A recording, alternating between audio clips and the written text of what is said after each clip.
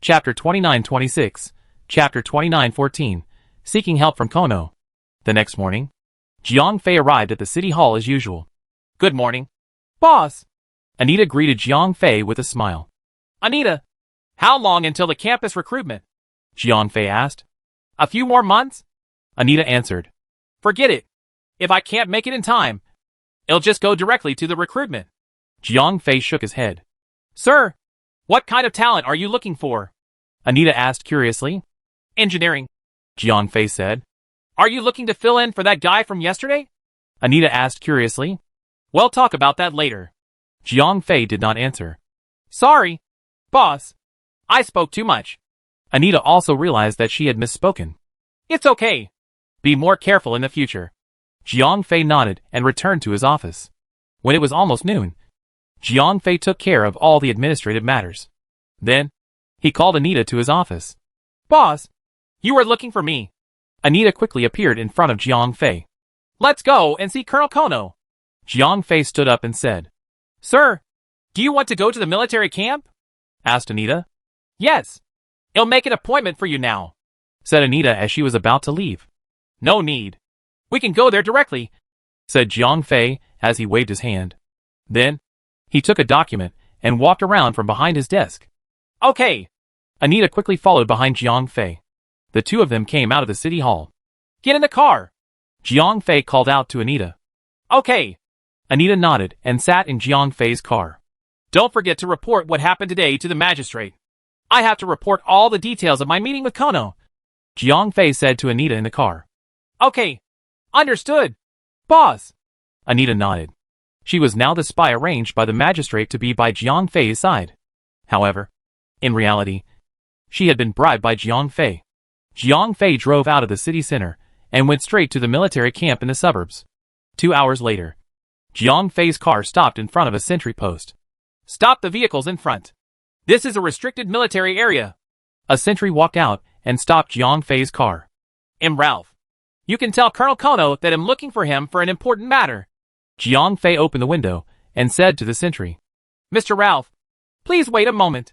Although the sentinel was a member of the military system and was not under Jiang Fei's jurisdiction, he did not dare to neglect such matters. Moreover, as a lowly soldier, even if he was not under the jurisdiction of Jiang Fei's administrative system, there was no need for him to make things difficult for or offend such a big shot. After a few minutes, the sentinel returned to Jiang Fei's car. Mr. Ralph, you can go now, the sentry said to Jiang Fei. Thank you for your hard work. Jiang Fei smiled at the sentry and drove into the military restricted area. Soon, Jiang Fei's car passed through many sentry posts and arrived at the entrance of the barracks. At this time, Colonel Kono had already brought a few military officers to welcome him at the entrance of the barracks. What a rare guest. Mr. Ralph, you are not at the city hall working for the people's livelihood. How did you find the time to come to my place? Colonel Kono walked forward and asked with a smile. However, there was a hidden sting in his words. Anyone with a discerning eye could tell that he and Jiang Fei were not on good terms. This was also something that he deliberately did for others to see. I am not here to chat with you. I am here to seek your help, Jiang Fei said with a bureaucratic tone. Oh, how can I help you? Asked Colonel Kono curiously. I need you to transfer a team of military police to me, said Jiang Fei directly. Transfer a team of military police? What for? Colonel Kono was shocked. This time, he was not pretending. He really did not know what Ralph was trying to do. I am under the orders of the consul. I want to eliminate the pests in the officer team. Therefore, I need the cooperation of the military police, said Jiang Fei. Let's talk inside. Colonel Kono knew that this matter was not small. If he continued to talk at the door, it might take a long time. Therefore, he quickly led Jiang Fei into the camp. All right. Jiang Fei nodded. It was indeed not good to talk about such things outside. You guys go and do your own things first. After arriving at the reception room, Kono waved his hand and signaled the officers who came out with him to do what they were supposed to do. Wait a minute. Jiang Fei stopped the officers. What is it? Kono was stunned. Colonel, this matter is of great importance. In order to prevent the news from leaking out, please wait a moment, Jiang Fei said. Could it be that Lord Ralph is worried about my people? Kono's face darkened. Colonel Kono, don't think too much. We are all working for the Archon. If this matter is messed up, no one will have a good ending. Jiang Fei directly brought out the Archon. However, he did not mention that he was the one who proposed this task. You? Colonel Kono took a deep breath and then said, "All right. I wonder who Sir Ralph is going to capture this time. If you want to know, you can go with me." Jiang Fei did not say who he was going to capture. "All right. How many people do you want?" Kono frowned. Jiang Fei's attitude made him very unhappy. He did not even bother to say anything respectful. 200 men would be fine. These officers can lead the way, Jiang Fei said. His meaning was very clear. None of these people could leave. If this information was leaked, it would definitely be Kono's doing. Is this really the Archon's order? Kono frowned and asked. He had no subordinate relationship with Jiang Fei. Therefore, if it was not the Archon's order, he could completely reject it. Of course. If you do not believe me, you can ask the Archon for confirmation in person, Jiang Fei said. No need. How can I not believe what Sir Ralph said? Colonel Kono waved his hand and gave an order in the name of the Archon. This was a serious crime. He believed that Ralph would definitely not make things difficult for him. Then, please send some troops. Colonel, Jiang Fei said. Now? Kono was stunned. Speed is the most important thing in war, Jiang Fei said. All right. Kono nodded. Since it was the Archon's order, there was no reason for him to stop it. Moreover, he had secretly made an alliance with Jiang Fei, although the two of them wanted to show discord in front of outsiders. However, there would definitely not be any real conflict between them because of this. Soon, Colonel Kono personally ordered 200 military police officers. Then, he asked the military officers who had just accompanied Jiang Fei to return to the city with him. As for who to arrest, they would just have to listen to Jiang Fei when the time came. Chapter 29:27, Chapter 29:15 Thunder Technique. Thank you for your cooperation. Before Jiang Fei left, he bowed to Colonel Kono. When he came, Jiang Fei was alone with his secretary. However, when he returned to the city, he was still driving his car. There was only Anita in the car. However, there were a few military trucks behind the car. There were more than 200 armed soldiers in the car. After more than an hour, the convoy returned to the city and headed straight for the city hall. The people on both sides of the road looked at them. No one knew what had happened. The military police had entered the city again, because they had just experienced the rebellion of the public security officers. The citizens were still a little anxious. Therefore, when they saw the military police enter the city, they instinctively started to worry. Furthermore, all of them hid on both sides of the road. Jiang Fei did not explain to the civilians because it was completely unnecessary. The civilians would soon realize that the military police entering the city had nothing to do with them. Moreover, it would not affect the operation of the city at all. Therefore, they would soon demote this matter to gossip. Soon, the convoy stopped at the entrance of the city hall. Seal this place. Do not let anyone out without my orders, Jiang Fei ordered after he got out of the car. Yes. The military police did not care about that. They were soldiers. They paid attention to obeying orders. Since Colonel Kono had said that they would listen to Sir Ralph after entering the city, they would do whatever Jiang Fei asked them to do. They would do whatever they wanted. As for where they were surrounded, they did not care at all. What's going on? What happened? The officials in the city hall were dumbfounded. No one knew why Jiang Fei had brought a large group of military police officers. Bring a team of people and follow me in, Jiang Fei said. Yes, sir. An officer brought more than 30 military police officers and followed Jiang Fei into the city hall. At this time, Anita had also completed her report to the magistrate. She also followed Jiang Fei in. Anita, lead the way to the engineering department, Jiang Fei said with a cold face. He had already made preparations. This time, what he wanted to do was not to kill the chicken to make an example of the monkey.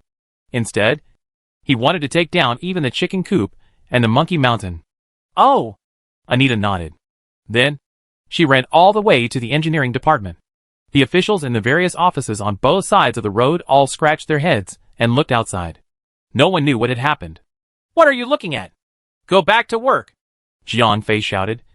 The officials were so scared that they all shrank back. Jiang Fei was originally the big boss of the city hall. Everyone was under his control. Therefore, he was already an authority. Now that Jiang Fei had brought in a group of military police, who would not be afraid? To be fair, the officials in the city hall were as rare as phoenix feathers and Qilin horns. Therefore, Jiang Fei had brought a large group of military police to set up. These people were all in a state of panic. No one knew who Jiang Fei was going after. If this incident happened to them, the consequences would be unimaginable. Therefore, when these officials hid in their own offices and heard the footsteps of Jiang Fei and the military police officers, their hearts were in their throats. When Jiang Fei and his men walked past their offices, only then did these people dare to breathe a sigh of relief. You? It's all right. It's all right. That unlucky fellow is not me. Many lucky corrupt officials were secretly rejoicing. However, they were only rejoicing that they were not the unlucky fellow who had provoked Jiang Fei. They were not reflecting on their own corruption. For them, the crisis had passed. It had become their instinct to deal with corruption. Soon, Jiang Fei led his men to the engineering department. At this time, the officials in the engineering department were relatively calm. This was because the engineering department was considered a lucrative job. Most of the officials here were people with a background. Even if they did not have a background, they had spent money to get through to them. Therefore, in their opinion, even if Sir Ralph brought his men to establish his authority, he would definitely not touch them. After all, they had people behind them. Some people in the engineering department were still feeling smug because in the morning, the consul had personally issued a few orders. He used harsh words to scold his trusted aides for being incompetent and then fired them. Therefore, there were many lucrative jobs in the engineering department. Although these lucrative jobs would be replaced sooner or later, at least during this period of time, the profits would be shared among the others. Arrest them all! After arriving at the engineering department, Jiang Fei did not say a word. He waved his hand, and the military police behind him rushed forward. These military police did not care about that. Anyway, since Jiang Fei had given the order, they would arrest them directly. Hey! Ilko! What are you doing? Master Ralph! What do you mean? Take him away! Jiang Fei ignored these fat guys. Ralph! Don't go too far. You are now highly trusted by the magistrate. However, don't forget what kind of person you were before. You have only been in the rich area for a few days? You want to overturn the situation? If you touch me today, I will order you to cry and beg for me to be sent back. A fat official saw that he was about to be taken away. He immediately pointed at Jiang Fei's nose and cursed. It seems that you really do not know me very well. Jiang Fei smiled as he walked in front of the official. Humph. A trash from the slums. Do I need to know anything about you? You are only useful now. When you are useless, will the magistrate care about trash like you? The fat official shouted at Jiang Fei. He was going all out now. Since things had already come to this point, it was time for him to fight with his family or Jiang Fei's trump card. Pa!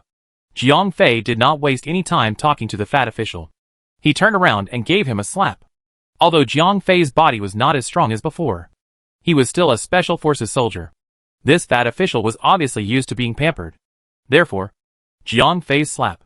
The fat official turned around 3 times. Are you hitting me? The fat official was completely stunned. Take him away. Jiang Fei ignored the fat man. Boss, this guy seems to be... Anita came over and wanted to tell Jiang Fei about the fat man's identity so that Jiang Fei could think about it. However, Jiang Fei interrupted her. I have already asked the consul. He has already transferred his trusted aides away. The remaining people are all people he does not like, since the consul does not care about them. Who else in the entire Gamma space do you think can ask me for people? Jiang Fei asked. Chapter 29:28, Chapter 29:16. 2 options. Air. Anita was rendered speechless by Jiang Fei's words. She had indeed reminded her boss out of kindness. However, what Jiang Fei said made sense. Jiang Fei was now the second most powerful person in the entire Gamma dimension. Other than the Archon, he was the most powerful person. Moreover, before the purge, Jiang Fei had already consulted the Archon and received his approval. Now, the Archon's trusted aides had been transferred out in advance. The remaining people were obviously abandoned by the Archon. Even if these people had backgrounds and backers, would Jiang Fei care about them and their backers? Although Anita still felt that Jiang Fei's action would not be a problem for the time being, it would also offend too many people. It would definitely be disadvantageous to him in the future. However, Jiang Fei's attitude was so firm. As his subordinate, Anita, it was not right for her to go too far. As for Jiang Fei, he had never thought of replacing the Archon as the ruler of this world. He did not even intend to stay in the Gamma space for long. Therefore, for him, the trouble in the future was equal to no trouble at all. Now, He wanted to do everything he wanted to do in the shortest time possible. Amidst the shouts and curses, the officers from the engineering department were all captured by the military police. This caused the officers from the other departments to keep quiet out of fear. No one knew if Lord Ralph would be angry at them as well. Anita, inform all departments to transfer a batch of officers to the engineering department. I need the engineering department to resume normal operations tomorrow. Everything else can be put on hold. The construction of the Life Extension Center cannot be delayed for even a day, Jiang Fei ordered. Yes. Anita nodded and went to draft the documents. On the other side, Jiang Fei followed the military police to the outside of the city hall. At this time, the engineering department officers had already been escorted here. Send them to the prison. You will be personally responsible for guarding it. No one is allowed to visit, and no communication is allowed between them. Do you understand? Jiang Fei said. Understood. The military police answered loudly. They did not care who the officials were or who their backers were. The order was to arrest and detain them. The military police could just listen to the order. Soon, the officials from the Ministry of Engineering were escorted away. As for who would interrogate them and what kind of charges they would be charged with, Jiang Fei did not care. His goal had been achieved. Although he had taken down the Monkey Mountain this time, how could the officials who were added in later not take it as a warning? As for whether the officials were greedy or not in the future, that was not Jiang Fei's concern. What he cared about was that the duration of the Life Extension Center could not be delayed. He needed to find a way to recover Natasha's memory as soon as possible. Then, he could start the ultimate plan. After the engineering department officials were sent to prison, Jiang Fei turned around and returned to his office. On the way back to his office, Jiang Fei found that the originally lively city hall had suddenly become much quieter. The officials who liked to visit and chat in the lounge while smoking had disappeared. These guys were all hiding in their own offices. Some were really busy. Some were pretending to be busy. In any case, all of them looked like they were very conscientious. They did not have the lazy air of the past. Humph. A bunch of vermin. Jiang Fei sneered. He was not interested in these officials. As long as these idiots did not get in his way, Jiang Fei would turn a blind eye. After all, he did not come to Gamma Space to clean up the atmosphere. In the afternoon, Anita came to Jiang Fei's office. Boss, each department has given a list of the names of the people to be transferred. However, these guys are generally of lower levels, Anita said as she handed over a list of names. As Jiang Fei had just finished cleaning up the engineering department, everyone in the entire bureaucracy knew that Master Ralph had his eyes on the engineering department. Therefore, at this time, even if there was the temptation of a promotion and a raise, no one was willing to come to the engineering department to look for trouble. However, Jiang Fei had given an order to the various departments to transfer people to fill the vacancies in the engineering department. Therefore, in the various departments, those who were new to the department, those who did not have any background, and those who were not well-liked became recommended candidates. It doesn't matter. Based on their abilities, let them take up their positions first. The engineering department should not have any projects that require professional knowledge at the moment. Let these people do the administrative work first. After that, you can make some preparations. We will recruit people from the society. Jiang Fei said. Okay, boss. Anita nodded and began to carry out Jiang Fei's instructions. When Jiang Fei came to work the next day, the engineering department had already started operating again. As for the Life Extension Center, because the person in charge of the project was there to keep an eye on it. After the new batch of funds arrived, the project had already been restored. Boss, the finance department has reported that the government's funds are running out. They have just transferred another batch of funds into the Life Extension Center's project. The budget for the other projects will not be able to continue to be allocated. Anita reported the news of the Life Extension Center's resumption of work. She also brought bad news to Jiang Fei. Okay, I understand. I will handle the money problem. Jiang Fei nodded. Boss, do you have any other orders? Asked Anita. I will go out in the afternoon. If there is anything, look for me at the magistrate's residence. Jiang Fei said to Anita after thinking for a moment. Okay, boss. Anita nodded. After settling the documents in his hands, Jiang Fei left for the magistrate's residence. Hee. You've become a regular customer of mine recently. When the magistrate saw Jiang Fei, he frowned. Although he used to like this Ralph, now that this guy was here, nothing good would come out of it. Sir, I'm out of money again, Jiang Fei said directly. Why are you out of money again? Didn't you just issue a new batch of currency a few days ago? The magistrate asked. Although printing money was a good idea, he instinctively felt that this was not a long-term solution. There's no other way. The project funds that were previously approved were all embezzled by those people. Now, I have to issue a new batch. So, sir, please think of a way, Jiang Fei said with a shrug. Don't give me that crap. You must have come prepared. Just say it. The Archon rolled his eyes. He knew Jiang Fei too well. This guy would never come without a reason. Sir, you're wise. Now, I have two solutions, Jiang Fei said. Tell me. The Archon nodded. Chapter 29:29, Chapter 29:17. Second personality. The first plan is relatively simple. It would be for the banks to print more money. With this money, everything would be easier, said Jiang Fei. What about the second plan? Asked the consul. Although he did not understand the principles of finance, the consul could still instinctively feel that it was not a good thing to reject such an act. The second rule is a little more troublesome. It is to get those corrupt officials to hand over all the money that they have embezzled. The sum of the money added together is probably not a small amount, Jiang Fei said. Get them to hand over the money. The consul was stunned. Yes. Jiang Fei nodded. Is that possible? The consul asked. Although this sounded like a good idea, those corrupt officials had already been caught. It was inevitable that they would be sentenced. Then, why did they still have to hand over the money? Wouldn't it be better to secretly hide it and leave it for their families? So, the reason I came to you this time is because I need 2 authorizations from you, Jiang Fei said. What authorizations? The magistrate asked.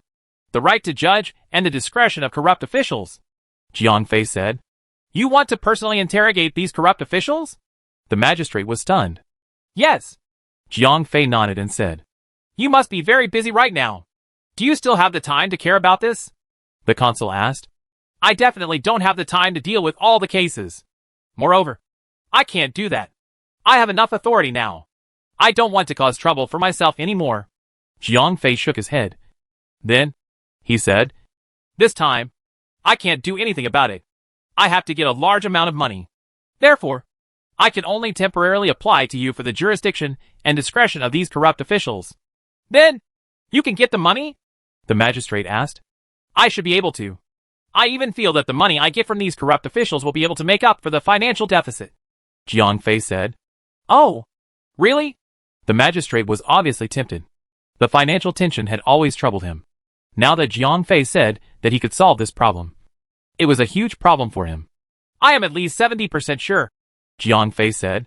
All right. I agree. The authorization document will be sent to your office tomorrow. The consul nodded. Thank you for your trust. Sir, when the matter is over, I will return all my authority to the judicial system, Jiang Fei said. Okay. Go do your thing. The consul waved his hand. Then, sir, I will leave first. Jiang Fei bowed and left. As soon as Jiang Fei left, a person flashed out from behind the screen. Sir, aren't you afraid that something will happen if you give him authority like this? The person asked. He was the consul's most trusted aide. To be honest, I am a little worried. Otherwise, I would not have arranged so many spies to spy on him, said the consul. Then why did you give him the authority? The aide asked. Because he's smart enough. He knows what he can and can't do. So, even though you look like he's very presumptuous, he will come to me in advance to ask for my permission before taking action, the consul said. So, this guy has a big plan. The aide frowned. Yes, he is very ambitious. If I make a mistake, he might take the opportunity to replace me. I believe he has the ability to do so. The consul nodded. Then you still dare to use him like this? The aide asked in surprise. What's the big deal? As long as I don't make a mistake. Isn't that enough? The biggest beneficiary of his hard work is still me. The consul smiled. Then he continued. Look at him working so hard. More than half of his earnings are from me. The harder he works, the more I get. That's why I can always suppress him. Sir, are you that confident? The staff was still a little worried. Of course I am confident. If I don't even have this little bit of confidence, I would have died in the incident with the magistrate last time. The consul sneered. Then he continued to say, and now, besides using him, do I have any other choice? I'll leave this mess to you. Can you do better than him? I don't have the ability. The aide lowered his head in fear. Then it's over. The consul rolled his eyes. Then he continued to say, "No one who has the ability is without ambition. However, as long as you capture their weakness, they will be used by you. For example, this Ralph. His weakness is that little girl. As long as I keep an eye on her, once Ralph makes any strange moves, I will capture that little girl. At that time, he will naturally raise his hands to surrender. Would he give up for a little girl, even if it meant losing his life?" The aide's eyes were full of confusion. "Yes, he can, but you can't. So if you were in his position, I would have killed you long ago." The consul laughed. "Sir, spare me." The aide was so scared that he quickly knelt down. "All right, I won't kill you. You don't have the ability to rebel against me. You'd better give me some advice." The magistrate laughed confidently. "Yes." The aide hurriedly nodded. After Jiang Fei left the magistrate's place, he did not return to the city hall. Instead, he gave himself a half-day off. First, he went to buy some delicious food. Then, while Natasha's brother was still at work, he knocked on Natasha's door. "Handsome brother." Natasha was as usual. After confirming Jiang Fei's identity, she immediately jumped into his arms. "Look, what delicious food did brother bring for you?" Jiang Fei raised the food bag in his hand and said with a smile, "Wow! Fried chicken! Hamburger!" Natasha immediately became excited. This little girl had no resistance to these fried things. "Hee hee! Hurry up and eat. Big brother won't be staying for long today," Jiang Fei said with a smile. "Yes, my brother will be off work soon." Natasha nodded with a little disappointment. However, her attention quickly focused on the delicious food. After eating and drinking to her heart's content, Natasha stretched her body in satisfaction. Then, she leaned against Jiang Fei's side and chatted with him. As they chatted, Natasha, who had just eaten her fill, began to feel sleepy. After a few yawns, Natasha's eyes suddenly changed. She moved her head away from Jiang Fei's shoulder. Then, she said to Jiang Fei, "Why do you suddenly want to bring me back to the three-dimensional world?" "You?" Jiang Fei was stunned. He knew that Natasha's second personality had appeared. This personality had once helped him treat his wounds, but it seemed that she had not appeared for a long time. "Natasha is getting bigger and bigger. Her suppression on me is also getting stronger and stronger. I don't know how long I can remain independent. Perhaps I will be assimilated by her very soon. But that is not important. Answer my question first. I can't hold on for too long." Natasha's second personality asked. Chapter 29:30, Chapter 29:18. Spiritual Torture. "Alright, it might be hard to believe, but Natasha, or rather, your soul is actually from the three-dimensional world. Furthermore, she is my relative," Jiang Fei said honestly. Because Natasha's second personality was also Natasha, he had no reason to hide it. Moreover, Natasha's second personality was clearly much more mature. Jiang Fei even suspected that this second personality was caused by some problems that occurred when Shang Guanqi's soul was erased. Before this, Jiang Fei had not thought about it carefully. Now, it seemed that Natasha's second personality was very likely to be the same as the excuse that Jiang Fei announced to the public. It was caused by the incomplete erasure of memories. However, Jiang Fei's excuse was only an excuse. Natasha's side might be true. "Three-dimensional world?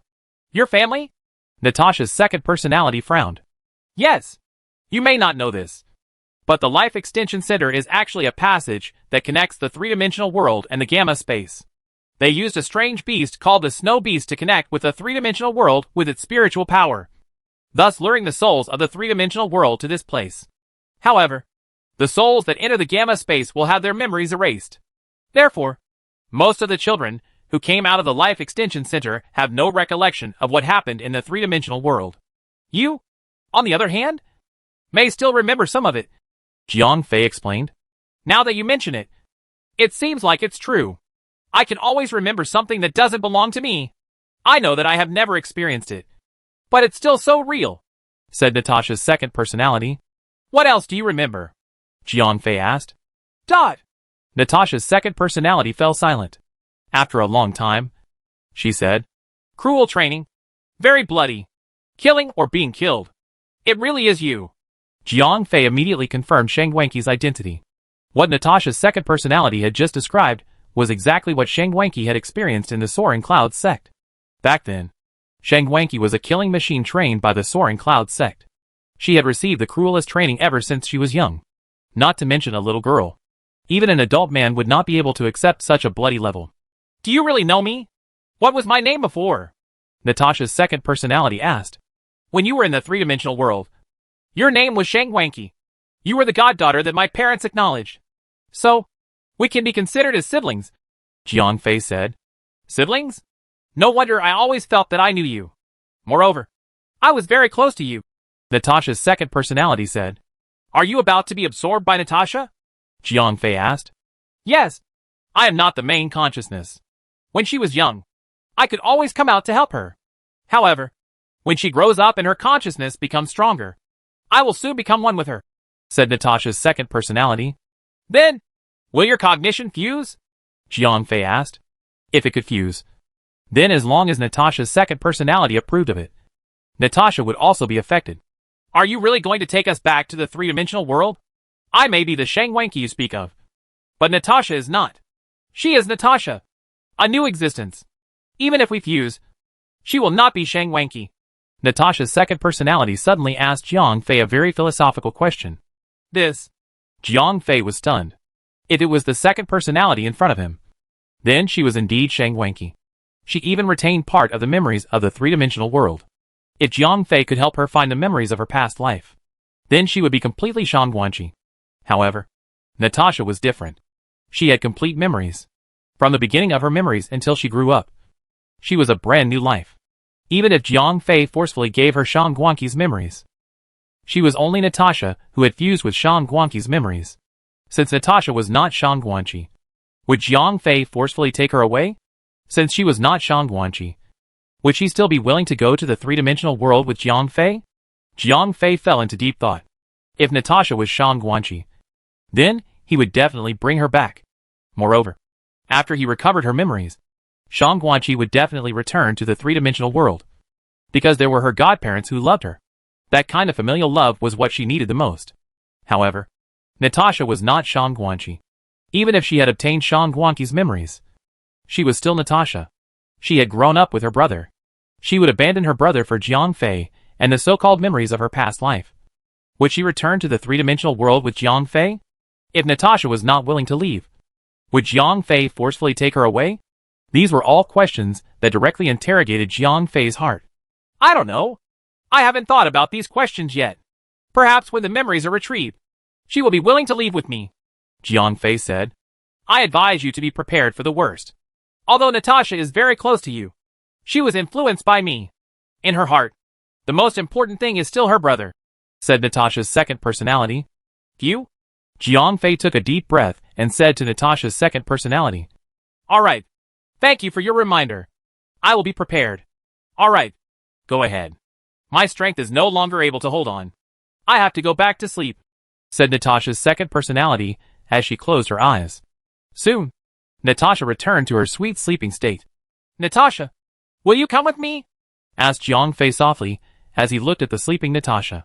However, at this moment, Natasha could not give him any response. If she doesn't want to go with me, do I really have to take her away by force? Asked Jiang Fei. However, he did not know the answer. Although Jiang Fei's parents in the three-dimensional world were Shangwanki's godparents, which could give her the warmth of a family member. For the sake of this distant family relationship, would he have to let Natasha cut off the family relationship in this life and leave his brother? Perhaps I can take her brother with me. Jiang Fei could not help but think. Technically speaking, there was no problem in taking Natasha's brother away. However, the problem was whether she was willing to leave or not. Forget it. Let's not talk about this for now. Let's first help Natasha regain her memories from her previous life. If she is not willing to leave, I will go to her brother's place and think of a way. Finally, Jiang Fei took a deep breath. Then, he decided to walk slowly step by step. Natasha slept very soundly. However, Jiang Fei knew that he could not stay any longer because Natasha's brother was going to leave work soon. Jiang Fei gently carried Natasha and sent the little girl back to her own room. After covering Natasha with the blanket, Jiang Fei quietly left Natasha's house.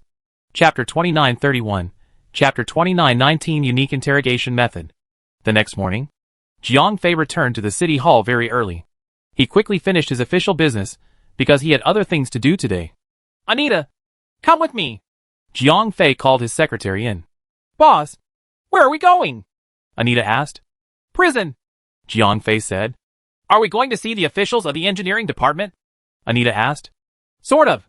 Jiang Fei nodded. Do you need me to prepare anything, boss? Anita asked. Just bring a pen and paper. There are some things that need to be signed by them, Jiang Fei said. Okay, boss. Anita turned around and left. When she returned, there was already a folder in her hand. Let's go! Let's go! Jiang Fei took Anita out of the city hall and drove straight to the prison. Not long after, Jiang Fei and the others left the city and arrived outside the prison's iron gate. Sir Ralph, who are you visiting this time? The warden was already familiar with Jiang Fei. Previously, because of the incident with the security officer, Jiang Fei had come several times. The military police sent over a group of engineering department officials. Right, Jiang Fei asked. Yes, Sir Ralph. Those officials are under the personal supervision of the military police who are escorting them. We have no right to question them, said the warden. Yes, I know. Jiang Fei nodded. He was the one who gave the order. This is the approval of the governor. Jiang Fei took out a document. This was sent over by the governor early this morning. The content was to authorize Jiang Fei to judge these engineering department officials and grant him discretion. My lord, please. After reading the document, the warden immediately let him pass. After all, this was a document personally signed by the governor. He had to carry it out unconditionally. Following that, Jiang Fei brought Anita along. Accompanied by the warden, they went to the place where the officials of the engineering department were imprisoned. The military police that were guarding the officials of the engineering department were sent by Jiang Fei. Moreover, Jiang Fei had the Archon's authorization document in his hands. Naturally, he did not encounter any obstacles in interrogating these officials. Sir Ralph, do we need to interrogate these officials alone? The warden asked. No need. Bring them out. Jiang Fei waved his hand. Yes. Although the warden did not know what Jiang Fei's intention was, he did not care. Since Jiang Fei wanted to interrogate them together, he decided to bring the engineering department officials to a large conference room. Is it convenient to clean this conference room? Jiang Fei asked. It's all right. What's the matter? The warden asked. Oh, nothing. Jiang Fei smiled and found a chair to sit down casually. At that moment, Jiang Fei was sitting on one side of the conference room. Opposite him was a row of engineering department officials. Of course, there were also many prison guards and military police around to prevent the prisoners from doing anything improper. Today, I'm here to interrogate you about corruption, Jiang Fei said directly. However, the officials of the engineering department all lowered their heads and ignored him. You may not know me very well. I'm not very good at interrogating. However, the governor thinks highly of me, so I can't refuse, Jiang Fei said with a smile. Sigh. The warden sighed. This Lord Ralph had revealed his fear the moment he opened his mouth. If he said that, would he still be able to cooperate with his confession? So, I want to go through the interrogation step by step. Let's all have a chat and settle this matter, Jiang Fei said without caring about the reactions of the others. Dot. The officials from the engineering department remained silent. Hey, go and call that guy over, Jiang Fei called out to the warden beside him. The person he was referring to was the one who had shouted that there was someone behind Jiang Fei's capture yesterday and had even received a slap from Jiang Fei. Yes, Sir Ralph. After receiving the order, the warden did not hesitate at all. He went straight to the guy and said, Come to the front. Dot. That fat guy with big ears still lowered his head, completely ignoring the warden. Not cooperating? The warden asked with a smile. Dot. The fat guy with big ears raised his head and glanced at the warden. At the same time, he showed a disdainful expression. Pa! The warden didn't stand on ceremony. He swung his hand and slapped the warden. How many years had he been in prison? What kind of prisoner had he not seen before? This kind of fat guy with big ears was in his hands. It was not a fake. Why are you hitting me? I'll file a complaint against you, the fat guy shouted. Oh, you know how to talk. You can file a complaint against me, but you have to listen to me first. Step forward. At the beginning, the warden was still smiling, but as he spoke, he began to berate him sternly. The warden's sudden outburst gave the fat man a fright. He subconsciously followed the warden's orders and took a few steps forward. Wouldn't it be over if you had done this earlier? Come to Lord Ralph. The warden lifted his chin. The fat man immediately became obedient after being beaten up. He obediently walked to Jiang Fei. We meet again. Jiang Fei was also full of smiles. However, the fat guy lowered his head and did not dare to look at Jiang Fei. Tell me, how much have you embezzled? Jiang Fei asked with a smile. Sir, I am innocent. I am an honest and upright official. The fat guy with big ears said. An honest and upright official. Right. All right. Stand aside. Jiang Fei waved his hand. Yes, my lord. Fatty did not expect that he would pass so easily. His face immediately lit up with joy. That! Come over here. Jiang Fei waved his hand and called over another engineering department official. This guy was very thin and quite tall. He was like a bamboo pole. My lord! With Fatty's precedent, this bamboo pole did not dare to trouble the warden to make a move again. He ran to Jiang Fei. Moreover, Fatty had passed so easily. He felt much more at ease. Are you a good official too? Jiang Fei asked. Yes. Am clean and honest. Bamboo pole said. Go. Play a game with Fatty over there. Hammer. Scissors. Cloth. Do you know it? Jiang Fei said. Master. What does that mean? Bamboo pole was confused. If I tell you to go, you go. Jiang Fei said. Yes. Master. Bamboo pole walked in front of Fatty and said to him. Come on. All right. Fatty nodded. The two of them threw a punch and Fatty won. Come here for a moment. Jiang Fei said to the warden. Sir, what's the matter? The warden came up to Jiang Fei in confusion. Jiang Fei turned his body and pulled out the pistol from the warden's waist. Then, he turned on the safety and shot Bamboo Pole in the head. Whoosh! A purple-red light flashed and a bloody hole was left in Bamboo's head. The dead body fell to the ground. Chapter 29:32, Chapter 29:20, Flexible Punishment. What are you doing? Are you crazy? You actually killed him. In an instant, all the engineering department officials in custody went crazy. Especially the fatty who was standing next to Bamboo Pole. He was so scared that the fat on his face was shaking. How dangerous was that? If he had lost in the guessing game just now, then the body lying on the ground was probably his. Right? This bastard is crazy. Run. The other engineering department officials were terrified. They tried to escape through the door. However, there were many prison guards and military police around. These people quickly took action and controlled the engineering department officials who were trying to escape. Although no one had expected Jiang Fei to suddenly kill people, the military police and prison guards continued to do their job, which was to watch over the prisoners. However, one of them also focused their attention on Jiang Fei. They were afraid that he would shoot people because he was not in his right mind. If that was the case, the military police and prison guards would also be in danger. Sir, you? The warden was also dumbfounded. He looked at Jiang Fei in disbelief. Don't be nervous. Jiang Fei smiled slightly. Then, he turned off the safety of the gun in his hand. This action of his let the warden breathe a sigh of relief. This proved that at the moment, Sir Ralph was at least in his right mind. He was not attacking recklessly. Anita! Record this. This guy refused to admit his guilt. His attitude was rude, and he had no intention of repentance. Therefore, I sentence him to death and execute him on the spot. All of his personal property will be confiscated. Jiang Fei said with a smile. Okay, boss. Anita nodded. She was also frightened by Jiang Fei just now. However, now that she saw that Jiang Fei had come prepared, and that he had obtained the Archon's authorization to kill, there was nothing to worry about. She just had to do as Jiang Fei said. You're treating human lives like grass. This is too much. We demand to see the Archon. You're trampling on the law. When the officials of the engineering department saw that Jiang Fei was not mad, but had a purpose in killing them, they all began to curse. You're next. Jiang Fei pointed at the official who cursed the loudest and laughed. Dot! The official instantly shut his mouth. He was completely stunned. Let him come over, Jiang Fei said with a smile. However, at this moment, the official did not dare to go in front of Jiang Fei. As long as he went over, there was a 50% chance that he would die. The fatal fear had already made the official almost wet his pants. Help him. Jiang Fei nodded at the warden. Yes, my lord. The warden did not care about that.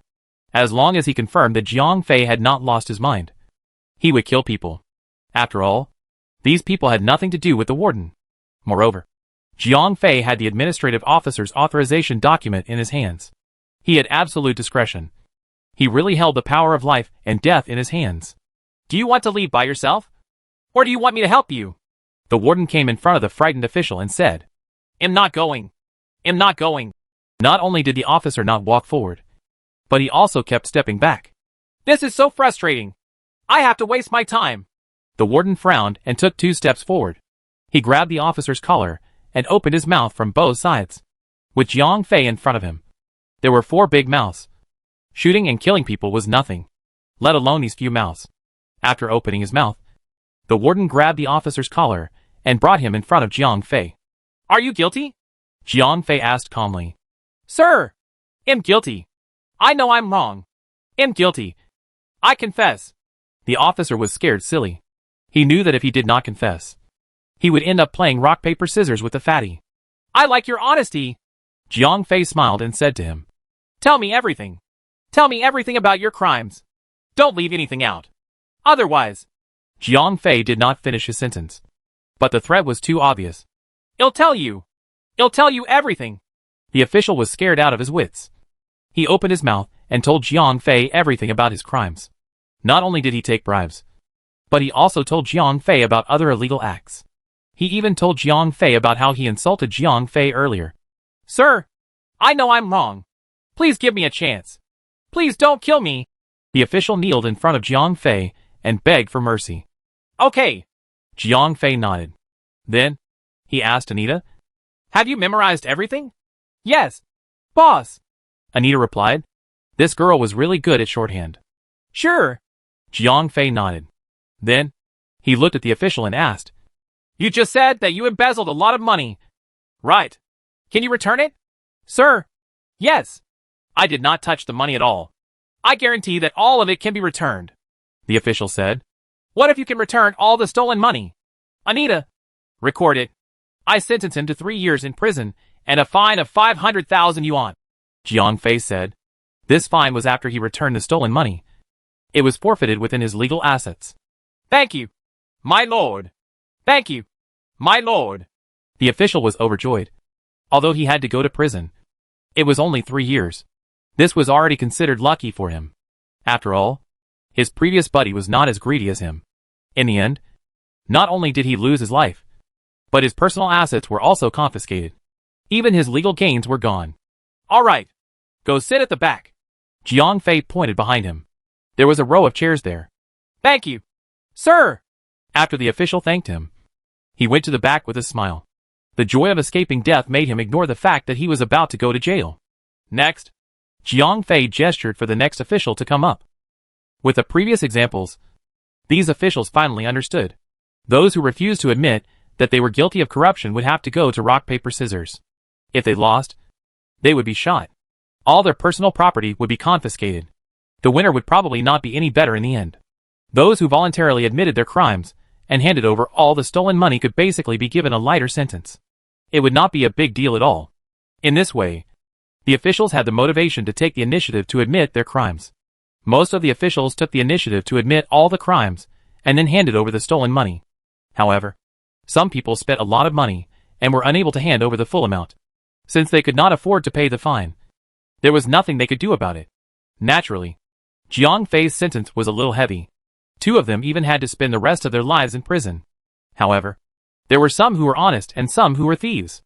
Although it was inevitable that they would confess to their crimes, some of them would choose to avoid the severity of the matter or hide part of the truth of the corruption.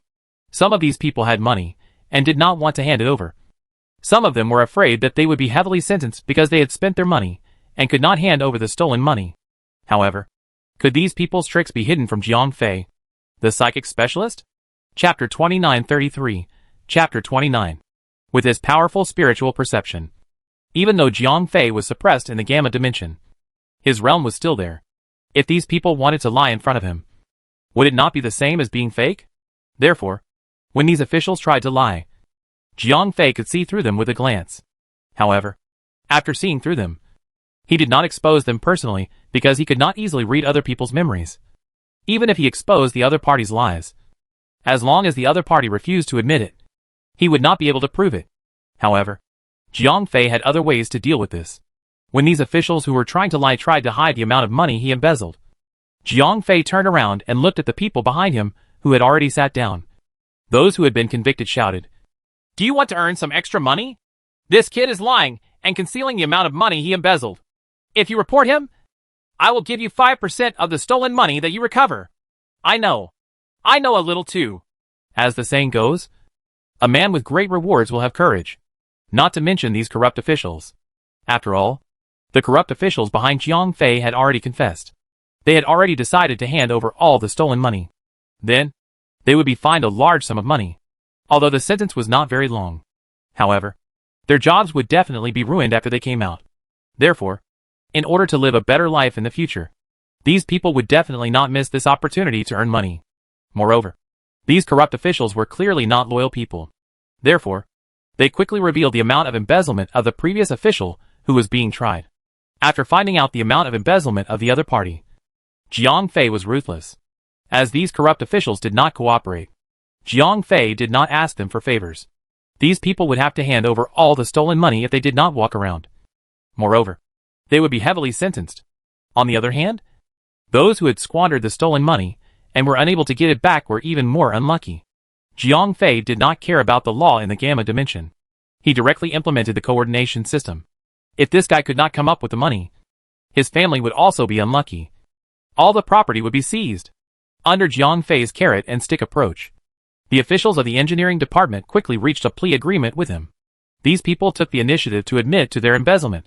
In addition to handing over all the stolen money, they would also have to pay a large sum of fines in exchange for a reduction in their own sentences.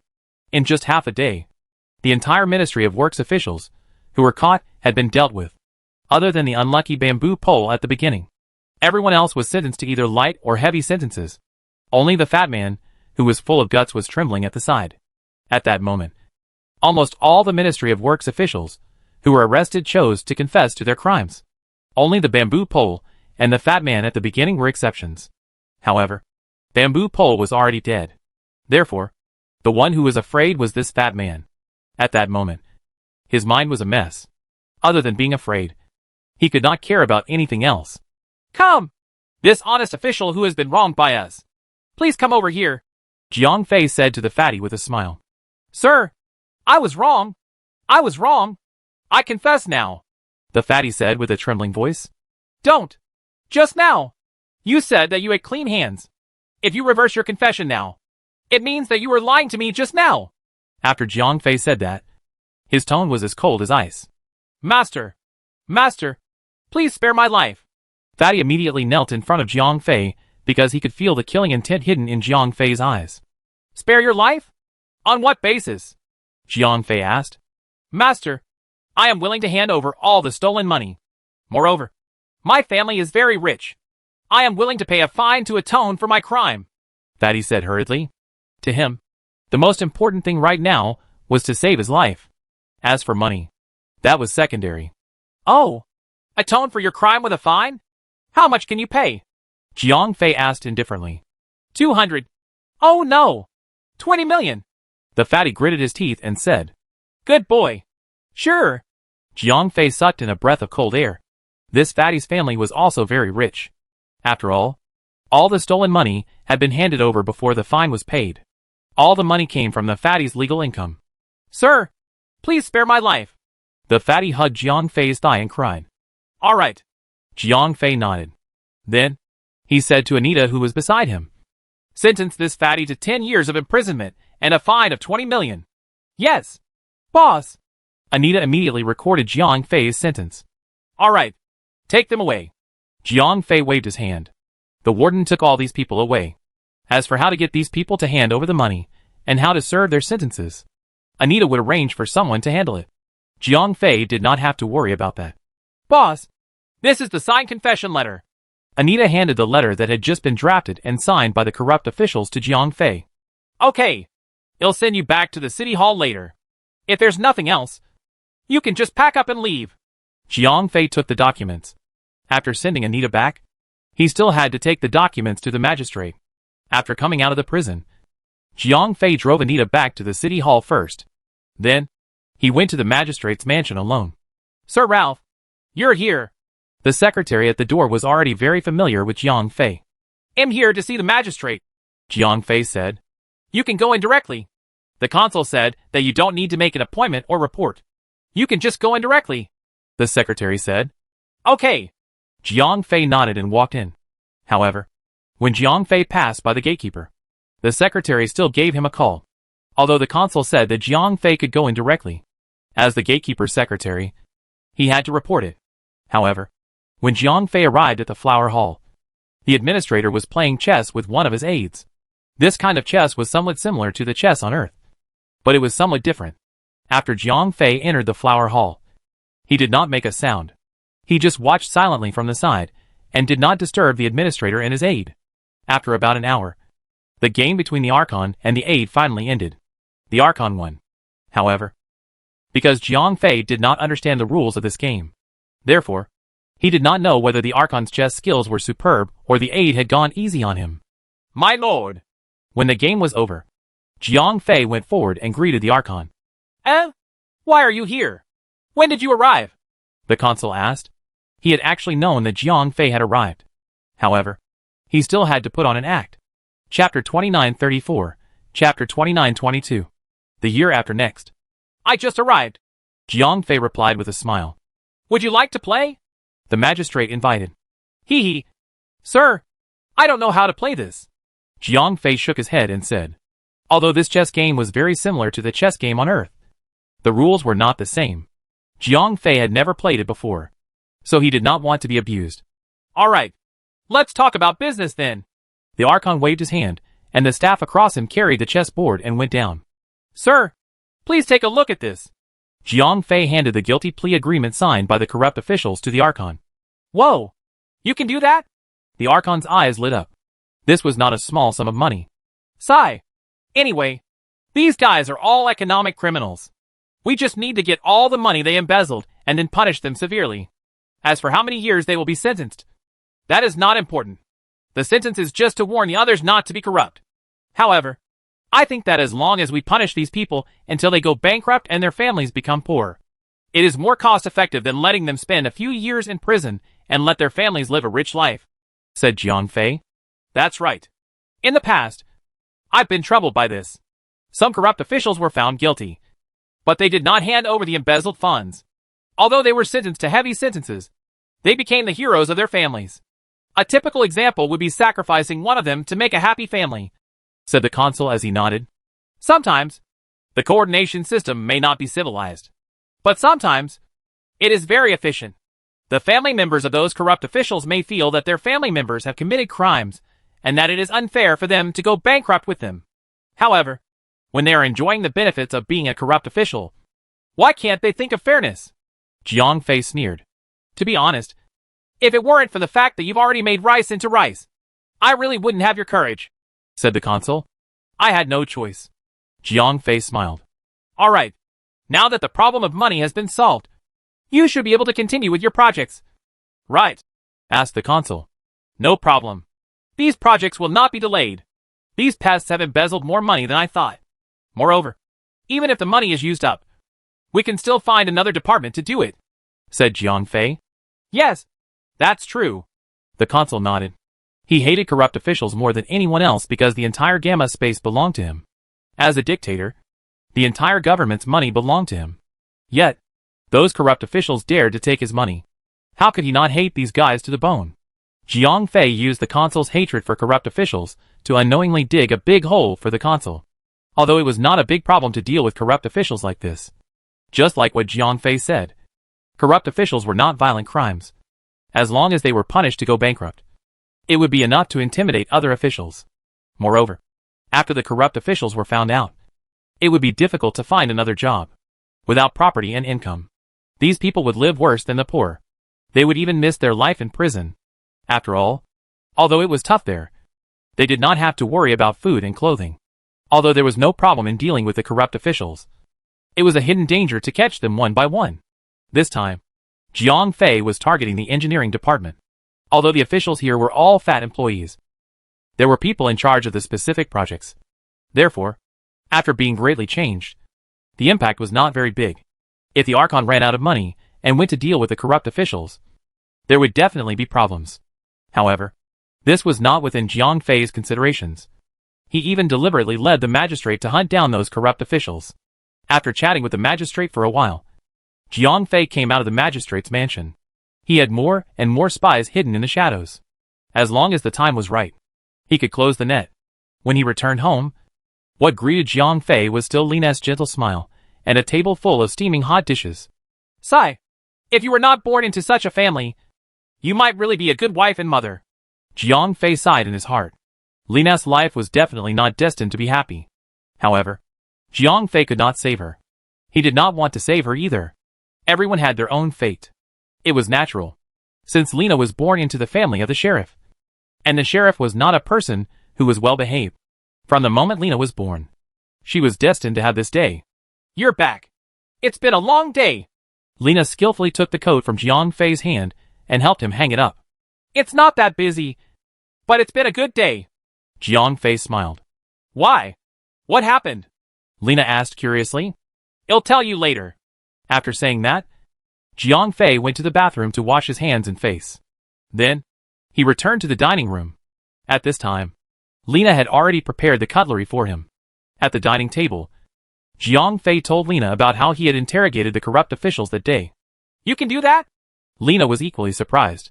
Desperate times call for desperate measures. As long as we get these guys to take out all the corrupt money, the process is not important, said Jiang Fei with a smile. He did not plan to stay in the Gamma dimension for a long time.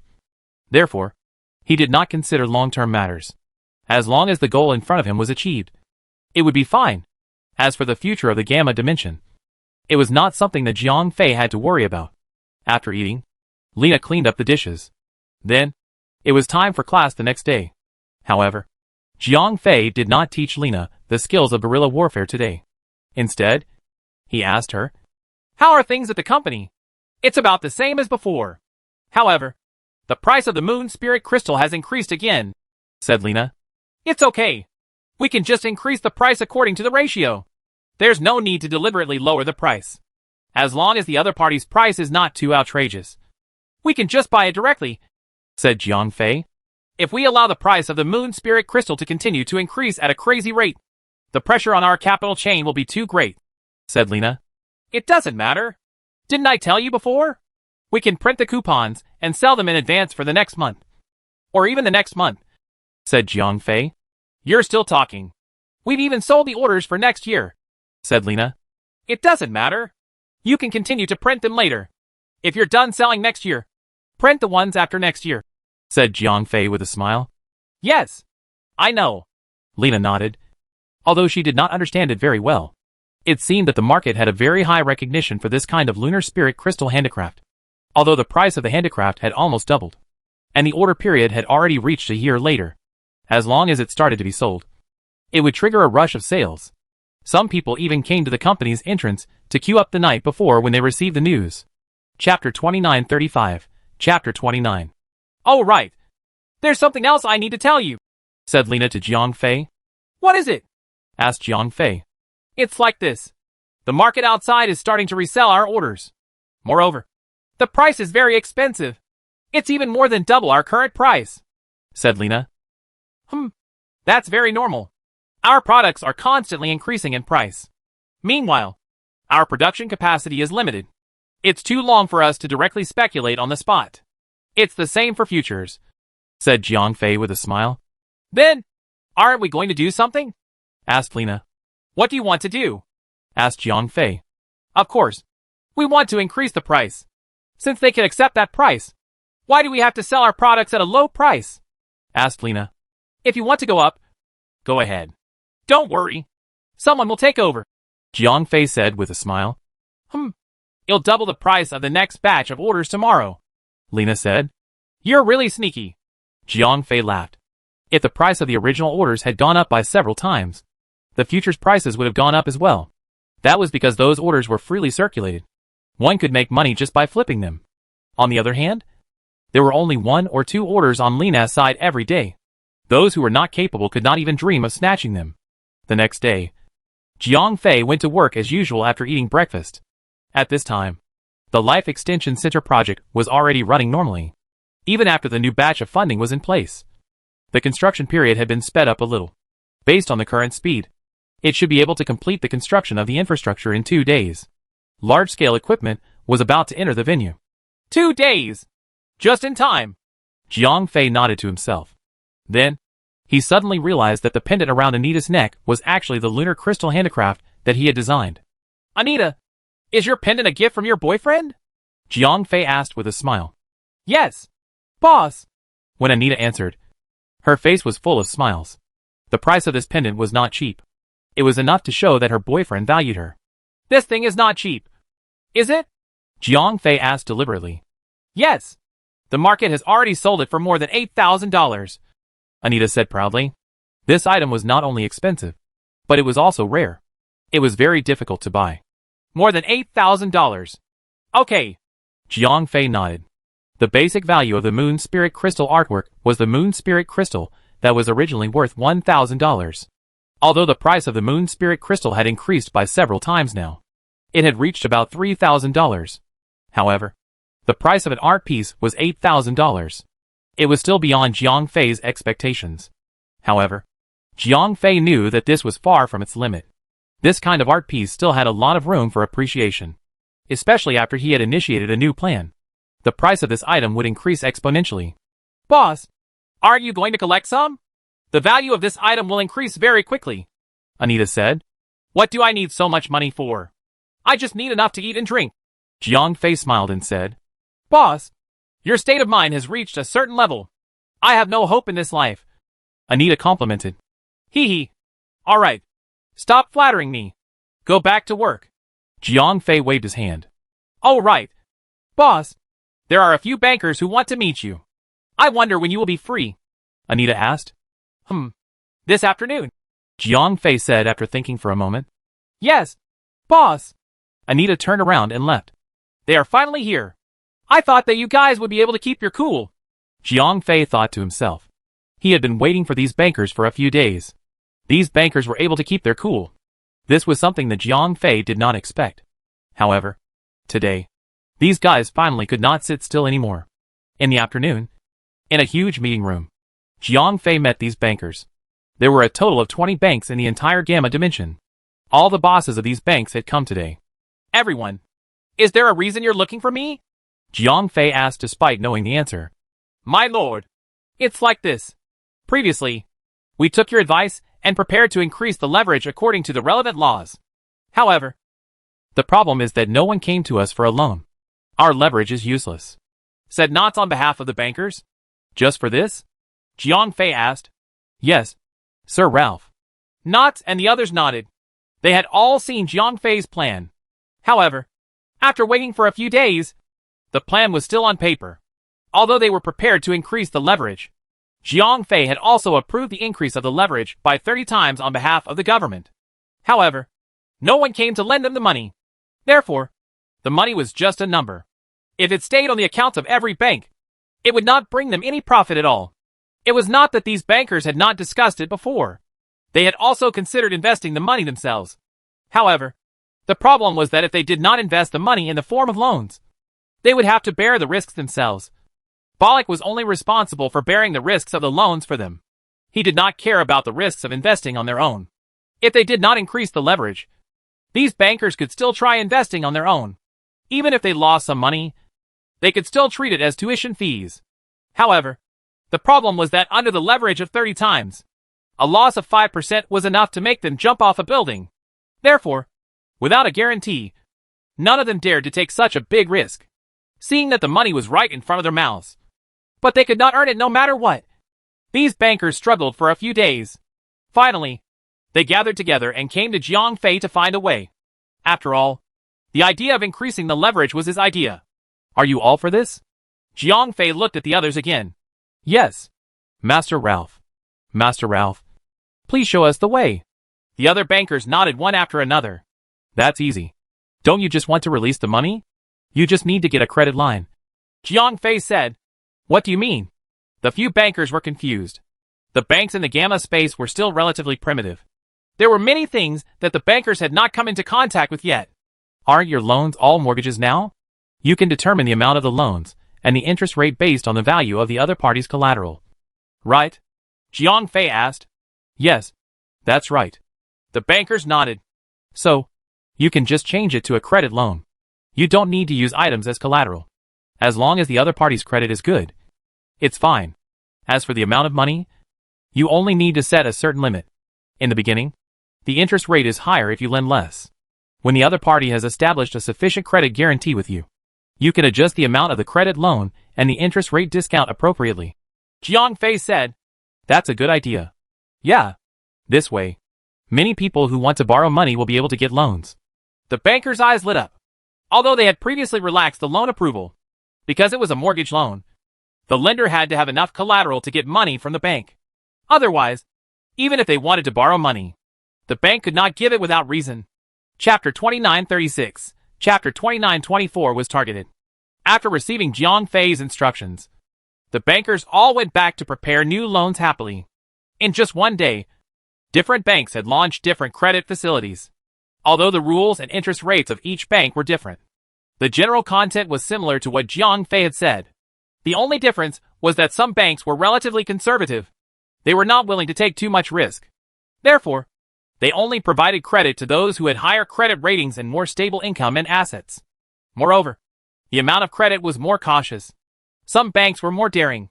The credit they introduced was relatively relaxed for the examination of the lenders. Moreover, the amount of credit they lent was also relatively high. However, correspondingly, the interest rates of these banks were also higher.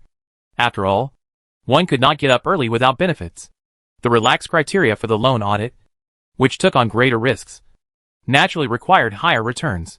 But whether the banks were more conservative or more aggressive, once these credit loans were introduced, the bankers could not close their mouths. What was the hottest thing on the market now? Of course, it was the art of the Moon Spirit Crystal. However, the price of these Moon Spirit Crystal art pieces was getting higher and higher. Only a few rich people could make money from these things. Relatively speaking, the commoners and the poor could only watch. However, as soon as the bank's credit service appeared, the commoners and the poor who were originally short of money could obtain some funds out of thin air. With money, they could naturally enter the investment market of the Moon Spirit Crystal art pieces. At this moment, the spot market of the Moon Spirit Crystal art was basically in a state where there was a price but no market. No matter how much money one spent, no one would sell them. Therefore, the market was only speculating on futures orders. As for the ordinary poor or commoner families, even if they took out a loan, they could not afford to buy a batch of orders, so they could only buy them in partnership with others. A few or even dozens of families bought a batch of art orders together. Almost all of these families had taken out loans from the bank. Some had mortgaged their own houses, while some had taken out credit loans. Although these people had put themselves into a huge amount of debt in order to buy art orders, as long as the art order was obtained, it would quickly appreciate in value, even if it was sold the next day. After deducting the transaction fees and the bank's interest, it was still profitable. If they could keep it in their hands for a few more days, the profit would be even higher. Soon, people discovered a problem, and that was to go to work obediently. The hard-earned money was not even as much as the profit from the futures order of the Moon Crystal art. As a result, more and more people began to quit their jobs, and everyone focused on the orders of the Moon Crystal. With this purchase and sale, almost everyone made a lot of money. It was not particularly difficult to double or even multiply one's personal assets. In an instant, the entire Gamma Space's economy seemed to take off, and everyone was overjoyed. The rich could see their assets multiply, and the commoners lived the life of the rich that they had always dreamed of living. Meanwhile, the people in the slums began to have their own assets. Everyone was counting how much money they had earned every day. Almost everyone in the Gamma dimension was excited about the economic prosperity. Only Jiang Fei was laughing coldly. Enjoy the last hurrah. Believe me, soon you won't even be able to cry. Jiang Fei laughed coldly to himself when no one was around. A week passed in the blink of an eye. During this period of time, Jiang Fei went to work on time every day. When he was free, he would visit Natasha. Although the days were not fulfilling, they were not boring. On this day, the engineering department finally sent a message back. The basic construction of the Life Extension Center had been completed. A large number of equipment had begun to move into the lowest level of the Life Extension Center. I've finally waited for this day. Jiang Fei smiled. If the Life Extension Center was not built properly, he would have to think of another way because under his guidance, the Gamma Dimension's Wheel of Fate had already started operating. Now, Even Jiang Fei could not stop it from moving forward. Anita, let's go to the construction site of the Life Extension Center. Jiang Fei called his secretary in. Okay, boss. Anita had been very happy recently because she had also joined the market for lunar crystals. In just over a week, her personal assets had doubled. Pack your things. We'll leave in 5 minutes, Jiang Fei said. So urgent? Anita was stunned. Yes. Go. Jiang Fei nodded. I wonder who's going to be unlucky again. Anita thought to herself. With such a short preparation time, even if someone were to inform them, the construction site would not be able to prepare in time. Therefore, if there were any mistakes, they would definitely be found out. By then, those unlucky fellows from the engineering department would definitely not be able to escape. Soon, Jiang Fei and Anita came out of the city hall and went straight to the construction site of the Life Extension Center. Sir Ralph, why are you here? A small official from the engineering department near the construction site was stunned when he saw Jiang Fei. I'm here to take a look. Let's go in, Jiang Fei said and walked straight in. The small official was sweating profusely, but he did not dare to stop Jiang Fei. Oh no! Oh no! What are we going to do? The small official was almost scared to death. Although the people in the engineering department did not dare to be corrupt anymore after experiencing Jiang Fei's swift and decisive actions, there were still some things that could be fooled. After all, this was already their habit. However, now that Jiang Fei had suddenly come to check on them, the officer in the engineering department panicked. Although there were no major problems on the construction site, there were many minor problems. If they were caught by this Lord Ralph, they would be in deep trouble. Jiang Fei pretended to be patrolling around the construction site. Some of the problems that he saw were only ordered to be corrected. This time, he was surprisingly tolerant. This made the small official in the engineering department sigh in relief. After walking around, Jiang Fei had finished looking at everything outside. He then led his people into the inner part of the Life Extension Center. Then, they went to the lowest level one by one. At this time, the equipment had already begun to be set up. The workers were busy with their work. There were also engineers guiding them. Who is in charge here? Jiang Fei asked loudly. Master Ralph. I am the person in charge here. My name is Edmund. An engineer leader wearing a helmet came before Jiang Fei. Are you in charge of guiding the installation of these equipment? Jiang Fei asked. Yes. We are the ones who developed these instruments. So, don't worry, Sir Ralph. There will not be any problems, Edmund said. However, he did not know that it was because of his own words that he was targeted by Jiang Fei. That was why he was targeted by Jiang Fei.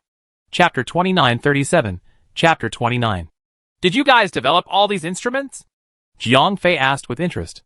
Yes, my lord. Previously, we used the 3rd generation instruments here. The 4th generation instruments that we developed can be considered a technological reserve. This time, because of the war, the 3rd generation instruments were destroyed. It just so happens that we have equipped the 4th generation instruments, Edmund said, as if he was taking credit. What's the difference between this 4th generation equipment and the previous one? Jiang Fei asked. Its power is greater, and it's also more stable, said Edmund. As Jiang Fei was a high-ranking official that was only second to the Archon, he naturally told Jiang Fei everything that he knew. I see. Jiang Fei nodded secretly. Since this equipment was so powerful, he could not allow these guys to continue wreaking havoc in the three-dimensional world. Therefore, Jiang Fei was determined to eradicate the snow beasts. His determination to cut off the gamma space and the three-dimensional world from the roots became even stronger. Then, what is the working principle of this equipment? Jiang Fei finally asked the question that he was most concerned about. Sir, this is a confidential matter. It is not easy for me to say, Edmund said hesitantly. He had signed a confidentiality agreement. There were some things that could not be said carelessly. All right. If that's the case, I won't ask any more. Jiang Fei nodded. Although Edmund did not say anything, Jiang Fei had obtained the information that he wanted. Edmund knew how the instrument worked. It was just that he could not say it. After that, Jiang Fei inspected the construction site again. However, he did not find anything like a manual. It seemed that it was unlikely that such a confidential material could be found so easily. However, after confirming that Edmund had mastered the working principle of the instrument, Jiang Fei had already achieved his goal. Therefore, after taking a casual look, Jiang Fei left with his people. Edmund.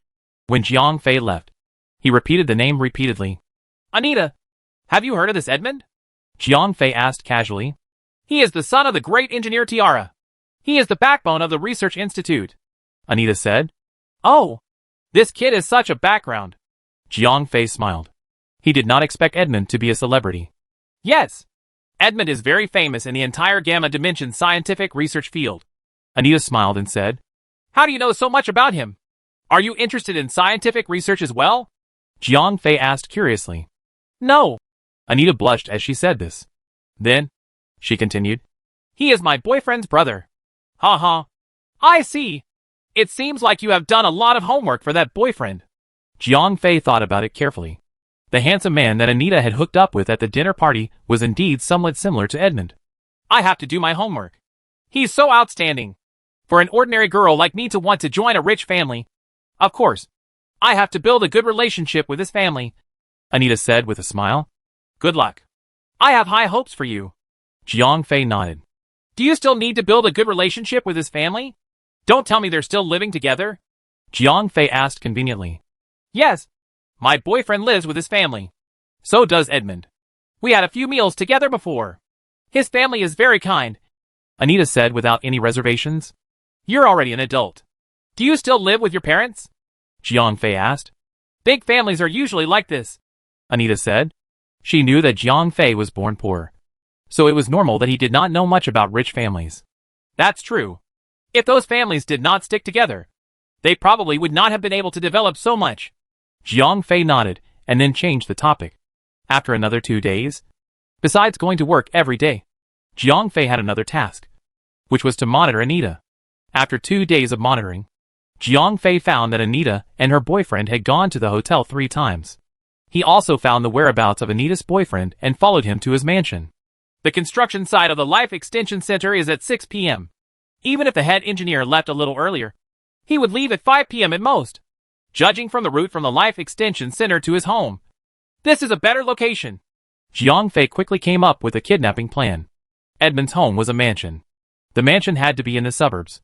Other than a high-ranking official like the consul, the city would not give you so many places to build a mansion. Even the consul, his mansion and manor were located in the countryside. The area of the mansion in the city was very limited. After leaving the city, before arriving at Edmund's mansion, there was a relatively quiet road. There was no surveillance equipment here, so it was the best ambush point. Therefore, on the afternoon of the 3rd day, Jiang Fei finished his business early and left work early. As Jiang Fei often left work early to visit Natasha, Anita was not surprised. After leaving the city hall, Jiang Fei drove back to his home. However, he did not enter the door. Instead, he quietly left the shadows. After taking a long detour, Jiang Fei finally arrived at the ambush location he wanted. It was already 5:30 p.m. 2 hours later. I wonder when you will come. Jiang Fei hid himself in the bushes by the roadside. Time passed by slowly. It was already dark, but there was no sign of Edmund. After another 2 hours, Jiang Fei looked at the time. It was already past 9 in the evening. At that moment, there was finally a faint light in the distance. As the light got closer and closer, Jiang Fei realized that it was a pretty good sports car. Moreover, it was extremely fast. Now! After calculating the time, Jiang Fei suddenly rushed out of the bushes.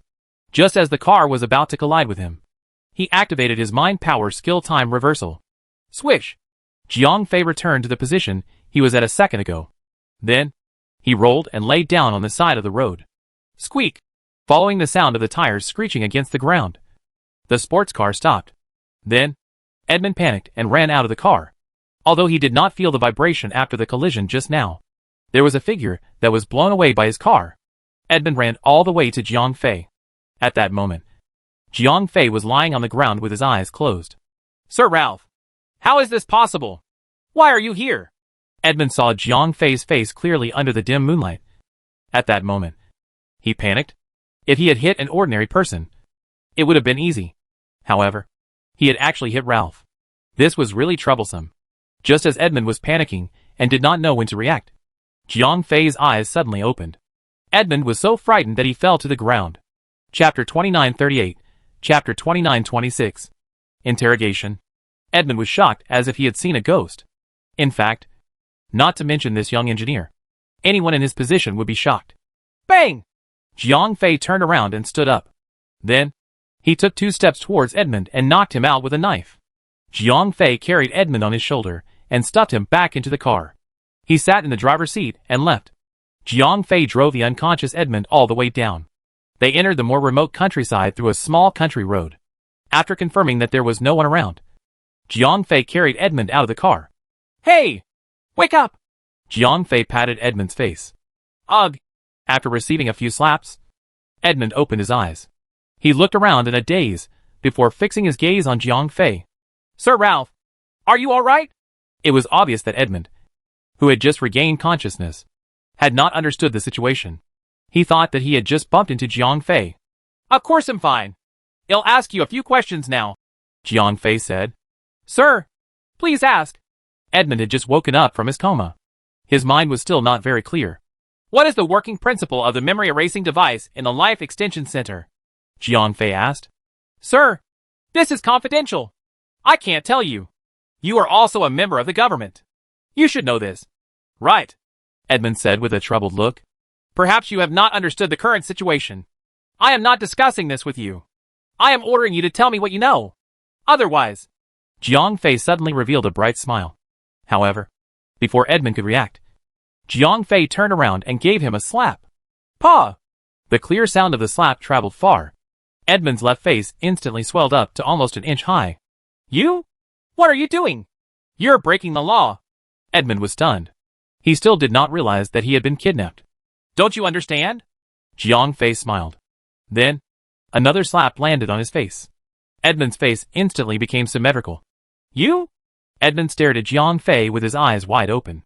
He could not understand. Jiang Fei had clearly become the most senior official in the Gamma Dimension. Why would he take such a big risk to kidnap him? It was useless for him to know the secrets of the Life Extension Center.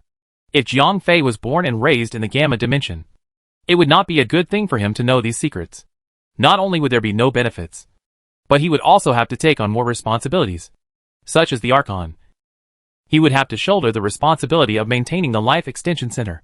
However, the problem was that Jiang Fei was not a person from the Gamma space. His goal was to destroy the connection between the Gamma space and the three-dimensional world and help Natasha recover her memories. Therefore, these secrets were extremely important to him. "If I were you, I would not ask these useless questions. I advise you to answer me directly. Otherwise..." Although Jiang Fei did not say it directly, however, the threat in his tone could not have been more obvious. "Humph. Don't even think about it," Edmund sneered. "Sigh. Why don't you people shed tears until you see the coffin? It was the same for Pladonis. And it was the same for you." Jiang Fei sneered. "What? Platonisiath is related to you." Edmund was shocked. "What do you think?" Jiang Fei laughed coldly. However, he did not deny it. "You killed Pladonis." Edmund looked at Jiang Fei in a daze. However, in an instant, he cried out, "First Pladonis, then me. Your goal is the Snow Beast. Congratulations. You got it right. But there is no reward." Jiang Fei admitted it directly. "Why? Why are you doing this? What good will it do you?" Edmund roared angrily. "Do you know what my current status is?" Jiang Fei said with a smile. "Of course I do. You are already the second most powerful person in this world. It is precisely because I know your identity that I cannot understand why you are doing this." Edmund shouted. "Because I want to go one step further," Jiang Fei said with a smile. "You want to replace the Archon?" Edmund was stunned. "Is that so surprising?" Jiang Fei asked back. Of course, he could not tell Jiang Fei his true purpose. If he said that he wanted to kill the Snow Beast, it would undoubtedly cause the Gamma Dimension to fall into a dead end. If Edmund had any backbone, that would be troublesome. Now, Jiang Fei's excuse was to usurp the throne. This was different from destroying the world. Therefore, Edmund's line of defense was not that strong. "Since you want to replace the magistrate, why don't you just rebel? Why do you want to ask about the Snow Beast?" Edmund asked. "Rebel?" The magistrate tried, but he failed. "I do not want to repeat his mistake. I heard that the person who controls the Snow Beast can become the ruler of this world. So, of course, I have to find another way." Jiang Fei said with a smile. "What you heard is just a rumor. The truth is the opposite. Not only is the Snow Beast not a symbol of power, it is also a responsibility. You control the Snow Beast, but it does not allow you to overthrow the magistrate," Edmund explained. "Humph. You don't have to lie to me. My information channels are very reliable. You just have to answer my questions. Jiang Fei said coldly. You damn politicians. Why are all of you so headstrong? Edmund was speechless. In his eyes, Jiang Fei was a politician who would not listen to the truth. However, he did not know that this Lord Ralph in front of him was just pretending to be ignorant. All right. If you don't want to suffer, then quickly answer my questions. Otherwise, Jiang Fei said as he pulled out a sharp knife, there will be no end to your actions. You will only be harmed. Edmund advised. It seems that you will not shed tears until you see the coffin. Jiang Fei took a step forward and grabbed Edmund's right hand. At the same time, he held a sharp knife in his hand forward. The tip of the knife pierced directly into the fingernail of Edmund's right middle finger. Ah! Edmund let out a deafening scream. As the saying went, 10 fingers connected to the heart. The piercing pain made Edmund break out in a cold sweat. Can you answer my question now? Jiang Fei asked with a cold smile. Don't even think about it. Edmund cried out. Then, let's continue. Jiang Fei exerted a little force on his wrist. The tip of the knife was lifted upwards. Edmund's right middle finger was directly cut off. Arg! Edmund let out an inhuman scream. He instantly fainted. Chapter 29:39, Chapter 29:27. The order was reversed. Seeing that Edmund had fainted, Jiang Fei returned to the car and took out a bottle of water. Splash! The clear water in the bottle splashed on Edmund's face and woke him up. H! It hurts so much! Edmund cried out in pain. This kind of intense pain made him wish he was dead. Edmund had been known as a genius in engineering since he was young. Other than studying and researching, he had been living a comfortable life. He had been living a life where he could put his hands on anything, let alone being beaten and tortured. He had never scolded anyone loudly since he was young. Therefore, after experiencing such bloody torture, Edmund's worldview collapsed. The rational, legal, and perfect world that he knew instantly collapsed and was replaced by a brutal, inhumane purgatory. How is it? Can we talk again now? Jiang Fei smiled as he said to Edmund. You lunatic! What do you want? Edmund cried miserably. What I want is very simple. I need to know how those machines work. I also need to know the location of the snow beasts. I need to completely control these things. Only then can I replace the Archon. Jiang Fei's eyes were filled with madness. Sometimes, even Jiang Fei himself admired his acting skills.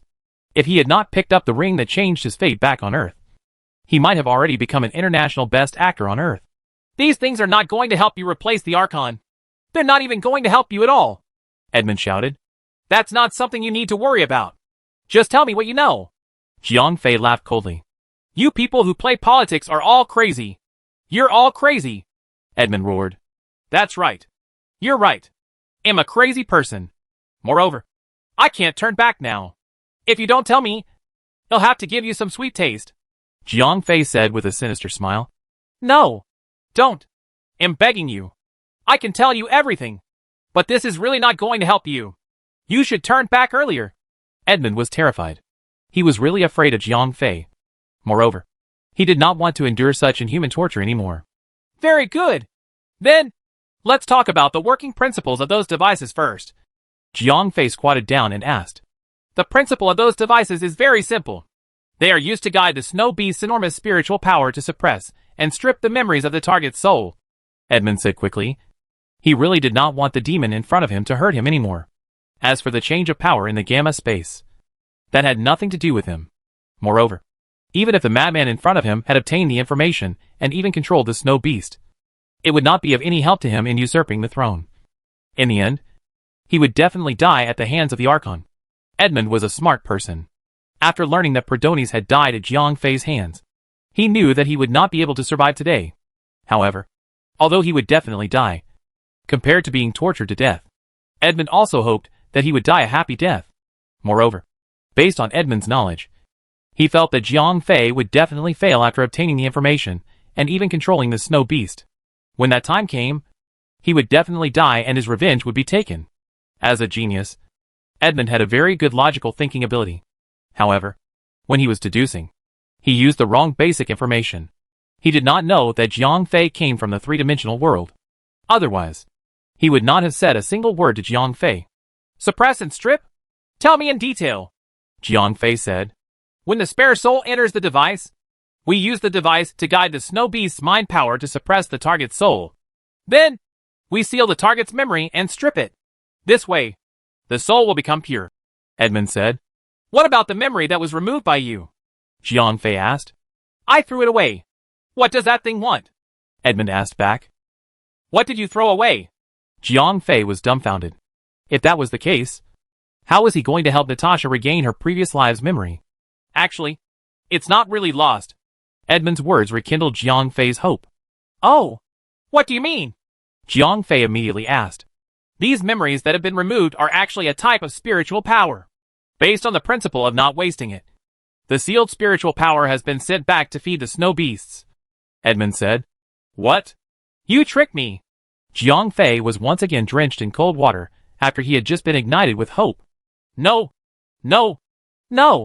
What I said is the truth, Edmund quickly said. He was afraid that he would anger Jiang Fei and make him hurt him again. All right. Then, let's talk about the snow beast. Jiang Fei took a deep breath. Although the sealed memories, or rather, the sealed spiritual power, had been devoured by the snow beast, Jiang Fei, who was also an expert in the use of spiritual power, knew that these memories would not disappear after being devoured by the snow beast. It would become a part of his memories.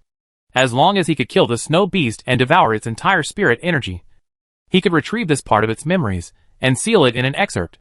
Although the process would be rather complicated, it was still much better than having no hope at all. Looks like the order of the plan will have to be messed up. Jiang Fei sighed. He had originally planned to kill the snow beast after he awakened Natasha's memories. However, it seemed that he would have to kill the snow beast first, before he could awaken Natasha. However, no matter what, this did not affect Jiang Fei very much. He had to do both things anyway. Now, all he had to do was to click on the order. Snow beast, huh? Edmund was a little hesitant when he mentioned the snow beast. You don't want to talk about it? Jiang Fei did not say anything. He grabbed Edmund's right hand and stabbed the tip of the knife into the fingernail of his ring finger. Ah! I'll tell you! The little psychological defense that Edmund had just mentioned collapsed instantly. It was not that he did not want to keep it a secret. It was just that the pain was too much for him to bear. As a commoner who had not gone through any training and did not have much faith, there were not many people who could withstand such a level of torture. It could even be said that it was negligible. Tell me, where is the snow beast? Jiang Fei said. The snow beast is. It's in the life building, Edmund said. Bulsh asterisk T. I have checked the bottom 11 floors of the life building. There is no trace of the snow beast, Jiang Fei said, as he suspected that Edmund was lying to him. He exerted force with his wrist and blew off the fingernail on Edmund's right ring finger. Ah! Edmund screamed and fainted again. Chapter 2940, Chapter 2928 was the final decision. Splash. Another bottle of cold water was poured on Edmund. Edmund was awakened once again. H. It hurt so much. At that moment, Edmund's face was covered in water. Not only was Jiang Fei pouring cold water on him, but he was also sweating from the pain. You better not play any tricks, Jiang Fei said with a cold smile. I am really not lying.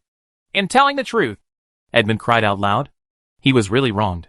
He was already cooperative enough. However, he did not expect that this demon would still torture him like this. Then, can you tell me where the snow beast is in the Tower of Life? Jiang Fei asked. I really don't know. I originally thought that it was underground in the Tower of Life. However, if you are sure that there is no snow beast underground, then it might be on one of the floors. Maybe it's in the game development team, Edmund cried. Are you sure? Jiang Fei asked coldly. I'm sure. I'm begging you. I know that you won't let me off. Can you kill me? Can you just give me a quick death? Edmund was really afraid of being tortured. Moreover, he was too smart. As soon as he saw that Jiang Fei did not disguise himself and kidnapped him, Edmund knew that he would not be able to leave alive. Although the benefits of rebellion were high, the risks were also high. No matter how he cooperated, no matter what promises he made, the other party would not risk losing his head to let him go. Therefore, Edmund knew that he would definitely die. However, death was different from death. Some ways of death were as simple as closing one's eyes. However, some ways of death were worse than death. Since Edmund knew that he was going to die, this world had nothing to do with him anymore. Why would Edmund go through all that pain for a world that had nothing to do with him? The smarter a person was, the more selfish they would be. Edmund was like that. Therefore, his fearless spirit of sacrifice had nothing to do with him. Moreover, in his heart, Ralph, the madman, would soon be defeated in the coup because of his ignorance. Very soon, he would be killed by the magistrate just like the previous magistrate. When that time came, his revenge would be taken. Alright, if that's the case, I can give you a quick death, Jiang Fei said as he struck Edmund with his hand knife, knocking him out. Through the mental strength test just now, Jiang Fei could almost be sure that Edmund was not lying. Although the gamma space had a very severe suppression on mental strength, it was still possible to monitor the mental strength of an ordinary person at such a close distance. Jiang Fei could still do it. If that's the case, the snow beast might really be hiding in the life building. However, how could the life building hide such a thing? Jiang Fei frowned. Back then, Jiang Fei had been working in the life building for a period of time. He knew that he had gone down to the 11th floor, but he had not found any traces of the snow beast.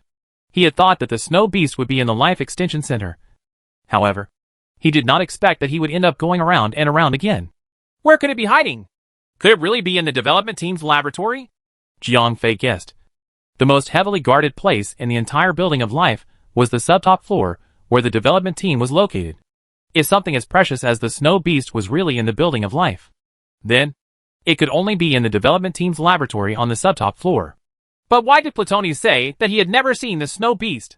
He was the person in charge of the development team. If he had never seen it before, could it be that the snow beast was not there? But if the snow beast was not on the subtop floor, there would be no place to hide things in the entire building of life. Jiang Fei suddenly realized that he had fallen into an endless loop. When he was interrogating Plutonis, Jiang Fei had also monitored the other party's spiritual fluctuations.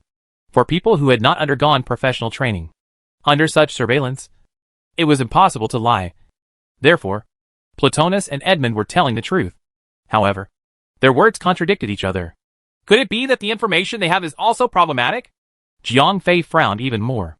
Forget it. Since I can't find a shortcut, I can only use the simplest and most brutal way to solve it. In the end, Jiang Fei gritted his teeth. Since these relatively mild methods were no longer effective, then he could only use the simplest and most brutal method to solve the problem. That was to overthrow the Archon and obtain the authority of the Gamma space. From there, he could obtain the information of the snow beasts from the Hidden Elder Council. After making this decision, Edmund was obviously useless. After carrying the unconscious Edmund back into the car, Jiang Fei drove back to the road that Edmund had to pass on his way home. Jiang Fei parked the car in the middle of the road and put on the handbrake. However, the car did not turn off. As it was very remote, there were not many cars and pedestrians on the road. Jiang Fei parked the car in the middle of the road and no one noticed. After that, Jiang Fei helped Edmund to the driver's seat and fastened his seatbelt. Kid, rest in peace, Jiang Fei muttered. Then, he fixed one of Edmund's legs on the accelerator and let him step on it. As Edmund was in a coma, his body was slightly stiff. After Jiang Fei adjusted his position, he stepped on the accelerator firmly. Then, Jiang Fei used the same method and let Edmund fix the steering wheel with both hands. After everything was ready, Jiang Fei adjusted the gear and released the handbrake. The car began to drive forward at an increasing speed. Due to the slight tremble, the unconscious Edmund naturally could not hold the steering wheel steady. Therefore, the car began to draw dragons. However, the speed was getting faster and faster. Finally, it crashed into a big tree. Boom! Following a loud sound, the car was severely deformed and started to burn. A moment later, the car was burned into a pile of charcoal. Only the frame was left there. Edmund was also burned beyond recognition. Although it is not perfect, it will take at least 10 days or more to investigate the truth. However, you do not have such a long time, Jiang Fei sneered. Then, he turned around and ran towards his own house. Even though Jiang Fei's body was very strong, when he ran home, it was already late at night. Moreover, Jiang Fei was panting and sweating profusely. What's wrong? Are you so tired? When Lena opened the door, she was shocked to see Jiang Fei like this. Early in the afternoon, she noticed that Jiang Fei's car had returned. In the end, Jiang Fei only arrived home in the middle of the night, panting heavily. It was too weird. It's nothing. Jiang Fei waved his hand and went to take a shower. When Jiang Fei came out, Lena had already heated up the food. It was still a large table, and she had not touched a single bite. Chapter 2941. Chapter 29. Seeing that Jiang Fei was not willing to talk about what happened that night, Lena tactfully did not continue to ask. Lena, how's the situation at the company? Jiang Fei asked. It's similar to yesterday. It's still the same as yesterday. After the order came out, it was sold out. Even if the price doubled, it would still be the same, said Lena. Starting from tomorrow, we will increase the delivery of orders, said Jiang Fei. He was ready to close the net. How many orders will you send tomorrow? Lena asked. 1 year of orders per day, Jiang Fei said. That many? Lena was stunned. Originally, she would only send orders for 1 to 2 months per day. She did not expect Jiang Fei to send orders for 1 year every day. It's okay. Just do as I say, Jiang Fei said with a smile. All right then. Lena nodded. Since Jiang Fei had already said so, she naturally could not say anything else. All right. Have there been any news from the market recently? Jiang Fei asked. It seems like nothing special has happened, Lena said. Okay. I got it. Jiang Fei nodded. It seemed like there were some things that he had to push a little more, as it was already late at night. Jiang Fei ate a few mouthfuls of food and went back to his room to sleep. The next morning, Jiang Fei went to work as usual. Just as Jiang Fei was in a hurry to deal with official business, Anita suddenly ran in. What's wrong? Are you panicking? Jiang Fei asked curiously. Boss, something big has happened, Anita said with a panicked look. Take your time. Don't worry. Jiang Fei had already guessed it. My boyfriend's brother is in trouble, Anita said. The engineer from yesterday? Jiang Fei pretended to be confused and asked. Yes, Anita said. What happened to him? Did something happen to the Life Extension Center? Jiang Fei stood up from behind the table. His acting skills were definitely at the level of a best actor. No, he had a car accident. A very serious car accident, Anita said. Is he all right? Jiang Fei asked. He had seen Edmund die with his own eyes last night. He's dead. He's burnt to a crisp, Anita said. What happened? Jiang Fei asked. Maybe he drank again? I heard from my boyfriend that his brother liked to drink. This time, he crashed into a big tree. The car was badly deformed. He might have died on the spot. Then, the car caught fire and burned him so much that he could not even see his human form. However, Jiang Fei could not see any signs of sadness on her face. However, after thinking about it, it made sense. Anita and Edmund actually did not have much interaction. The two of them were almost strangers. It would be abnormal for them to cry over a stranger's car accident. Moreover, Edmund's death. It was beneficial to Anita. After all, Anita's boyfriend was from a wealthy family. If one of her brothers died, she would get an extra share of the property. A stranger had gotten into a car accident because he was courting death. If such a person died, his boyfriend would get an extra share of the property. Anita did not laugh out loud. That was already a sign that she loved her boyfriend very much. Sigh. What a pity. Such an outstanding person. Jiang Fei sighed. Then, he sat back down. He knew that Edmund's death had many suspicious points. However, it would take a long time to investigate these suspicious points. Therefore, Jiang Fei was not afraid that this matter would be traced back to him. All right. Anita, help me to arrange an appointment with Mondelek this afternoon, Jiang Fei said. Yes, boss. Anita nodded. This Mondoric was a big businessman like Bollock. He was very rich. In the afternoon, Mondoric came to Jiang Fei's office as promised. Sir Ralph, are you looking for me? Although he was very rich, Mondoric still treated Jiang Fei with respect when he faced such a high-ranking official who was only second to the magistrate. It's like this. I have something to discuss with you. Jiang Fei walked out from behind his desk and sat on the sofa next to Mondoric. Sir, what can I do for you?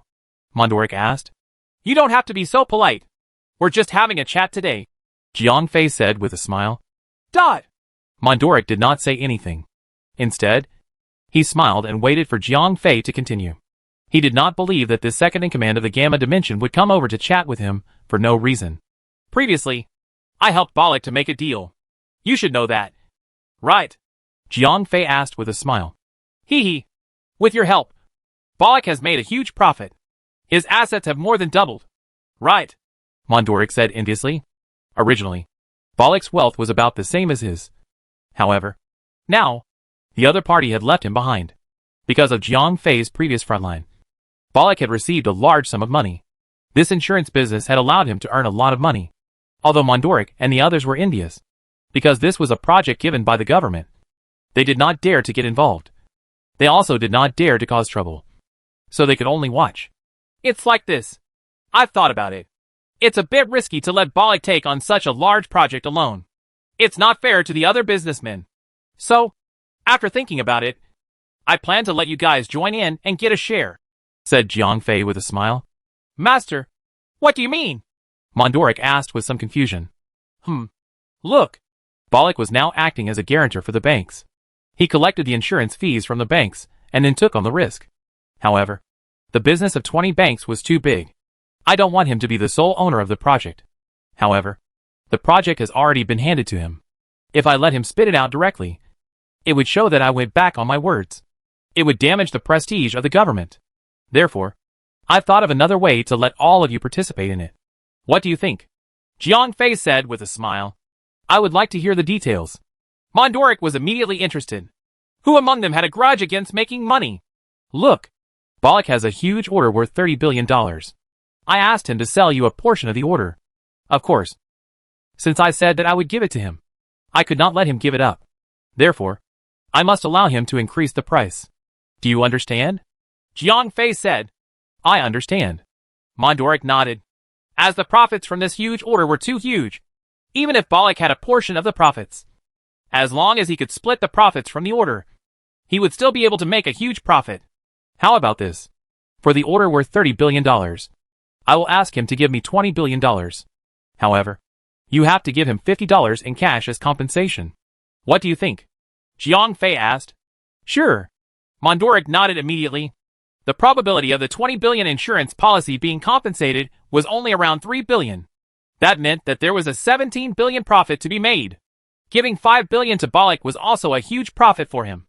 However, the question was, would Bolek agree to it?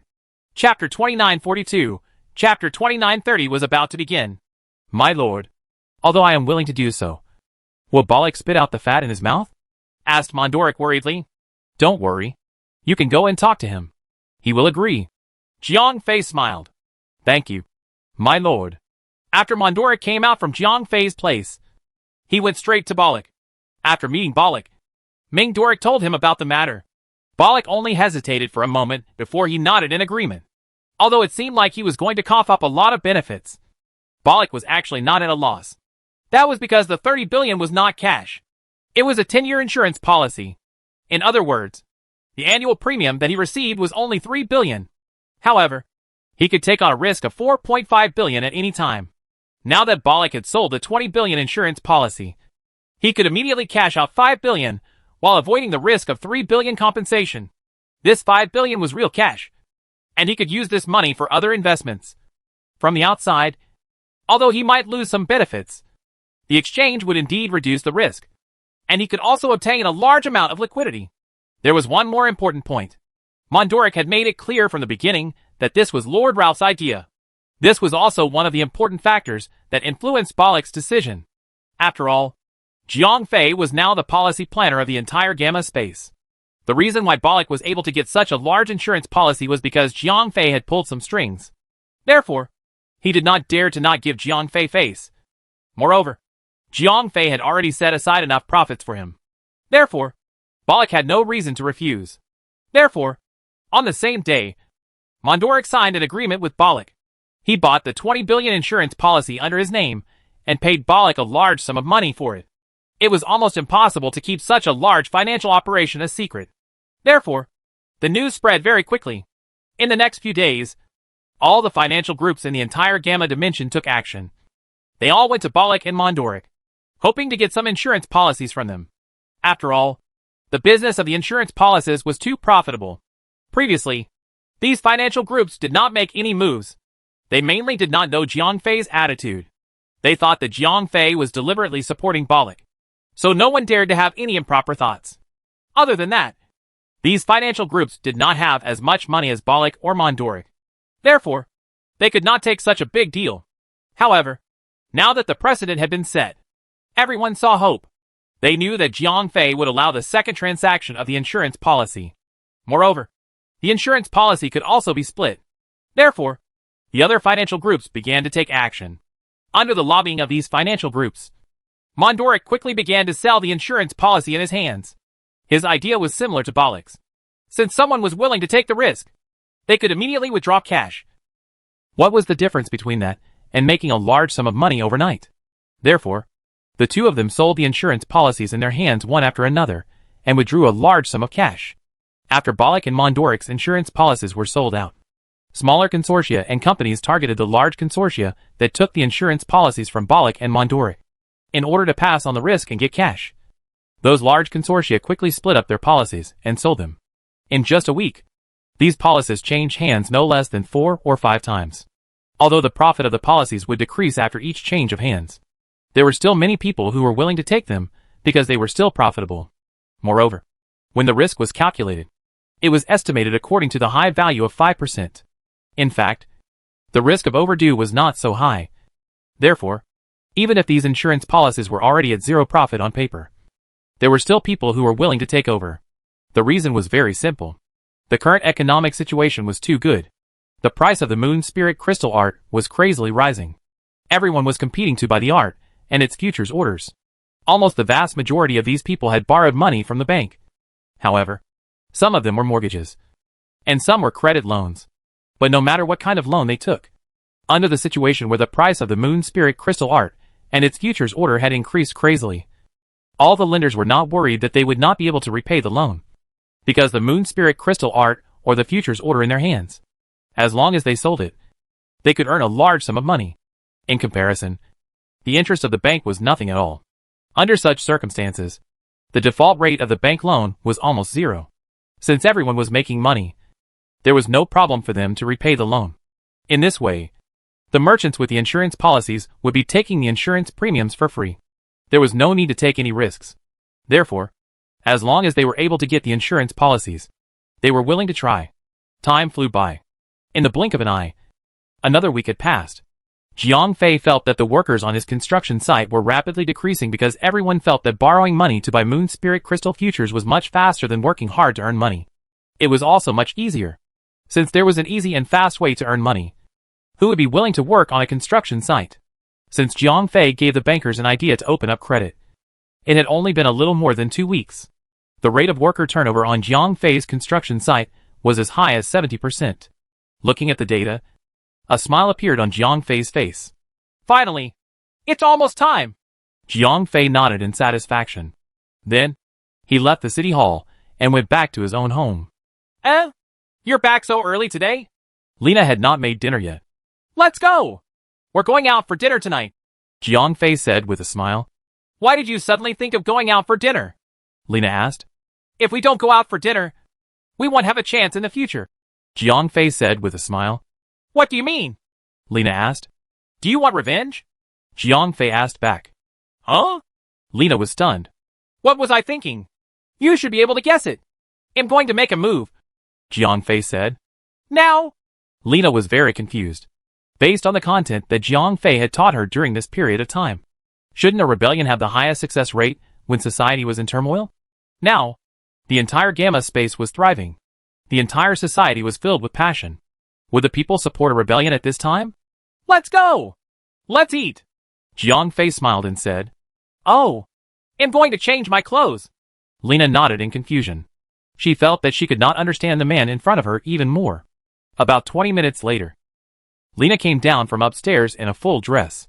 It was obvious that she had not only picked a very beautiful dress, but she had also put on makeup meticulously. Chapter 2943, Chapter 29. So formal? Jiang Fei smiled. It's the last meal. Lena smiled as well.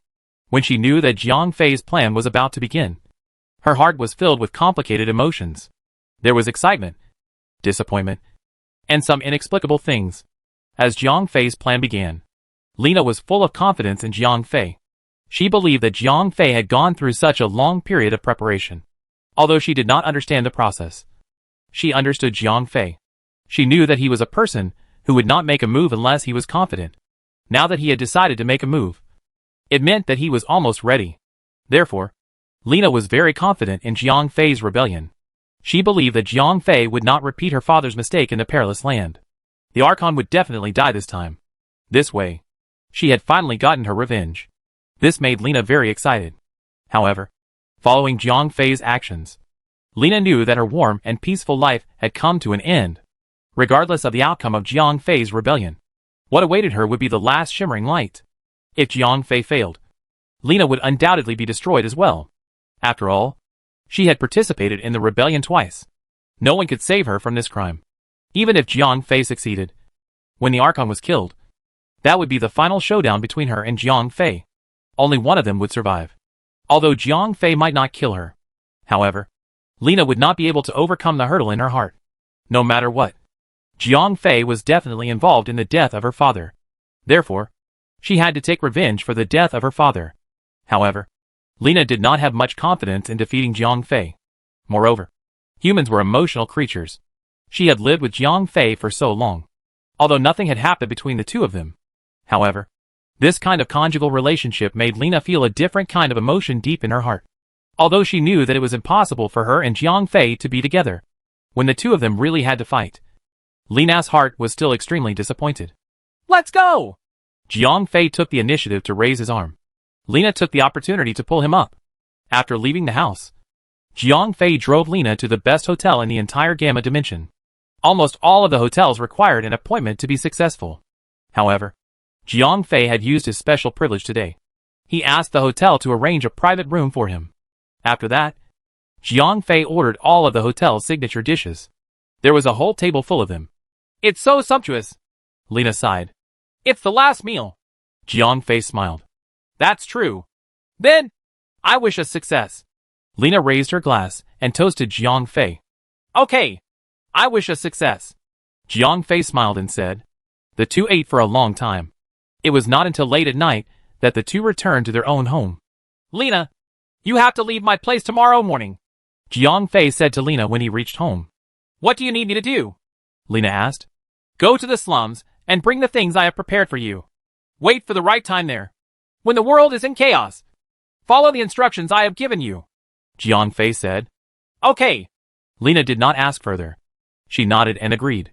As the two of them had the same goal, Jiang Fei had no reason to harm her. Then, you should take your time to rest. I will prepare everything that you need tonight, Jiang Fei said. Okay. Then I will go upstairs. Lena nodded and went upstairs. In the middle of the stairs, she turned around and looked at Jiang Fei. However, she did not say anything and just walked straight up. On the other side, Jiang Fei started to pack the things that Lena needed, such as clothes and personal items. Jiang Fei did not need to worry about these things. Lena would take care of those things herself. The luggage that Jiang Fei helped Lena pack was not very big. The most important things inside were 2 guns, one long and one short. There were several energy magazines, a small portion of cash, and a large bag of moon crystals. Previously, Jiang Fei had obtained a large amount of moon crystals at the bottom of the life building. However, Jiang Fei had never used these moon crystals. Even when he started a company to manufacture moon crystals, he had asked Lena to buy the moon crystals. He did not use the ones that he had stolen. Now, Jiang Fei had wrapped up a big bag of moon crystals and placed it on the bottom of the bag. On top of it were guns and some identification documents. After that, Jiang Fei took out a pen and paper and a few brocade pouches that he had bought beforehand. Then, he started writing rapidly. After he had stuffed all the notes into the brocade pouches, Jiang Fei used a note to write down the opening conditions on the brocade pouches. After everything was settled, Jiang Fei placed the bag into the bag as well. Almost done! Jiang Fei nodded to himself and closed the bag. The next morning, Jiang Fei was about to call for Lena when he realized that she had already gone downstairs. There was an extra suitcase in the living room. It seemed that Lena had packed her belongings. Meanwhile, Lena had prepared a very sumptuous breakfast for Jiang Fei in the kitchen. When did you come down? Jiang Fei asked. Not long ago. Although Lena said so, it was impossible to prepare such a sumptuous breakfast for less than 2 hours. Why did you have to cook so sumptuously? Jiang Fei sighed. Perhaps it's the last time. It can be considered a parting gift. Lena smiled and said. However, there was a strange look in the depths of her eyes. Thank you. At this time, Jiang Fei could not say anything else. After breakfast, Lena dragged her suitcase and prepared to leave. Be careful on the road. After you've settled down, open the package first. Look at the opening conditions of all the silk bags. Do not open them in advance. These are life-saving items, Jiang Fei instructed. Okay. I got it. Lena nodded. Then, she took the small package in Jiang Fei's hand and turned around to leave. Jiang Fei did not go to see Lena off. However, when he was inside the house, he heard the sound of the taxi stopping at the door and then starting to move again. He knew that Lena had already left. After tidying himself up, Jiang Fei went to work. In his office, Jiang Fei was holding a pen and paper as he kept calculating. He was calculating how many more days the government could last. Looks like it's about time. Before they realize it, it'll take the initiative to detonate it. Jiang Fei nodded to himself. Then, he shouted outside the door. Anita, come in for a moment. Boss, you were looking for me. Anita walked into Jiang Fei's office. Let's go. Follow me to the governor's mansion, Jiang Fei said anxiously. Boss, what happened? Anita asked.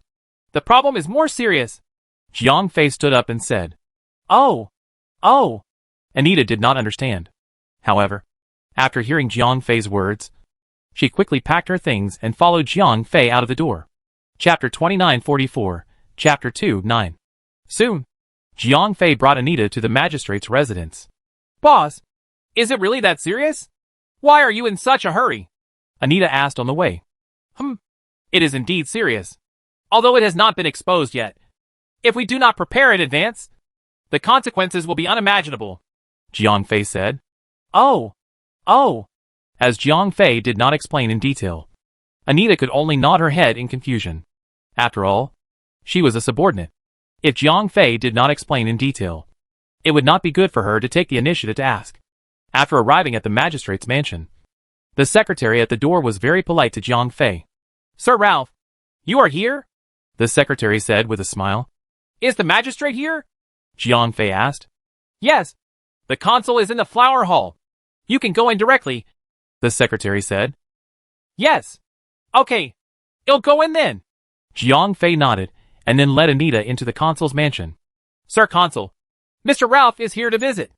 After Jiang Fei left the gatehouse, the secretary immediately informed the consul. All right. I understand.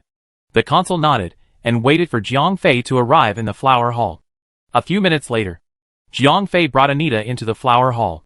Oh, it's so formal today. You actually brought your secretary here? When the consul saw that Jiang Fei did not come alone, he was slightly stunned.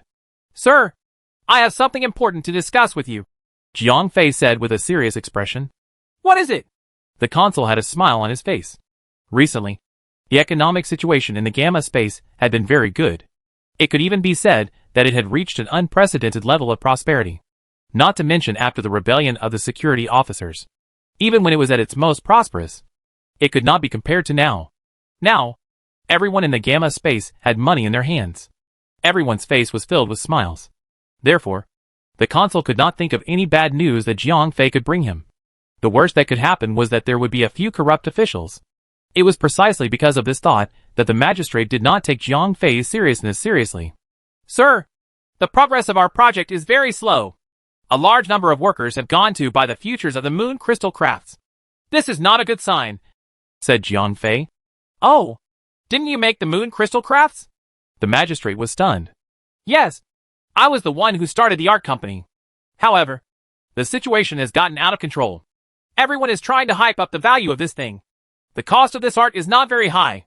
The original value of the moon crystal was $1,000, including the cost of designing and other things. It was only $1,500 at most.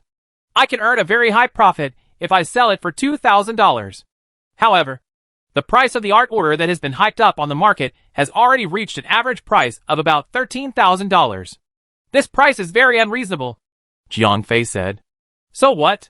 Since someone has acknowledged its price, you can just sell it. Do you think it's too much money? The magistrate asked curiously. Actually, although the price of our company's sale is also rising, it's not that exaggerated.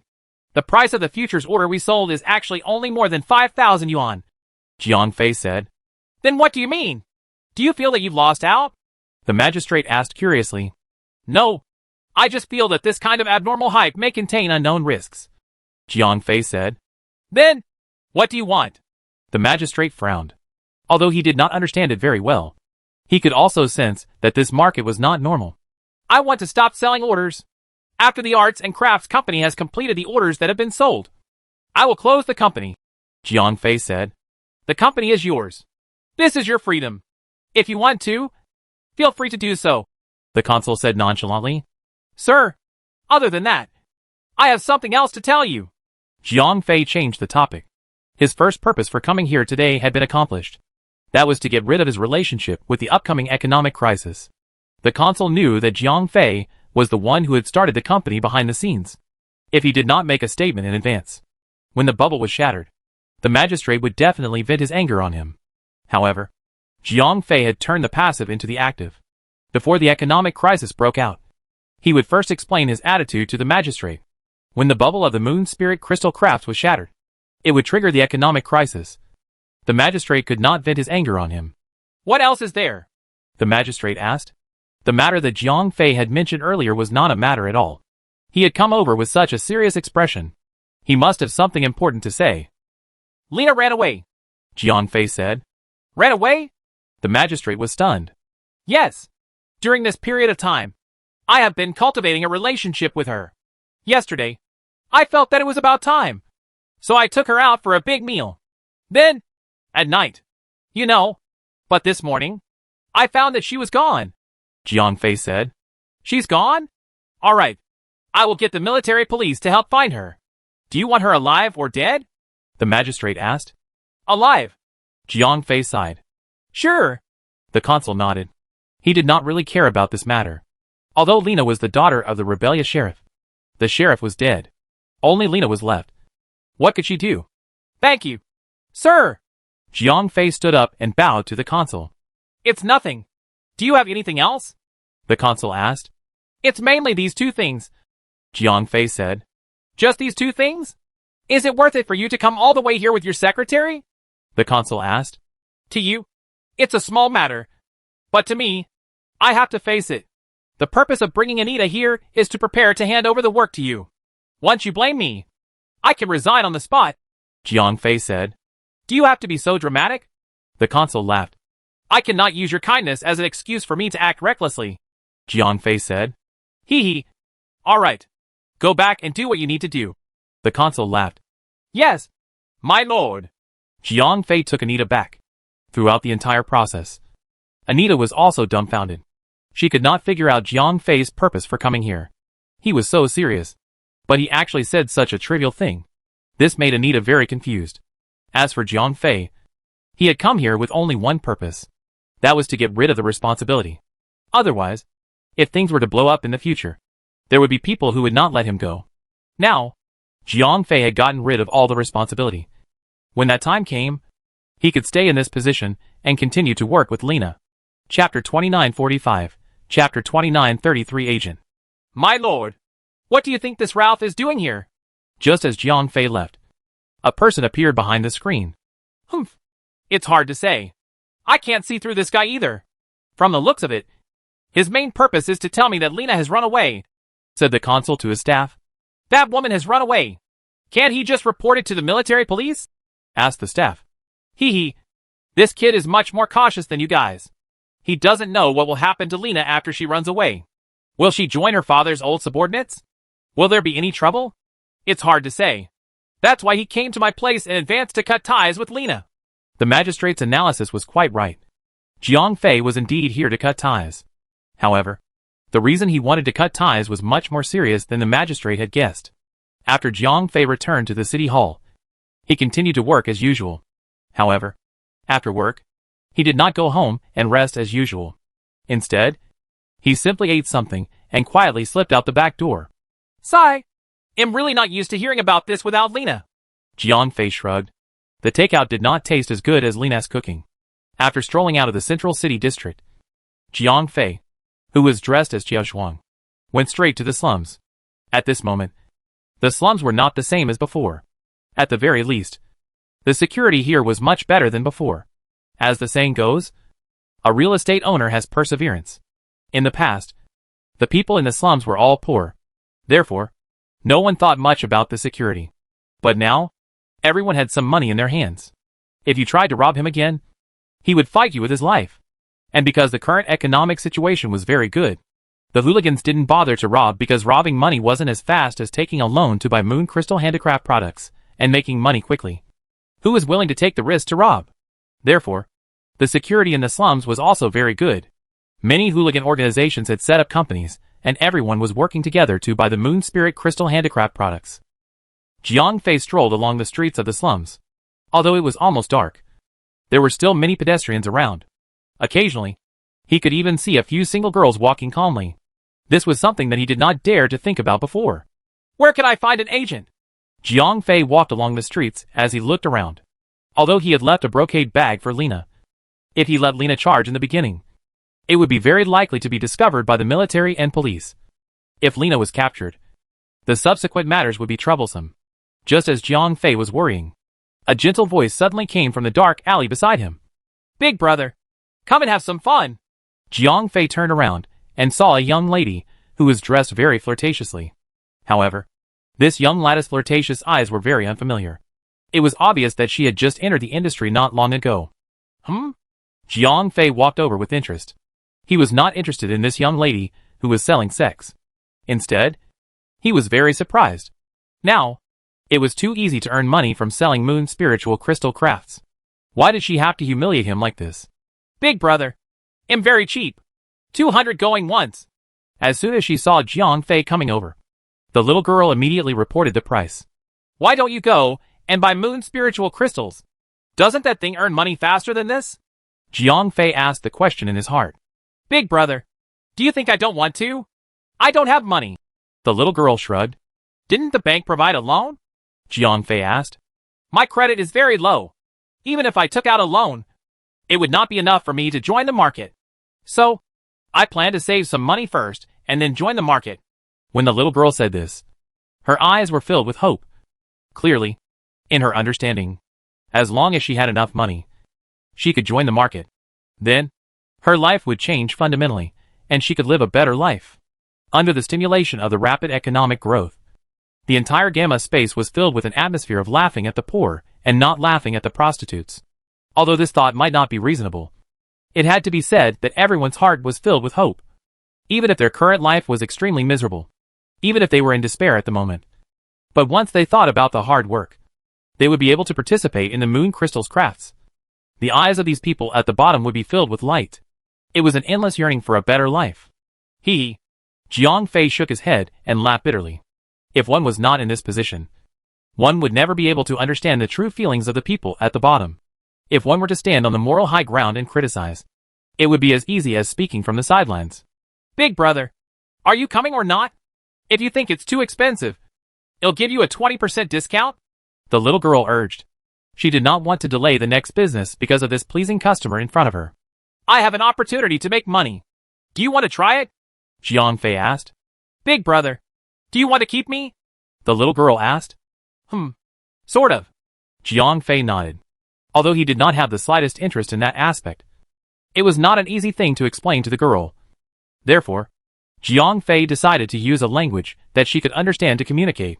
Then, how do you plan to pay me? A week or a month? The little girl asked. By the week. Jiang Fei did not need too much time. In fact, in just a few days, the little girl would be able to complete his quest. I can now earn about $2,000 a day. If you pay me by the week, that would be $15,000. The little girl was also asking for a lot. In fact, she could not even earn $1,000 a day. Sure. This is $20,000. Jiang Fei took out 2 stacks of cash. Wow. The little girl did not expect Jiang Fei to be so forthright. Come with me, Jiang Fei said after handing the money to the little girl. Okay. The little girl did not have any wariness. Or rather, Jiang Fei's forthright attitude completely dispelled her wariness. She followed Jiang Fei out of the alley. After that, Jiang Fei let the little girl use her identity to open a relatively high-class hotel in the slums. Although it could not be compared to the hotels in the rich district, it was considered very good in the slums. The little girl did not hesitate at all. This was her job. If someone was willing to spend $20,000 for her, what else could she not be satisfied with? After arriving at the hotel room, the little girl began to take off her clothes skillfully. At the same time, she did not forget to wink at Jiang Fei and said, Big brother, do you want to take a shower first? Wait a minute. I have something to say. Jiang Fei stopped the little girl from taking off her clothes. Chapter 2946, Chapter 2934. The End of Madness. Big brother, take a shower. It won't take long. Otherwise, it would be dirty. The little girl clearly misunderstood Jiang Fei's meaning. Don't think too much. I'm not interested in that at all, Jiang Fei said directly. Not interested? Then why did you cover me? The little girl sat down on the sofa impatiently. I naturally have my reasons for looking for you. If you can earn money, then so be it. Why do you care so much? Jiang Fei said with a smile. Don't. I can't earn some money. I earn money with my own body and hands. I won't do anything illegal, the little girl said. You don't have to worry. I won't let you do anything dangerous, Jiang Fei said. Then what do you want me to do? The little girl asked. Do you know where everyone is buying the futures order for the moon crystal art? Jiang Fei asked. In a tavern or a coffee shop. As long as I have the money. I plan to do that too, the little girl said. She had long heard everything. Once the money was in place, she could live a rich life. Yes. My request is very simple. You just have to go to the tavern and coffee shop every day and talk about some things, Jiang Fei said. What things? The little girl asked. Do you think that the value of the moon spirit crystal art will continue to rise indefinitely? Jiang Fei asked. Why not? The little girl asked. An item will increase in value because it is valuable. However, the value of these moon crystal art pieces is only $2,000 at most. Now, it has been sold for nearly $20,000. Do you think that is normal? Jiang Fei asked. So what? Some antiques are even more expensive, the little girl said. Let's not talk about the historical value of antiques for now. The reason why they are valuable is because they are rare. However, do you know how many moon crystal art pieces there are now? If we take into account the terrifying number of futures orders, this thing could almost be sold to everyone. Do you think that it is still worth that much money? Jiang Fei asked. Among Jiang Fei's company, the production of moon crystal art was not low. Previously, in order to promote hunger, they had been suppressing the production. However, now, the futures orders had been pushed to a few years later. Naturally, the production of his company had also increased. There was only so many people in the entire Gamma dimension. Therefore, it was a little exaggerated to say that each person had one. However, this number was definitely not low. At the very least, it could be considered as a collection that had a relatively large room for appreciation. At the very most, it could be considered a homegrown artwork display. Therefore, although this item had a certain basic value, it definitely did not have such a terrifying room for appreciation. The price of $2,000 to $2,500 was reasonable. However, after exceeding this price, this item did not match the price at all. This was the result of being hyped up. It seems to be the case. The little girl nodded. Although she did not go to school very often, she knew that the rarer the item, the more valuable it was. This was just like Jiang Fei's hometown, Ming Chungkai Chicken Crock Cup. When this item was first created, it cost hundreds of thousands of taels of silver. Therefore, in the future, it was not unusual for it to be auctioned for hundreds of millions of taels of silver. However, in the Song dynasty, which was even older than the Ming dynasty, the copper coins of that era were not very valuable. There was only one reason the quantity was huge. Once this thing was unearthed, there were dozens of jars.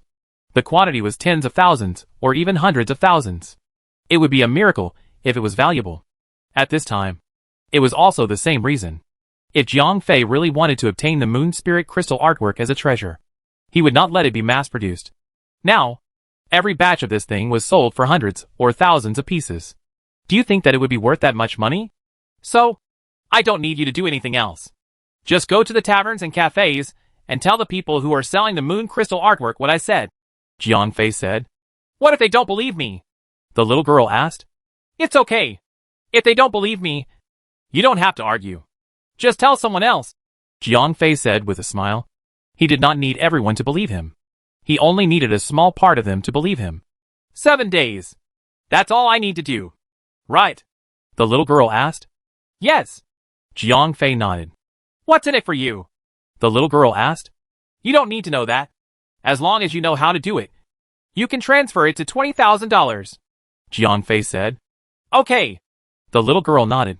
There was money to be made anyway. Moreover, she did not have to deal with those filthy and disgusting customers. Why would she not do it? Then, it'll be leaving first. It'll give you some more money when the job is done. Jiang Fei left a button so that he could tie the girl up and let her work in peace. After the deal was settled, Jiang Fei got up and left the hotel. He was not worried that the little girl would take the money and run away. Sometimes, those who lived at the bottom of society were more honest. At least, they would do their best to complete the work. They would risk their lives to complete the work. After quietly returning home, Jiang Fei removed the disguise on his body and slept peacefully. The next morning, Jiang Fei went to work. At the same time, he also informed the art company under his name. He asked them to post an announcement that the company would not sell new orders. The art company would not sell new orders.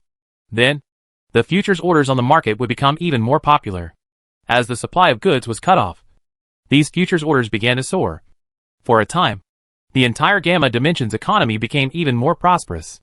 At the same time, the little girl also began to appear frequently in the taverns and cafes.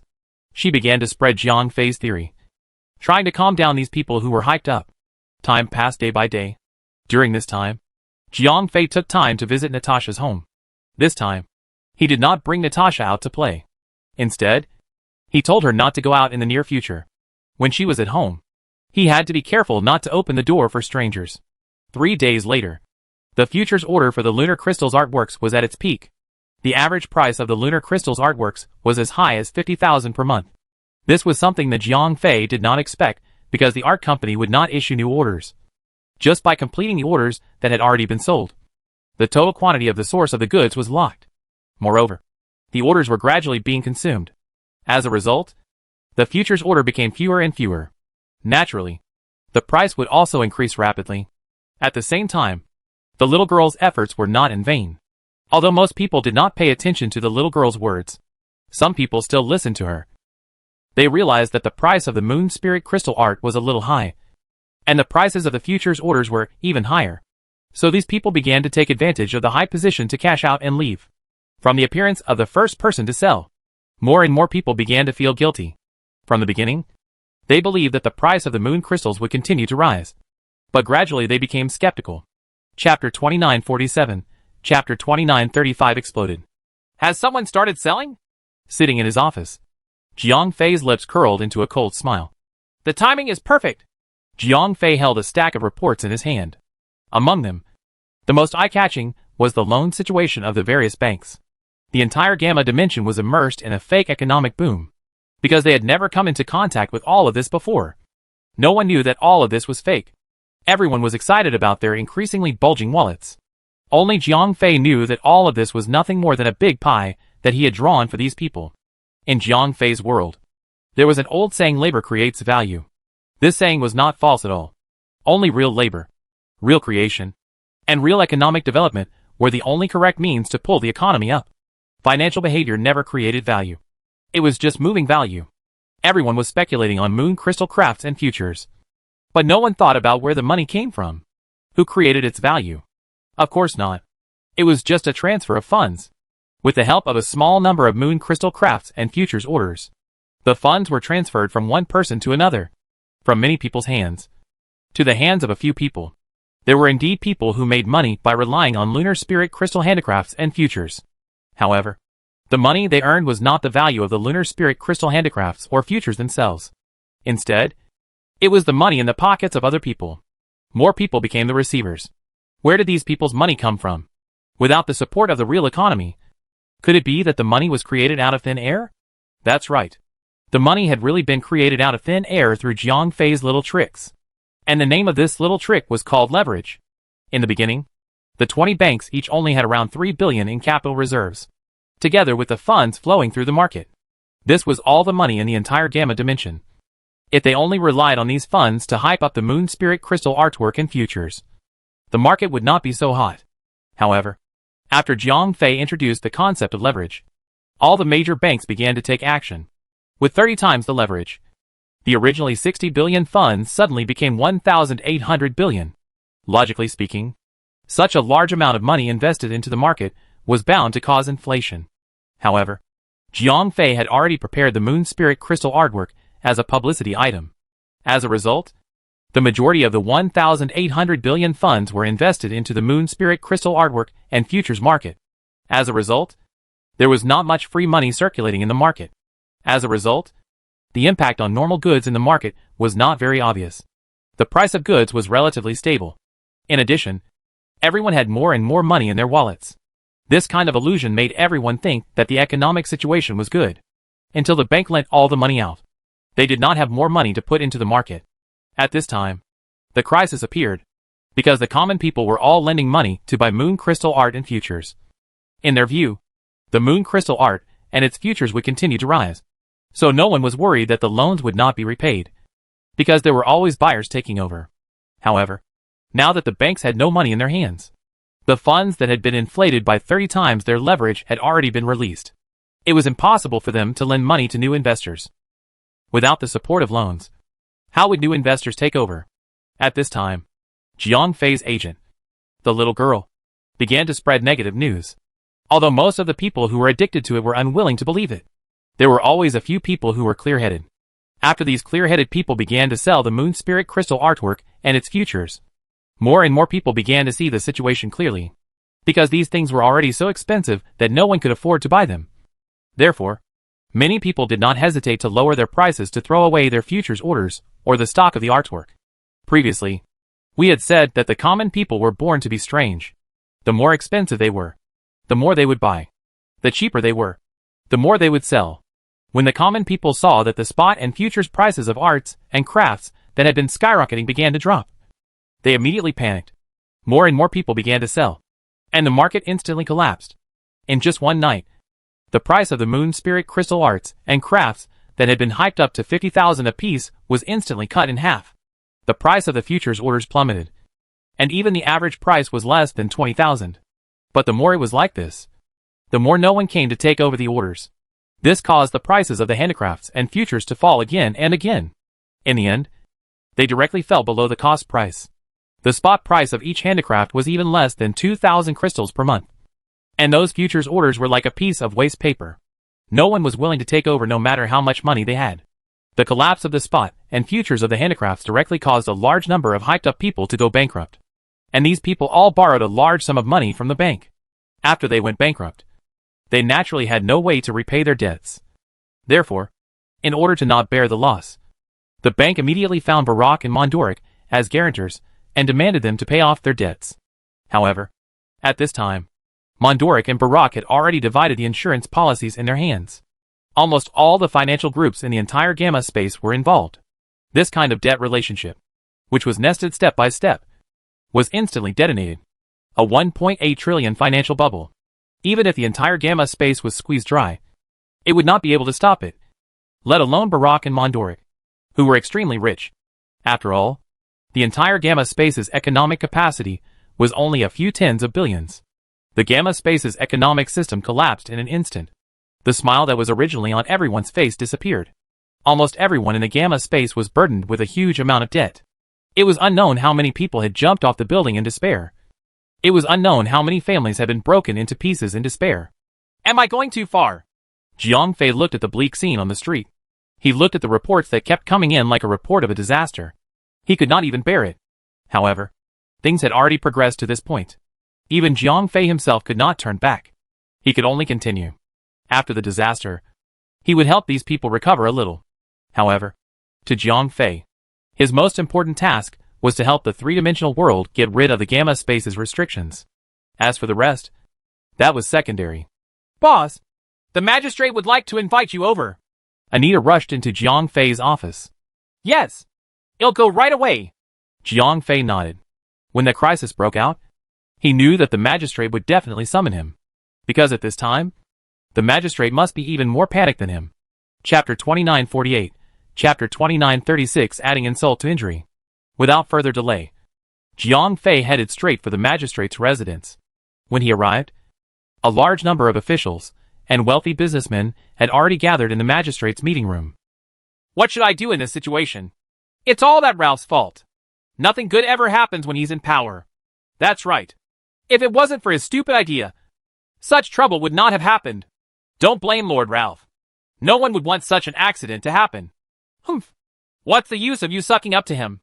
In a while, this kid will be done for. He has created such a big mess. If the magistrate doesn't kill him, I'll be lucky. As soon as Jiang Fei entered the door, he heard many people talking about him. Among them, there were many people who slandered him. Previously, when Jiang Fei dealt with the engineering department officials with lightning speed, he had offended many people.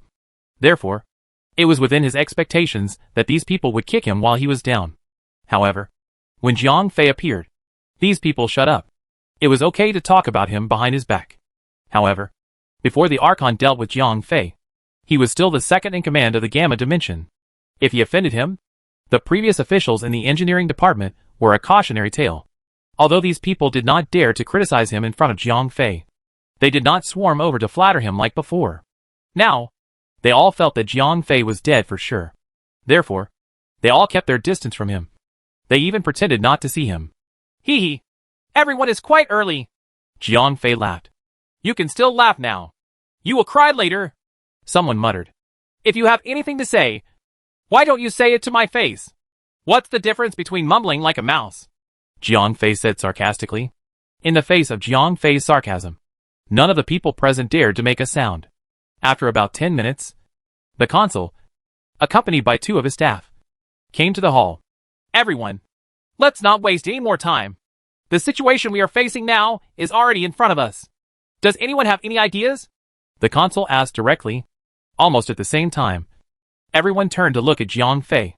Firstly, it was Jiang Fei who had dealt with the previous economic crisis.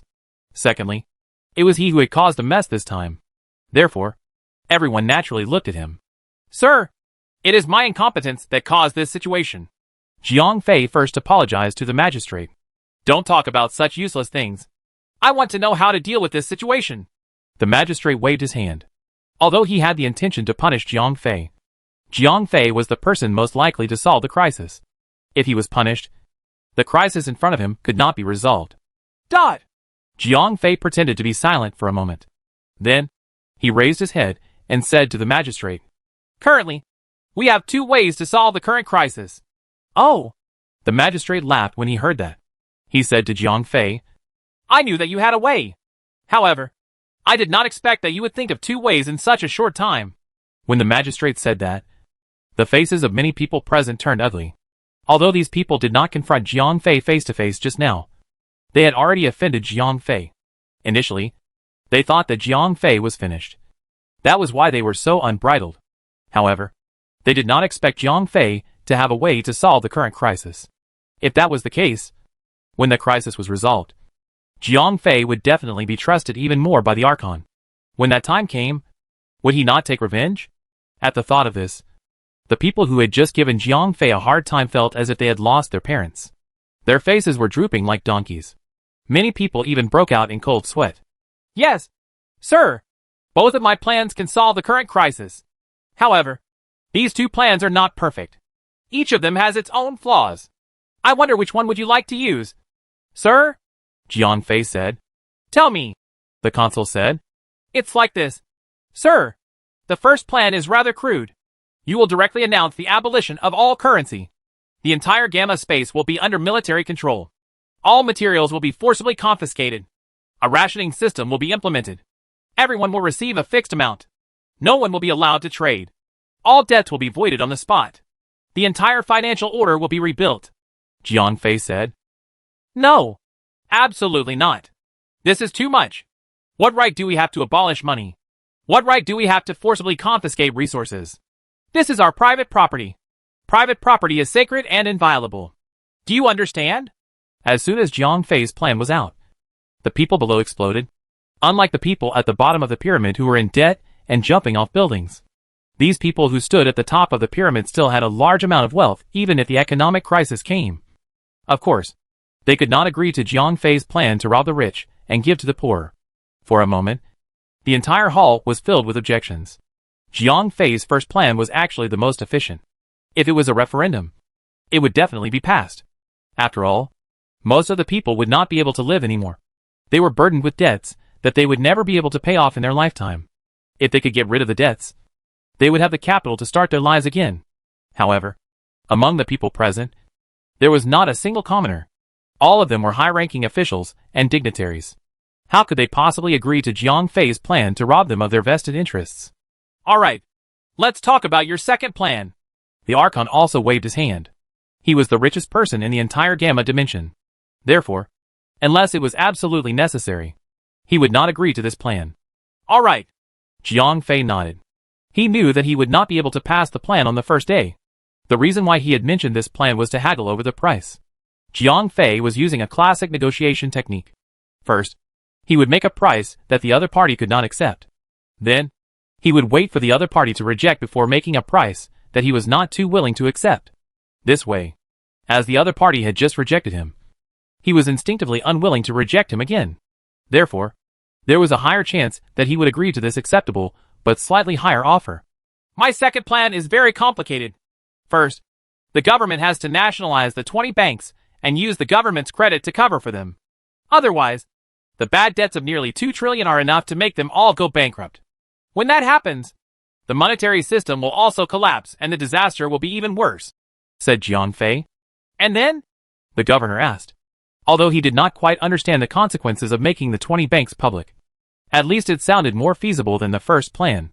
The next step is to cut interest rates, extend the repayment period, and give the borrowers some time to catch their breath. Let them not be desperate, Jiang Fei said.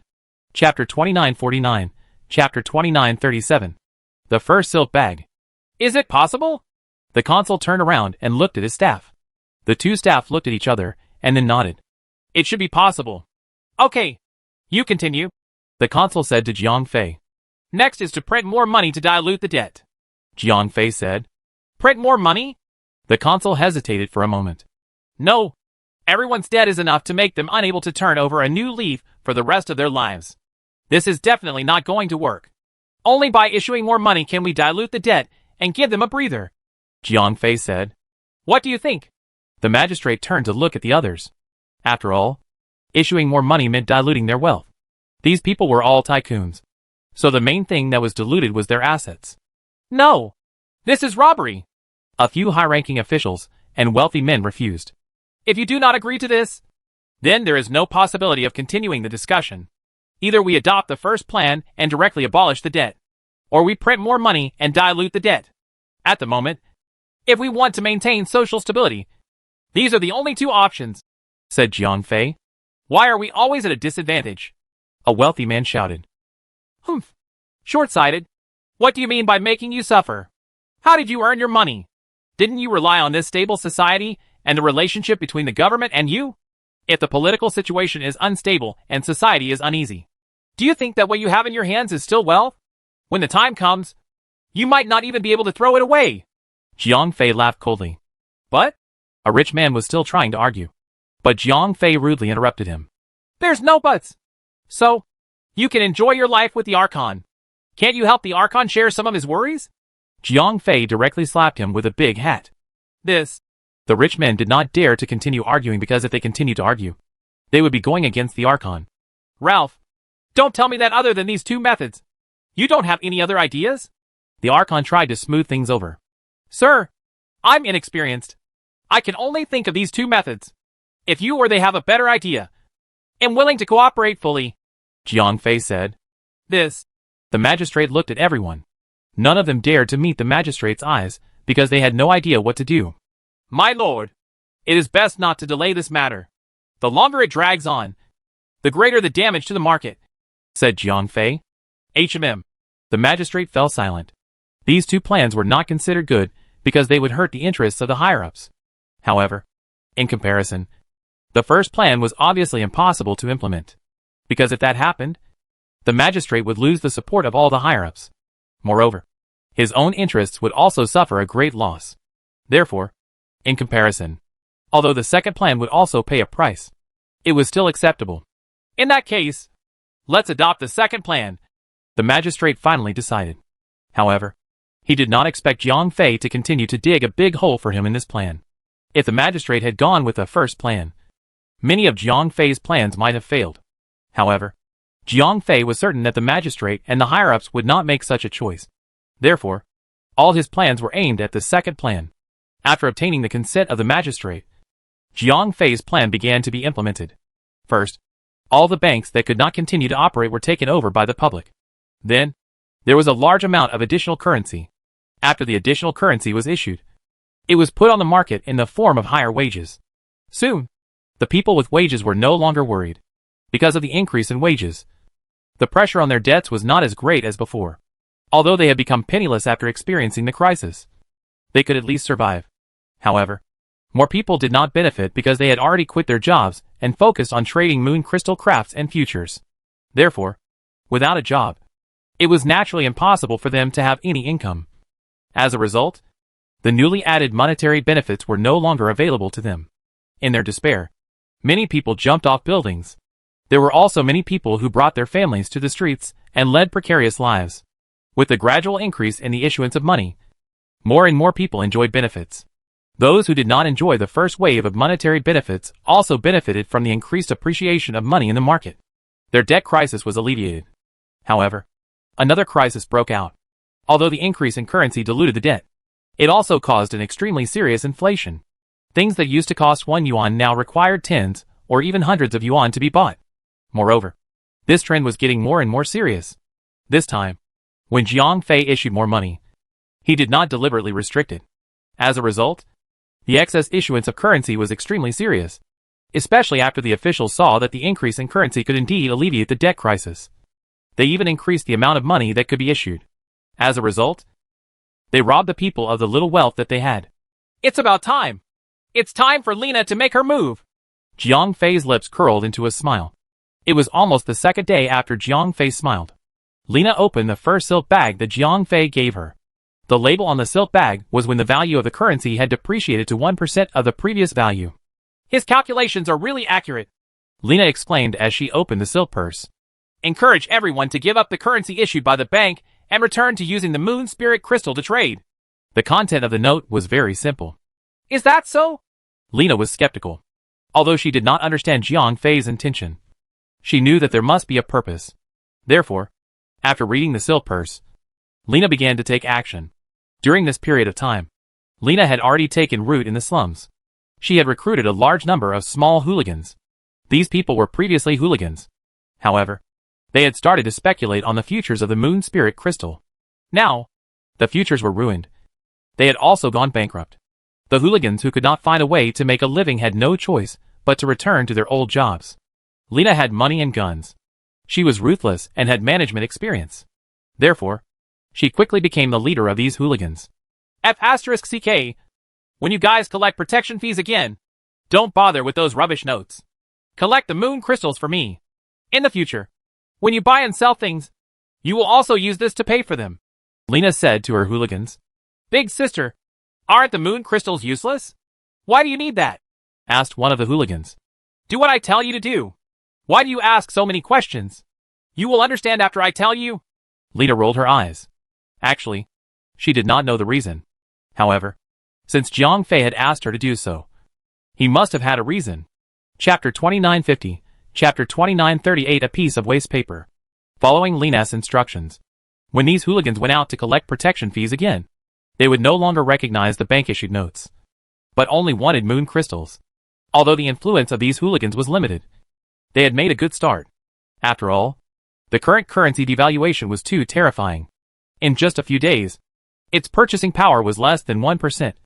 Although this rate of devaluation had allowed many people to resolve their debt crisis, they had encountered a crisis of survival. The rapid devaluation of the currency had robbed the ordinary people of their remaining wealth. As a result, the ordinary people had lost confidence in the currency. At this time, someone had taken the lead and no longer recognized the currency issued by the banks. After the conversion of the lunar crystals, the others quickly followed suit. Although the lunar crystals had been abandoned by the government for a period of time, its value was still stable. After all, it had been an equivalent item in the gamma dimension for hundreds of thousands of years. Therefore, its value had always been recognized. Therefore, in just 2 to 3 days, almost all the shops and individuals in the market stopped accepting paper currency. When they were trading, they only accepted lunar crystals. Even if it was a barter, they would not accept paper currency anymore. Boss, the money in the market is no longer in circulation. No one recognizes it anymore. Anita reported to Jiang Fei. Yes, I understand. I have to consult the magistrate about this matter, Jiang Fei said with a nod. This result was what he wanted to see, so it was not out of his expectations at all. Boss, is there a way to solve this situation? Said Anita, who surprised Jiang Fei. Why are you asking about this all of a sudden? Asked Jiang Fei. You know, I have also surpassed the moon spirit crystal before, so I have a lot of money. Anita was the one who had stopped earlier. She had avoided the debt crisis, but she had been dragged down by the inflation this time. Although a large amount of money had been devalued, they could still buy things. If this thing was completely useless, it would be over. If you can, spend as much money as you can. You can buy anything, as long as it's physical, Jiang Fei said. Okay, boss. Anita's heart jumped, although she knew that the money was likely to be voided. Knowing the details in advance could reduce a large amount of losses. This kind of insider information was sometimes very valuable. All right, go do your work. It'll go to the magistrate. Jiang Fei stood up and left. Actually, he had said this to Anita on purpose. After he had said this, Anita would definitely throw out a large amount of the currency in her hands. Moreover, it was impossible for her not to tell her close friends. At the same time, those people would also tell their relatives and friends. As the currency spread, the rate of depreciation and invalidation of the currency became faster and faster. In the end, the ones who would have to pay for it would definitely be the ordinary people who had no information. When that time came, they would definitely be wiped out by the inflation.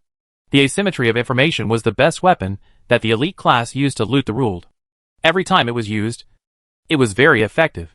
Moreover, it was very smooth. After all, the rules were set by the elite class. As the ordinary people of the ruled, there was only one way to choose. Anita was very efficient. On the way to the governor's mansion, she and her family and friends began to take action. They began to buy moon crystals in large numbers. They did not even ask for a price. No matter how much money they paid, they would not hesitate because the money would soon become waste paper. After 2 days of preparation, the market no longer recognized the currency issued by banks. The common people and merchants began to use the moon spirit crystals to trade. However, at least the government departments were still using currency to collect taxes. The public service industry was also collecting paper money. Therefore, many speculators were still willing to earn the difference in price. The small amount of moon spirit crystals in the hands of the common people could not be kept for long. After all, they had to eat and drink. These things could not be obtained without money. After arriving at the magistrate's mansion, Jiang Fei did not encounter any obstacles. He immediately met with the magistrate. I was just looking for you. What is the situation now? Why did these banknotes suddenly become unwanted? The magistrate asked directly this time. He could accept the devaluation of the currency. However, he could not accept the abolition of the currency directly. My lord, I did not expect this to happen. Jiang Fei pretended to be upset and said, All right, I am not in the mood to pursue your responsibility. Just tell me if there is a way, the magistrate said, before Jiang Fei arrived. He had already discussed with his staff for a long time. If there was a way, he would immediately send Jiang Fei to prison. He was too short of a person to attract the hatred of the common people. However, in order to solve the problem at hand, the consul had no choice but to protect Jiang Fei. Therefore, he had to bear the brunt of many curses. Sir, there are still 2 ways. The first one is what I said before. Abolish the currency directly. Then, enter the military officer mode. All materials will be collected together. Then, we will implement the material distribution system, said Jiang Fei. Why do you keep doing this? Is there no other way? The Archon frowned. He had thought about it for the past few days. In fact, if he implemented this plan, not only would he not lose anything, he could even make a fortune. After all, the Archon was the dictator of the Gamma space. If all the resources were gathered, wouldn't it all belong to him? However, if that was the case, the elites and bureaucrats below would definitely not agree. This was equivalent to the Archon robbing them all. If everyone did not agree, then the Archon would be the sole commander. Would he still be able to continue? The other method is obviously not as effective as this plan. We can only take it one step at a time, Jiang Fei said. So, what do you plan to do next? Asked the consul. Then, we can only force the shops of all levels to accept money, said Jiang Fei. What if they don't accept it? Asked the consul. If they don't accept it, it's against the law. Just arrest them. Sentence them, said Jiang Fei as he gritted his teeth. Is that possible? Asked the consul. Only by using harsh punishments can we reestablish the legal status of money. Only then can we get the people to recognize it again, said Jiang Fei. All right. Since there is no other way, let's leave it at that. The consul nodded. Although he did not dare to go too far against the top-tier rich and elites. It was not a problem to oppress these small and medium-sized merchants and the common people. Chapter 2951, Chapter 2939 Recruitment. After obtaining the approval of the consul, Jiang Fei returned to his office and passed on the decree. As the decree was passed on to all the shops on the ground floor, the owners of those shops were all cursing. Nowadays, the currency was depreciating every day, even if the government was still strongly endorsing the currency. However, because the circulation of the currency far exceeded the capacity of the economy, the depreciation of the currency was inevitable. At the beginning, there were indeed people who refused to accept the banknotes. And then the people on the ground would quit. They had waited so long for the banknotes to be able to buy things. So how could they tolerate the merchants not to accept them? Therefore, there was immediately a report, followed by the arrival of the military police.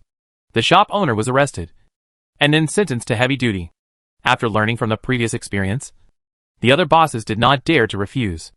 Although they deliberately lowered the purchasing power of the banknotes, they were still unable to withstand the daily depreciation of the banknotes.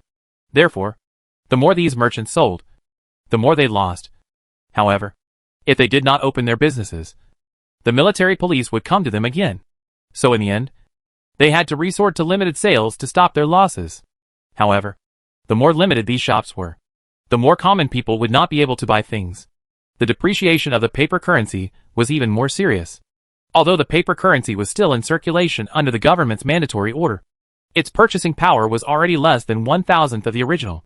In just a few days, the purchasing power of the paper currency was less than 1,000th of the original purchasing power. This made it even more difficult for the poor and destitute common people to live after the debt crisis. Many people even began to sell their children. The worst part was that they almost had to change their children to feed themselves. The worst part was that when society was in turmoil, it was also when humanity was at its darkest. The officials in charge of the tax collection had also started to have their own devious ideas. Originally, Jiang Fei's decree, the government's taxes and fees could all be paid with paper money. This could at least reduce the pressure on some merchants. However, after these tax officials had a devious idea, when they were collecting taxes, they began to refuse to accept currency. Instead, they asked the merchants to pay taxes with moon crystals because they didn't know that this was the private behavior of the officials. Those merchants all thought that this was an order from the government. So they all dared to be angry but didn't dare to say anything. The most hateful thing was that when these officials were collecting moon crystals as taxes and fees, they actually requested to use an open exchange rate. One had to know that in the government's open exchange rate, the ratio of moon crystals to currency was still 1 to 1,000. At this time, the purchasing power of the currency had already fallen to less than 1/1,000. The merchants had collected a large amount of currency, so they had to pay an extremely high amount of taxes.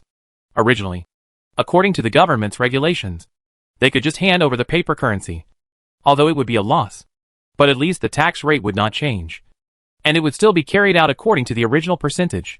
But now, those low-level officials had requested them to use the moon crystals to pay taxes according to the official exchange rate. All of a sudden, these merchants were screwed. That was equivalent to them paying 1,000 times more taxes. And the merchants' profit margins, their turnover wasn't even that high. For a time, the low-level merchants went crazy. In just a few days, the small merchants who could barely survive had all gone bankrupt. While those low-level officials earned a lot of money, because when they put the tax revenue into the treasury, but the paper money they used could easily cover up the tax revenue with a few monthly crystals. In such a dark environment, the entire Gamma space was filled with complaints. Almost no one did not scold the government. However, because the military was still firmly in the hands of the higher-ups, the people could only live on with their lives. This brocade pouch should be able to be opened. Right. Because Jiang Fei had prepared enough paper money and lunar crystals for her. Lena's life was not bad. She could even support the hoodlums under her. Under Lena's hands, they could at least eat their fill. They could even bring back enough food for their families. This made the hoodlums even more loyal to Lena.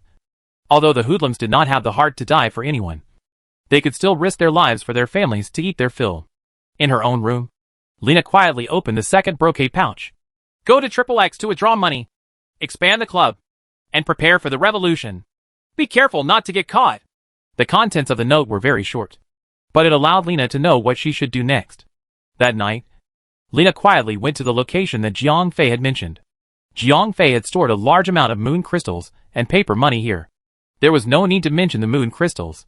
Back then, Jiang Fei had robbed the 11th underground floor of the Life Building. He had obtained nearly 1/3 of the moon crystals. It could be said that he was the richest person in the entire Gamma dimension. In fact, if Jiang Fei wanted to, he only needed to take out this money. He could calm down this economic crisis. However, this crisis was created by him alone. Therefore, how could he calm it down? The paper money was also obtained by Jiang Fei legally. Previously, when the moon crystals futures were at their peak, there were countless people lining up to buy orders. At that time, Jiang Fei had earned a large sum of money. At that moment, the money became the starting capital for Jiang Fei's revolution. Revolution sounded hot-blooded, but it was also extremely expensive. After obtaining the money, Lena divided the money into several portions and hid them in different places. She knew very well that eggs could not be placed in the same basket. With the support of the money, Lena began to expand her team without any restraint. Moreover, she also listened to Jiang Fei's instructions and hid herself behind the scenes. Because Lena could provide real lunar crystals. Therefore, a large number of people began to join her club. Especially in the slums. Lena had become the queen of this place. Although no one knew where the queen was, everyone was willing to risk their lives for her in order to feed their family. The magistrate did not pay much attention to the slums. But there was such a huge super club with hundreds of thousands of members. If the magistrate did not pay attention to it, then he would not be able to sit firmly on the chair under his butt. So a large number of military police went straight to the slums. They arrested a large number of members of the club and threatened everyone not to join this illegal organization. But there was almost no effect. This was because obeying the law could not fill the stomachs of the people in the slums. They were now penniless. Only Lena could give them money and let them eat their fill. Therefore, no matter how the military police officers arrested them, these people were willing to join Lena's community because otherwise, they would starve to death. The military police spent a lot of effort. However, because Lena herself had received professional training and her father had done this in the past, she hid very well and made the military police officers plan to arrest her several times, but came back empty-handed. Chapter 2952, Chapter 2940 Military Affairs. The more the military and police arrested, the larger Lena's society became. Even though there were not enough prisons in the Gamma space, there were still a large number of people willing to join Lena's society. These people had previously been limited to the poor. Gradually, they had expanded to ordinary people. A debt crisis and a devastating inflation. These two financial crises were like two nuclear bombs, blasting the Gamma space into pieces. Countless businesses had closed down, and countless workers had lost their jobs. The people who were already poor had even less food and clothing, and their lives were in danger. In such a situation, no matter how much the government promoted it, it would be useless. Unless you could provide enough food and supplies to ensure the people's basic lives. A piece of law or the violent intervention of the military and police would not solve the problem. That would not solve the problem. Meanwhile, Lena had real gold and silver in her hands. Working with her meant that she had food to eat, and that she could buy food. This was more effective than any kind of propaganda. A few days later, Colonel Kono changed his strategy. He saw that he could not catch the mastermind behind this society. So he changed to the policy of imperial security. He asked people to spread the word that as long as the owner of the society was willing to show up, if he was willing to cooperate with the government, then he would definitely be able to sit on a high position and ride a fine horse. However, the problem was that Lena was not born with a humble background. She had received an elite education since she was young, and she was well versed in imperial security. She knew that as long as she showed up now, she would definitely not have a good ending. Moreover, even if Kono's travel promise would not deceive Lena, would Lena, who had a grudge against her father, surrender? If she was greedy for her own safety or wealth, wouldn't it be better for her to stay at Jiang Fei's home? Although the two of them did not have anything to do with each other. In the entire Gamma space, who did not know that she was the woman of the second in command? Ralph? Lena's background in her brain would not allow her to surrender. Therefore, Colonel Kono's plan to make her surrender was doomed to fail. A week passed in the blink of an eye. As Lena's society grew larger and larger, Colonel Kono was at his wit's end. At that moment, the consul was a little anxious.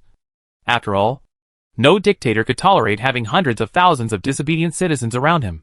However, Colonel Kono, who was in charge of the military, could not handle this matter. Therefore, the consul had to summon Jiang Fei again. Sir, are you looking for me? Jiang Fei quickly arrived at the consul's residence and saw the consul himself. You know the recent situation. Do you have any ideas? The consul asked. Sir, you were talking about that huge club, right? Jiang Fei asked. Yes. In just a few days, they have grown to nearly 300,000 people. This is too scary, the consul said. They are just a group of unarmed, starving people. Since someone is willing to pay to help you support them, why wouldn't you? Jiang Fei said. That doesn't sound like something you would say. Can't you see that this is a huge hidden danger? Once the leader of this club instigated them to do something, hundreds of thousands of people would riot together. That would be very difficult to deal with, said the consul. Sir, I have said before that there is no good way to deal with these hungry people. Either we provide relief or we have to let them develop. However, we have no money and no food. There is no way to provide relief to these hungry people. They will just follow the people who can eat their fill. Jiang Fei said. No matter what you say, we still have to implement military control and unify the distribution of resources, said the consul as he looked at Jiang Fei deeply. He did not know why Jiang Fei was so insistent on doing this. It would not benefit him at all. Once military control was implemented, Colonel Kono would be in power. Ralph would have to stand aside. Sir, I am lacking in knowledge. I can only think of this method to stabilize the current situation. After military control, I would be left empty-handed. This is definitely not a good thing for me. However, this is the only way I can think of to solve the problem, said Jiang Fei. Sigh. Even if I am willing to do this, those rich businessmen and high-ranking officials would not be willing. They would not hand over the money and resources. The consul sighed and expressed his true thoughts. My lord, you are too ignorant. As long as you make sure that Colonel Kono is willing to support you and give the officers and all the military police some benefits, I think that they will definitely be willing to work with you. Once you control the military, those high-ranking officials and rich businessmen will not be able to decide. Jiang Fei sneered and said, That's right. The army is in my hands. Why would I be afraid of them? The consul slapped his thigh and said, Sir, if you want to stabilize the society, this is the only way. Jiang Fei said. All right. I'll call Kono over now. The consul nodded and sent for Colonel Kono. Jiang Fei and the consul drank tea in the living room for a while. In about half an hour, Colonel Kono arrived. He had not been in the military camp for the past few days. Previously, when he was selling the lunar crystal futures, he had also gotten a lot of cash. Therefore, he had been busy with the business recently. Sir, you are looking for me. Colonel Kono greeted the consul. Yes. I have something to discuss with you this time. The consul nodded and asked, How is the situation in the military recently? It's more stable, Colonel Kono said, because the military's material distribution system was a separate system. There were sufficient reserves. Therefore, the economic crisis had not affected the military camp yet. However, this stability could not be maintained for long. After all, the soldiers were not all orphans. They also had a family to support. It was not enough to just eat by themselves. How about this? You pass on the order. From today onwards, the salaries of all officers and soldiers will be doubled, and they will be paid with moon spirit crystals. The consul was also a very courageous person. He knew that the most critical issue right now was to firmly control the army by his side. Many thanks, my lord. I thank you on behalf of those officers and soldiers for your grace. Kono immediately stood up and said, this time, he was also the beneficiary. After all, he was also in the army, although he had a lot of great profits. But who would complain that he had earned too much? Then, there's another matter, the consul said to Kono with a serious expression. My lord, please speak, Colonel Kono said. I plan to put the entire space under military control, forcibly confiscate the resources and moon spirit crystals from the hands of those wealthy merchants and high-level bureaucratic families. The consul said his purpose. My lord, is this appropriate? Although Kono was extremely happy in his heart, he still had to act on the surface. Once the military control was put in place, he would become a person with real power. Chapter 2953. Chapter 2941 acted wantonly. I've made up my mind. If you don't have any objections, then do as I say, said the consul. Of course I'll carry out your orders. said Colonel Kono. He naturally had no objections to such things that were beneficial to him. All right then. Go and prepare now.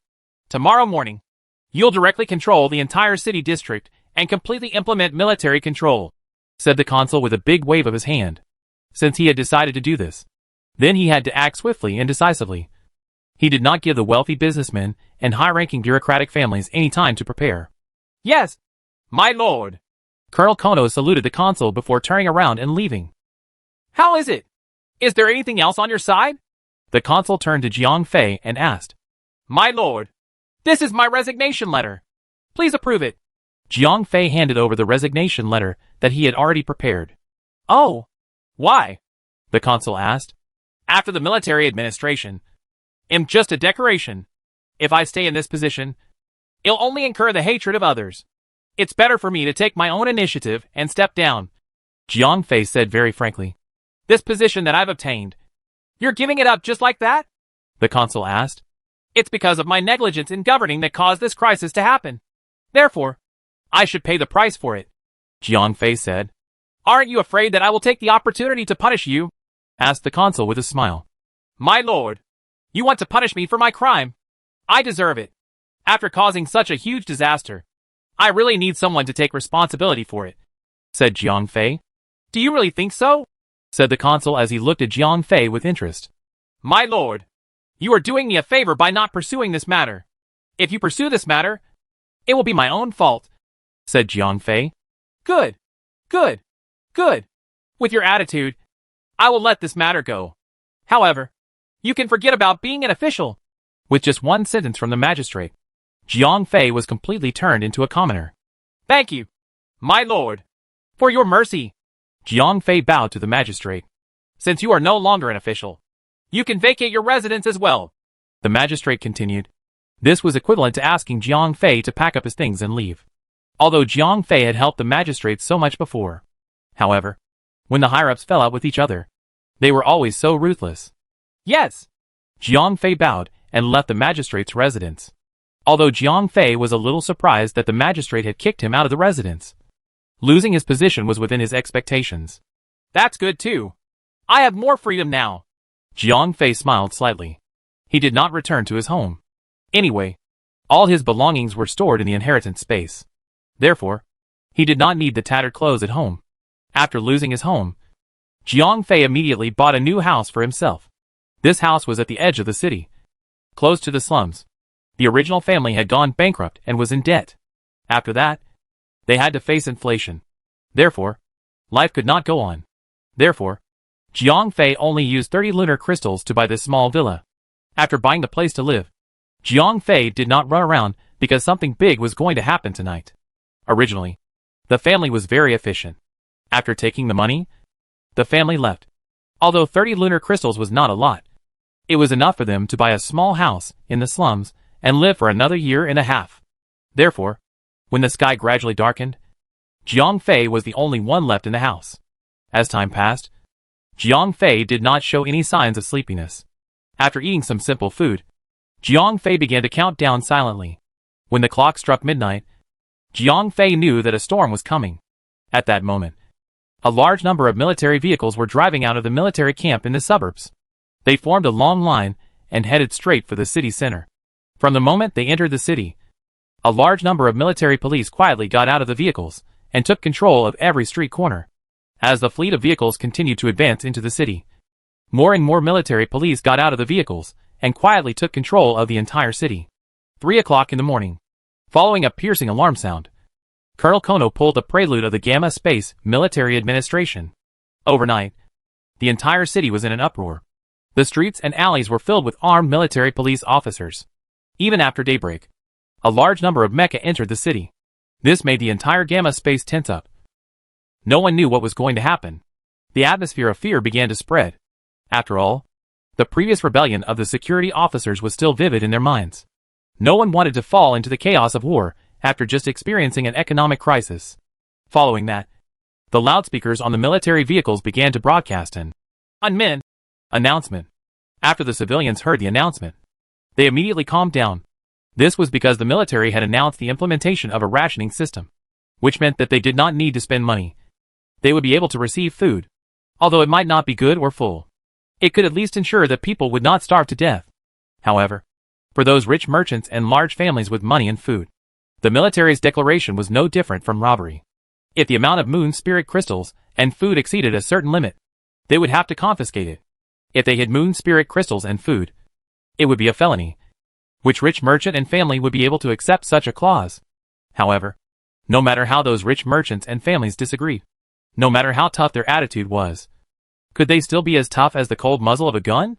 After Colonel Kono executed the two rich merchants on the spot as if he was killing a chicken to warn the monkeys, the rest of the people became obedient, even though all their wealth had been plundered. At least they were still alive. If they continued to resist, not only would they lose their money and food, they would also lose their lives. For a time, in the central city district of the Gamma Space, the streets where the super rich and families gathered were simply filled with cries and howls. Of course, those rich people who lived in villas in the suburbs also did not run away. Colonel Kono also said people to take over their wealth. In the end, all the wealth and food would be gathered together. The huge amount made Colonel Kono's heart tremble. This was such a huge amount of wealth. It could be said to be more than half of the entire Gamma Space's wealth. Now, it was all placed in front of him, with the intention of getting close to the water tower. Colonel Kono directly blackmailed a large amount of moon spirit crystals into his hands in the name of drifting away. As the saying goes, the upper beam is not upright, but the lower beam is crooked. Colonel Kono had already started. So would the officers at all levels not make a move? When they were confiscating the assets of those wealthy merchants, each and every one of them had also earned a large sum of money. Some people were even wantonly cruel to the women of these wealthy merchants. Colonel Kono had turned a blind eye to this. Now that he was in power, of course, he could not be too harsh on the officers and soldiers under him. Under Colonel Kono's indulgence, the entire wealthy district in the city center was in a mess. These low-level officers were even more unbridled. It was unknown how many young ladies or madams from wealthy families had been killed. Chapter 2954, Chapter 2942. The third secret. Colonel Kono, who was in power through the military administration, had deliberately allowed his subordinates to misbehave, causing the entire wealthy district to be filled with complaints. The consul had more or less heard about this. But unfortunately, now, the consul also had to rely on the army to help him stabilize the situation. He could punish Colonel Kono, but no one dared to punish the lower-class soldiers in large numbers, because the Archon was in charge of the army. He had completely offended the rich and the aristocracy. If he offended the soldiers again, he would really be alone. Therefore, even though he knew that the lower-class soldiers and police were doing evil, the Archon could only pretend to be deaf and dumb. Now, Ralph had been deposed by him, and even driven out of the rich district. Those aides did not have any good ideas. The consul did not even have anyone to ask for his advice. If I had known earlier, I would not have been so cruel to Ralph. The consul sighed. He was now a little regretful that he had chased Jiang Fei out of his residence. Otherwise, he could still have invited him back. Even if he did not hold an official position, he would still be good as an aide. However, no matter how developed medical science was in this world, there was no such thing as selling medicine for regret. Therefore, the consul could only feel bitter and speechless. The only thing he could do now was to have his subordinates discuss with Kono. He would ask him to restrain his soldiers. That was all. However, the current Kono was no longer the same as before. He was now in power through military administration. He no longer had to listen to the consul's words. If it was not for the consul's official status, if his soldiers were not willing to rebel with him, he would probably overthrow the consul and form his own military government. Facing Colonel Kono, who was acting on his own accord and occasionally gave orders without permission, the consul was also suffering. Now, he understood what it meant to be easy to invite the gods, but difficult to send them away. Now, he was a little resentful that Jiang Fei had given him a bad idea. However, there was no way to solve it. The rich district was in a mess. On the contrary, the slums and the areas where the ordinary people lived were peaceful. Because Lina's society had sufficient funds, they had accumulated a lot of supplies in advance. Moreover, these supplies were distributed to each family. Each family did not have much stock. Only enough for a few families to consume for a week or so. Therefore, in the first few days of the military administration, the poor and ordinary residents who had joined Lina's society were doing quite well. Although the military police did all kinds of evil in the rich district, they hardly harassed the civilian areas. The main reason was that these soldiers at the bottom were almost all civilians. They could not rob their own families. Right? As for the slums, these military police didn't dare to go there at all. Because the poor people in the slums were more courageous than those in the rich areas, who lived in luxury. Moreover, their families were weak. If you robbed them, you would be taking their lives. So if you dared to rob them, you would really dare to risk your life. In this way, who among the military police wasn't willing to easily rob the rich and make a windfall? Instead, they went to the slums and risked their lives to rob some steamed buns or something. The pay and the harvest were out of proportion. So the military police wouldn't even think about attacking the slums. Therefore, this place became the most peaceful place. However, the good days would come to an end. Although the military police didn't rob the slums. After the food distributed by Lena's society was finished, the poor still had to eat. But now, all the grain stocks were controlled by the military. The city was implementing a material distribution system. Every family received a ration of food. But the poor in the outer city were not so lucky. The welfare in the city was not their turn. Originally, according to the consul's idea, these poor could also receive food. Although there would be fewer people in the rich and commoner areas, at least they could eat. But Colonel Kono modified the order on his own. He also allocated the resources belonging to the slums to his soldiers. The purpose was to make the soldiers support him more. However, the large number of poor people had completely lost their rations. Kono was a soldier. He did not have any administrative experience. So when he gave such an order, he did not give it much thought. He simply wanted to add some benefits to his soldiers. When he saw that the lowly poor people actually had rations, he waved his pen and appropriated the rations. As for what the peasants would do when they had no way to live, he had never thought about it. Even if he had thought about it, he did not care. After all, he had an army and guns. What was there to be afraid of? At this moment, Lena was also worried. Although she had money, the problem was that now that military regulations were in place, all the food was in the hands of the army. The merchant's food had been confiscated. Even if she had money, she could not buy it. What should I do? Lena was so anxious that she walked around the room. Suddenly, she had an idea. Oh right! I have a silk purse. Lena's eyebrows instantly relaxed. Then, she found a small package that was hidden very well. Then, she rummaged through it to find a silk purse that was suitable for opening now. This is it! Soon, Lena found the silk purse that she needed and immediately opened it. Get someone to contact the middle-ranking officers and secretly buy food from them. Don't be afraid of spending money. The content of the note was very simple, but it immediately solved Lena's problem. Yes! Why didn't I think of that? Lena suddenly had a feeling of enlightenment. As the saying goes, the upper beam is not upright, but the lower beam is not upright. Even Kono himself had filled his own pockets. Don't those middle-ranking officers who manage the warehouse want to earn some money? Right now, Lena had a lot of moon crystals in her hands. As long as she was willing to spend the money, there were middle-ranking officers with authority who were willing to secretly sell them food. Although the military was in charge now, and all materials were collected and distributed uniformly, it seemed that money and moon crystals were not worth anything. However, in fact, food was not something that the gamma space itself did not lack. The main reason for the widespread hunger was that the economy had collapsed. The rich and merchants were not willing to provide food to the people for free. Therefore, food was not a scarce resource. It was just that after the economic collapse, the people did not have the money to buy food. Under the military's control, money or moon crystals seemed to be useless. However, the value of moon crystals was publicly recognized. Otherwise, when the military was in charge, they would not have confiscated all the moon crystals. After that, Lena sent everyone out. Her club had all kinds of people, and there were many of them. Among them, there were people from the civilian areas. Some of them had family members who served in the army.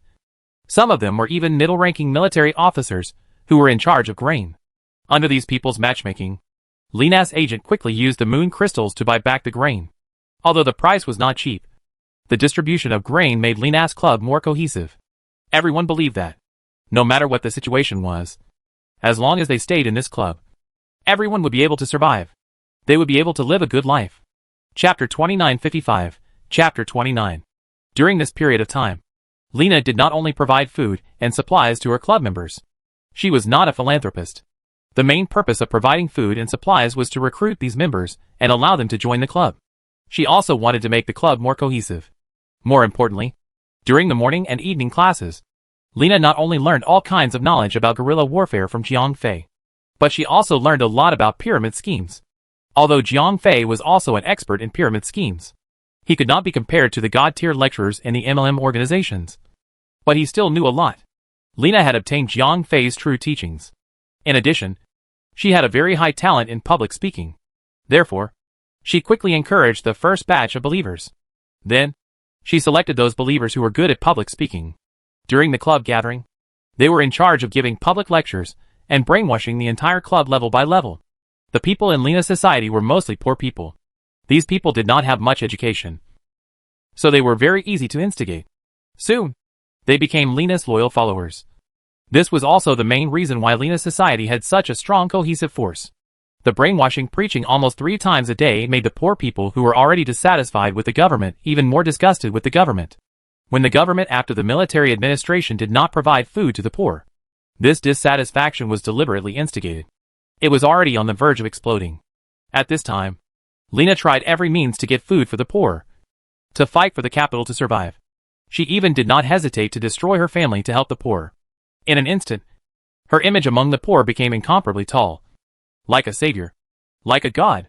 When people were in the most difficult and darkest time, they urgently needed faith to support them. Because you could not see the way forward. You did not know what your tomorrow would be like.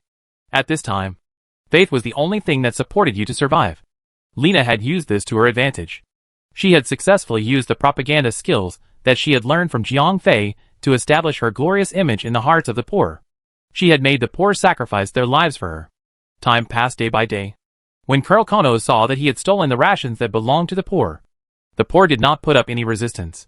Therefore, they became even more desperate, including other supplies.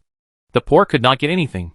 As for the matter of those mid-level officers secretly selling food, Colonel Kono had no way of knowing, because the Gamma space did not lack food.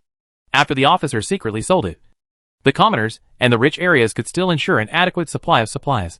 Therefore, everything was as usual. Colonel Kono did not have any administrative experience, nor did he have the habit of checking accounts. So naturally, he could not find the problem. After the poor were deprived of other supplies, Lena also adopted the same approach. Anyway, she had enough moon spirit crystals in her hands. Enough to feed the people in the community. Just like that, another 2 weeks passed. The greed of humans was always increasing step by step. Colonel Kono and the military officers were the same.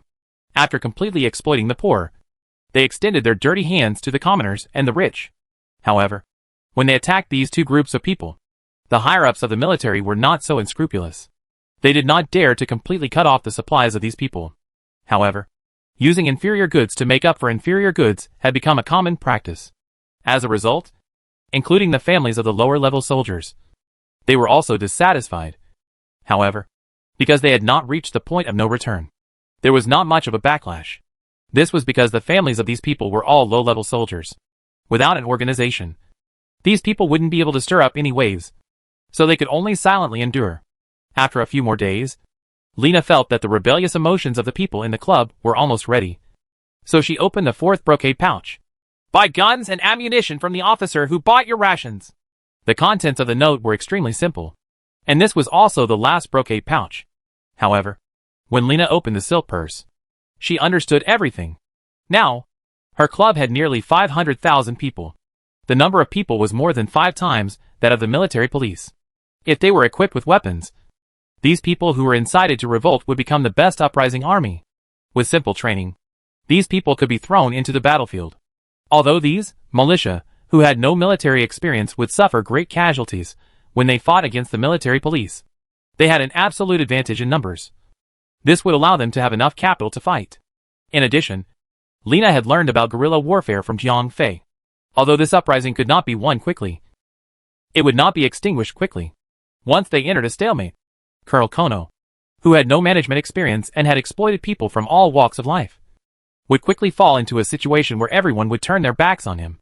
After all, the families of those low-level soldiers would not be able to live much longer.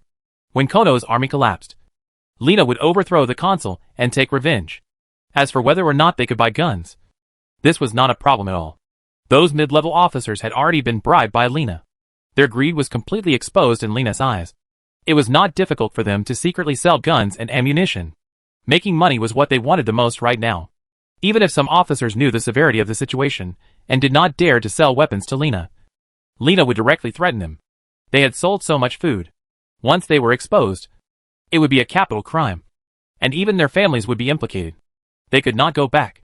After so long, is it finally time to reveal the truth? Lena muttered to herself. Ralph. Oh, Ralph. Who are you exactly? You actually started brewing all of this when you took me in. Or even earlier. Everyone, including the consul, was played by you. And I was willing to become your chess piece. Lena held a piece of paper in her hand and stood there for a long time. She suddenly felt a little afraid. Facing such a terrifying enemy. Could she really win in the final showdown? Or would she end up as a dowry for others? Sigh. Don't think so much. At least I can kill the consul. This is enough for me. Finally, Lena took a deep breath. Although there were 2 people who caused her father to be killed, she couldn't kill any of them by herself. It was impossible for her to avenge her father. Now, although Ralph was using her, he at least gave her the chance to kill the consul. Although she didn't know where he had dug a hole for her, she could at least kill an enemy. This was worthy of her father. After making up her mind, Lena called her most trusted aides and asked them to go to the middle-ranking officers to buy weapons. The first batch of weapons were not many. Each officer only needed to sell 1 or 2 pistols. However, as long as this precedent was set, the subsequent transactions would be pointless. When Lena was armed with a strong enough force, it would be the time for her to take revenge. Chapter 2956, Chapter 29. As expected, the men that Lena sent out to buy guns were basically successful in getting the first batch of guns, because the hadron that Lena asked these people to buy were not many, and they were all handguns with less power. They bought them in the name of self-defense, so the middle-ranking officers did not care too much. Moreover, at this time, these middle-ranking officers were full of making money. The price that Lena gave was enough to move their hearts. Although a few officers expressed some hesitation, in the end, they still yielded to Lena's price. None of these guys actually needed to be threatened, and they were all moved by money. Since this precedent was set, Lena's subordinates went to these officers every day to buy guns and energy magazines. Sometimes, they even went to buy them twice a day. Moreover, the number of weapons they wanted was getting larger and larger, and the power was also getting stronger and stronger. After a week, Lena's men even began to purchase the heavy firepower of energy cannons 1 company at a time. Although these officers had long been aware of this, just as Lena had guessed, these officers could no longer go back. Once their crimes were exposed, it was enough to make them lose their heads 100 times over. Right now, the only thing these officers could do was to continue trading with Lena. At the same time, they prayed in their hearts that nothing bad would happen. Then, it was time to arrange for them to escape. Although Gamma space was only this small, there was no place to hide after committing a crime. However, once they were in a chaotic world, they could still find a place to hide. Although these mid-level military officers did not have any foresight, Lena and her club were frantically buying weapons. Even a fool would know that they were not doing this for fun. Thus, in the end, these mid-level military officers went all out. They were all agents who were organized to steal weapons from the warehouse and sell them to Lena. Some even sold their mecha. So in less than a month, Lena had actually armed a terrifying army of nearly 100,000 people. Although these soldiers were generally untrained, and their weapons and equipment were mainly light weapons, the scale was much larger than when the security officers had rebelled.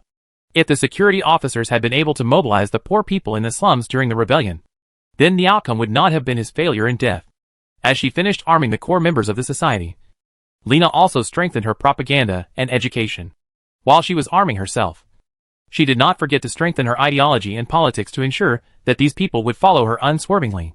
When the armed forces of 100,000 people were completely completed, Lena finally appeared. She was wearing a black dress and looked extremely solemn.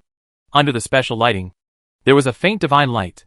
Although the trick of pretending to be a ghost in the Gamma space was not as good as Jiang Fei's hometown, this kind of faint psychological hint was very effective. This kind of special light and shadow effect, it made Lena's image in the hearts of the club members become even more mysterious and tall. My dear brothers and sisters, I have let everyone down. When Lena opened her mouth, everyone was stunned because no one knew what Lena meant. During this period of time, it was Lena who provided food and clothing for everyone, giving everyone a chance to live. If it wasn't for Lena, everyone would have starved to death. But she had never asked anyone to do anything. What did she mean by this? Just when everyone was confused, Lena opened her mouth again. I originally wanted to build a carefree country here so that everyone could live happily. But, I'm sorry, I was too naive. Although I have a certain amount of wealth, I'm not a god. I can't conjure food. And I can't conjure more moon spirit crystals. I've already exhausted all of my wealth. Today, I used the last amount of moon spirit crystals to buy some food for everyone. But I can only feed everyone for another 3 days. So, please forgive me. I'm not your savior, Lena said. She actually covered her face and cried bitterly. Everyone was stunned. When they received this news, their first reaction would definitely be panic. After all, during this period of time, no one had been worried about food. Immediately after, a wave of emotion surged into everyone's hearts. Humans were emotional animals, and true ingrates were rare. Therefore, when they thought of the young girl on stage, she actually spent all of her wealth for everyone. In the end, not only did she not feel sorry for having nothing, but she was also worried about everyone's future. This was too touching. Miss, don't say that. You've already done enough for us. At this time, there was naturally a chill to guide the atmosphere. Yes, Miss, you've already sacrificed everything for us. You don't have any money now, but you don't have to worry. Next, it's time for us to repay you. Another one of Lena's core subordinates shouted. But, we can't even eat now. How can we repay Miss? The third confidant said. Humph! Those soldiers have taken so much money from us. It's time for them to pay the price. Someone shouted angrily. That's right. Didn't those soldiers rely on guns to control all the supplies and food? Now that we also have guns, why should we let them exploit us? Can't we just snatch back all the supplies and food? The first shill shouted. That's right. We also have guns. Then why should we let the Miss spend money? Snatch back the food. And we have to snatch back everything that belongs to the Miss. It's time for us to repay the favor of the Miss. Lena's core subordinates fanatically stirred up the atmosphere. Normally, their guidance might not have had much effect. But don't forget, during this period of time, Lena's club had gathered almost 3 times a day. Every day, they were brainwashing and spreading propaganda. At this time, Lena was like a saintess in everyone's hearts. Therefore, after being deliberately guided, everyone became excited. That's right. Repay the lady. Take back the food that belongs to us. We've suffered enough oppression. Let those rich people and the army go to hell. Kill them! The anger and hot-bloodedness of the poor people were ignited in an instant. During this period of time, their resistance and dissatisfaction had been incited to the verge of erupting. Today, if the fire were to go down, it would be completely ignited. For a long time, the poor had been oppressed and lived very poor lives. Everyone was already used to it. But this crisis had made them unable to live such a hard life. In the most critical moment, Lena had given them hope to live and had let them live a good life that they had never dared to imagine before. Now that someone was trying to take away their good life, how could they allow it? Chapter 29:57, Chapter 29:45 Attack. As the saying goes, it is easy to go from frugality to extravagance. But it is difficult to go from extravagance to frugality. Those who have not seen hope will not know what despair is. The people in the slums were like this. They had lived a difficult life before, but they were already used to it. However, Lena's appearance allowed them to live a normal life. This kind of ordinary people were used to it. The days that the rich did not care about were like heaven to the poor. In order to protect this life, they could sacrifice their own lives. After living a life where they did not have to worry about food and clothing, the poor could no longer tolerate returning to the days when they had no food or clothing. Thus, under Lena's instigation and the instigation of her core subordinates, the eyes of these poor people turned red. Now, whoever dared to touch Lena and their good days would be taking their lives. They would fight to the death. And now, they still had guns in their hands. Seeing that the emotions of the poor people below had been mostly incited, Lena slowly opened her mouth and said, Have you really thought it through? Miss, we've thought it through. Those guys don't want us to live anyway. So let's fight it out with them. Yeah. Let's fight it out with them. Let's fight it out. There were many reasons to fight. Ideals, love, faith, national enemies, hatred, glory, wealth, and so on. But none of these had the purest and most direct reason, which was to survive. The poor people in the slums were like this now. Although they were grateful to Lena, That was definitely not the main reason for their rebellion. The reason why these people did not hesitate to rebel with Lena. The most fundamental reason was that the current government made it impossible for them to live. In this situation, in order to survive, these poor people could only risk their lives to fight. Even if they died, they had to fight for a chance to survive for their families. Then, do you believe me? Lena asked after seeing the emotions of the poor people below completely ignited. Yes. Miss, we believe in you. Miss, please lead us to survive. Everyone shouted from the bottom of their hearts. Although they were not completely revolting for Lena, they still trusted Lena very much. After all, during this period of time, it was Lena who provided food and clothing for them. Therefore, in the eyes of these people, Lena would definitely not harm them. Moreover, there was really no place for them to be harmed. In any case, the current government had already forced them to a dead end. Good. Since everyone trusts me, then I will definitely lead everyone to fight our way out. When Lena said the word kill, she was so close to breaking her silver teeth. She had waited so hard for this day. Miss, as the saying goes, there is no time to lose. In order to prevent the news from leaking out, we had better act now. One of Lena's subordinates said. Yes, you are right. Lena nodded. She knew that there was no time to lose. If things were delayed, things would change. Although she had the army in her hands now, the military and police had more heavy weapons and mechas. If they were surrounded, they would not be a match for them. Everyone, listen to me. Since we want to resist, we have to fight with a purpose. We cannot fight blindly. Otherwise, the only thing that awaits us is defeat. Our goal is to survive, not to vent our anger. Therefore, we want victory. Lena said to everyone. That's right. Miss, you are right. We are all boorish people. Just tell us what to do. The people below shouted. All right. Then I'll tell everyone what I think. Lena nodded. She had already made the basic battle plan based on the guerrilla warfare knowledge that Jiang Fei had taught her. First of all, this side of the slums is our base.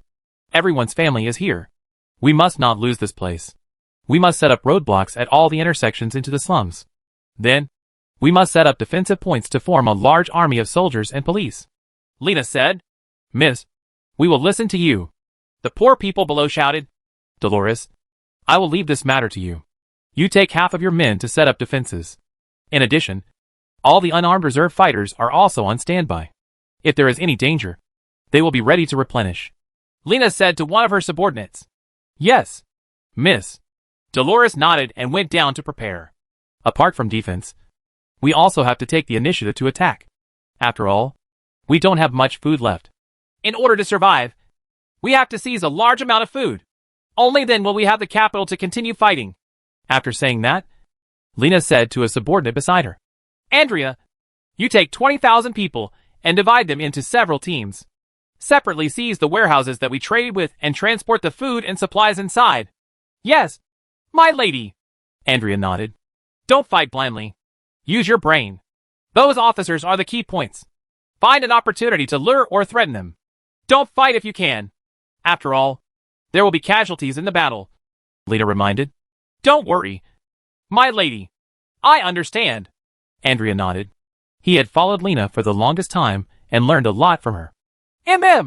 Among these people, I'm most relieved of you. Lena nodded.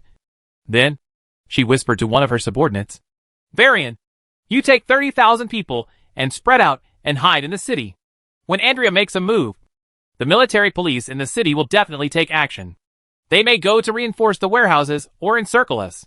At this time, gather your troops and attack the 3 arsenals in the south of the city.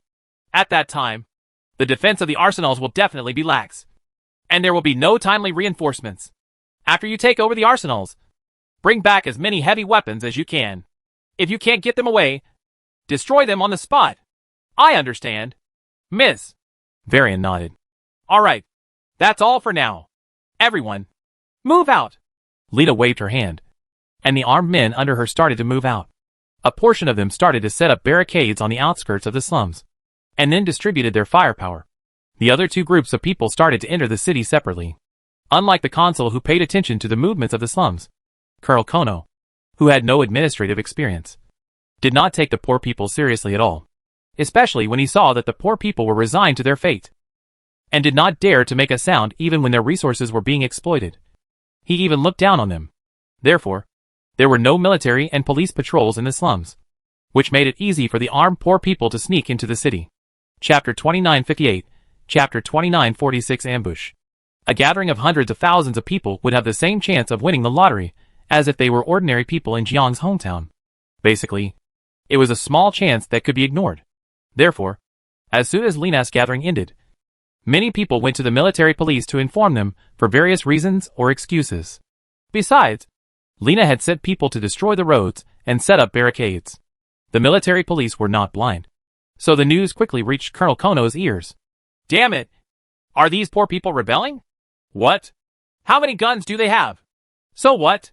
A bunch of poor people with 100 guns think they can turn the world upside down? After Colonel Kono heard the report from his men, he did not put Lina and her club in his eyes at all. This was all thanks to the middle-ranking military officers that Lina had bribed. They had played a big role in this incident. It was really a big role. Although there were some traitors around Lina, the level of these traitors was generally low.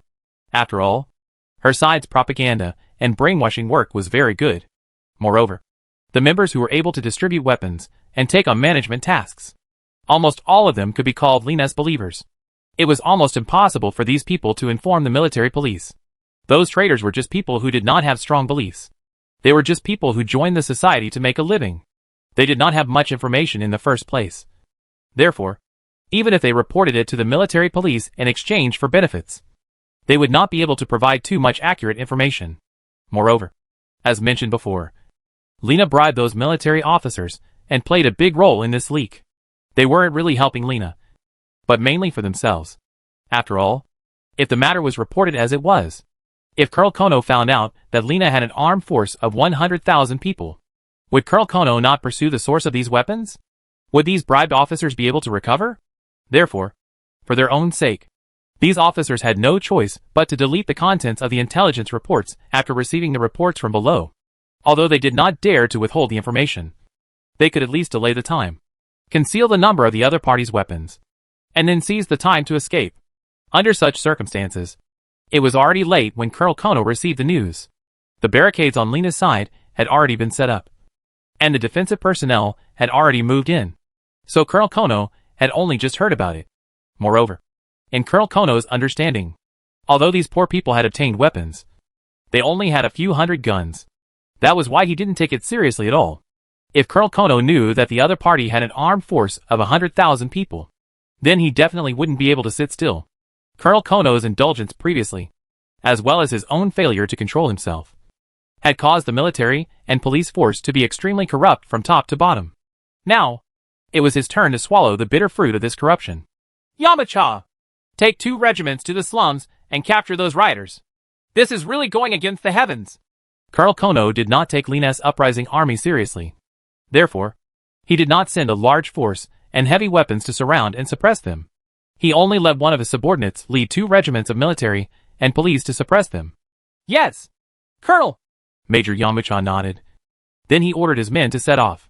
Although the current military police were the same as the group of people who fought against the clone army under the sheriff, their morale and combat strength were completely different. Although the military administration had not been implemented for a long time, under the indulgence of Colonel Kono, the military police had been seriously corrupted, and their combat strength, which had completely lost the mood to train, had rapidly declined. The military police force, which had originally been strict and disciplined, was now sloppy. They crossed their guns diagonally and swayed their shoulders as they walked on the street. They did not look like a well-trained army at all. Instead, they looked like a group of disgusting ruffians. They did not rush forward and did not have any strategic plans. Just like that, Yamacha brought his 2 regiments of military and police officers and walked around aimlessly. It took them nearly 4 hours to reach the outskirts of the slums. They could already vaguely see the barricade in front of them. We're almost there. Everyone, cheer up! Yamacha shouted. Yes! The military and police officers answered listlessly. There was nothing in the slums. It really did not pique their interest. After we take down the slums, we can move freely for a day. Although this place is poor, there are a lot of girls here. Yamacha's words had the effect of stimulating the morale. Okay, I was waiting for your words. Ha ha! The girls in the slums. The men are here. All of a sudden, these military ruffians became excited. When they were in the rich areas, these guys often went to harm women. The excited military police sped up a lot. After more than 10 minutes, they arrived near the barricade. Here, many soldiers sneered and looked at the poor people hiding behind the barricade, holding Molotov cocktails and other simple weapons in their hands. Charge over. Kill all those who resist, Yamauchi ordered. Yes. The military police cheered. After loading their guns and bullets, they began to march toward the slums. Seeing that they were about to reach the barricade, the poor people with Molotov cocktails suddenly threw the Molotov cocktails in their hands forward and turned to run. The military police were still far away. Therefore, such a simple throw could not hurt them at all. The Molotov cocktails fell to the ground and shattered. The liquid inside flowed out and then ignited a raging fire. The grayish-white smoke that accompanied it made the visibility of the streets much darker. A bunch of cowards, Yamauchi sneered disdainfully. However, in his understanding, the fighting strength and courage of the poor people were just like this. Charge in! Yamauchi waved his hand, and his military police immediately charged towards the barricade. As long as they crossed the barricade, they could enter the slums. But at this moment, a gunshot came from the attic in the distance. Whoosh! A long-range sniper beam directly hit the forehead of a military police officer. The military police officer did not even have the time to make a sound before he fell to the ground and died. The death of a military police officer was only the beginning. At the same time, dense gunshots came from behind the barricade not far away. Dark red beams shot out from behind the barricade like a torrential rain. Although the poor had not undergone much training, and they had not even held their guns for more than 2 weeks, it was not a difficult task to aim and fire in the general direction. Under such dense firepower, the unprepared military police officers immediately suffered heavy casualties. Damn it! There's an ambush! Take cover! Take cover! Yamauchi shouted. Then, he immediately rushed to the corner of a building next to him. However, not all the other military police officers had the same reaction speed and luck as him. In just a few dozen seconds, hundreds of military police officers had fallen to the ground. Chapter 2959, Chapter 2947.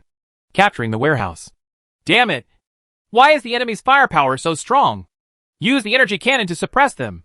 Yamauchi roared. Boom boom boom! Before Yamauchi could finish his sentence, the roar of the energy cannon rang out. However, the attacking party was not the military police led by Yamauchi, but the rebel army hidden behind the barricade. Boom! Boom! Boom! Boom! The explosions continued to appear on the military police's side, bringing more casualties to them. How is this possible? They actually still have energy cannons? Yamauchi was about to go crazy. The number of energy cannons on the other side was clearly not small. This powerful firepower suppressed his troops so much that they could not even raise their heads. They could not even retaliate properly. At this moment, after the military and police had lived a comfortable life, they were no longer willing to be poor. Hence, everyone was focused on hiding. No one wanted to retaliate. No! If this goes on, we are no match for these mobs. Call for help. Call for help immediately. Yamauchi quickly assessed the situation on the battlefield. He only had 2 regiments in his hands, and several hundred people had died. Because the energy cannons were relatively heavy, they hadn't brought many with them when they came this time. As a result, their current firepower wasn't as fierce as those mobs. Yes, sir! A few communication soldiers immediately called for reinforcements from the rear. Pa! Colonel Kono, who had received the call for help, immediately threw the teacup in his hand. A bunch of trash. All trash. They can't even deal with a mob. Colonel Kono roared angrily. Sir, according to the information sent by Yamauchi, these mobs are very powerful armed. They even have energy cannons. An officer said to Colonel Kono. Bullshit. Colonel Kono's spittle almost sprayed onto the officer's face. He roared angrily. They're just a mob. Where did they get energy cannons? This is just an excuse for that trash Yamauchi. Colonel, actually, there are some things that you don't know. During this period of time, there are many officers below who are smuggling arms. The officer said with a laugh. What the F***ck did you say? Colonel Kono's eyes suddenly widened. He grabbed the officer's neck collar and pulled him in front of him. There are many middle-ranking officers who are selling arms. The officer said with fear and trepidation. Why the F***ck didn't you say so earlier? Colonel Kono roared. I thought they were just small-scale fighting. I didn't expect. The officer was also dumbfounded. I didn't expect it. I didn't expect it. What the F***ck did you expect? Colonel Kono kicked the officer out. Then, he immediately ordered, Pass down my order. Mobilize the troops and surround the slums. Mobilize the armored and artillery corps over there. Eliminate those mobs for me. As for those bastards who sell arms, I'll deal with them after I deal with those mobs. Yes, Colonel. Several officers immediately accepted the order. Soon, Colonel Kono mobilized 80% of the military police in the city. The army rushed to the slums in vehicles, because the gamma space was not large, and the population was only a few million. The number of military police was not particularly large. At most, there were only about 30,000 people. Now, Colonel Kono had gathered 20,000 soldiers. They came directly to the outskirts of the slums, facing the barricades in the distance and Yamacha and the others who were suppressed in the corner. Colonel Kono was furious. Trash! All of you are trash! Colonel Kono cursed angrily and then ordered, Order the artillery corps to suppress the enemy. Yes! Following the orders of the officers below, the military and police side opened fire. After all, they had sufficient heavy weapons and equipment. So when the artillery corps of the military and police side opened fire, the artillery fire of the uprising army side was suppressed. Attack! With Colonel Kono's order, the military police army began to advance toward the slums. Although they had abandoned training during this period of time, these military police were, after all, trained professional soldiers. The coordination of their infantry cannons was much stronger than the poor people of the rebel army who had not undergone training. After being suppressed by the powerful firepower, the rebel army behind the barricade had already withdrawn from their positions. After all, under such intense artillery fire, they would only suffer meaningless casualties if they continued to persist. After withdrawing from the barricade, it did not mean that the rebel army had given up on resisting. They began to engage in street battles with the military police based on the streets. Miss, the enemy's firepower is too fierce. Should we send out our mecha? A subordinate came to Lena's side. No rush. Lena waved her hand. They did not have many mecha in their hands, and their pilots were even scarcer, so they definitely could not waste them so easily. Moreover, Lena was confident in her heart. Although the military and police had fierce firepower now, the uprising army only needed to rely on the streets to delay their attacks. Very soon, these military and police would not be able to continue fighting. But the enemy has already attacked the second street, the subordinate said anxiously. It's all right. Arrange for people to evacuate the unarmed members and those family members to the last street. The armed personnel will be on a level-by-level defense. There's no need to panic. An opportunity will soon appear, Lena said very calmly. Yes, miss. Under Lena's influence, her subordinates calmed down and began to carry out Lena's instructions. Just as the artillery fire in the slum shook the sky, Analia, who had already arrived at the warehouse district, also began to take action. The uprising army that was originally scattered was regrouped. More than 20,000 armed forces instantly surrounded those warehouses. There were only 3,000 to 4,000 soldiers guarding the warehouses. After being transferred, there were now over 2,000 people. Moreover, the officers here had also received the news that Colonel Kono had suppressed the riot in the slums. They were going to deal with him. So everyone was panicking. At this moment, the warehouse district was surrounded by a large number of armed rioters. When this news reached the ears of the middle-ranking officers, it was like a bolt from the blue. At this moment, Analia followed Lena's arrangements and did not attack directly. Instead, he sent people to contact the officers and persuaded them with reason and emotion, telling them that the only way out was to join the uprising army. Otherwise, regardless of whether the uprising army won or lost, they would not have a good ending. These middle-ranking officers were left with no other choice. Most of them were shaken, but none of them dared to be the first to surrender. At this time, Anaria ordered the rebel army to attack the warehouses guarded by the few officers who were determined not to surrender. Boom, boom, boom! The sounds of explosions and explosions from the energy cannons rose and fell one after another, with the advantage in numbers and firepower that was not weaker than the defenders. Anaria quickly took down the two warehouses that were guarded to the death. Then, he executed all the officers and soldiers in public. Chapter 2960, Chapter 2948 The Sky High Fire. Just after Anaria ordered the execution of the two military police who stubbornly resisted the warehouse, the other hesitant warehouses sent news of surrender one after another. After learning from the previous experience, the officers of the remaining warehouses immediately stopped hesitating. Even if they hesitated, The soldiers under them could not make them hesitate anymore. After all, everyone had been selling arms for a long time. They were used to making easy money. Who would want to die now?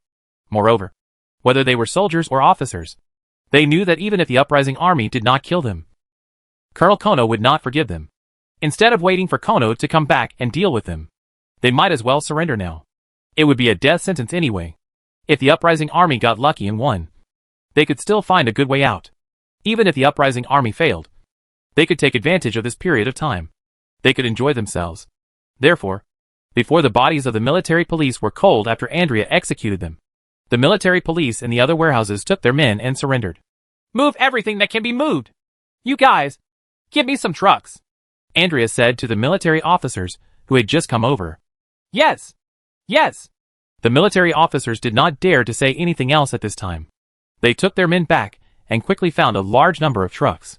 On this side, Anaria said people to move the things in the warehouse, whether it was food, supplies, or the weapons and equipment of the military and police. They were all collected by him. In the end, Anaria poured a few barrels of gasoline on them. Then, a huge fire burned these warehouses down. Following that, Anaria led his 20,000 men to escort these supplies back. He did not return to the slums directly. Instead, he followed Lena's instructions and moved these supplies out of the city. Then, he hid them in a few farms on the outskirts. His rebel soldiers were also divided into several groups and stationed in these farms. Lena did not let Anaria return to the slums directly with the supplies. The main reason was that Colonel Kono was currently leading the main force of the military police to besiege the slums. Once Anaria returned, he would definitely meet Colonel Kono's men. Although Andrea had more than 20,000 people, their equipment could not be compared to the military police. With just some light weapons, they were not a match for the main force of the military police. If they were to be snatched back by others, then the previous efforts of Andrea and the others would be in vain.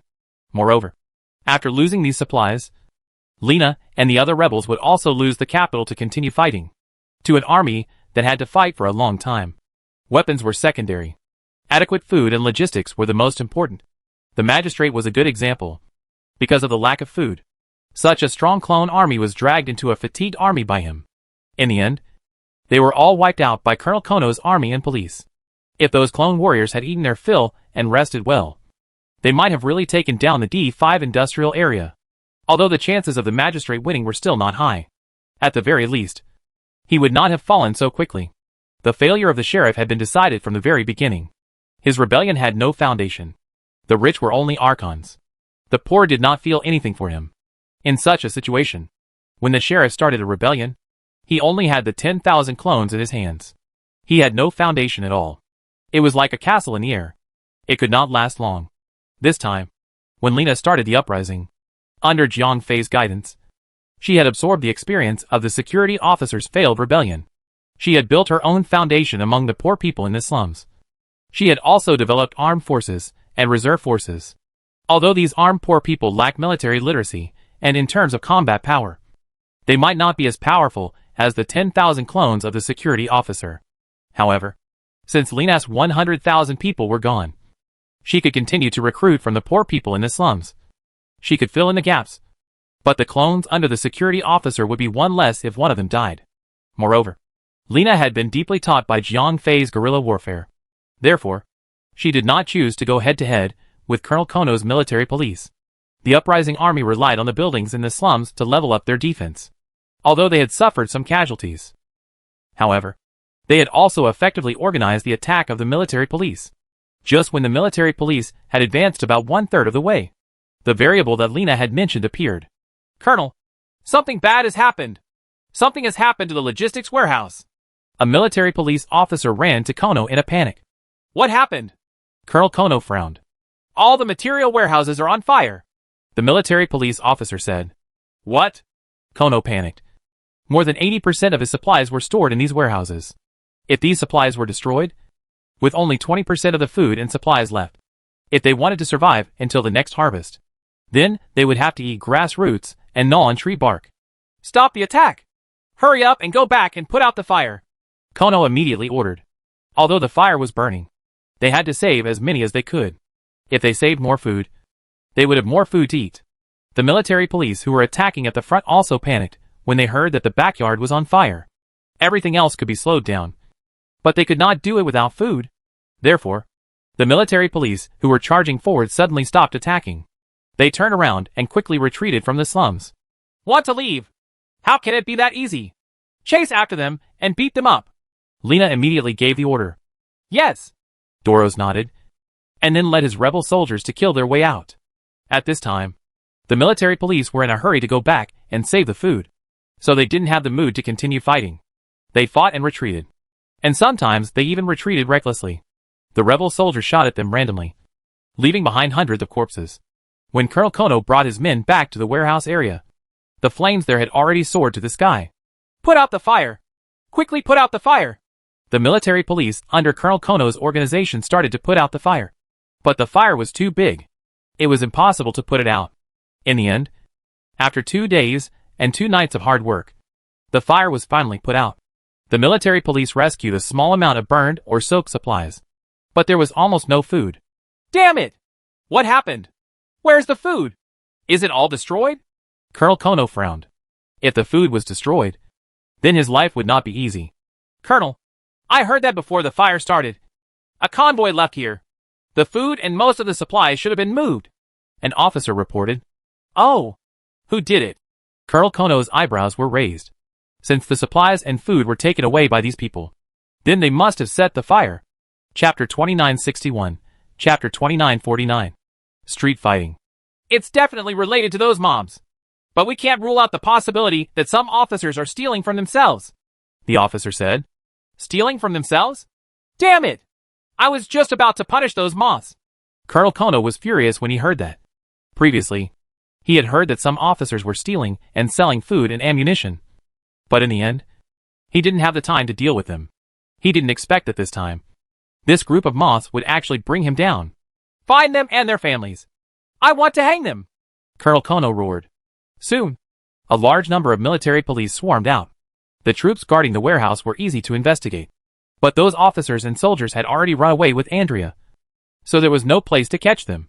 However, the families of these soldiers were miserable. They did not want to be like the officers, who had the chance to take their families with them. Thus, the families of these soldiers became Colonel Kono's punching bag. In the square in the center of the city, Colonel Kono hanged the families of these soldiers. Not only their parents, wives, and children, but also their aunts, and relatives within several generations were all sent to the execution ground. Under the fury of Colonel Kono, everyone in the city was in danger. To put it bluntly, Colonel Kono was still a rude soldier. He was a talent in the war. But when dealing with these matters, he was too emotional. He didn't think too much about many things and directly gave orders. This time, although he hanged thousands of people in one go, greatly increasing his prestige and making the common people fear him, it also made everyone in the city panic. And the most fatal thing was Colonel Kono's large-scale operation. The underlying reason for it also spread. All the supplies had been stolen. The entire city had no food, no supplies to be served, and everyone had nothing. Now, there were 2 ways in front of Colonel Kono. He could continue to distribute the supplies according to the rations, but the remaining supplies were only 20%. If he continued to distribute the supplies like this, although it could appease the people's hearts, he would soon exhaust everything. The second option was to reduce the rations. With the current supplies reserves, it was impossible to ensure that everyone would be full. Therefore, he could only maintain that everyone would not starve to death. He had to endure this for now. Wait until Colonel Kono recovered the lost supplies, or wait until the next harvest. These 2 options had pros and cons. The first option was a gamble. If Colonel Kono did not recover the lost supplies in time, and if he did not defeat the rebels in the slums in time, then his ruling region would completely collapse. The second path was relatively safe, but it would also make him feel uncomfortable because there was too little grain left. In order to ensure that he could survive until the next harvest, Colonel Kono could only cut everyone's quota. In that case, he could not even guarantee the combat effectiveness of the army. In the end, Colonel Kono met with his officers and implemented the third plan, which was the combination of the first 2 plans. He would restrict the rations of the common people, and the army's rations would be distributed as usual. This way, the problem that Kono faced was that since he could not persist until the next harvest, the people would also be dissatisfied with him. However, Colonel Kono still had some ability. He could at least see the direct way to solve the crisis to destroy the rebel army and take back the rations that they had taken away. although some officers had said that the rations might have been stolen by the officers guarding the warehouse. The rations would still end up in the hands of the rebel army. After all, it was useless for those officers to get so much food. They did not dare to sell it to Colonel Kono again. So the final sale was only to the rebel army in the slums. Gather the troops! Attack the slums! Colonel Kono gathered almost all the troops, and the army directly moved to the edge of the slums. However, because of the 2-day pause, Lena had long led the rebel army to rebuild the barricades and various fortifications. If the military and police wanted to attack, they had to start again. Boom, boom, boom! The rumbling sounds of cannons rang out near the slums, and the military police launched an attack. This time, the military police's pace of attack was much faster, because the resistance of the rebel army did not seem to be as firm as before. What's the situation? Colonel Kono frowned. This battle was much simpler than he had imagined. Miss, do we still need to retreat? At this moment, Doros was also asking Lena. It doesn't matter. Have our women, children, and non-combatants all evacuated? Lena asked calmly, as if the rumbling sound of the cannons did not exist. They have all evacuated. They are already stationed in the suburbs. There is sufficient food and supplies there, Doros said. Then we can fight without any worries. Lena nodded, and then she stood up. Behind her, the soldiers with weapons in their hands shouted, Brothers, for your families, to feed and clothe them, to prevent them from being exploited and oppressed. Hold on to the guns in your hands. Fight for a happy tomorrow. Fight for tomorrow. All the volunteer soldiers roared like thunder. Swish. Lena waved her hand. Almost 50,000 volunteer soldiers followed their leader and quickly blended into the streets of the slums. Although they had the advantage in numbers, due to the great difference in military literacy, the equipment was too outdated, and they were extremely short of heavy weapons and mechs. Therefore, Lena did not plan to fight head-on with the military police. She taught the guerrilla tactics that she learned from Jiang Fei to her corps members. Then, she had them lead the ordinary armed members to form a 100-man guerrilla unit in the streets of the slums. They would fight guerrilla warfare with the military police. Once the guerrilla warfare started, it would actually be a battle of attrition, because the guerrilla units were almost all sneaky. A few of the military police would die if they were not careful. As a result, Colonel Kono, who originally did not have the advantage in numbers, would soon feel the pressure. He would soon feel the pressure. On the other side, the military police were enjoying the thrill of victory. All of a sudden, cold shots were fired from the street corners or rooftops. These military police were scared out of their wits.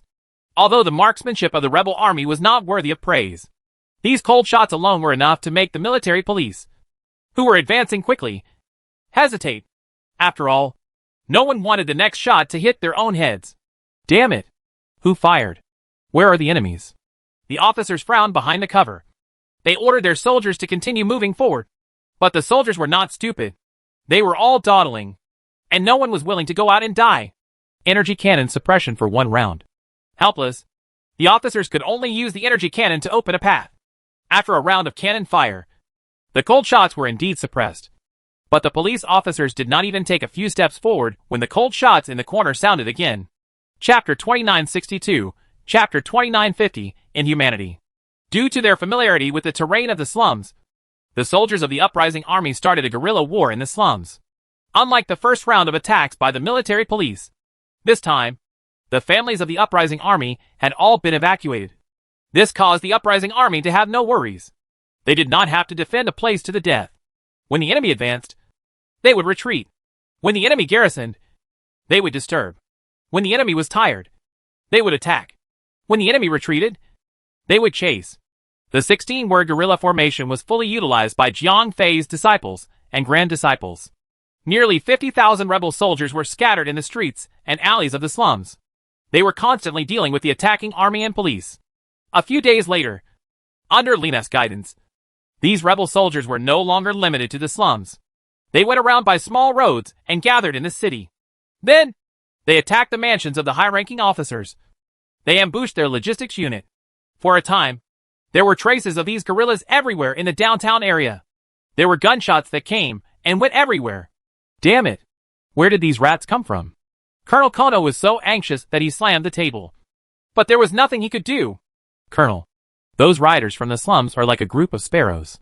They came from all directions and scattered after making trouble. We can't catch them at all. The officers under Colonel Kono were also helpless.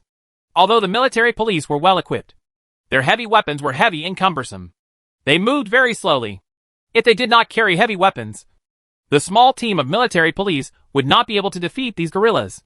If they carried heavy weapons, before the military police arrived, they had already scattered. No one knew where they had gone. In the huge city, the military police carried heavy weapons and ran back and forth. They were led around by the noses of the guerrillas. Each and every one of them was extremely tired. But they did not catch the tail of any of the rebels. Pa! Colonel Kono had already broken countless cups. He was hopping mad in his office. Bastards! These mobs are too cunning! Kono kept roaring. These poor people had never been in his eyes. But now these guys had brought him huge trouble. Not only did the guerrillas cause trouble, Kono was also facing another pressure at this time. That was the dissatisfaction of the residents from the rich and commoner areas because of the shortage of supplies. He had to restrict the distribution of supplies to these people. But as the battle continued and the guerrillas continued to destroy, Kono found that he could control less and less supplies. As a result, he could not only maintain food rations, he could not be satisfied. So he could only mix grains with impurities such as sand or wheat bran. But in this way, the people were naturally more dissatisfied. Although they did not say anything on the surface, they secretly communicated with the guerrillas and found a way out for themselves. Once they had their own spies in the city, the guerrillas would be able to come and go more freely. Their constant activities created even more pressure on Colonel Kono. In just a short week, the military and police under Kono were already exhausted. Although the army could still ensure an adequate supply of food, the constant running around every day still exhausted these soldiers. The most important thing was that these soldiers were becoming more and more dissatisfied. Although they were able to eat their fill, their families were eating food mixed with sand and wheat bran. The instability of the army's morale made Colonel Kono unable to relax his brows. However, he really had no way to solve the shortage of food in his hands. Right now, other than ensuring the army's supply of food. Other than that, there was no way for him to give out full rations. To put it bluntly, it was already good enough to give out food to the families of those soldiers. If it was not for the fear of a mutiny, Colonel Kono would have stopped giving out food. Colonel, we can't go on like this. The opinions from below are getting bigger and bigger. If this continues, I'm afraid we won't be able to suppress them, a trusted aide said to Colonel Kono. Sigh. I know.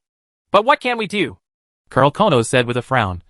When he first saw the consul and Ralph managing the Gamma space, he felt that this wasn't a difficult matter. How could the simple issue of food make things so difficult for him?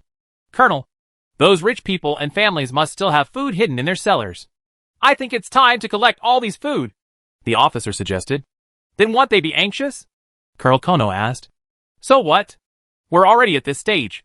Why do they still care about this? The officer asked back. That's right. Let's do it. Kono gritted his teeth. Anyway, the army was in his hands. What was there to be afraid of those rich people and families for? Yes, Colonel. I'll do it immediately. The trusted officer immediately took the initiative to accept the mission. The reason was very simple. This kid didn't have any good ideas. He also wanted to take this opportunity to fill his own pockets. Go do it. Colonel Kono waved his hand. He did not care whether this subordinate of his would take advantage of the situation or not. To him, he only needed to alleviate the food crisis first. Very soon, the rich area once again heard a wave of wailing. The entire area was filled with the sound of wailing. At this time, the military and police had no military discipline to speak of. In the rich area, they could be said to have committed all kinds of crimes. This time, the plundering of the wealthy district was different from the previous time.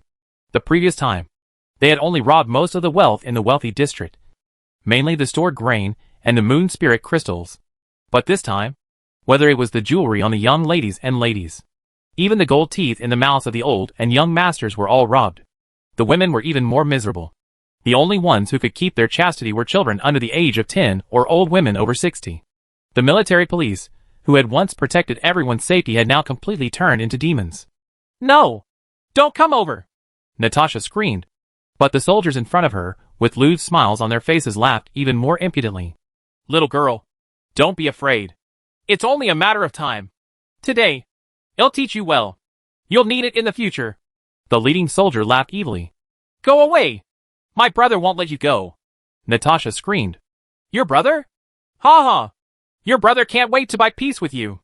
Another soldier also came forward. Previously, Natasha was able to escape because she was still young. The unlucky ones were all girls who were about to become adults. She was a little girl who was over 10 years old and was not taken seriously by others. However, this time, the human nature of the ruffians had been completely distorted. They had completely lost their basic attributes as a human being in the constant battles and raids. Even for a teenage girl like Natasha, they had no pity for her. Chapter 2963, Chapter 2951 arrived in time. Creak!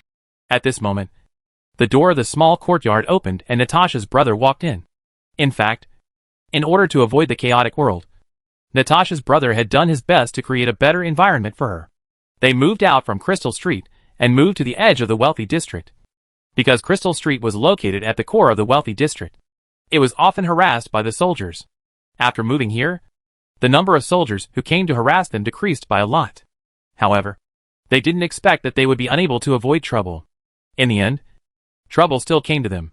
In the morning, Natasha's brother went out. He had to go to the supply station to get today's rations. Otherwise, he and Natasha would have nothing to eat today. As a result, he had just returned home with a few bread rolls. He saw the scene. Brother, save me! Natasha immediately shouted. You stay away from my sister? Natasha's brother immediately rushed up. I'll go! As Natasha's brother rushed up, he was kicked out by the leading soldier. Natasha's brother was a high-level programmer. Although he used to earn a lot of money, his combat ability could not be compared with these soldiers. In just one meeting, he was kicked to the ground. Following that, a few ruffians went up and punched and kicked Natasha's brother. Let go of me! Don't hit my brother! Natasha struggled with all her might. However, a ruffian held her under his armpit. As a little girl who was more than 10 years old, she could not resist at all. She could only watch as her brother was beaten up. Handsome brother, come and save me! Handsome brother, where are you? At this moment, Natasha missed Jiang Fei very much because Jiang Fei was the only one who could save her now. Bah!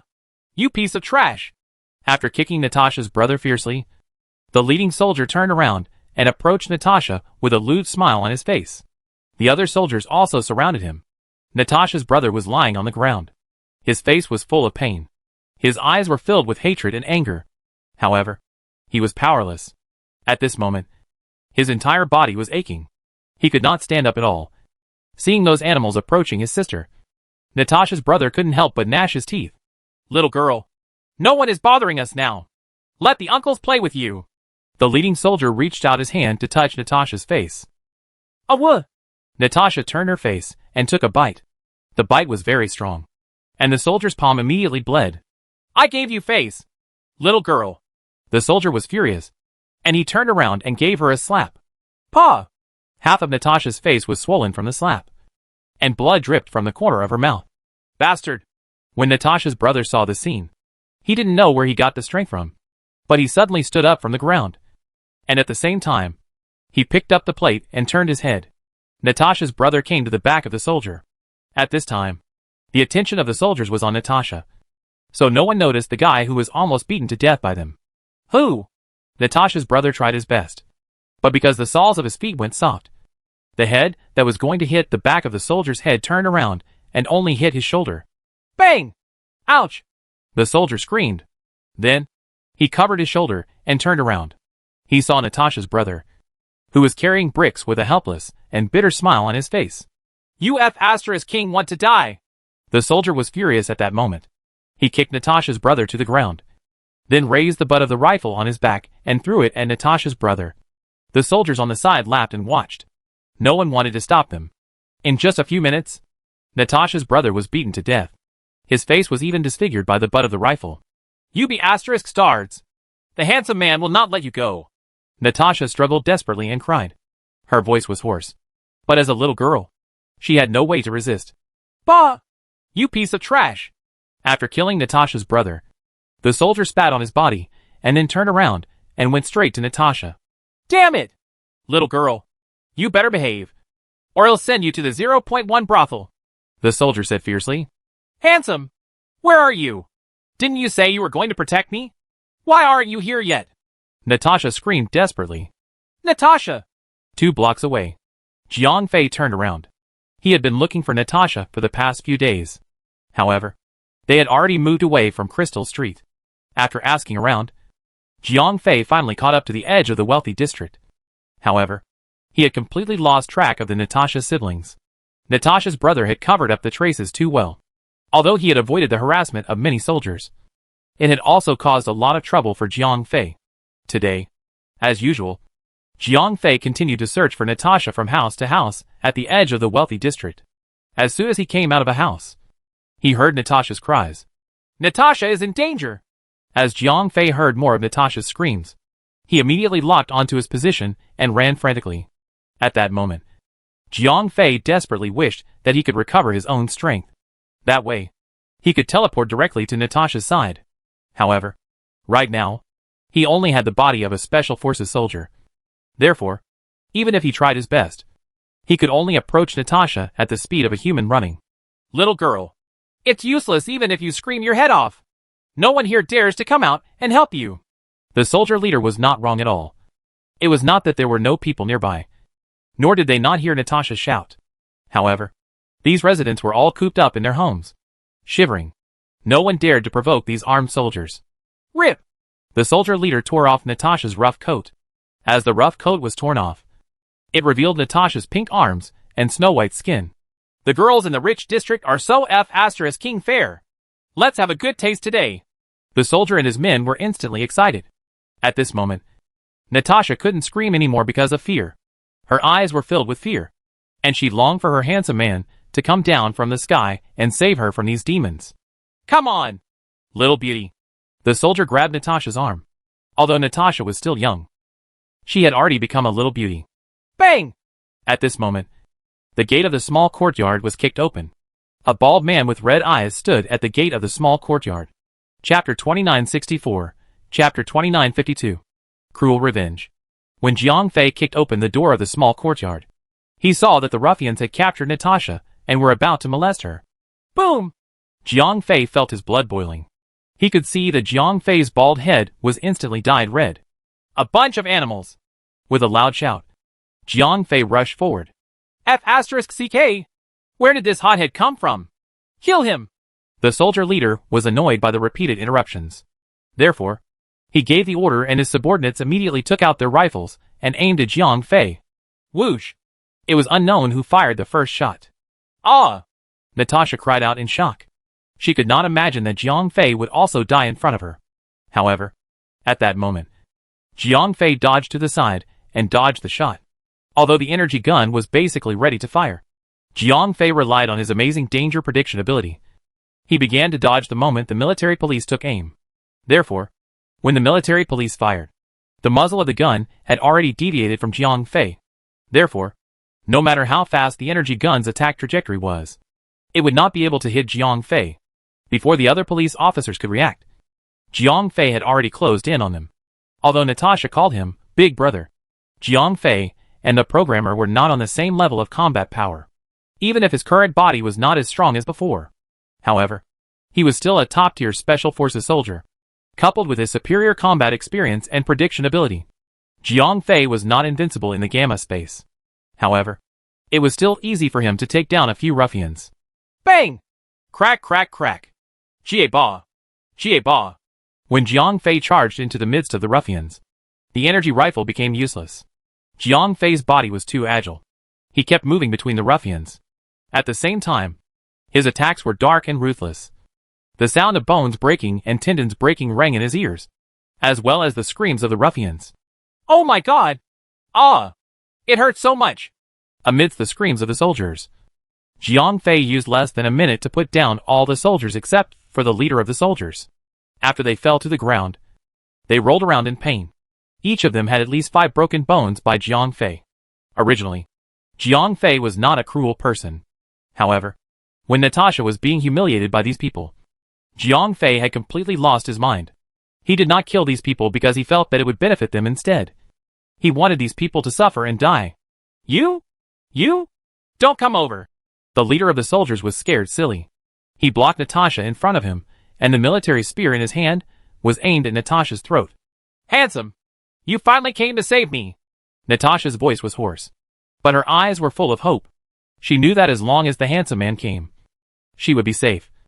No one in the world could defeat her handsome man. Let her go! Jiang Fei's voice seemed to come from the underworld. You? Don't come over.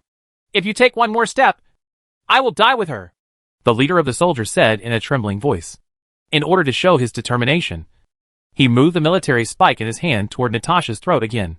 Natasha's delicate neck was punctured by the military spike, and a drop of blood flowed out. I will make your life a living H.L. Seeing Natasha bleed, Jiang Fei's eyes instantly turned red. He immediately activated his mind power skill, Time Barrier. As Jiang Fei's mind power vibrated at a high speed, the surrounding time flow was instantly disrupted. The time flow that was originally flowing in a straight line was frozen. The soldier and Natasha were both frozen in place. Whoosh! Jiang Fei took a step forward. He gently moved the soldier's stinger away and then rescued Natasha from the soldier's arms. After Jiang Fei placed Natasha in a safe place, he removed the time barrier. You? How? Could this be? The soldier did not know what had happened. There was a fault in his flow of time. He did not know how Jiang Fei had taken the girl away. However, without the hostage in his hands, he had lost his last resort. Whoosh! Jiang Fei moved. Don't!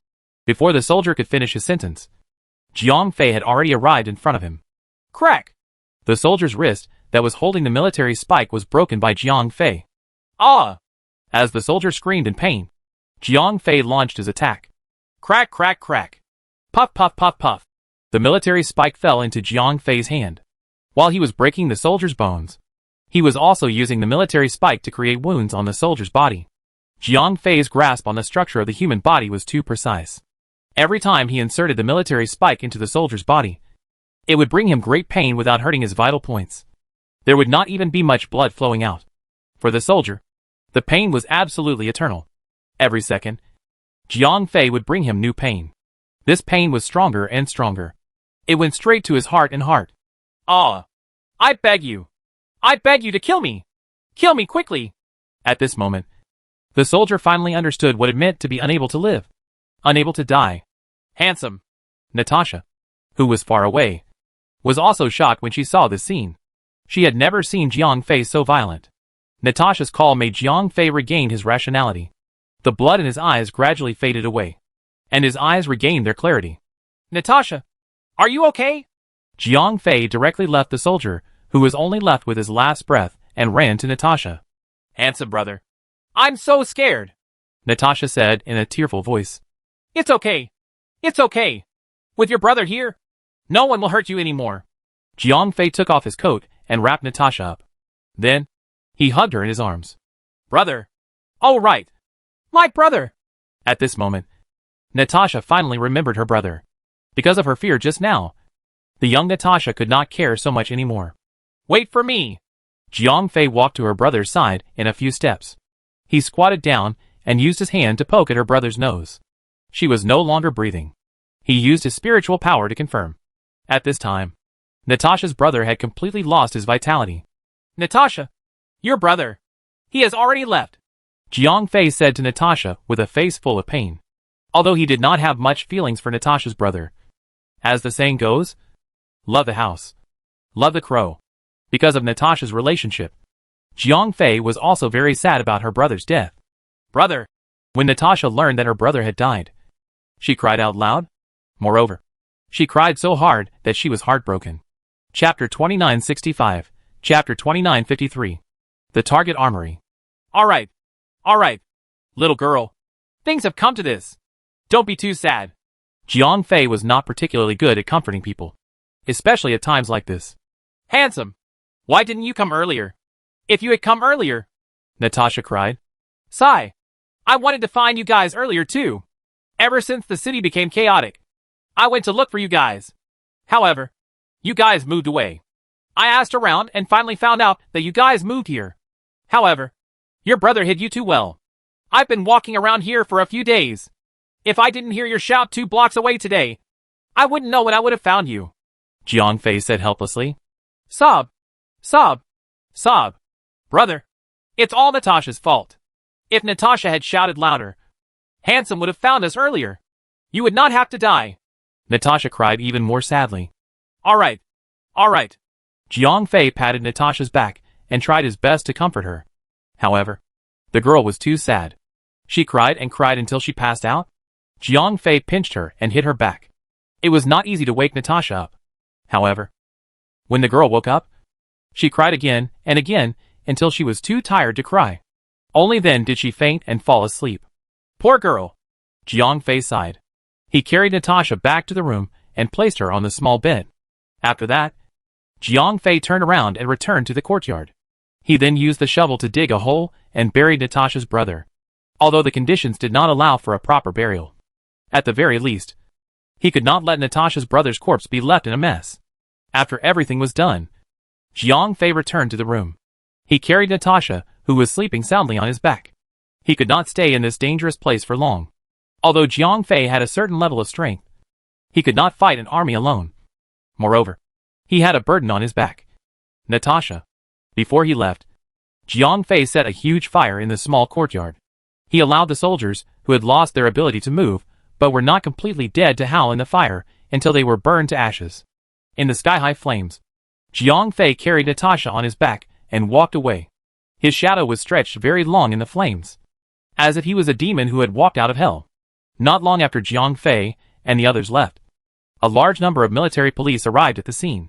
Although the residents on both sides of the street did not dare to make a sound when the soldiers attacked, Jiang Fei had killed these soldiers. The residents were afraid of being held responsible. Therefore, they all went to the police. The fire was extinguished, and the bodies of a few military police officers were carried out. However, there were signs of guerrilla activity everywhere in the city. Therefore, the military police officers did not take Jiang Fei too seriously. They only searched the nearby areas for a while, as a symbolic gesture. After that, they were done with it. At this moment, the city was no longer as peaceful as before. Even when the security officers rebelled, only a small area of the wealthy district was affected. However, now, the entire city had become a battlefield. The sound of gunshots and gunfire could be heard almost everywhere. The residents of the wealthy district and the commoner district were living in fear every day. What they had to worry about was not only the problem of food, but also the harassment of the ruffians and the war that could happen at any time. Although the uprising army did not have the intention to harass the civilians, once they engaged in a firefight with the military and police, it would really be a blind eye. The civilians that were affected could only admit that they were unlucky. Under such circumstances, everyone's hearts were filled with fear. No one knew when these days would end, and no one knew if they would be able to live until tomorrow. At this moment, the residents of the Gamma space were extremely nostalgic for the past days. Even when the economic crisis broke out, they had never been so miserable. It was better to be a peaceful dog than a troubled person. The people of the Gamma space were deeply moved by this saying because they had truly experienced what it meant to say that a human life was worse than a dog's. Go and tell Varian that it's time to do it. On the day that Jiang Fei started killing people, Lena also sent out one of her confidants. Previously, Lena had split into 3 groups. Now, the people defending the slums had been completely freed, as their families and unarmed people had already evacuated to a safe area. They no longer had anything to worry about. Nearly 50,000 people were scattered in the city, engaging in guerrilla warfare with the military and police. The 20,000 people in Anaria had also successfully completed their mission. They brought a large amount of food and supplies and retreated outside the city. They also scattered and hid. This amount of food was enough for the uprising army to fight a protracted war. After the last group of people dispersed into the city, there was no more news. These people were sent by Lena to attack the armory. However, because Kono had always placed great importance on the armory, the guards there had never been moved away or relaxed, which resulted in Varian not moving a single one of them. But as time passed, no matter how much Kono valued the armory, he had to have his soldiers rotate. Because other than the soldiers in the armory, who could maintain a relatively high combat strength, the other soldiers were already exhausted from running around non-stop. The combat strength of the uprising army was not that strong. But they were elusive. They never confronted the military police directly. They would simply ambush them or shoot them in the back. Although the casualties caused by each attack were not that great, the accumulation of time was enough for the military police to suffer. The worst part was that every time the guerrillas appeared, the military police had to encircle them. However, when they rushed to the scene, the guerrillas had already disappeared. This gave the military police all their abilities. They could not use it at all. This was the annoying part about the guerrillas. In fact, The most effective way to deal with the guerrillas was to clear the wilderness. However, the Gamma space did not have such conditions. The Gamma space was narrow, and there was only one city in the Gamma space. How could they clear the wilderness? Burn the only city? Would the military and police survive? Therefore, under such circumstances, the guerrillas in the Gamma space were basically invincible. At that moment, Lena was even more familiar with the 16-word guerrilla strategy that Jiang Fei had taught her. It was really annoying. Even Colonel Kono felt a headache coming on. But he could not do anything about it. In the end, seeing that the soldiers and police under him had been dragged into a fatigued army with less than half of their combat strength, Colonel Kono had no choice but to order his soldiers to rotate with the soldiers guarding the armory. This was to ensure the combat strength of the army. However, this also gave Lena a chance. After learning that the armory had been replaced with a fatigued army, Lena decided to inform Varian to take action. At the same time, in order to cooperate with this operation, all the guerrillas in the city took action. They ran around by the noses of the soldiers and police, transferring them away from the vicinity of the armory. Chapter 2966, Chapter 2954, Taking Down the Armory. Just as Colonel Kono was commanding the military police to surround the guerrillas of the uprising army, the sound of fierce gunfire suddenly came from the south of the city. Boom! Boom! Boom! Boom! The deafening sound of gunfire rang out in the south of the city, and the three armories were fiercely attacked at the same time. Damn it! What's going on? Where did these enemies come from? The military police, who had just changed their defenses, hurriedly rushed to the front of the defensive fortifications outside the armory, their faces full of exhaustion. The military police, who had been changed to the armory, were the most exhausted soldiers. They had been transferred here to rest. Unexpectedly, most of the military police had just finished eating and had not had the time to lie down on the bed to sleep. The sound of cannons was heard, and it was right next to their ears. They were already exhausted, and it was easy to get sleepy after eating. At this time, many military police were fighting with their eyelids, but they had no choice but to come to the front line. This was because the guerrillas of the uprising army had already reached the entrance. Boom! Boom! Boom! Boom! The uprising army under Varian was equipped with almost all of the energy cannons in Lena's hands. It could be said that they were the unit with the strongest firepower in the entire uprising army. At this moment, hundreds of energy cannons were aimed at the door of the armory and were shooting at it. The military police were immediately suppressed, and they could not even lift their heads. Although the military police had better weapons and equipment, the huge disadvantage in numbers made them unable to fight back. Sir, the enemy's firepower is too fierce. We can't hold on much longer. Call for help. Sir, the door is about to be broken through. The soldiers and police in front shouted loudly, but their voices were soon drowned out by the rumbling sounds of the cannons. The battle in front of the armory was particularly intense. Under the cover of the cannon fire, the soldiers of the uprising army kept charging, but they were pushed back again and again by the soldiers and police who had equally strong firepower. Both sides had suffered huge casualties in the battle, but the soldiers of the uprising army were not afraid at all. They stepped over the bodies of their comrades and continued to launch attacks.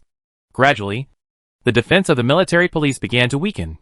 On one hand, the number of the military police was relatively small. After suffering huge casualties, they began to be powerless. On the other hand, the military police's morale was already low. After such a long battle, the military police were no longer the military police of the past. At this moment, although these military police could eat their fill and wear warm clothes, their families were in danger.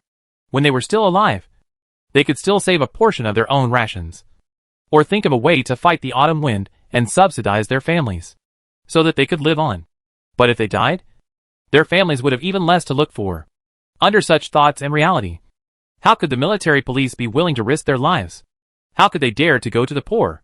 On the contrary, the rebel army was different. They were originally in a situation where they lacked food and clothing. It was Lena who let them eat until they were full. Moreover, their family members were all safe at the back and had sufficient food. In order to maintain the current situation, how could they not fight with their lives? On one hand, if they died, their entire family would not have a place to live. On the other hand, if they died in battle, their family members would be able to live peacefully. On the other hand, if they were defeated in the battle, they would lose everything. This completely different treatment and situation made the morale of the military police and the uprising army completely opposite. The soldiers of the uprising army charged forward without fear of death, while the military police kept retreating to save their lives. On the battlefield, those who were afraid of death would always die before those who were not. Fear and timidity were the biggest enemies on the battlefield. Therefore, when the military police kept retreating in fear, the casualty rate of the uprising army was actually greatly reduced. The soldiers of the uprising army kept charging forward. And very quickly, they forced the military police out of the armory. After occupying the armory, the firepower of the unit was originally weaker, and the soldiers of the uprising army, who had relied on their numbers to support themselves, received the greatest amount of equipment. Their combat strength suddenly soared. Big Brother Varian, what about those mechs? We don't even know how to operate them.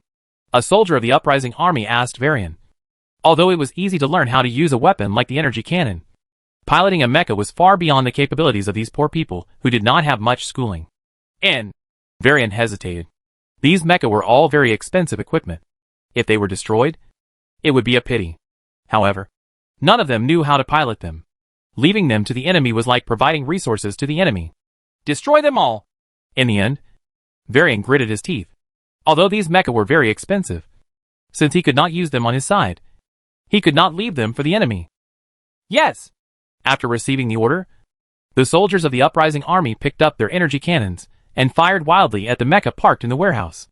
Amidst the deafening explosion, these mecha parked in the warehouse were mercilessly destroyed without any battle achievements. If these mecha could be thrown into the battlefield, it would definitely cause huge casualties to the uprising army.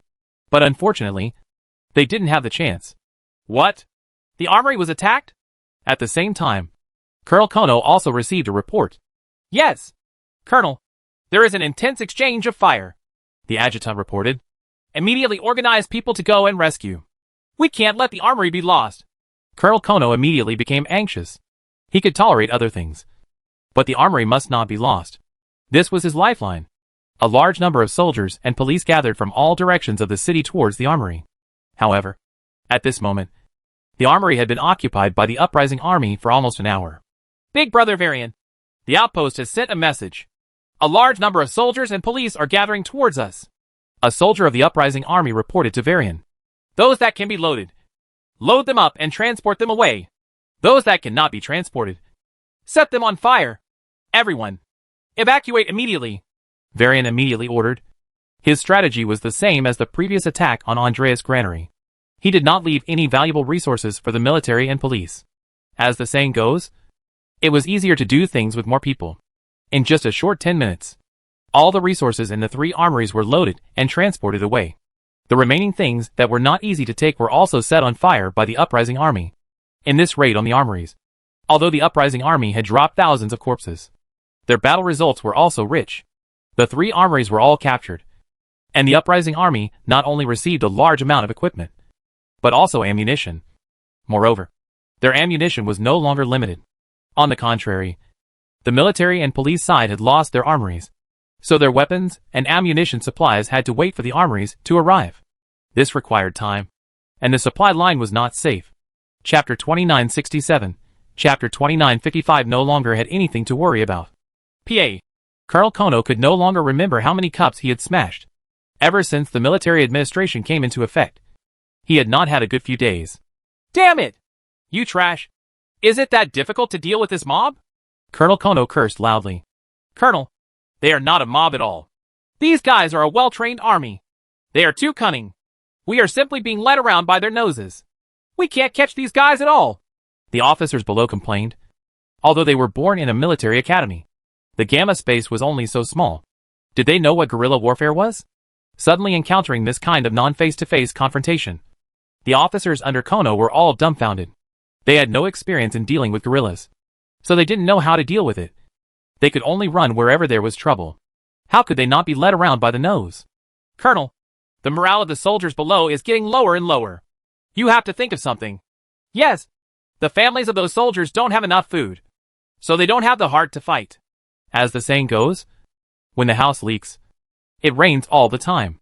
Colonel Kono was already troubled by the guerrillas, and now there was a big problem in the government affairs, which made the irascible Colonel Kono even angrier. The morale is low, and the family members still want food? Huh? I still want F***king food. Colonel Kono roared. The officers below could also feel that their boss was getting more and more irritable, so they all lowered their heads carefully, not even daring to breathe loudly.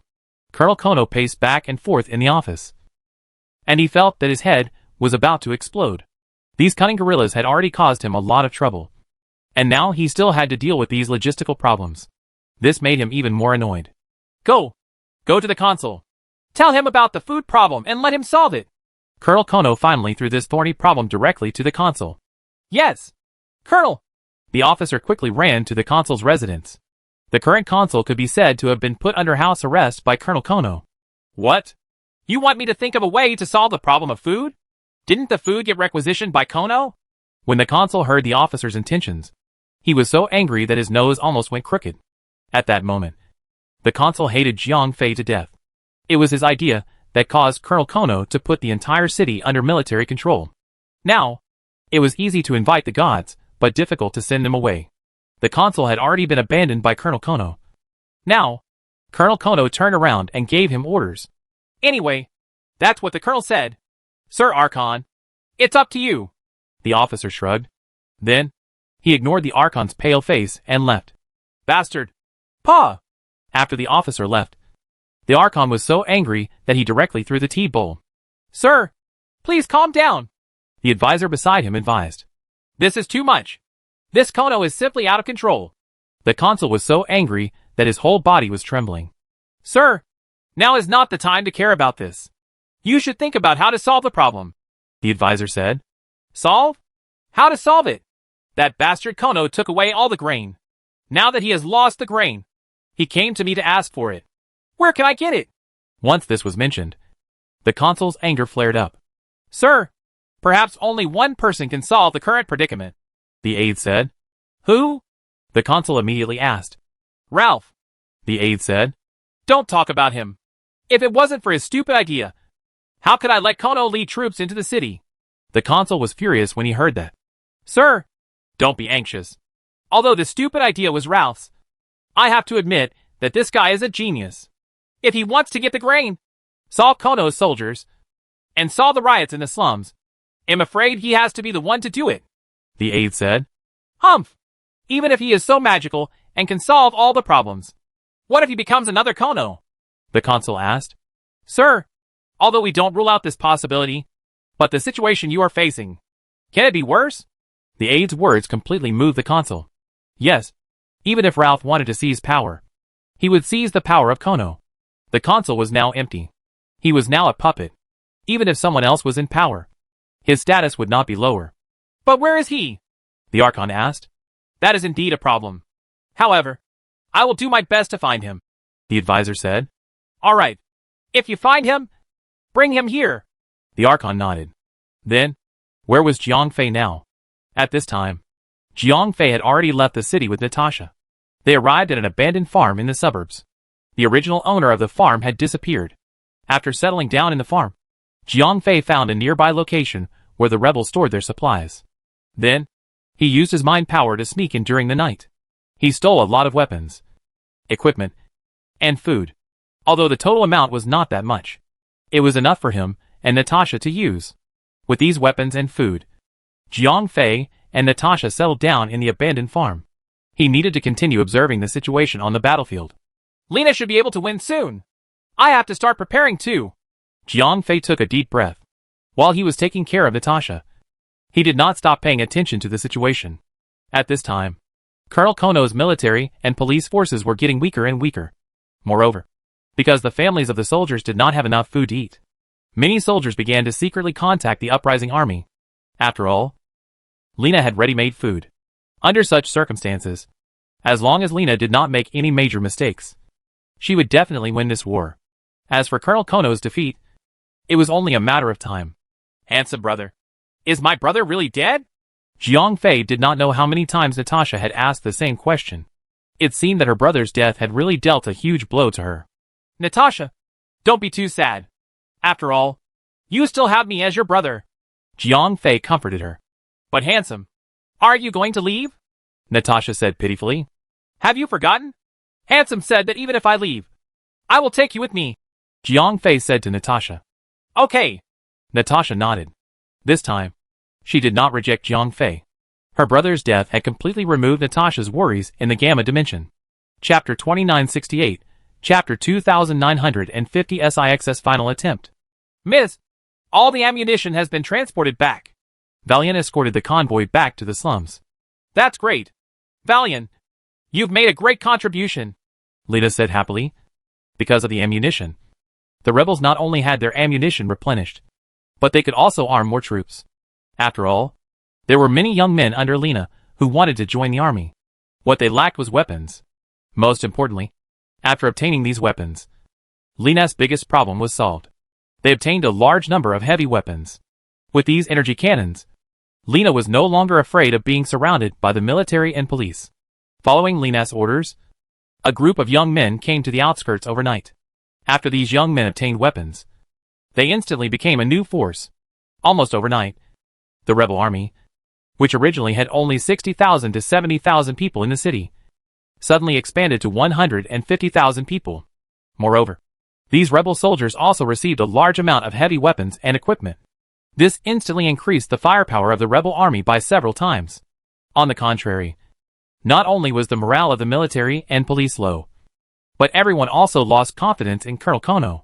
Many military and police began to contact the rebel army in the slums through various channels. Some of the military police even ran over to surrender. Miss, it's about time for us to counterattack. Right, Varian asked Lena. There's no rush. The one who should be in a hurry now should be Kono. Spread the word and say that we have enough food here. As long as those military police surrender immediately, not only them, but also their families will get enough food rations. Lena said, Miss, with our current strength, we will be finished if we fight them directly. Why should we give them food? When we didn't have food back then, why didn't they say that they would give us food? Varian said unwillingly. Sigh. They can't make decisions like this. They are the same as us. Poor people. Our targets are Colonel Kono, the consul, the rich people, and not the military police who are also poor people, Lena explained. Miss, only you are so magnanimous. In any case, I'm not willing to give them food, Varian said angrily. Why are you such a hypocrite? Right now, they have no food to eat.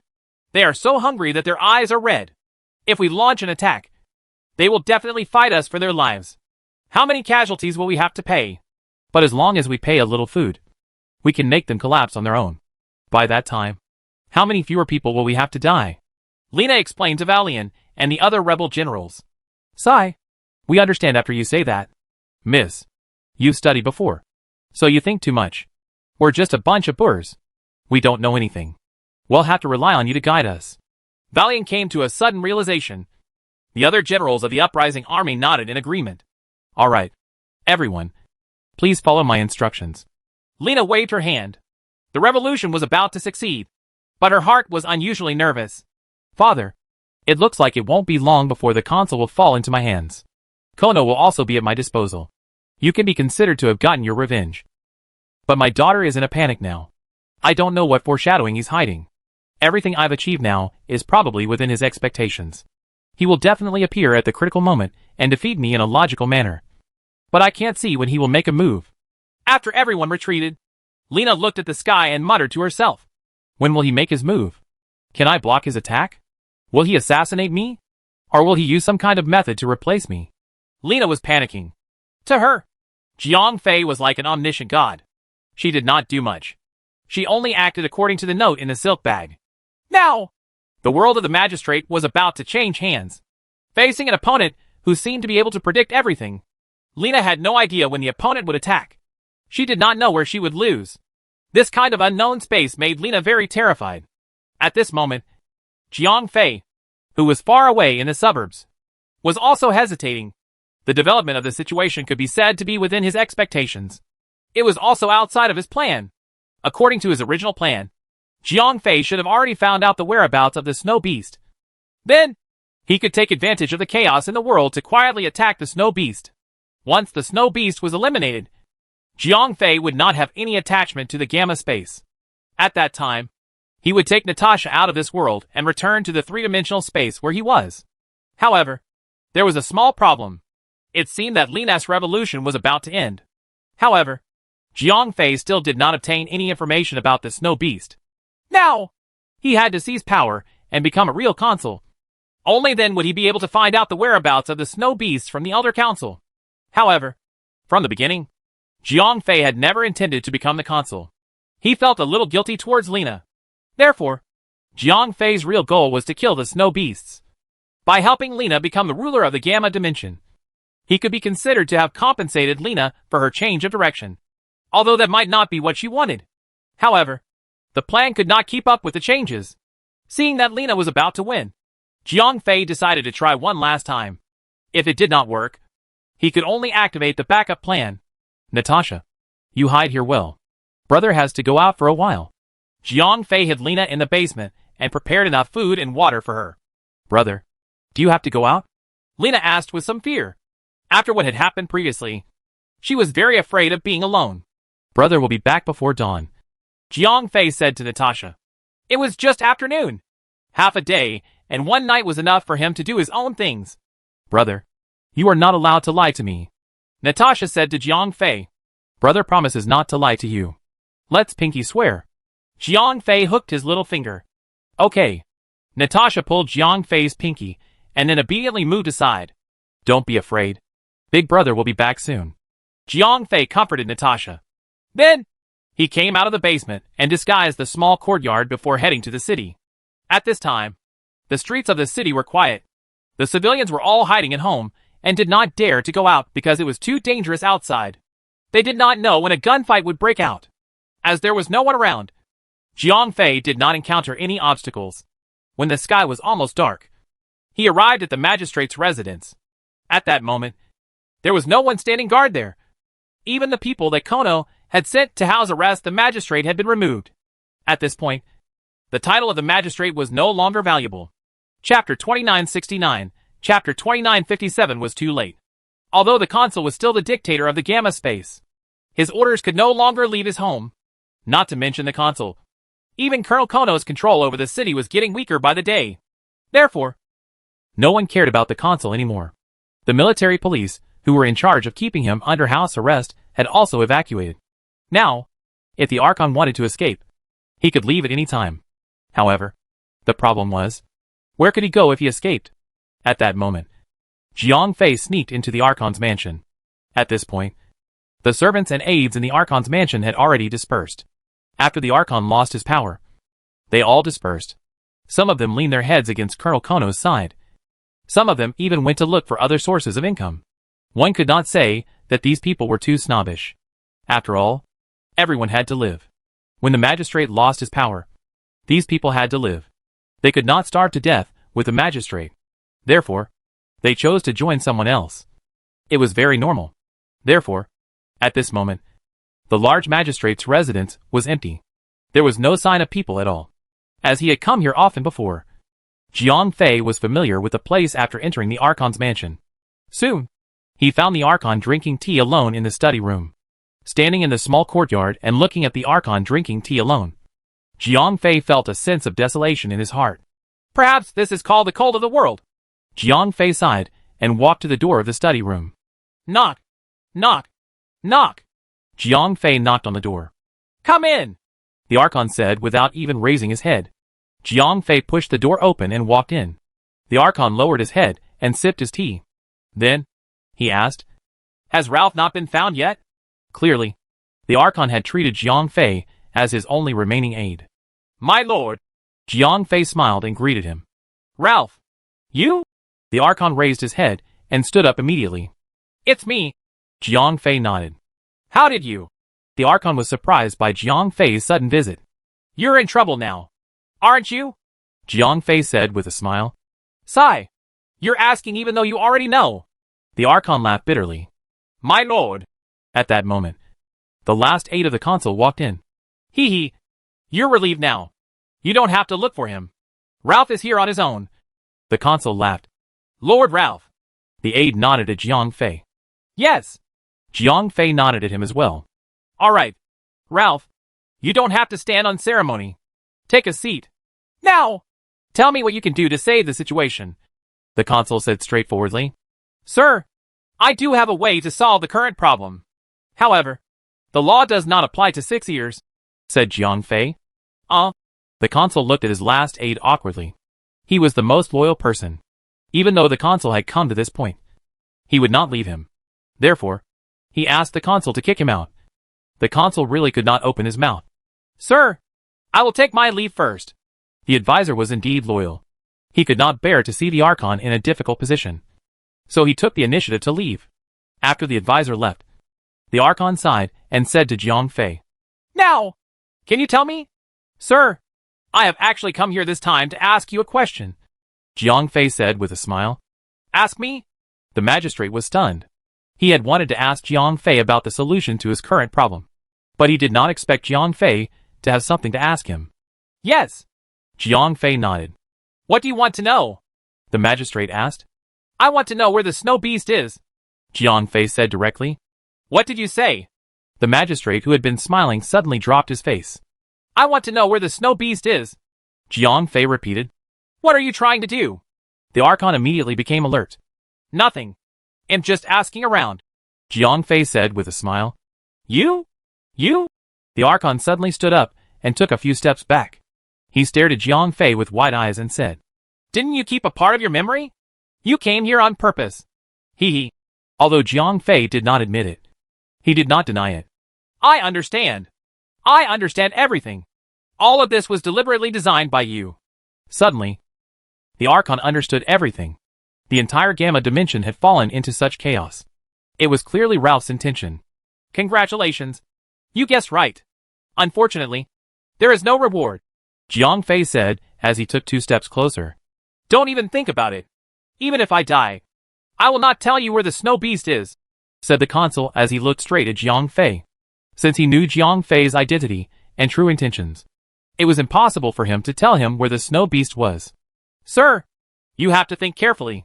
If you do not cooperate, you will suffer.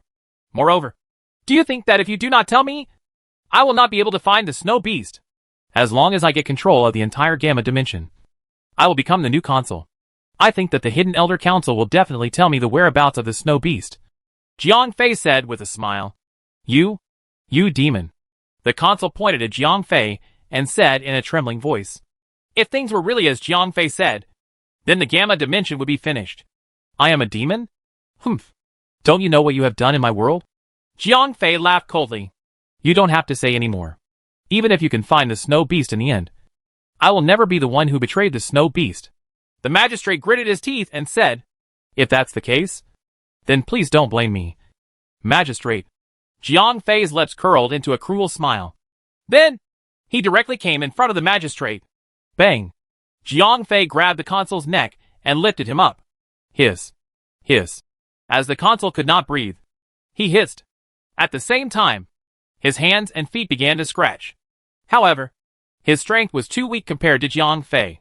All resistance was futile. Bang. Jiang Fei threw the consul to the ground. Huff. Huff. Huff. The consul gasped for breath. He had almost suffocated to death. How is it? Aren't you going to tell me? Jiang Fei asked. Don't even think about it. The consul refused flatly. All right then. Jiang Fei nodded. Then, he grabbed the consul's neck and dragged him into the bathroom. Then, Jiang Fei used the toilet to waterboard the consul.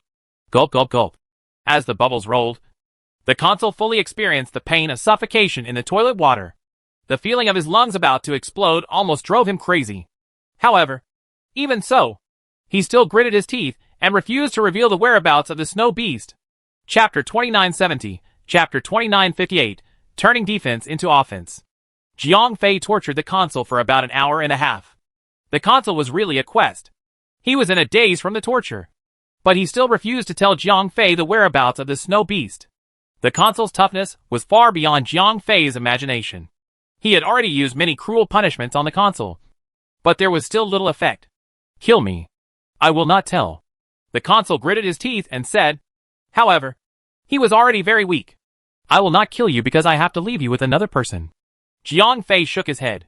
He had already given up on the interrogation because his spiritual power was greatly restricted in the Gamma space. He could not forcefully read other people's memories. He could not use mind-reading skills or anything like that. Therefore, the interrogation was not as effective as he had hoped. Hee. Suit yourself.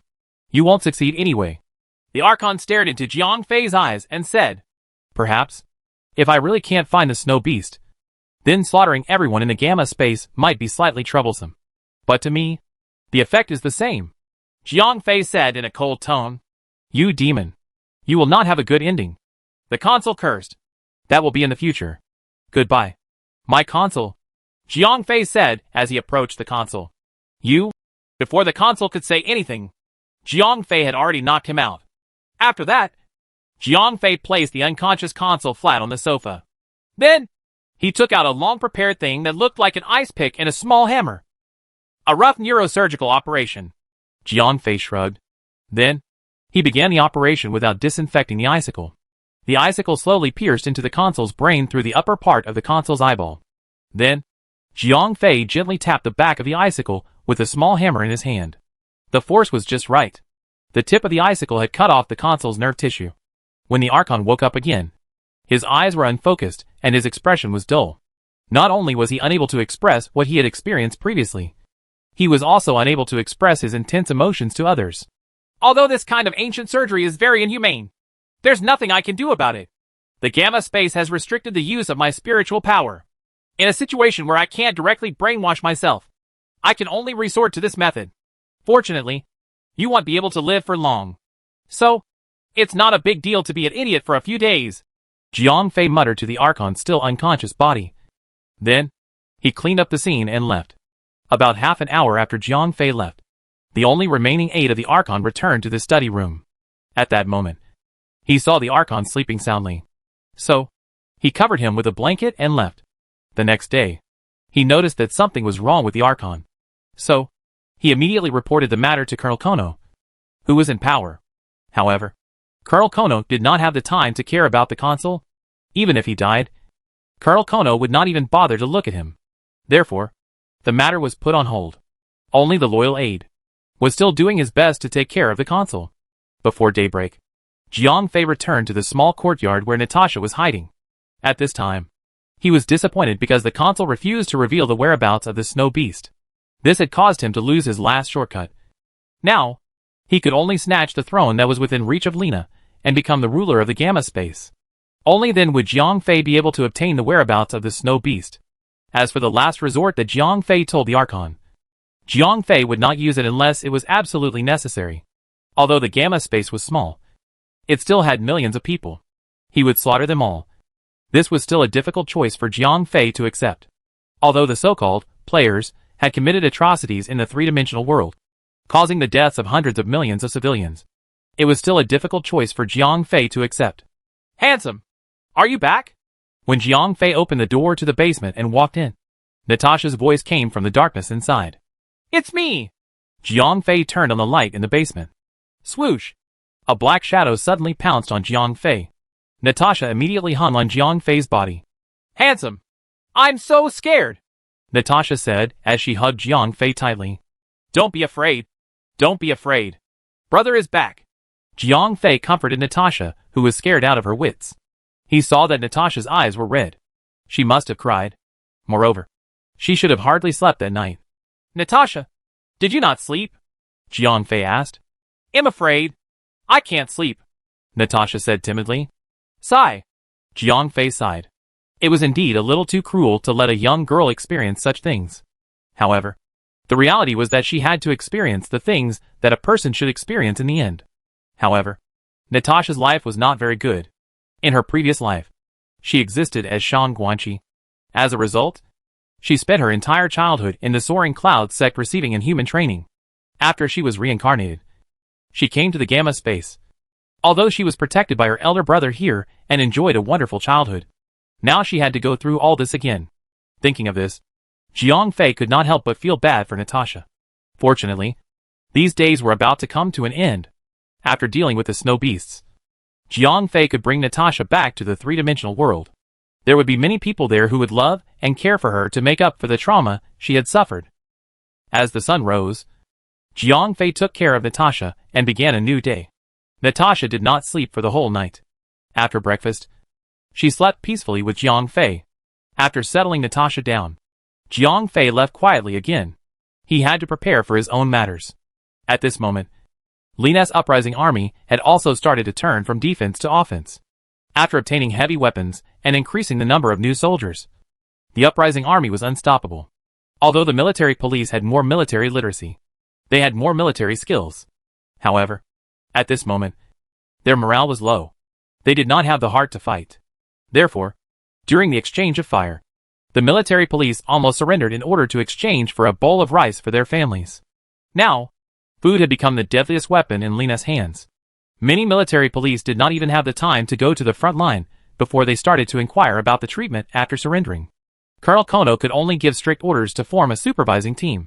The number of military police soldiers who died under the supervision of the supervising team even exceeded the number of casualties in the battle with the uprising army. Bastards! A bunch of ungrateful bastards! Colonel Kono's temper was getting more and more irritable. The city area under his control was shrinking day by day, and the soldiers under his command were getting more and more restless. Even a supervising team had surrendered and fled. Chapter 2971, Chapter 2959, Azura Purgatory. Miss, we have launched an all-out attack. I believe that we will be able to compress them to the vicinity of the city hall soon, Varian reported to Lena. Yes, everyone has been working hard recently. We are about to win. Do not relax. This victory is not easy to come by, Lena said to Varian and the others. Yes, Miss. All the rebel generals nodded. Miss, we will soon win. Why are you not happy at all? After the other generals left, Varian asked Lena beside him. He was not only Lena's right-hand man, he was also madly in love with Lena. So he paid special attention to Lena. It's nothing. Lena shook her head. Victory was almost within her grasp. However, she was not happy at all because she knew that the man would soon appear. Deep down, Lena did not want to have a conflict with Jiang Fei. In her heart, Jiang Fei had an extremely special status. He was like a mentor, an idol, and a partner. During the time they lived together, although nothing happened between Lena and Jiang Fei, Lena was deeply impressed by Jiang Fei's personal charm. Once a woman began to worship a man, then the relationship would become unclear. Even if Lena knew that Jiang Fei was only using her, and there was no real relationship between them. As a woman, it was still difficult for her to completely jump out of this relationship. Even now, although Lena had repeatedly told herself that Jiang Fei was her father's murderer, and that she had to pay him back and defeat Jiang Fei, subconsciously, she still did not want to meet Jiang Fei as an enemy. Every time she thought about how Jiang Fei would jump out and become her enemy, she was terrified. This fear was not entirely due to her fear of Jiang Fei. She was afraid that she would be defeated by Jiang Fei. Instead, it was purely because she did not want to become Jiang Fei's enemy. Under the influence of this subconscious, although the uprising army had already captured 60% of the city and was still advancing rapidly, Lena was still not happy. As the days passed, the area under Colonel Kono's control became smaller and smaller. At this time, the military and police under him were already left with only die-hard loyalists. No one continued to defect, but there were only about 1,000 people left. Relying on these more than 1,000 elite soldiers, Colonel Kono relied on the city hall to defend the central area.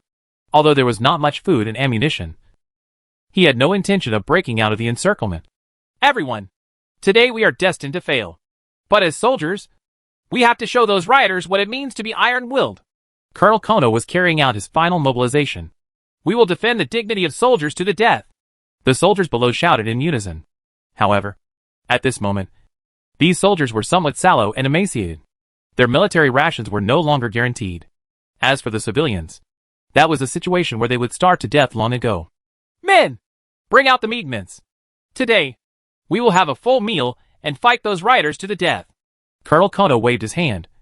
Below, officers and soldiers brought out buckets and buckets of meat porridge. There was very little food in these meat porridge, and most of it was minced meat. From a distance, one could smell the alluring fragrance. It smells so good. After smelling the fragrance, the more than 1,000 soldiers below almost drooled. They had been drinking vegetable soup porridge for a few days, and when they saw the thick, delicious mincemeat, they were all stunned. Let's eat! Following Colonel Kono's order, all the soldiers received rice bowls from the cooks at the side. Then, they came over to eat the meat porridge. Only the cooks' faces were ashen. They didn't even want to look at the porridge pot. At a small school 2,000 meters away from the drill ground where the soldiers were eating, the smell of blood was everywhere. Blood was flowing on the ground. The scene was like an Azura purgatory. At this moment, the military police of the gendarmerie were sending the corpses of the civilians to a meat grinder at the side, crushing them into minced meat. On the other side of the small school was a kitchen, where a large pot was cooking porridge. An hour ago, these civilians were all living people who had been lured here to receive food. At this moment, Colonel Kono and his gendarmerie had gone completely mad. They knew that they were doomed to die, so they had completely lost their humanity. Each and every one of them was crazier and crueler than the devil. In the core area of the city that was still under Colonel Kono's control, there were no living civilians outside of the military and police forces. Colonel Kono had issued a massacre order. He wanted to bury these innocent civilians with him. After eating their fill, some of these soldiers knew what they were eating, while others did not. However, this was no longer important, because their lives had also come to an end. Next, they would welcome the last shining point of their lives. Everyone gather! Following the order, the soldiers who had eaten their fill gathered again. They checked their guns and ammunition. Although on average, each of them did not have more than 2 spare magazines in their hands. However, these weapons and equipment were still their most trustworthy partners on the battlefield. Have you found the enemy's command center? Colonel Kono's eyes were filled with madness. Colonel, someone just threw this over. An officer came to Colonel Kono's side with a note. Northeast. 3 kilometers? Good. Good. Good. Colonel Kono laughed loudly 3 times, then waved his arm. Target northeast. Attack. Yes. All the soldiers roared in unison. Then, they began to move toward the northeast district. Ralph. Who are you? You actually calculated everything. If that's the case, then I'll help you. I want to see what tricks you can play. As he watched his army charge toward the northeast district, Colonel Kono muttered to himself. At that moment, Jiang Fei was standing on top of an abandoned building. He looked at the tragic scene below him and could not bear to see it happen. Is it cruel? Perhaps. Jiang Fei sighed. He had something that he had to protect. For the sake of the people and things that he loved, he would not hesitate to turn the other world into an azure purgatory. Kono, do your best, although you are destined to fail. Before you die, you should be able to complete the mission that I need you to complete. Jiang Fei muttered to himself as he watched the army of soldiers and police from the rooftop. Chapter 2972, Chapter 2960, Defeat. When the 1,000 soldiers and police soldiers were determined to die and charge forward without any hesitation, the gap between the two-side combat standards was revealed. Although the uprising army had the advantage in numbers, the untrained militia was still a militia. They could not compare to the combat strength of a regular army. Just the coordination of the cannons was enough to show the huge gap. On the uprising army's side, the coordination of the infantry and artillery was only started after the artillery finished firing. If they charged too early, they might be injured by the artillery.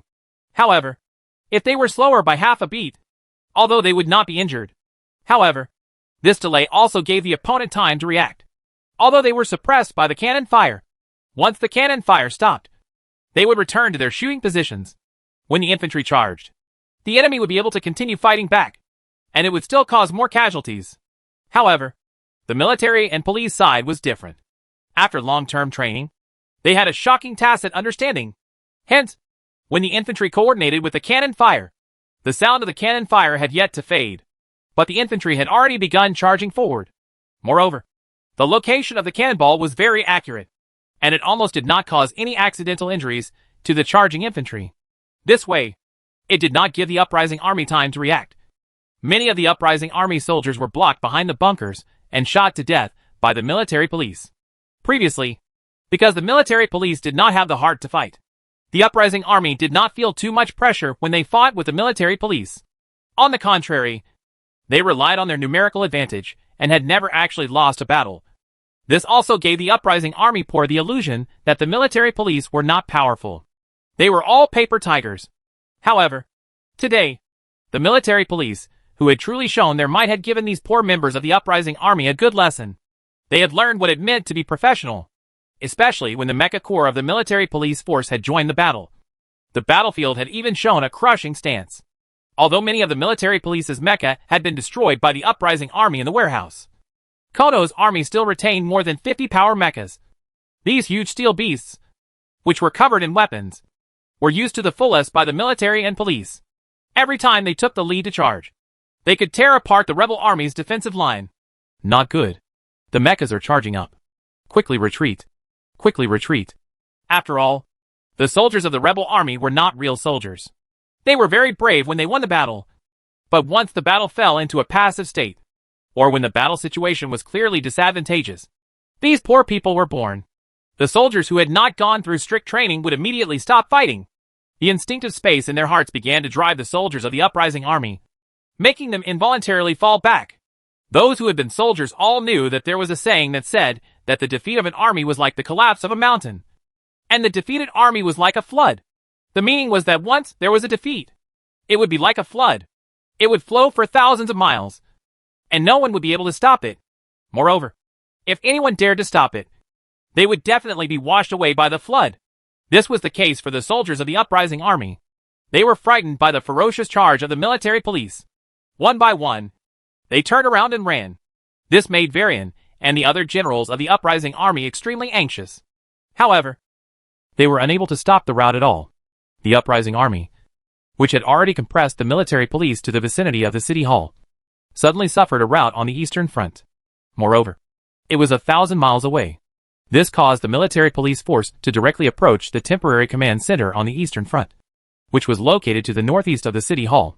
Boom, boom, boom, boom! The sound of the cannons rumbled, shaking the tents of the temporary command center. Boom!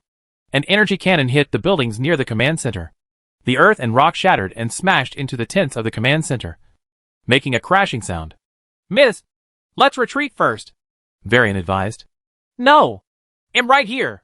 Order the troops to resist resolutely. Stop them, Lena said with a determined look.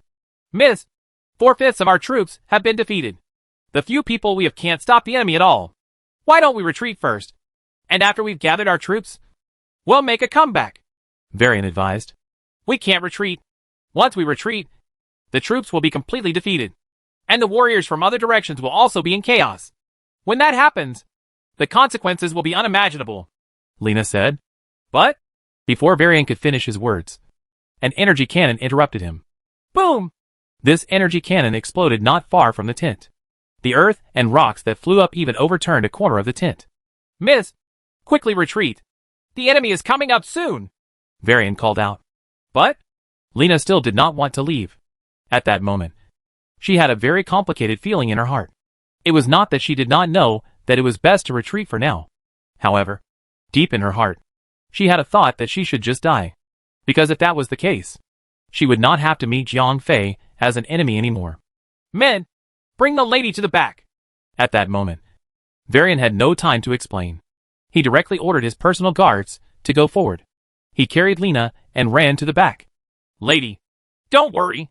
I will do my best to stop the enemy. Varian's eyes were filled with determination. He loved Lena.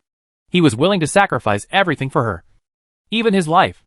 Lena was forcefully taken away from the back while Varian led his own guard battalion, with a total of more than 300 people in charge of stopping Kono's military police unit. Varian's guard battalion could already be considered as the elites among the elites of the uprising army. Not only was their morale high, but their equipment was also the most luxurious.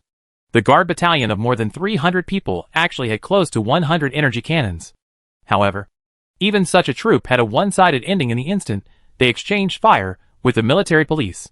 Although the soldiers of the guards battalion were not afraid of death, what they relied on was nothing more than hot blood. In the face of the military police's frontal assault and roundabout attack, they were quickly surrounded. In the end, all of them, including Varian, died on the battlefield. Lena, who had been forced to retreat, heard the gunshots behind her gradually died down. She had already guessed Varian's ending, although she had never expressed anything. It was impossible for Lena not to know Varian's feelings towards her. Hence, after knowing that Varian had died in battle, Lena could not help but cry. BZZ! Ta ta ta ta! The mecha forces of the military police were chasing closely. The truck that Lena was riding on could not shake off the opponent at all. Furthermore, the military police forces were acting like they had gone crazy. They were chasing after Lena closely. Seeing that the distance between the mecha forces and the convoy was getting closer and closer, Lena's heart was extremely sad. She had thought that victory was in sight. In the end, she did not expect that Kono's last-ditch counterattack had completely defeated her army. Is it because I haven't learned his essence? If it was him, he would definitely not have come to the frontline command center, Lena muttered to herself. At this moment, the troops under her command had already been scattered. It was impossible for anyone to rush out to save her. Chapter 2973, Chapter 2961 Love Words. Buzz buzz. Boom boom boom boom. Following the heavy footsteps of the mecha, the Archon's vanguard had already caught up. At this moment, Lena's motorcade was already less than 200 meters away from the mecha charging at the front. Da-da-da-da. The machine cannon on the arm of the mecha started to spin, and a dense cluster of energy bombs swept towards the motorcade. Boom boom boom. The ground was blasted into craters, and quite a number of vehicles were destroyed on the spot. The truck that Lena was riding on was constantly moving in an S shape. Although she tried her best to dodge those energy bullets, her speed was greatly reduced. The mecha behind her followed closely behind, and they were about to catch up to the truck. Boom! An energy bullet hit the left front wheel of the truck, causing the truck to instantly lose control. After rolling all the way, it fell to the side of the road. Buzz buzz. A few mechas surrounded it and used their muzzles to aim at the driver's cabin of the truck. Woo! Lena slowly opened her eyes. When the truck flipped over just now, she was knocked unconscious from the fall. Lena, who was awake, felt a splitting headache. She used her hand to touch her forehead. Dark red blood appeared between her fingers. It was obvious that a wound had appeared during the collision just now. She turned around to look at the driver. At this moment, the pilot's chest was pierced by a steel bar, and he was no longer breathing. He struggled to unfasten his seatbelt, and then opened the door on his side of the car. Lena climbed out of the car with great difficulty. But what greeted her was a pitch-black muzzle. Buzz. Boom. Boom. A mecha adjusted its position, and then opened the cockpit lid. Miss Lena, nice to meet you. You must be that legendary mob leader. Right. The person sitting in the mecha was a military police officer with the rank of first lieutenant. He had seen Lena before, so he recognized her at a glance. At the same time, this first lieutenant was overjoyed. If Lena was really the leader of those mobs, then if he captured her, it would be equivalent to pinching the weakness of those mobs. If he could solve this crisis, then they wouldn't have to die in battle. Moreover, not only would they not have to die in battle, but as the great contributor to capturing Lena, this first lieutenant would definitely be appreciated by Colonel Kono and be promoted. Thinking of this, the first lieutenant's heart was incomparably happy, and he couldn't help but smile. Although he had already made up his mind to die. Who would want to die if he could live? I'm finished. Lena closed her eyes. She had never thought that she would end up like this at the last moment. At this moment, Lena felt a sense of relief in her heart. But there was also a sense of unwillingness because she had not had time to take revenge. Is this the way you defeated me? Then, you will take over my position, defeat Colonel Kono, and become the last person to laugh? Suddenly, a thought flashed through Lena's mind. That's right. He once told me that when I tried to assassinate the Archon, he did not help me because he was afraid that Colonel Kono would become the last person to laugh. Lena had a sudden realization. At that time, once the Archon died, Colonel Kono would replace him. Then, he would defeat her father and become the final victor. The current situation was very similar to that time. Lena was the Archon at that time. Colonel Kono was her. Jiang Fei, who had not shown himself, was the ready-to-go Colonel Kono. At that time, Lena was killed by Colonel Kono. With Jiang Fei's methods, he had many ways to reorganize the uprising army and become their leader. Then, he would use the excuse of avenging Lena. He would destroy Colonel Kono and his men. At that time, Lena would be dead, and Colonel Kono would be destroyed. Naturally, Jiang Fei could become the new ruler. After understanding everything, Lena's lips curled into a bitter smile. In the end, you still won. Everything we did was in your design. Lena sighed and gave up struggling. Lena closed her eyes and waited for her ending. At that moment, she suddenly heard a sharp sound of metal rubbing against each other. This ear-piercing sound was very uncomfortable. It was accompanied by the sound of metal rubbing against each other. There was also the sound of the machine guns on the mecha turning. But even though the machine guns were starting to turn, there was no roaring sound when they were fired. What's wrong? Lena opened her eyes again. And then she saw a bald man standing proudly in front of her like a god of war. The bald man held a red beam saber in his hand, and his entire person was filled with murderous intent. The surrounding mecha had all been scrapped, and the officers inside had all been killed. You? Lena stared blankly at the familiar yet unfamiliar man in front of her. Speaking of familiar, he had spent a few months with her day and night. The two of them were not husband and wife, but more like husband and wife. Speaking of unfamiliar, Lena could not understand the man in front of her at all because he had already won. She just needed to start cleaning up the mess. Why did he come to save her now? You did not pay attention in class. How dare you underestimate your opponent and come to the front line? Jiang Fei turned around and smiled at Lina. You? Why did you save me? Lina asked. Because I don't want you to die. Jiang Fei smiled. But? Lina did not know what to say. She could not understand the man in front of her anymore. Have you forgotten? I promised to let you take revenge personally. You have not done anything yet. Jiang Fei said with a smile. Dot. Lina stared at Jiang Fei. She wanted to read more from his eyes. But Jiang Fei did not give her any more time. Jiang Fei bent down and picked Lina up. Then, he quickly ran to the side of the alley. Although he had used a sneak attack and used the powerful beam saber to kill a few mechs, Jiang Fei was very self-aware. He was definitely not a match for an army. Therefore, it was the right choice to retreat when the time was right. After he brought Lina to a safe place, Jiang Fei put her down. Why don't you let the military and police kill me? Then, wouldn't you be able to take over the rebel army and become the final winner? Lina looked into Jiang Fei's eyes and asked. If you die, what's the use of me winning? Jiang Fei laughed. He had no intention of staying in the Gamma space. Lina was Jiang Fei's internal ruler of the Gamma space. Therefore, he naturally could not let her die. You? Lina instantly blushed. At the same time, her eyes were filled with a strange light. It was obvious that Lina had misunderstood Jiang Fei's words. She treated these words as the most touching words of love. Chapter 2974, Chapter 2962. Selfishness. Alright. We'll meet your men after walking 1,000 meters east. I won't send you off. You can go back now. Jiang Fei said to Lina. Can't you come with me? Lina said as she rolled her eyes. She really did not want to be separated from this man anymore. My appearance will not benefit you at all. The prestige that you have painstakingly built up in the uprising army will be divided because of my appearance. This will cause you to become a ruler in the future. Jiang Fei said. I don't want to be the ruler. I want you to stay by my side. Lina's emotions finally overcame her rationality. She shouted at the top of her lungs. Dot. Jiang Fei fell silent. He had been trying his best to avoid getting into a relationship debt. He did not expect that he would not be able to avoid it in the end. Do you hate me that much? Lina asked with tears in the corners of her eyes. No. Jiang Fei answered with difficulty. Everything he said at this moment was wrong. I have never asked you for anything. Is it difficult to just let you stay by my side so that I can see you every day? Lina asked. That is not a good choice for you or me. Jiang Fei said. He was destined to leave this world. Therefore, he did not want to get too involved with Lina. Why? Can't I just stop being the ruler? I have no interest in the position of the consul.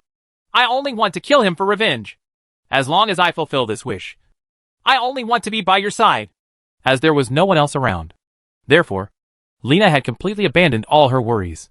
When a person had something, they would not feel anything. Only when they lost something would they cherish it. Previously, when Lina was living with Jiang Fei, her days were very dull. Therefore, she still wanted to seek revenge in her heart. She even wanted to kill Jiang Fei. However, during this period of time, she had been missing him. When she knew that Lina was in danger and that Jiang Fei had saved her like a god, she could no longer suppress her feelings. It had completely exploded. Therefore, at this moment, Lina's intelligence, rationality, and even hatred had all been thrown aside. Now, Lina knew very well what she wanted most in her heart. But, I am also your enemy. Jiang Fei reminded her. You just happened to get involved. If it were not for you, I would have failed just like my father. At that time, not only would my father die, but I would also be exterminated by the magistrate. Lina said. A woman who was in love would take the initiative to explain herself to a man from the bottom of her heart. Even if there was really no reason, she would still make up the reason herself. Not to mention, there was actually no definite connection between Jiang Fei and the death of the magistrate. Therefore, in her heart, Lina had already helped Jiang Fei to get rid of all the charges. It was just that she had hidden it in her subconscious before. Now, she had said it herself. Are you sure you want me to go back with you? Jiang Fei asked as he looked straight into Lina's eyes. Although this would cause more involvement with Lina. If he went back with Lina, he would not need to spend too much effort. He could become the ruler of the Gamma Dimension and obtain the position of the Snow Beast. This was extremely tempting to Jiang Fei. I don't want to be a dictator. I have no interest in ruling the world. As long as you stay by my side, I don't want anything. Lina said as she held Jiang Fei's hand. Alright. In the end, Jiang Fei could not resist the temptation. Although he had his own plans, he did not want to cause any more trouble. He needed to become the dictator of the Gamma Dimension as soon as possible and obtain the position of the Snow Beast. Although this would hurt Lena, Jiang Fei really did not want to waste any more time in the Gamma Dimension. It had been a few months since Jiang Fei entered the Gamma Dimension tunnel. At this time, he did not know how the situation in the three-dimensional world was. During these days in the Gamma Dimension, Jiang Fei spent every day missing and suffering. Therefore, after he found a way to solve the problem ahead of time, he could not care less anymore. Really? Can you really stay by my side? Lena looked at Jiang Fei in disbelief. Yes. Jiang Fei nodded. Although he could not bear it, he decided to be selfish this time. That's great. Lena immediately threw herself into Jiang Fei's arms. But I have to pick someone up first, Jiang Fei said after gently pushing Lena out of his arms. That little girl? Lena asked. Yes. Jiang Fei did not hide anything. After all, he could not leave Natasha alone outside. What is her relationship with you? Why do you care so much about her? Do you really like underage girls? Lena could not help but become suspicious. Don't talk nonsense. She is my sister.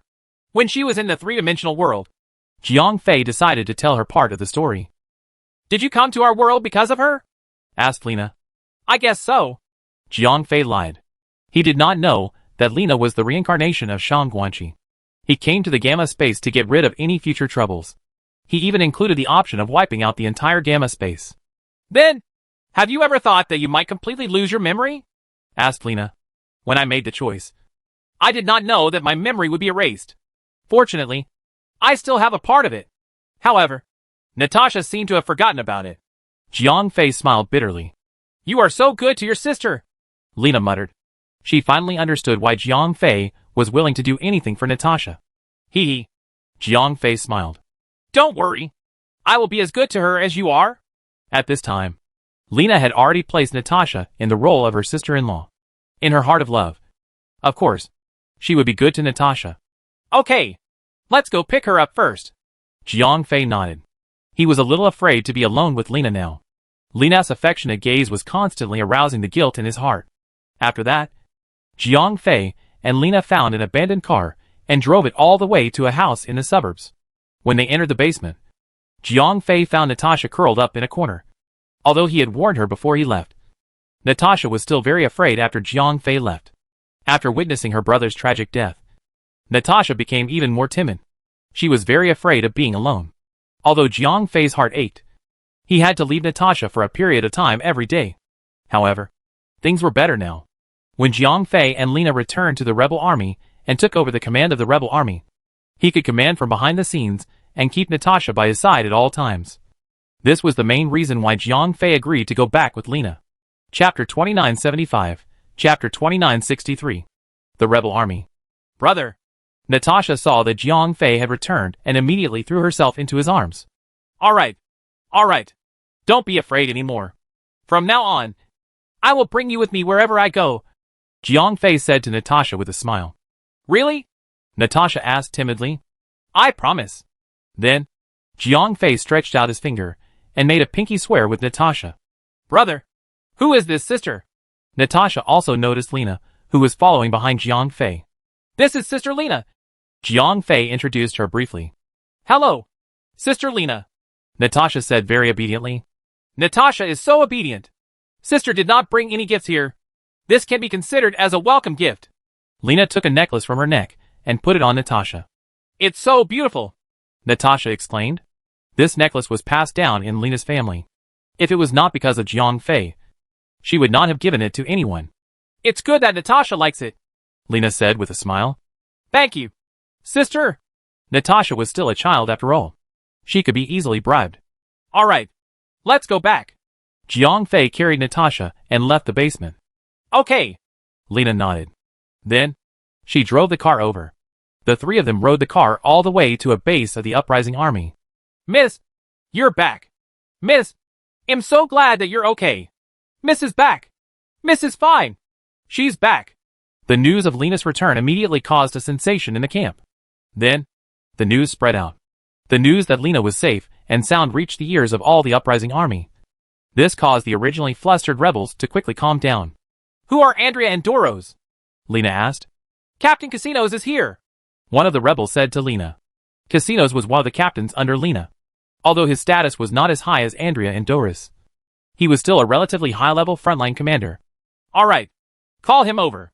Then, gather in Arya, Doris, and other high-ranking commanders here for a meeting, Lena said to the rebel soldier. Yes, miss. The soldier turned around and left. About 10 minutes later, a middle-aged man with a big beard came to Lena. Miss, it's great that you're all right. With you here, we won't have to worry about the team breaking up, the big-bearded Katro said with a big smile. Let me introduce you. This is... Lena pointed at Jiang Fei. Before he could finish, Katros called out excitedly. Master Ralph. You know me? Jiang Fei asked curiously. Hee. You may not remember me, but I can't forget you. Back when our family was struggling, it was your work for food policy that gave us the money to eat, Katros said with a bright smile. Unfortunately, I was still unable to stabilize the society. Jiang Fei shook his head dejectedly. Sigh. This is also our fault. We were blinded by money, and all of us went to buy that month's spiritual crystal. Kakinos shrugged. I should have discovered the hidden danger earlier. However, at that time, the bank owners and the magistrate all thought that this could revitalize the economy. Jiang Fei pushed the responsibility away. Only Lena knew what was going on. However, she was currently immersed in love. How could she expose Jiang Fei? That's right. Those bank owners are simply not human. They have made a mess of the entire city. Kakinos represented the majority of the ordinary people. They did not understand finance, nor did they know the inside story. Therefore, they instinctively blamed the bankers and financial giants. They felt that they were the ones who were exploiting them. As for Jiang Fei, the governor, at most, they felt that he was incompetent. They had never thought that he was the one who started it. After that, Jiang Fei and Kakinos talked for a while. Kakinos was an experienced person. His daughter was almost the same age as Lena. Therefore, from the way Lena looked at Jiang Fei, he could understand the relationship between the two. After understanding the relationship between the two, when Kakinos was with Jiang Fei, he knew what position he should put himself in. He was not a young man. He thought more. He was more tactful in handling matters. Brother Kakinos, how is the situation on the battlefield now? Jiang Fei began to ask about serious matters after exchanging pleasantries. Colonel Kakitastrips are very fierce now. No one can stop them. They have now recovered the city area with a 5-kilometer radius around the city hall, Kakinos said. Tell the army not to fight head-on with them. Once they start to attack, tell our people to immediately retreat, said Jiang Fei. Are you asking us to flee? A young man behind Kakinos asked disdainfully. Hee. Have you not told them the 16 words that I taught you? Jiang Fei ignored the young man and turned to look at Lena. I told them. Lena's expression was a little ugly. The young leader of the uprising army did not give Jiang Fei any face, which made her very unhappy. Master Ralph, I will inform them immediately. Kakinos was not as blind as the young man. He smiled at Jiang Fei and then turned around to pass on Jiang Fei's orders. Kakinos could see clearly that ever since Lena came back, she was completely different from before. Previously, Lena had an intellectual look on her face. She had the air of a strategist. However, now, she was hiding behind Ralph. She was like a little woman. Therefore, there was no need to ask. Ralph was definitely the leader of the uprising army now. Moreover, Kakinos also believed in Ralph's ability to be able to come up with such a plan of providing food for work. How could he be a useless person? After about an hour, Andrea, Doros, and other high-ranking generals rushed to this military camp one after another. Miss, you're really fine. God really bless our uprising army. Yes. At first, I thought I heard wrong. It's great that you're fine, Miss. Andrea and the others were very happy to see Lena. Since everyone is here, I have something to say to everyone. Lena stood up and said, Miss, please say it. Andrea and the others said, Actually, from the beginning, including the source of funds to provide food for everyone. It was not something that a little girl like me could afford. It was Ralph who asked me to do it, because he could not resist the pressure of the Archon and the others. He felt that the market might be in chaos. So, he arranged for me to do all of this in advance. Lena pushed all the credit to Jiang Fei, and put all the blame on the consul. Chapter 2976, Chapter 2964 Pay tribute to Chao Gui. Under Lena's strong endorsement, Jiang Fei's identity was quickly cleared.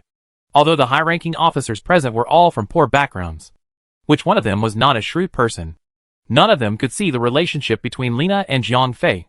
Therefore, no one would choose to come forward and cause trouble at this time. All of my abilities were taught by Ralph. Now that he is here, I plan to hand over the command of the uprising army to him. What do you think? Finally, Lina revealed her purpose. Miss, our lives are all given by you. Since you have chosen Lord Ralph, we will obey unconditionally. Kakinos was the first to speak. It would naturally be best if Lord Ralph could lead us. Athos also nodded. My lady, it's not that I don't trust your judgment or Sir Ralph's ability. However, military command and administration are two different things.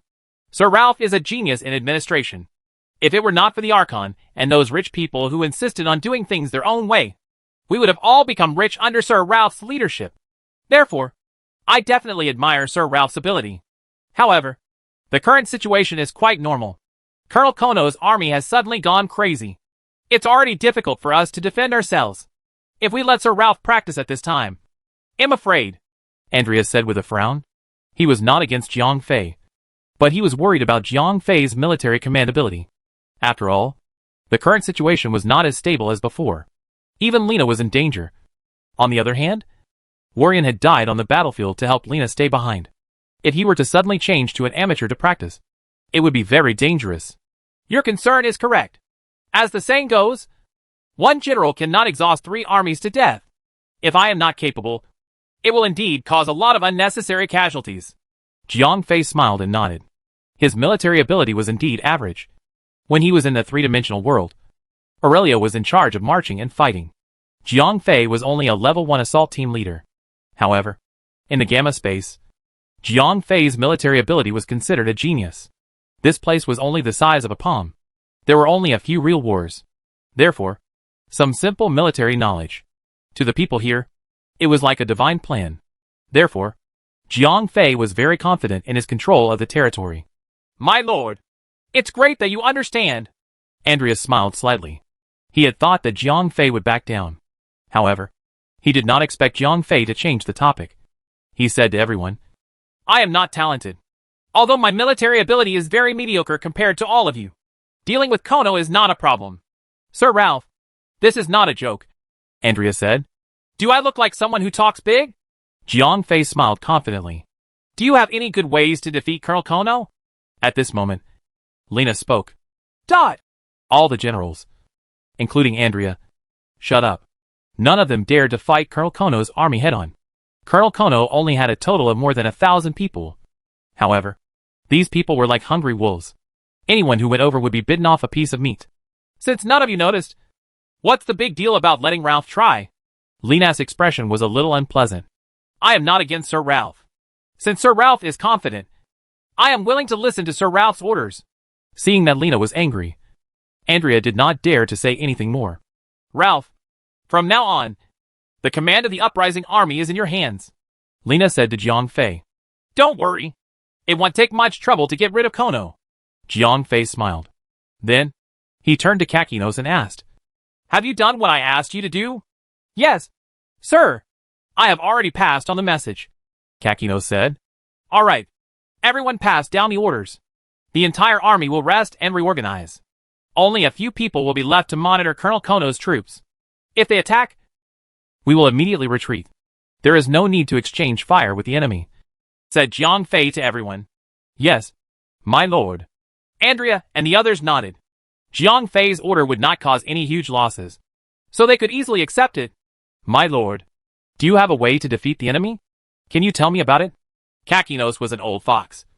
He asked this question in order to clarify his doubts. On the other hand, it was also to give Jiang Fei a way out, so that he could show off his abilities in front of all the military officers, so that he could establish his prestige. Hee hee. The way to defeat Kono is actually very simple.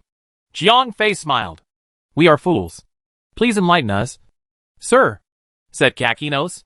Right now, Kono is like a trapped beast. He will definitely struggle crazily. At this moment, they are only relying on their courage to face death. As the saying goes, a battle between men. Courage is also in one go, and then in decline, and then in exhaustion. When the enemy is exhausted, I am full. How difficult is it to overcome? Jiang Fei smiled and said, Sir, what do you mean? Athos' words almost made Jiang Fei's nose twitch. He had spent a long time trying to explain, but the other party did not understand a single word. Have you ever caught a big fish? Jiang Fei took a deep breath and asked. Yes. Athos and the others nodded. What happens when you catch a big fish and suddenly lift the rod? Jiang Fei asked again. The fishing rod breaks. Athos and the others answered. What should we do then? Jiang Fei continued to guide them. Let's go for a walk. When the fish loses its strength, we can retract the line. Athos replied. The current Kono is that big fish. Jiang Fei smiled and nodded. Are you saying that the reason why Kono's warriors are so fierce is because they are holding back their strength? So, they are struggling desperately. When they lose their strength, we can take care of them? Athos asked. That's right. Jiang Fei nodded. Although these officers who came from poor backgrounds did not have much education, their understanding was not bad. Sir, you are really amazing. We all know how to fish. But why didn't we think of that? Athos scratched his head and laughed. After we win, everyone will have a better life. When the time comes, read more books. Jiang Fei said with a smile. Yes. Sir, you are right. When the time comes, I will definitely read more. Athos nodded. The other high-ranking officers also nodded, although they were not sure if Jiang Fei's method would work. Since he was able to explain so much, it meant that he knew what he was doing. Chapter 2977, Chapter 2965. Unlimited harassment. As Jiang Fei's order was passed down, the soldiers of the uprising army began to retreat. They no longer had any contact with Colonel Kono's troops. Once Colonel Kono's troops took an offensive stance, they would immediately retreat. What's going on? Why are these riders so cowardly? Colonel Kono was also puzzled. Sir, these mobs have always been like this. It's okay to fight a smooth battle. But once we fight with our lives on the line, they will immediately go soft. An officer below said. That's true. A group of mobs. There's nothing to analyze. They don't know any strategy or tactics either. They must have been scared out of their wits by us. Colonel Kono nodded. These traditional nobles, from the very beginning, they had never looked up to the uprising army. Even when they were forced into a desperate situation, they still hadn't looked up to the uprising army. Now, Colonel Kono and his troops seemed to have gained the upper hand, and they had even recovered some of the lost land.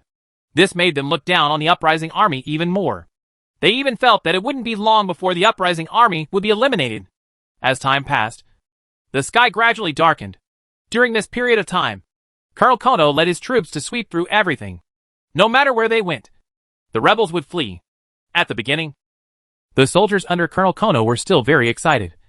But as time passed, they felt that it was no longer interesting. Some of them even had little interest. Gradually, the morale of Colonel Kono's troops began to decline. Although under normal circumstances, victory would stimulate the morale. But this kind of victory that did not have any battle at all would make people feel bored. When victory was too easy to obtain, it did not seem to be very precious. Boring. Aren't those mobs very fierce? Why is it different from the rumors? Yeah, they were quite good at fighting before. Why are they all running away now? TCH. Mobs are mobs. Are they scared out of their wits?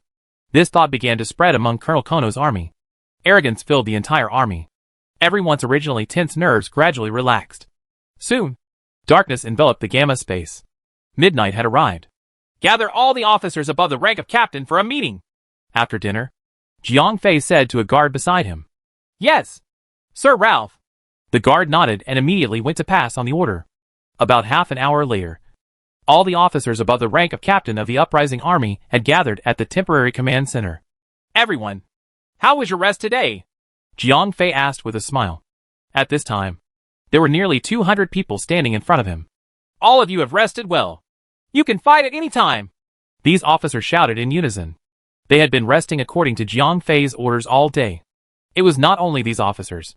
Other than a few sentries, who were responsible for monitoring Colonel Kono's army, most of the soldiers of the uprising army had rested for a day. That's good. We have a little activity tonight, Jiang Fei said with a smile. Sir, please give us your orders, the officers shouted. Okay. Jiang Fei nodded. Then, he divided the officers into 3 groups. One group would be dispatched every day. The rest of the people would continue to recuperate. Everyone, You must remember your own groups. Starting at 3 o'clock tonight, the first group will be dispatched. You will be deployed in batches and in different directions. You will continuously harass Colonel Kono's army. Jiang Fei ordered. Yes. The officer in the first group nodded. However, everyone must remember one thing. You do not need to fight the enemy. Just keep harassing them. The only purpose is to prevent the enemy from sleeping. Jiang Fei said with a smile. Yes. The officers answered in unison. Soon, the officers who received the order returned to their own troops. Then, most of the uprising army retreated to the outskirts of the city and began to rest. Meanwhile, the uprising army soldiers, who were assigned to the first group, they quietly hid in various buildings in the central area. Time passed minute by minute. Colonel Kono's army was very disciplined. They set up a few layers of sentry posts to prevent a surprise attack. Midnight arrived. The soldiers under Colonel Kono returned to the camp to rest. Should we do it? Don't worry. It's not time yet. Why does it have to be 3 o'clock? How would I know?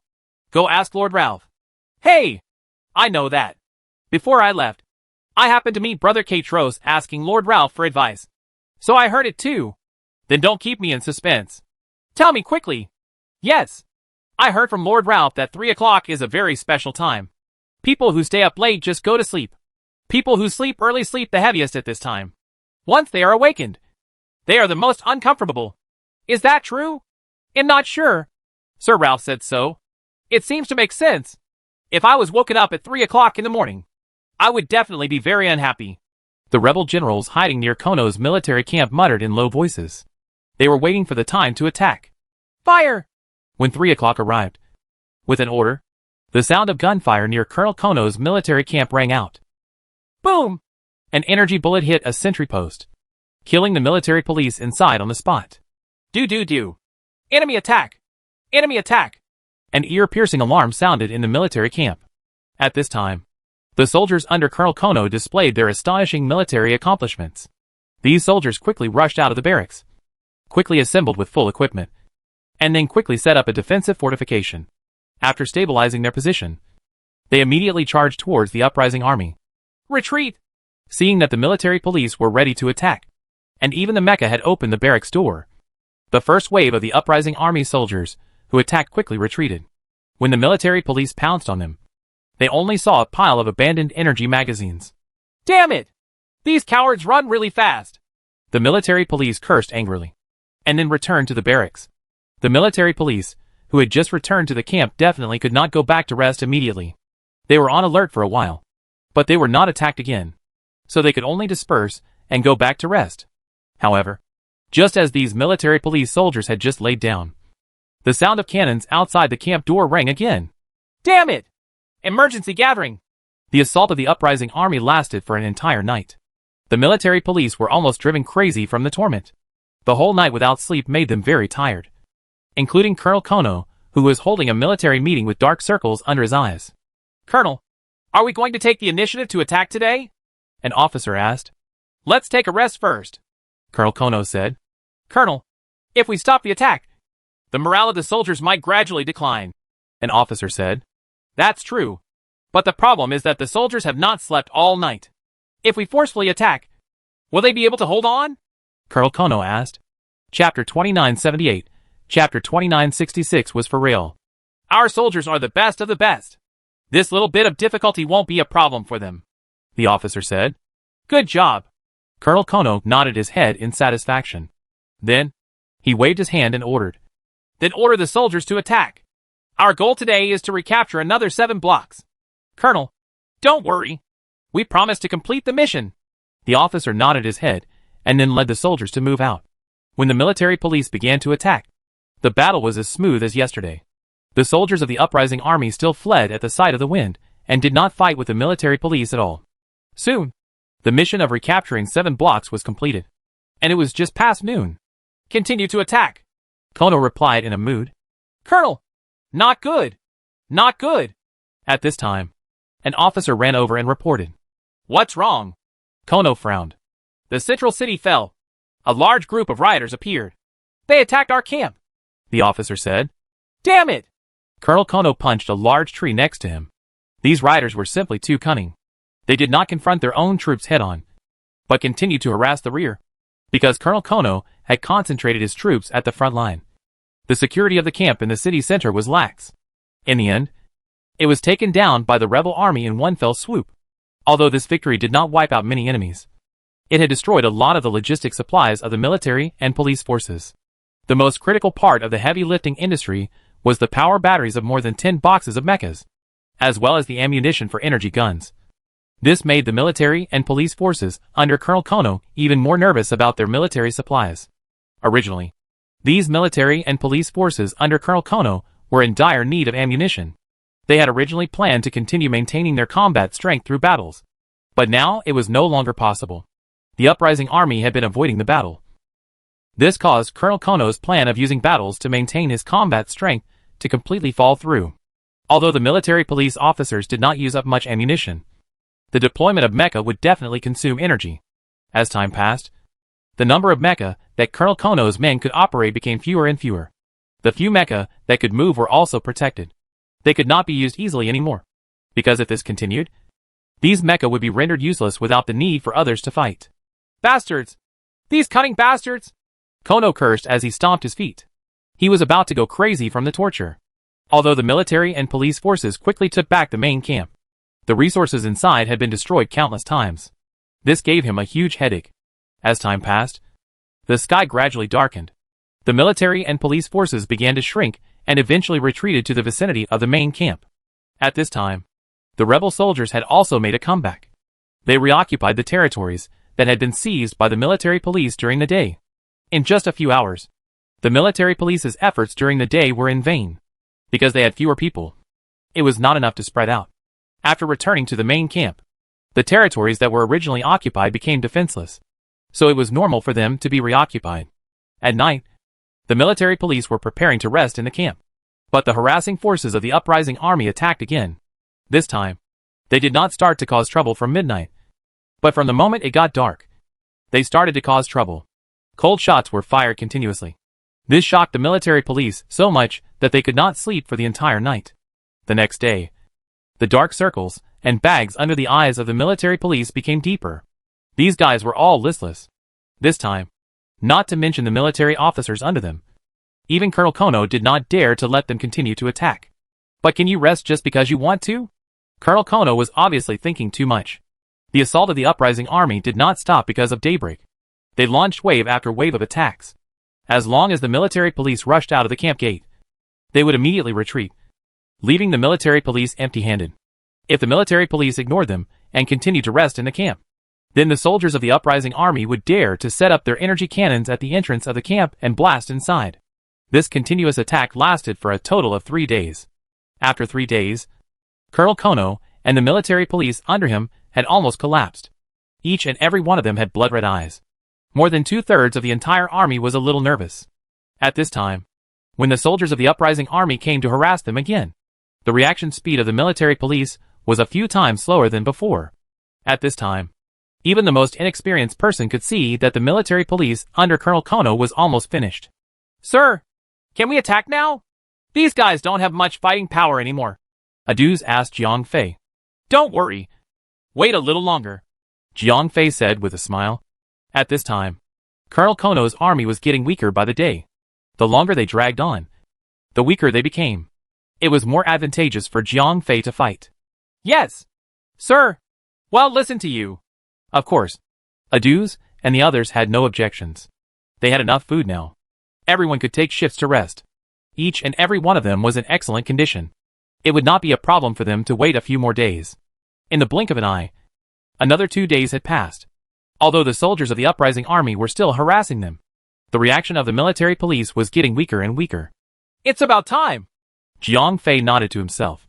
Then, he called Athos and the rest over. Prepare to attack, Jiang Fei ordered. Yes. The generals of the uprising army had waited for this moment for too long.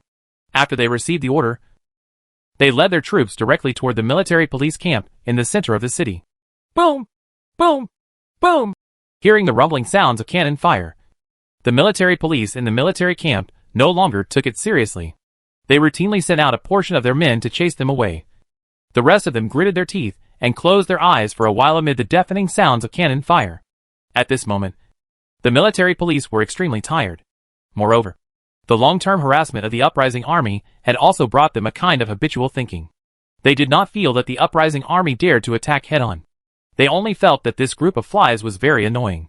In the hearts of these military police, they still felt that they were as brave and fierce as before. They also still felt that the uprising army was a motley crew. However, at this moment, the situation of both sides was already completely different. Boom, boom, boom! The military police, who had come out as usual to chase away the uprising army, suffered a round of cannon fire. Although these guys were well trained, because they hadn't slept for too long, they were in a daze. Naturally, it was impossible for them to dodge in time. Hence, just this round of cannon fire had wiped out more than half of the military police who had rushed out. Only now did the military police know that the uprising army was serious. Damn it! Wake everyone up! The enemy has really come to attack! An officer shouted loudly. Chapter 2979, Chapter 2967. Victory. The sirens of the enemy's attack resounded throughout the entire military and police camp. However, the military and police elites, who were originally top-notch in quality, appeared to be in a relaxed state at this moment. These soldiers, who had endured for a few days, all had disheveled hair and dirty faces. The dark circles under their eyes were frighteningly large. Almost every military and police officer had red eyes. However, it was not because they were red-eyed from killing, but because they were extremely tired. With guns in hand, the soldiers and policemen barely rushed out of the camp. However, at this moment, they could not even walk on their own, let alone fight with all their might. Charge! Get rid of those riders! Different from the ordinary soldiers and policemen, the resting environment of the officers was slightly better, so their mental state could still be considered decent. However, their condition alone was not good enough. The soldiers under them could not even display 30% of their usual fighting strength. This would be useless no matter who was commanding them. However, no matter what, these military and police soldiers were kicked out of the camp by the officers. These military and police soldiers also knew that the enemy came with ill intentions. If they could not beat the enemy back, they would definitely die. Therefore, each and every one of them gritted their teeth and hid behind the cover to fight back. After so many days, the military and police under Kono had long known what they were eating, although they felt disgusted at first. In order to survive, everyone quickly adapted to the fact that they ate the same kind of food. Moreover, after knowing that they were eating human flesh every meal, the hearts of these people were also quietly changing. Most of the military police officers became extremely violent, and the humanity in their hearts began to gradually disappear, because if they preserved their humanity, they would live in torment every day. Only by completely abandoning their humanity could they allow themselves to eat the meat porridge in peace every day. Kill! With a furious roar, the military police began to fight back. However, at this moment, although their killing intent soared to the sky and their viciousness was terrifying, their mental state was still there. Therefore, the accuracy of their shooting could not be compared to before. This sleepiness was different from hunger. Hunger could be tolerated within a certain range. They could even grit their teeth and persevere, eating grass roots and gnawing on tree bark to pay for it. However, sleepiness was different. Even if their nerves were tense, they would not be able to sleep for the time being. However, his mental state could no longer be as focused as before. The combat strength of the military and police had been greatly reduced. Comparatively speaking, the pressure on the rebel army was much less. The most obvious thing was that the military and police's cannon fire suppression had become loose, and the cannonballs were no longer accurate. Sometimes, they could even deviate by a few hundred meters. The funniest thing was that sometimes, when a mecha was charging forward, it would actually stop in a daze. The pilot inside had actually fallen asleep. If one fell asleep on the battlefield, and it was the mech with the obvious target, one could imagine the outcome. That mech was immediately covered by countless energy cannons. Although the uprising army's craftsmanship was not very good, the overflowing firepower was enough to destroy it. The mecha unit and energy cannon unit, which were originally the greatest threat to the uprising army, were no longer a threat. The uprising army had started to attack fiercely.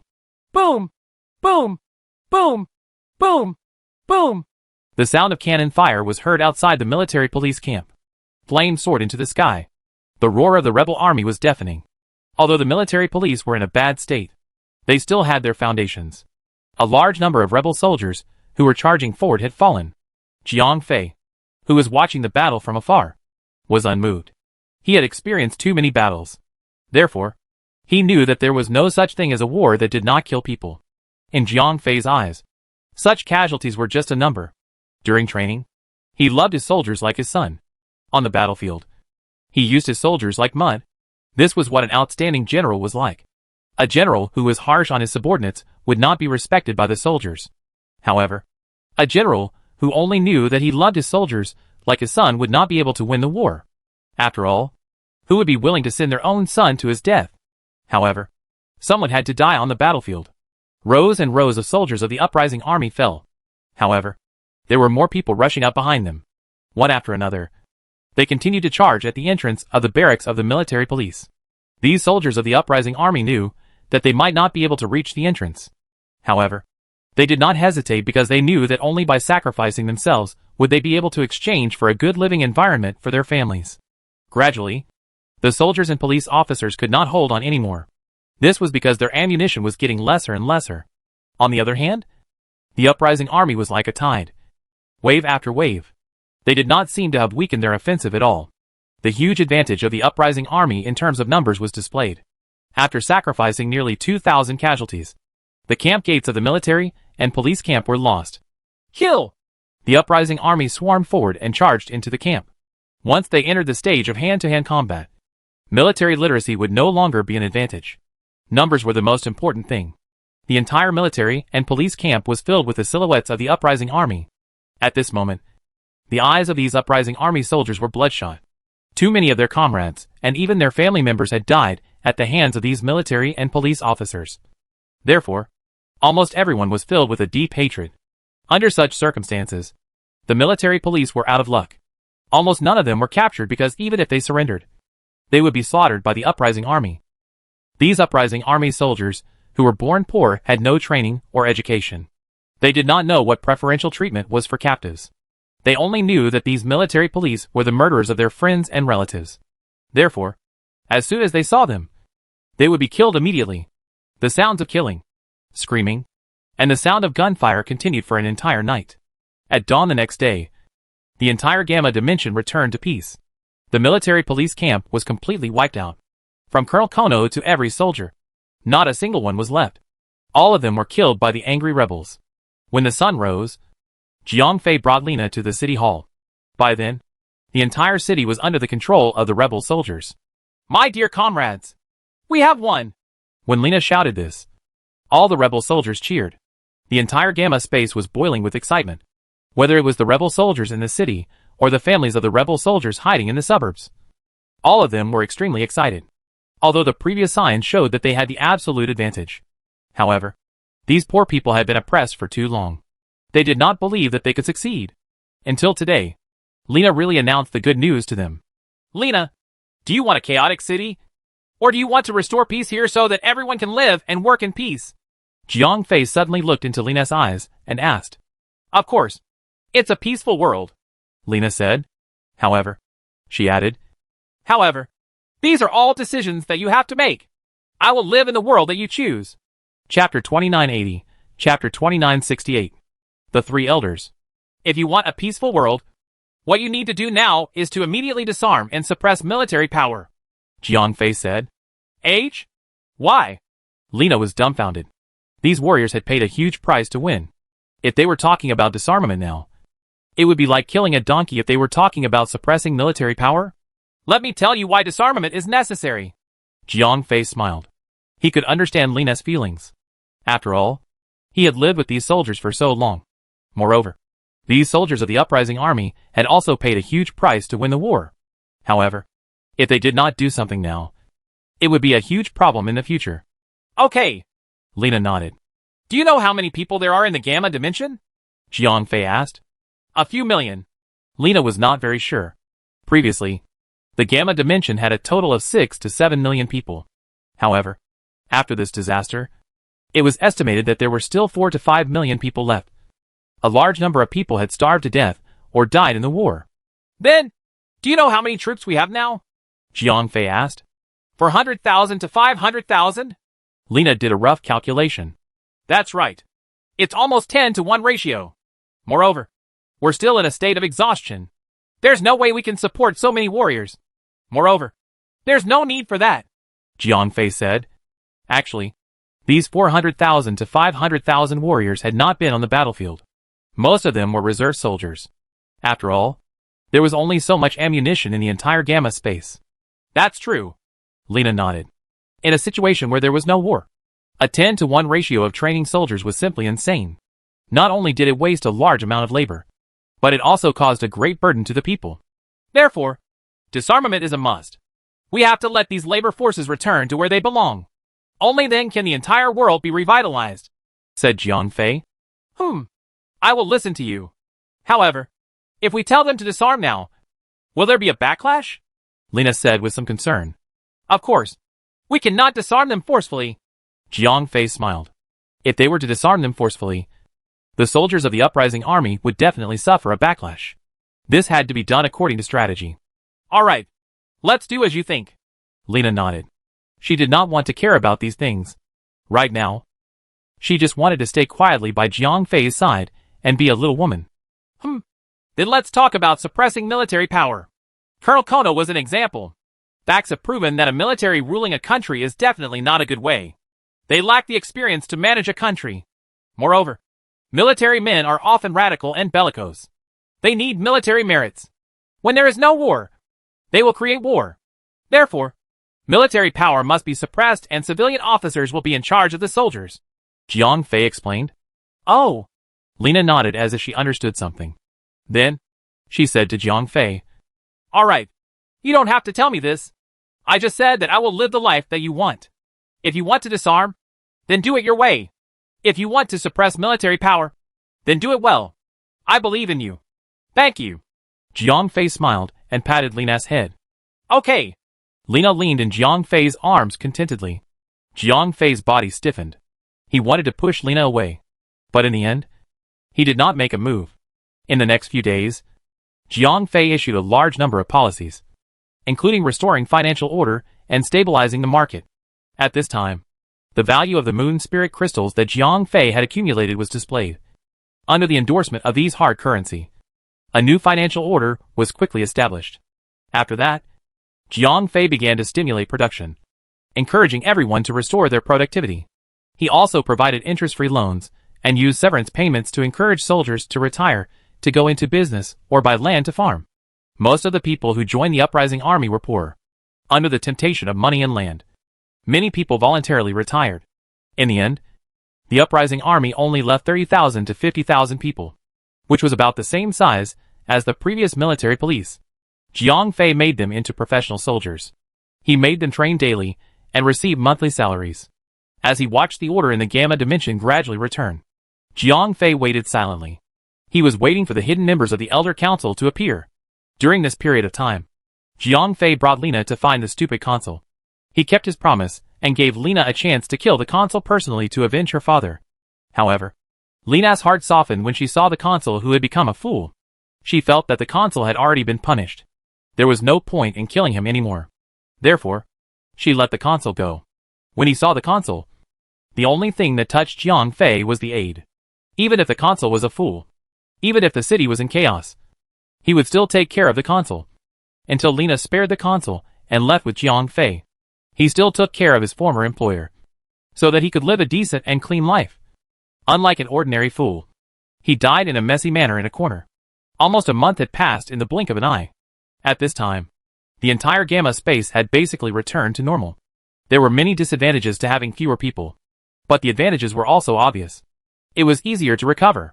One afternoon, Jiang Fei's secretary, Anita, knocked on the door and walked in. This girl could be considered to be one of the lucky ones. Previously, she had hooked a rich husband. But before she could marry into a rich family, the financial crisis had already broken out. After that, it was the military administration and war. During this period of time, Anita's rich boyfriend's family had collapsed. In the end, these big nobles had even become food for the military police under Kono. However, Anita was lucky enough to survive. When Jiang Fei re-established the order of the Gamma dimension, she returned to apply for the job.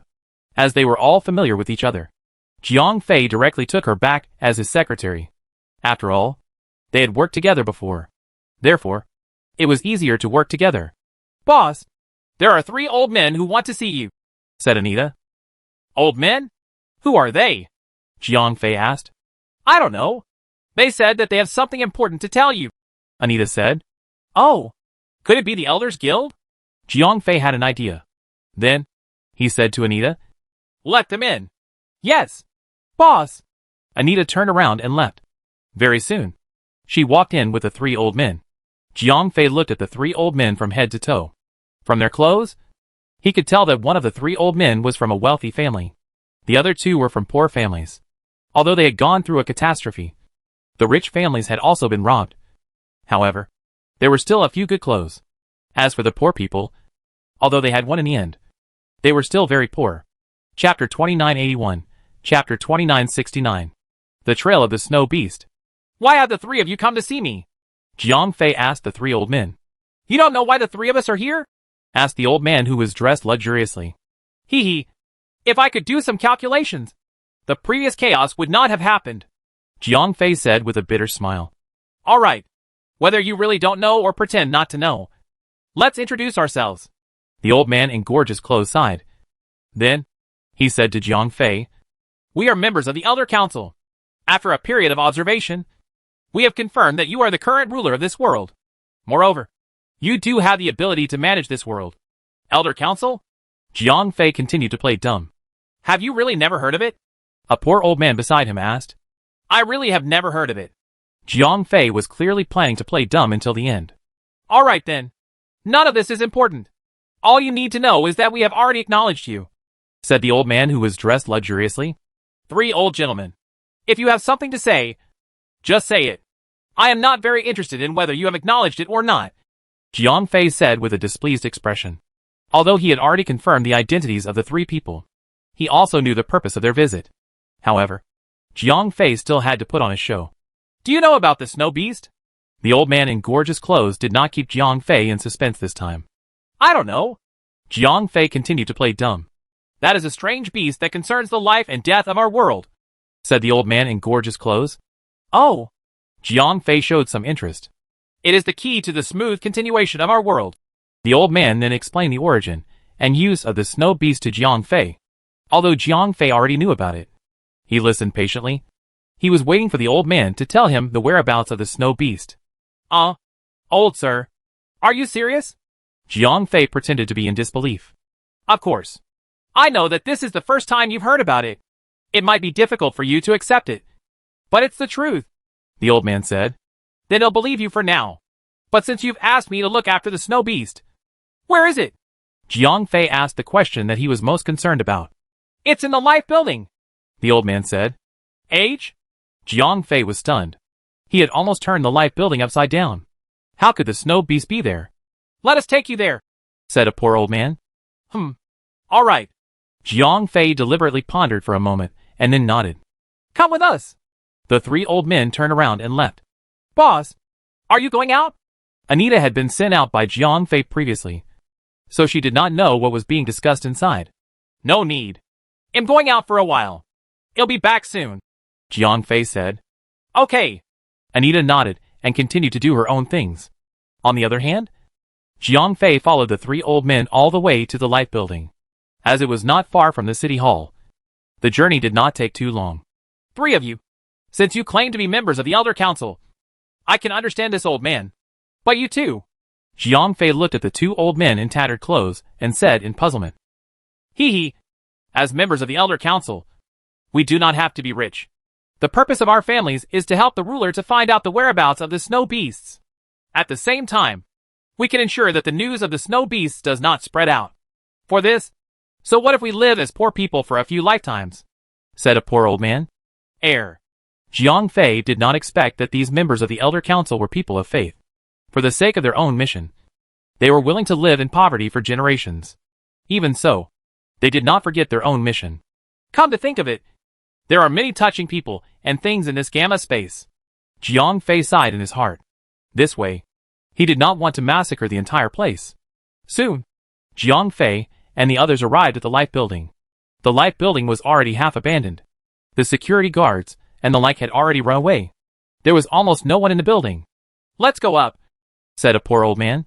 The snow beast is not underground? Jiang Fei was confused, but he did not show it on the surface.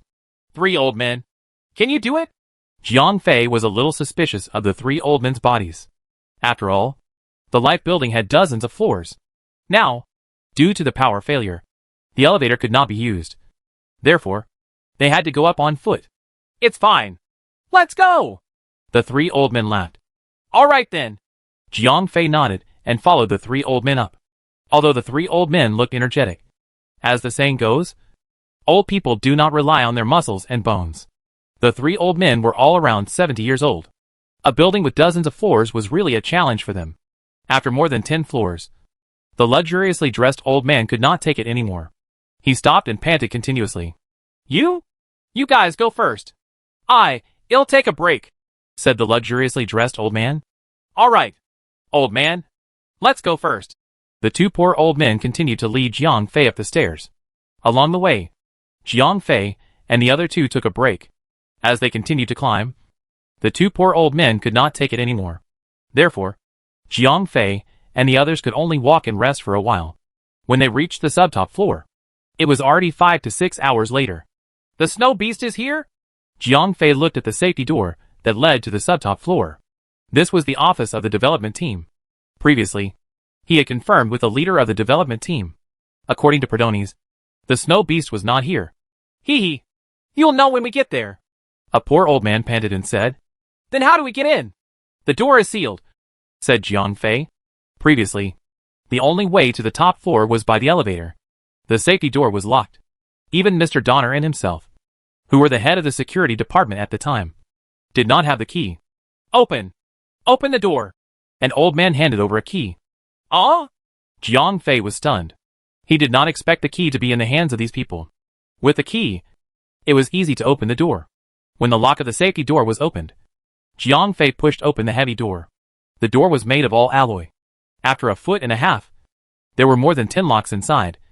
Without the key, even an energy cannon would not be able to blast it open. Let's go! The two poor old men led Jiang Fei all the way in.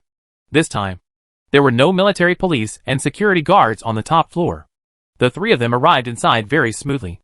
The doors that could only be opened by swiping the card. The two old men found the hidden keyhole and opened it with the key. Chapter 2982, Chapter 2970, Take the Snow Beast Away. Creak! As the door opened, Jiang Fei saw two black shadows flash past. What's that? Jiang Fei instinctively took a defensive stance. Because the war zone was almost abandoned. There was no way there would be anyone there. Clack! Clack! The two old men turned on the emergency lights. And the development team's office lit up. This place was called an office. But it was actually more like a laboratory. All kinds of instruments were flashing with different red and green lights. Clearly, the game server was still in operation. However, looking at the entire gamma space, no one would be so bold as to play games. Right? Meow! Woof! Gulu! The two black shadows finally revealed their true forms. They were a cat and a dog. However, they were so hungry that they were as thin as sticks. Speaking of which, the cats and dogs in the gamma space were actually quite different from those in the three-dimensional world. However, they were all the same. They were all cute pets. Although their names might be different here. In Jiang Fei's opinion, these were the cats and dogs. You must be hungry. Hurry up and eat something. The two old men actually carried some pet food with them. They spilled the food on the ground. The cat and dog immediately pounced on them and began to eat in big mouthfuls. You must be starving. Eat slowly. There's more! There's more! The two old men smiled kindly. It was as if they were feeding stray cats and dogs in a park on the street. The two of you. You didn't bring me here to feed them. Right. Jiang Fei frowned. You're really wrong. We're here to bring you to feed them. An old man said. Age? Jiang Fei was stunned. However, he reacted quickly. In an instant, he understood what the old man meant. Could it be that they... said Jiang Fei as he pointed at the cat and dog. All right. Snowy. He is the new ruler of this world. Come and greet him, said another old man. Meow. Kid, is it your turn to take care of me now? Right under Jiang Fei's eyes, the little cat actually raised its head and spoke in human language. F***CK. Jiang Fei was really shocked. Although he had guessed this possibility, the little cat's words still scared him. You? You are the snow beast? Jiang Fei asked in surprise. He had never thought that the snow beast would actually look like this. In Jiang Fei's imagination, the snow beast was a huge monster, although it was not necessarily ferocious. Its aura was very obvious. However, the kitten did not release any energy. There was also no spiritual energy fluctuation. It was just like an ordinary kitten. What? Doesn't it look like it? The kitten rolled its eyes at Jiang Fei and continued to eat its cat food. Jiang Fei was really speechless. The last time he came here to look for someone, he had actually vaguely seen this kitten. However, because there was no spiritual energy fluctuation on the kitten's body, therefore, he did not care at all. He thought that it was someone's pet. In fact, even the people in the development team did not know that this little cat was the snow beast, let alone Jiang Fei. This cat and dog had already been here before the development team came to work. The previous people had only told them to feed it on time. That little dog was indeed an ordinary pet. Its purpose in existence was to provide cover for the snow beast. Therefore, no one in the entire development team knew that the snow beast was right beside them. Therefore, when Jiang Fei interrogated Platonus back then, that fellow insisted that the snow beast was within a 1-kilometer radius of the development team's office. However, he did not know where the snow beast was. Really? Jiang Fei suddenly felt a little speechless. If he had known that this would happen, he would not have wasted so much effort. All right, young man. This little fellow is yours to take care of. Since you already know its importance, you must take good care of it. Do not let it get hurt, and do not let it starve. An old man advised. I'm already starving. The snow beast rolled its eyes in dissatisfaction. Sigh. Isn't this a special situation? An old man explained with an apologetic smile. Humph. I won't allow it next time. The snow beast said to Jiang Fei. Do I have to keep it here? Jiang Fei asked. There's no need for that. As long as it's within a kilometer of the critical equipment. It's fine, the old man said. All right. It'll bring the Life Extension Center and this workshop together. Now that these two places are abandoned, it'll take this little thing away first, said Jiang Fei as he picked up the little kitten. Then, he held it in his arms. Meow. Be gentle. The little kitten-like snow beast did not seem to object to others carrying it. It was just that it found Jiang Fei's actions a little too rude. Then let's go down, Jiang Fei said. You can go. The two of you old fellows are already here. One of the old men said. Yeah. Just the two of you old fellows. We are already clenching our teeth and holding on for so long. We really can't hold on anymore if we go down, the other old man said. Then, when I go down, will I send someone to pick you up? Jiang Fei asked. No need. The two of us won't be able to live much longer. Just let us spend our last days here in peace. The two old men waved their hands. All right then. The two of you. Good night. Jiang Fei really did not know how to say goodbye to the two old men. In the end, he only said one sentence and left with the kitten. On the way back, Jiang Fei saw the old man in gorgeous clothes. At this time, the old man was sitting on the stairs. His eyes were closed and he had lost his breath. Sigh. Jiang Fei sighed. The three old men were too old. Moreover, they had just experienced this kind of chaotic world. They might have felt that their days were numbered.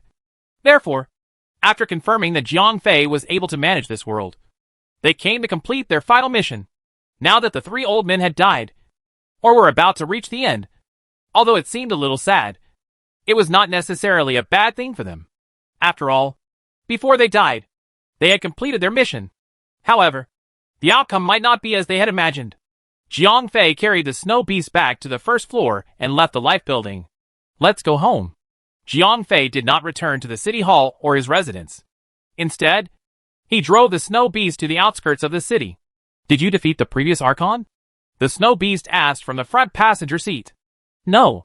He lost his full strength because Colonel Kono took him away. Jiang Fei said. Then did you defeat Kono? The snow beast asked again. Chapter 2983, Chapter 2971 Marionette. The people who defeated Kono were tens of thousands of people. Jiang Fei said. So, you have control of the entire city now? The snow beast asked again. The people are the masters of this city. Jiang Fei continued to spout nonsense. So, are you planning to kill me now? The snow beast asked again. Huh? Jiang Fei was suddenly stunned by the question. Didn't you want to bring me to a place where there is no one and kill me? The snow beast asked. Why would I want to kill you? Jiang Fei pretended to be stupid. Isn't the reason you came to the Gamma Dimension to kill me? The snow beast asked. You? What do you know? Jiang Fei was suddenly shocked. I know a lot. I know what you know. I know what you don't know. The snow beast replied. Who are you? Jiang Fei drove the car to the side of the road and stopped. They had already left the city. In the snow beast. Meow. The snow beast said. If you don't tell me the truth, I won't hold back. Jiang Fei pulled the kitten out of the car. Meow. Are you going to kill me now? The snow beast did not seem to be nervous at all. Moreover, it had no intention of resisting. Do you think I won't dare? Jiang Fei grabbed the snow beast's body and held its head with his other hand. As long as he exerted a little strength, he could break the snow beast's neck. Of course you dare. Didn't you come to the Gamma Dimension just to kill me? The snow beast said. Aren't you afraid? Jiang Fei asked. Afraid? Why would I be afraid? I'm not going to die. The snow beast said indifferently. Not going to die. Let's see if you're going to die or not. Jiang Fei twisted his hands hard and then pulled the kitten's head off. Paw! The kitten's body was thrown to the ground by Jiang Fei. Then, Jiang Fei stared at the kitten's body to prevent it from resurrecting in any way. However, the kitten's body and head did not move at all. It seemed like it was really dead. What are you looking at? Meow? At that moment, a voice suddenly came from behind Jiang Fei. Jiang Fei turned his head and saw a half-ethereal kitten floating in the air. Meow! I told you. I'm not going to die. The snow beast said matter-of-factly. What strong mental strength! After losing the suppression of its physical body, the kitten's mental strength could no longer be concealed. At this moment, Jiang Fei could clearly feel that the little kitten in front of him contained a strong mental strength that was difficult to describe with words. The strength of the mental strength was even twice as strong as his. After all, Jiang Fei, who had a high-level willpower, had extremely strong mental strength. However, this little kitten was clearly stronger than him. I destroyed your physical body. You don't seem to be angry? Jiang Fei asked curiously. It's just a physical body. Why would I be angry? The snow beast asked back. You can regenerate a physical body? Jiang Fei asked. I can't. The snow beast answered straightforwardly. Jiang Fei was speechless. If his physical body had been destroyed, he would definitely find a chance to take revenge. However, the snow beast did not seem to care at all. What's wrong? The snow beast asked curiously. Jiang Fei did not speak. Are you thinking about how to kill me? The snow beast continued to ask. Yes. Jiang Fei did not hide anything. Then why don't I let you devour me? The snow beast said. Age? Clang me? Jiang Fei was stunned. The snow beast's mental strength was twice as strong as his. He did not dare to rashly devour it. Perhaps this fellow had been pretending to be dumb. When he devoured it, this fellow would suddenly attack. At that time, the unlucky one would definitely be Jiang Fei, whose mind power was relatively weak. No, I can cut off my mind power and let you devour it, said the snow beast. Are you crazy? Jiang Fei could not hold it in any longer. Although the snow beast had cut off its mind power and let him devour it, so that he would not suffer a backlash. This snow beast was too abnormal. Who would be so eager to commit suicide? No. My mission here is to wait for you to come and fulfill all your wishes. Since your wish is to kill me, then I will fulfill your wish, the snow beast said. Mission? Who gave you the mission? Jiang Fei keenly caught the main point of the snow beast's words. Of course. It is my master, the snow beast said. Master? Who is he? Jiang Fei asked. I can't tell you. For the first time, the snow beast had a troubled look on its face. Its master had given it an order to obey Jiang Fei's every word. Then, he had asked it not to reveal its identity. Now, the two orders were in conflict. Then, what can you say? Tell me something I don't know.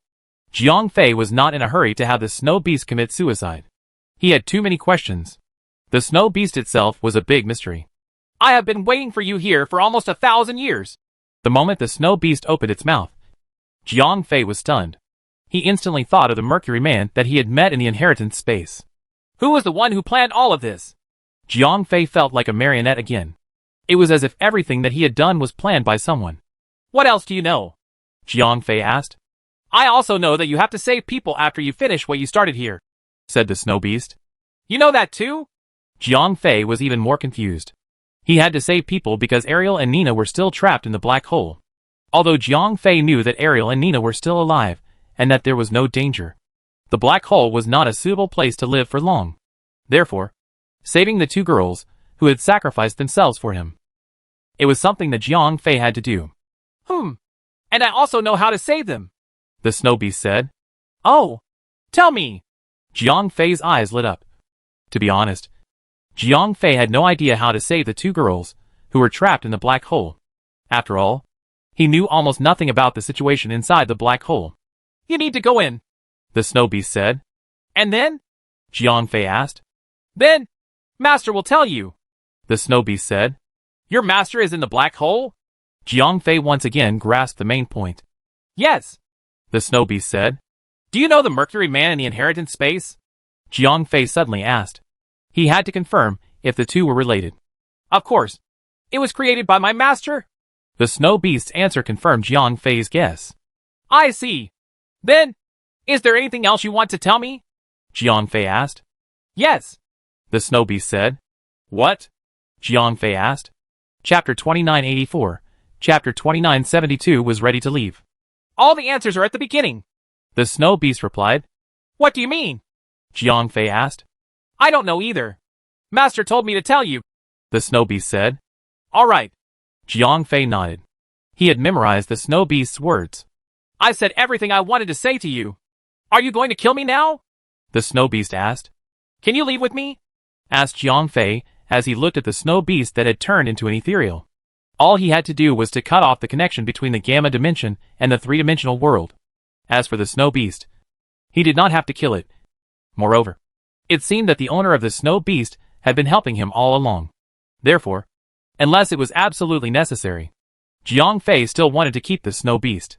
Of course. My quest in this world has been completed. I can go anywhere now, said the snow beast. All right. Then you can come with me, Jiang Fei said to the snow beast. Do you want to take me to see my master? Asked the snow beast. If nothing goes wrong, I will. Jiang Fei nodded. The snow beast had already said that if he wanted to save Nina and Ariel, he had to enter the black hole. Therefore, he would definitely enter the black hole. Jiang Fei believed that he would definitely meet the snow beast's master in the black hole. Therefore, it was not a problem for him to bring it along. All right. Then I will follow you. The snow beast's intelligence was like that of a child. When it heard that Jiang Fei wanted to bring it to meet its master, it immediately chose to follow Jiang Fei. Come over first. Jiang Fei waved his hand. The snow beast's phantom came to his side and attached itself to his arm. After that, Jiang Fei returned to the car and drove back to his residence. You're back. At this time, Lena had already prepared the food. Natasha was playing in the living room. At this time, the two of them were getting along well. When Jiang Fei returned, there was a warm feeling of a family of three. Okay. Jiang Fei initially planned to leave immediately with Natasha.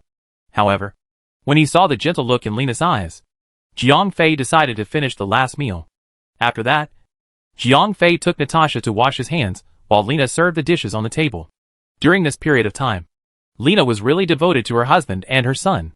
She had completely integrated herself into the role of the mistress of the house. She felt very happy. There are so many good dishes. Natasha, you have to eat more. Sister Lena specially prepared these for you, Jiang Fei said with a smile. TSK. It was clearly prepared for you. I'm the one who basked in the glory. Okay? Natasha said like a little adult. Hee hee. Jiang Fei laughed dryly while Lena blushed. Come! Come! Come! Eat! Jiang Fei picked up some food for Natasha and Lena. Natasha was a little picky. She pushed the food that she liked in front of her, and the food that she did not like on the other side of the plate. Meanwhile, Lena was happily eating the food that Jiang Fei had given her, although the food was made by herself. As long as Jiang Fei gave it to her, she would find it delicious no matter what it was. Lena, have you memorized all the things that I have taught you during this period of time? Jiang Fei asked as he ate. During this period of time, Jiang Fei had asked Lena about some things related to governing the city. He also asked her about some knowledge related to political power. I've memorized it. But it's useless for me to learn this. I might as well learn 2 good dishes. It'll leave the city governance to you as a man. You'll just cook at home and accompany Natasha, said Lena with a smile. Hee hee. It's always good to learn more, said Jiang Fei with a smile. As long as you're happy. I'm happy, said Lena with a happy smile. The meal was very slow. Jiang Fei kept putting food into Lena and Natasha's bowl. Natasha was used to it, But Lena was extremely happy. However, no matter how much time was spent, the meal would eventually be finished. Lena, I'll send Natasha upstairs to rest, said Jiang Fei to Lena, who was cleaning the dishes. Okay. Lena nodded and said to Natasha, Good night, Natasha. Good night, Sister Lena, Natasha said obediently. Let's go. Jiang Fei took Natasha's little hand and walked upstairs.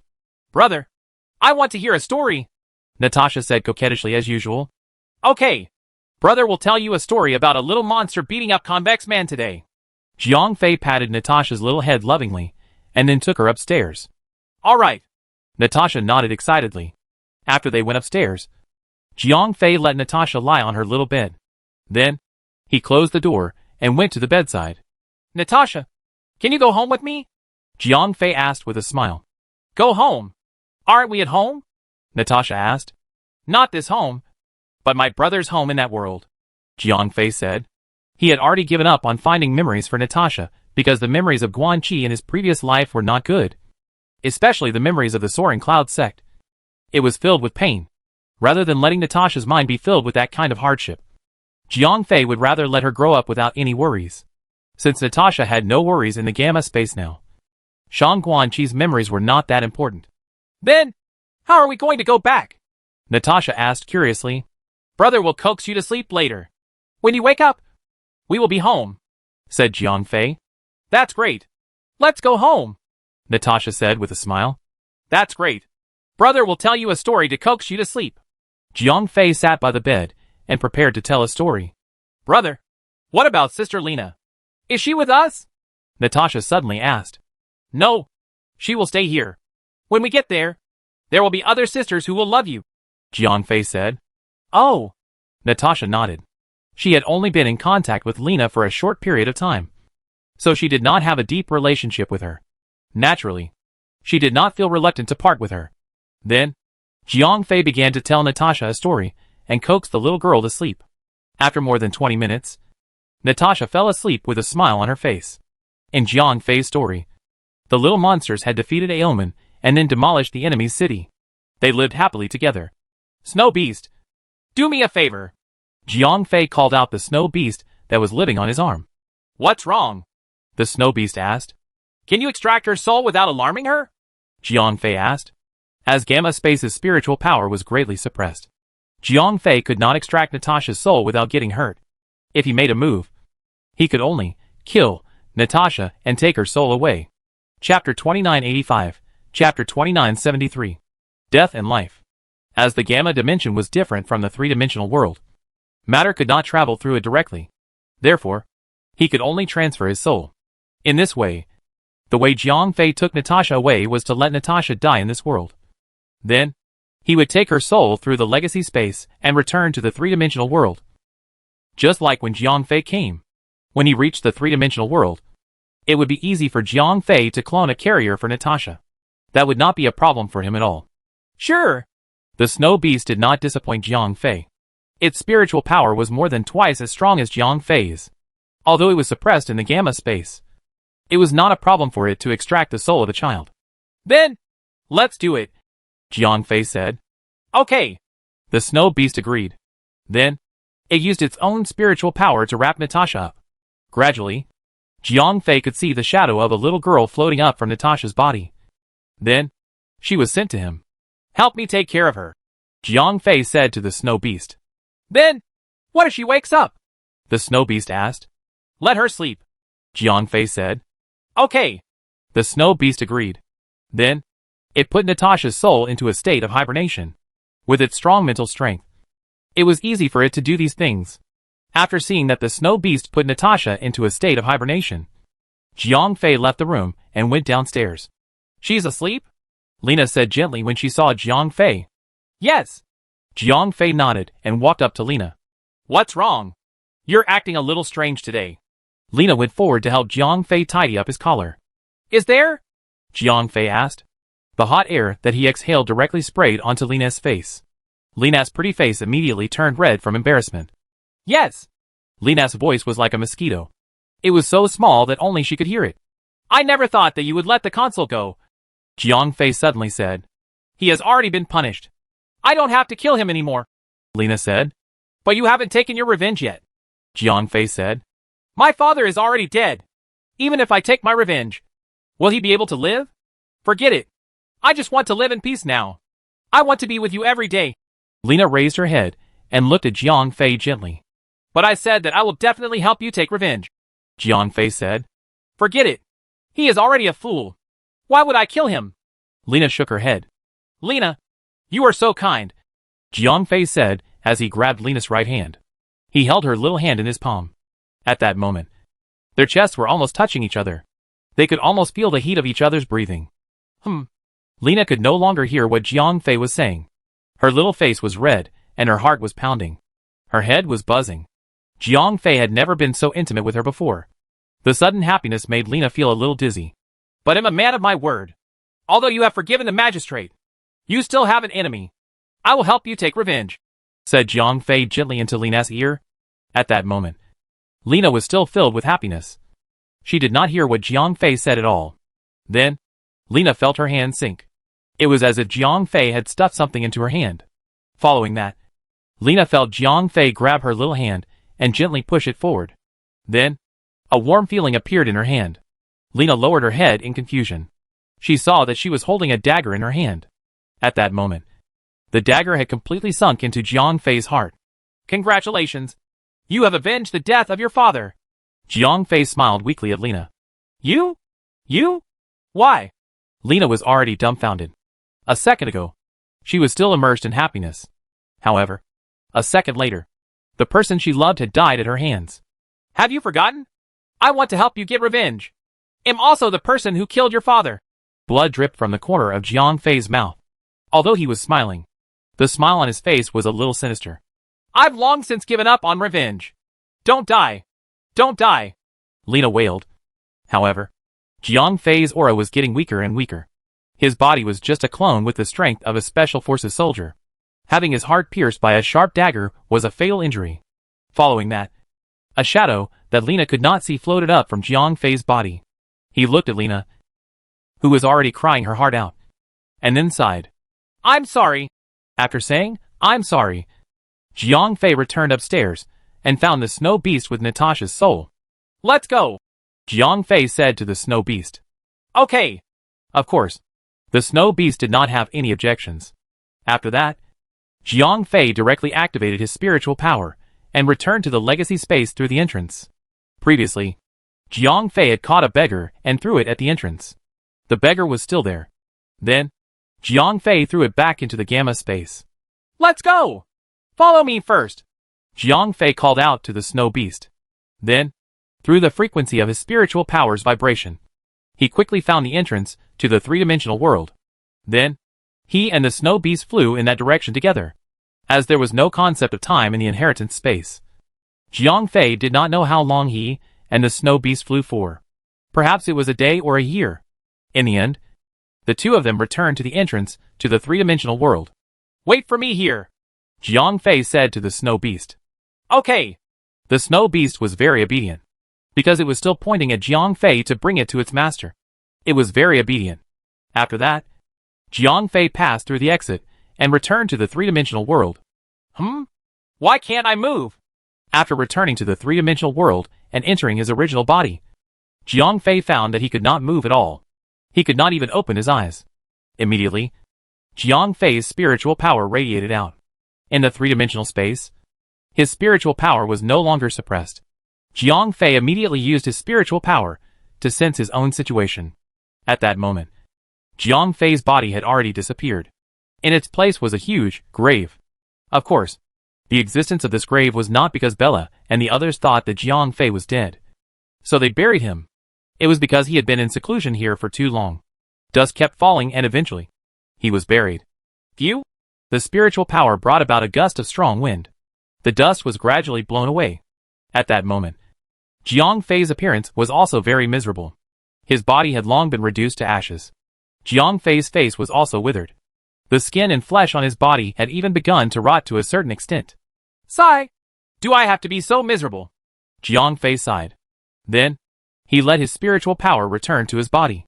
After that, his spiritual power began to awaken the sleeping cells in Jiang Fei's body. Chapter 2986, Chapter 2974, Resurrecting Natasha. As Jiang Fei's spiritual power and soul returned to the main body, his body began to recover. Once the sleeping life cells woke up from their slumber, the rotten muscle tissues automatically began to fall off, and the new muscles were replenished. In just a few minutes, Jiang Fei's body returned to its normal state. The only thing that was weaker was the origin power in his body. How long have I been in seclusion? Jiang Fei looked around. He was still in the time house. He could not determine the time in the outside world. I wonder how Bella and the others are doing. Jiang Fei stood up and walked toward the exit of the time house. After coming out of the time house, Jiang Fei closed his eyes to sense the situation on Skoda Star. In the three-dimensional world, his spiritual power was not suppressed. He could easily cover the entire planet. At this time, Skoda Star was not very different from when Jiang Fei left. Everything here was working normally. It seemed that during the time that he left, this place was not affected at all. Hey, come here for a moment. Jiang Fei called out to a worker who was passing by. From the way this guy dressed, he should be an engineer in the factory.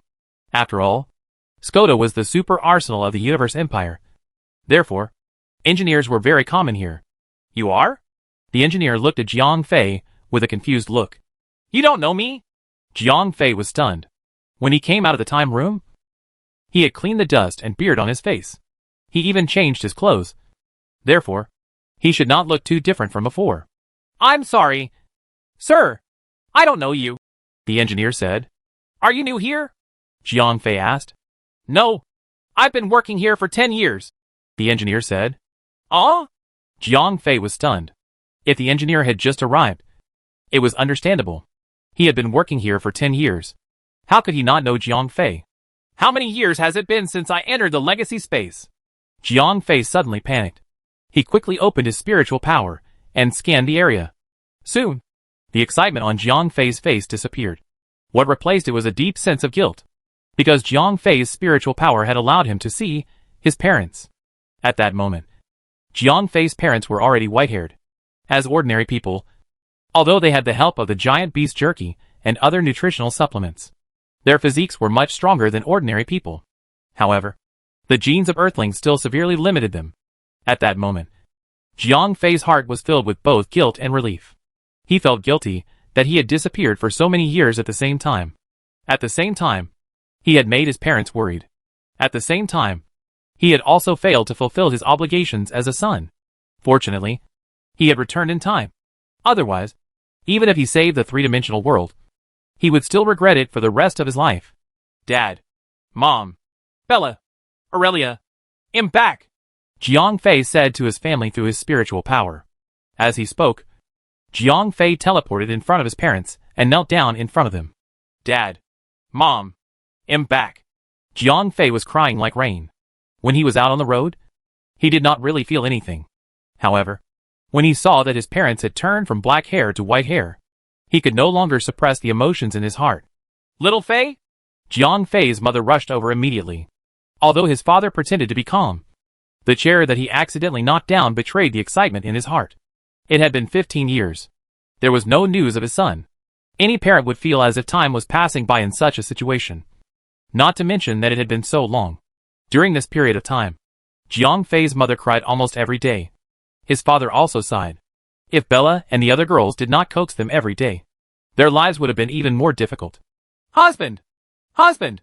The moment they received Jiang Fei's voice transmission, the girls who could teleport immediately teleported to Jiang Fei's side. Those who could not teleport also rushed to Jiang Fei's parents' place. Thank you for your hard work, Jiang Fei said to the girls. Compared to his parents, he felt even more guilty towards these girls. All right.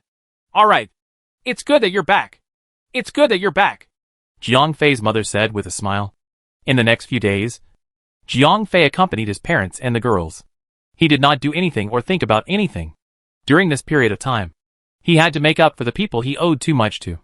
After spending a month with his parents and the girls, Jiang Fei began to arrange for Natasha's resurrection.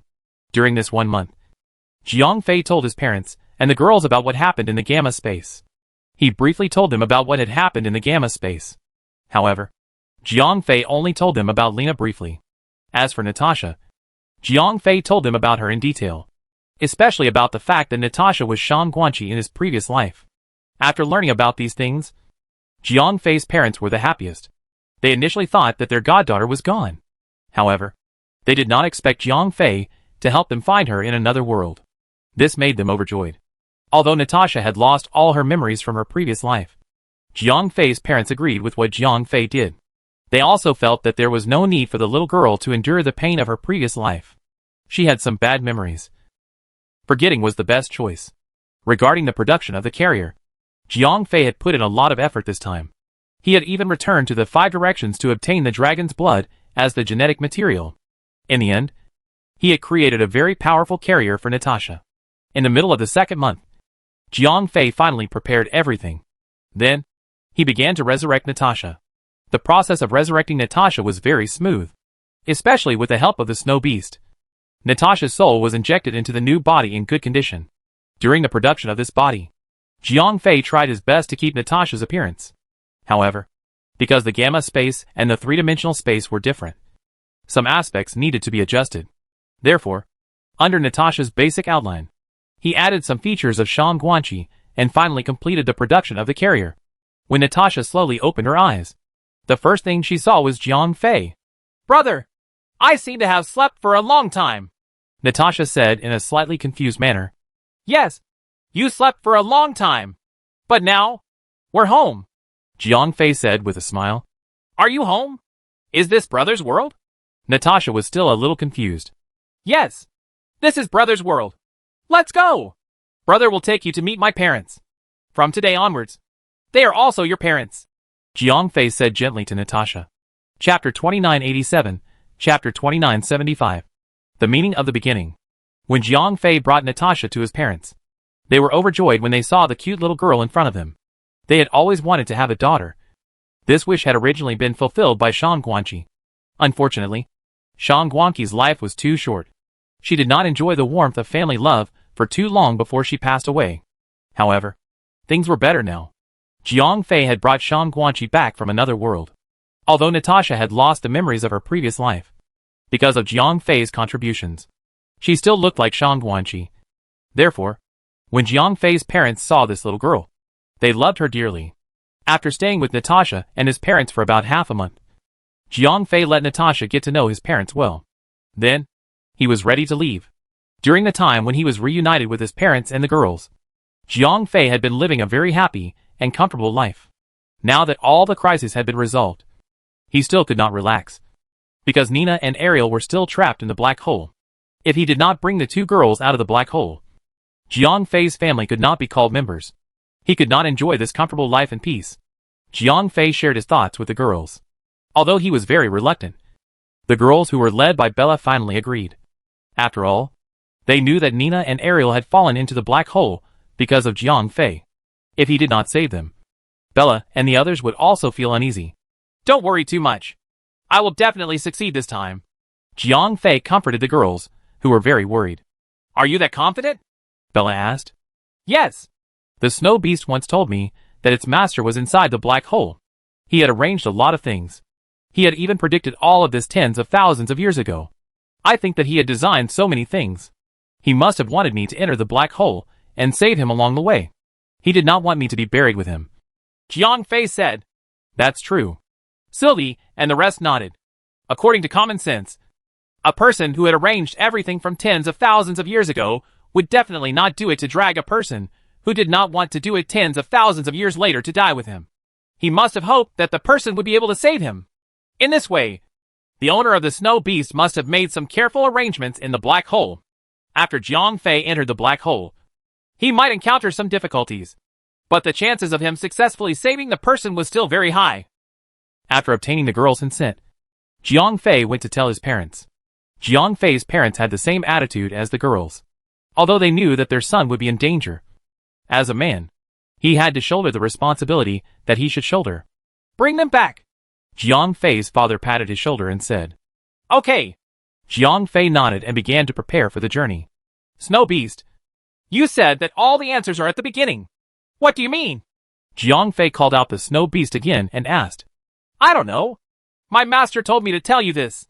The snow beast's answer was the same as before. The beginning. What exactly is the beginning? Jiang Fei kept muttering. The starting point of the universe? The Zavila galaxy? Jiang Fei muttered. At the same time, he was secretly calculating in his heart. The black hole that trapped Nina and Ariel was indeed in the Zavila galaxy. The snow beast had already told him before that if he wanted to save them, he had to enter the black hole. Then, its master had left this sentence.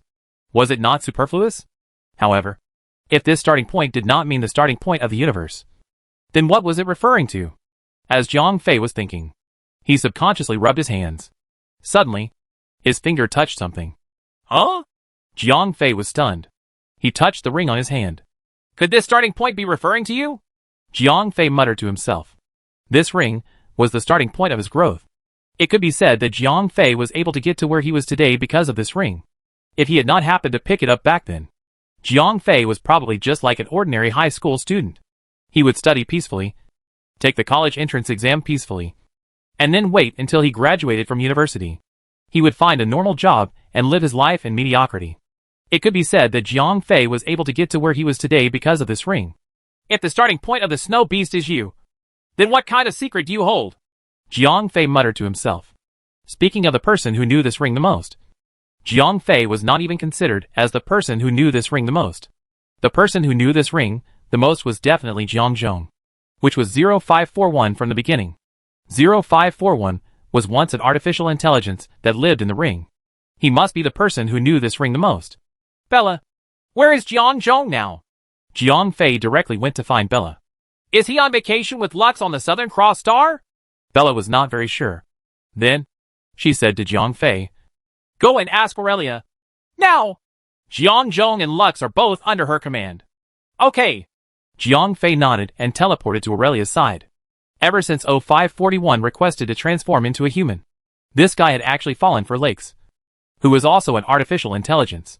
Then, under his persuasion, Aurelia finally let him go. Therefore, Lakes finally had a clone carrier and finally became a living person.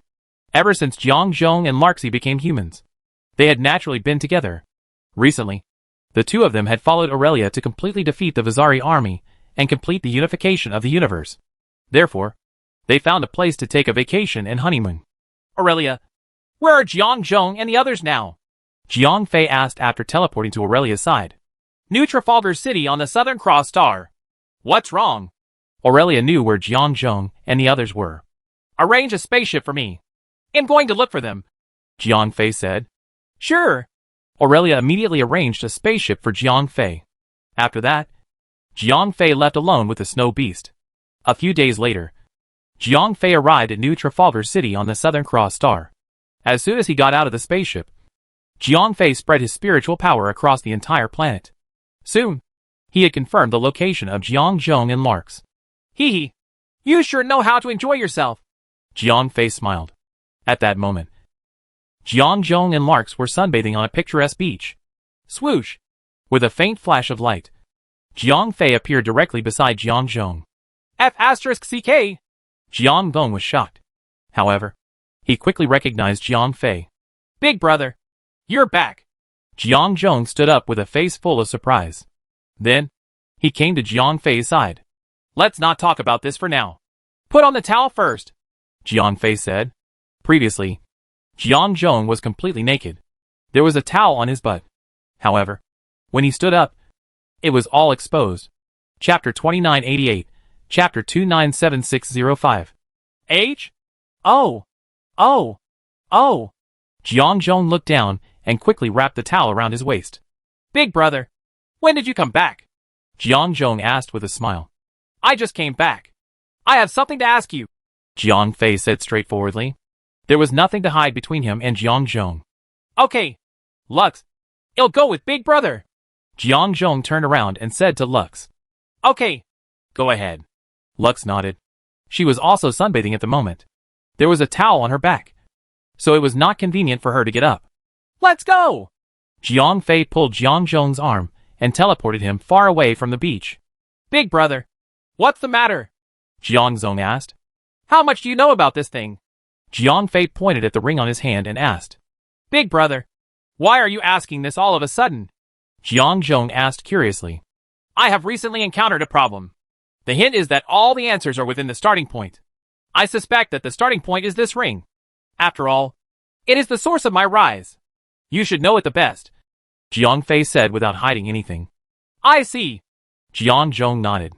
Then, he said to Jiang Fei, Big brother, I have something here that might be useful to you. As Jiang Zhong spoke, he took out a small box. What is this? Jiang Fei asked. It can be considered a part of me, Jiang Zhong said. What do you mean? Jiang Fei was stunned. Big brother, you also know that I am now considered a human. However, before I became a human, I was an artificial intelligence. Although I know some things, I am limited by the rules. I cannot tell you about it.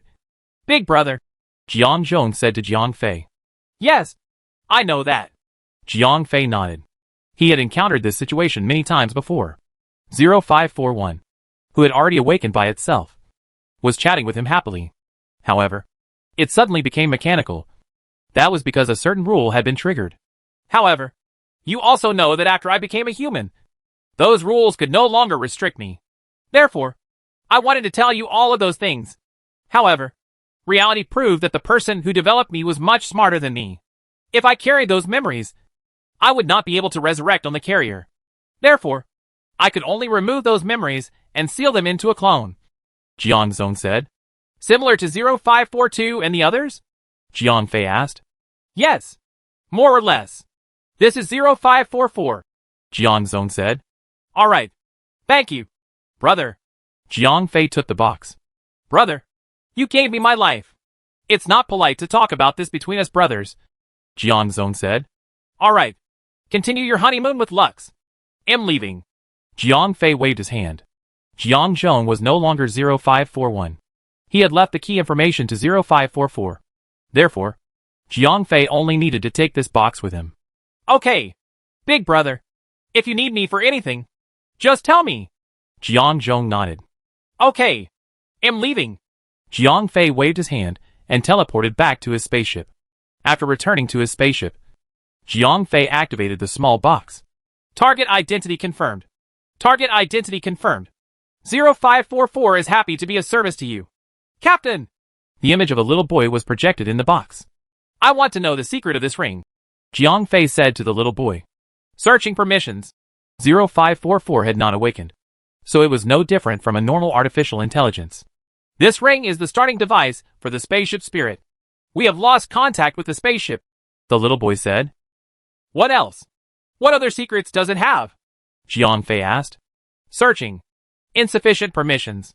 Request denied. 0544 replied. Oh! Jiang Fei's eyes lit up. Although the little boy did not say anything, he revealed one piece of information. It was that the ring had secrets, but Jiang Fei's permissions were insufficient. What would it take to gain authority? Jiang Fei asked. The method is unknown, the little boy answered. Jiang Fei frowned. If the method was unknown, it would be like looking for a needle in a haystack to obtain this secret. That's right. Jiang Fei suddenly had a flash of inspiration. Then, he said to Maleki, who was residing in the ring. Maleki, can you crack this artificial intelligence? Master, I can try. Malachi immediately accepted the order. Although Jiang Fei had disappeared for more than 10 years. During this period of time, Malachi had been in the ring space alone. Moreover, as a self-awakened artificial intelligence, the level of the artificial intelligence was definitely higher than those that had not awakened. Therefore, there was still a very good chance of cracking 0544. After about half an hour, Maleki said to Jiang Fei, I'm sorry, Master. The encryption level of this AI is very high. I can't crack it in a short period of time. If you can't crack it in a short period of time, how long will it take you to crack it? Jiang Fei asked. At least 3,000 hours. Maleki replied. 3,000 hours? Jiang Fei was stunned. That was almost half a year's time. One had to know that Maleki's AI's computing ability was very terrifying. Even he had to calculate for 3,000 hours. From this, it could be seen. How high was 0544's encryption level? Alright then. You can crack it first. I'll think of another way. Jiang Fei could only do so for now. Although half a year's time was a little long, it was at least a guarantee. On this basis, he could find another way. Master, if you can't wait, perhaps you can try other ways to ask questions. Sometimes, the system locks not only the permissions, but also the ways to ask questions. Malecki gave Jiang Fei some advice. Oh, Jiang Fei was stunned. Then, he reactivated the box, and the little boy appeared again. I'm happy to be of service to you, Captain. The little boy was still as cold as before. All the answers are at the very beginning. What do you think of this starting point? Jiang Fei asked the little boy. Secondary password activated. The permissions have been activated. The little boy suddenly said. Holy **T. So that was the password. Jiang Fei suddenly realized that the answer was actually the password to unlock the ultimate permission. Now, can you tell me the secret of this ring? Jiang Fei looked at the little boy and asked. Reauthorization. The little boy ignored Jiang Fei. Clearly, the program had not been completed yet. Authorization in progress. More data loading. Data loading complete. Request to reconnect. Suddenly, the little box popped up with an excuse. It seemed like it was asking Jiang Fei to connect it to the ring. Chapter 2989, Chapter 2977. The legacy from 10,000 years ago. When Jiang Fei saw this, he immediately connected the interface to the ring. A program has entered the target area. Reconnection failed. F***CK. Malecki. Let's go somewhere else first. Jiang Fei said, as he pulled a data line from the control panel of the spaceship beside him, and connected it to the ring. Yes, Master. Malecki did not dare to say anything else. He could only come out from the ring and enter the main control computer of the spaceship. Reconnecting. Connection successful. Main program transferring. After Malecki left, the program was running normally. 0544 was transferred from the square box to the ring. It's my pleasure to serve you, Captain. Very soon, 0544, which had been reactivated, was projected from the ring. Can you tell me the secret of the ring now? Jiang Fei said to 0544. Captain, what do you want to ask? 0544 asked. It's about black holes. Jiang Fei said. Yes, sir. 0544 replied. Then, it projected a large amount of data and formulas. These formulas were extremely complicated. Although Jiang Fei had been growing continuously, he had also learned a lot of knowledge about cosmology. However, looking at these data was still like reading a heavenly book. Malecki, can you understand it? Jiang Fei could not understand it. So he naturally turned to the artificial intelligence beside him. Since 0544's permission was already open, he did not need to decipher it anymore. Sorry, Master. These formulas should describe the various attributes of a black hole. However, because my database lacks crucial data, I am unable to determine whether it is true or not. Malecki gave Jiang Fei a rather disappointing answer. Error. All right. Jiang Fei sighed. It seemed that these data should be used to describe a black hole. However, to him, it was like a heavenly book. 0544. How much do you know about the starting point? Jiang Fei asked directly. Captain, I have a message here. It is about the starting point. 0544 said as he projected a message. This message was written in an extremely special language. Jiang Fei had seen this language before. It was written in Planet Namek's language. Dear Lucky One, I'm very happy that you were able to obtain this message. To be able to see this message means that you have grown to a certain level with the help of the beacon. You have also seen the snow beast. As time is limited, I won't say any more nonsense. I hope that you can come and save us. We have left a special spaceship in the beacon. It can help you to enter and exit the black hole smoothly. Please come and save us. Please. Planet Namek's Elder Council. As expected, after Jiang Fei read the short message, he thought to himself.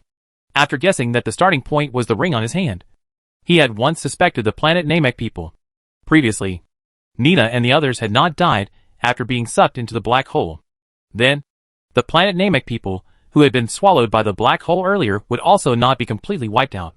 However, there was still a doubt in Jiang Fei's heart. He had met the crew members of the Planet Namek spaceship before. Although they had turned into artificial intelligence, their memories were still preserved. However, these people did not know anything about this letter. Moreover, in order to fight for the position of captain, they had all died on the ship. Could it be that this letter, the special spaceship in the ring, and even this ring were all sent out later? Jiang Fei thought to himself. However, this thought was quickly overturned by him. If the mechs had a way to get in and out of the black hole, why would they need to ask for help? Would they not just drive the spaceship out? What do these mechs mean? Can the spaceship in this ring really pass through the black hole? If it can, why didn't they come out themselves and let me go to rescue them? Jiang Fei frowned. Forget it. Let's take a look at that spaceship first. Jiang Fei took a deep breath and walked out of the spaceship. Then, he said to 0544 in front of an empty parking lot. Release that spaceship. Yes, Captain. 0544 replied and released one a shuttle. F***CK. This is called a spaceship? Jiang Fei finally understood why the mechs did not come out of the spaceship. The shuttles were smaller than normal shuttles. They only had one seat. Even if more than half of the mechs were killed or injured in the accident, there would still be millions or even tens of millions of people left alive. One look at the shuttles, and one could tell that they were extremely high-tech. It was extremely expensive. It was definitely not realistic to build millions, or even tens of millions of shuttles at the same time. Looks like they need me to use the inheritance space to move their people out. Jiang Fei guessed in his heart. This was the most reasonable reason that he could think of. Although Jiang Fei still had a lot of questions that he had not answered. For example, if the mechs only needed Jiang Fei to use the inheritance space to move people out, he would have had this ability long ago. Why would the mechs need to arrange so many things? However, it was impossible to find the answers to these questions by just imagining it. In order to know all of this, Jiang Fei had to meet the mechs. Let's go! Jiang Fei said to the snow beast. Are we going to meet Master? That's great. The snow beast nodded. After that, Jiang Fei entered the special shuttle and started the engine. Buzz! The moment the shuttle started, Jiang Fei realized that there was something different about it. The power of this thing was too strong. Its engine power even exceeded that of the main ship. How is this thing powered? Jiang Fei asked. A miniature black hole force field effect. 0544 explained. D***MN. Can the mechs already use the energy of the black hole? Jiang Fei was shocked. It was not a complete success. The success of the force field effect generator was a coincidence. When the people of planet Namek carried out the second experiment, it caused that disaster. 0544 said. I see. Jiang Fei sighed. Sometimes, technology could promote the development of a civilization. However, it could also destroy a civilization. That was the case for the people of planet Namek. If planet Namek had not been swallowed by the black hole more than 10,000 years ago, there would not have been any business between the Merchant Alliance and the Vizari army. The people of planet Namek would have been able to develop for another 10,000 years. Their technological power could easily unify the entire universe.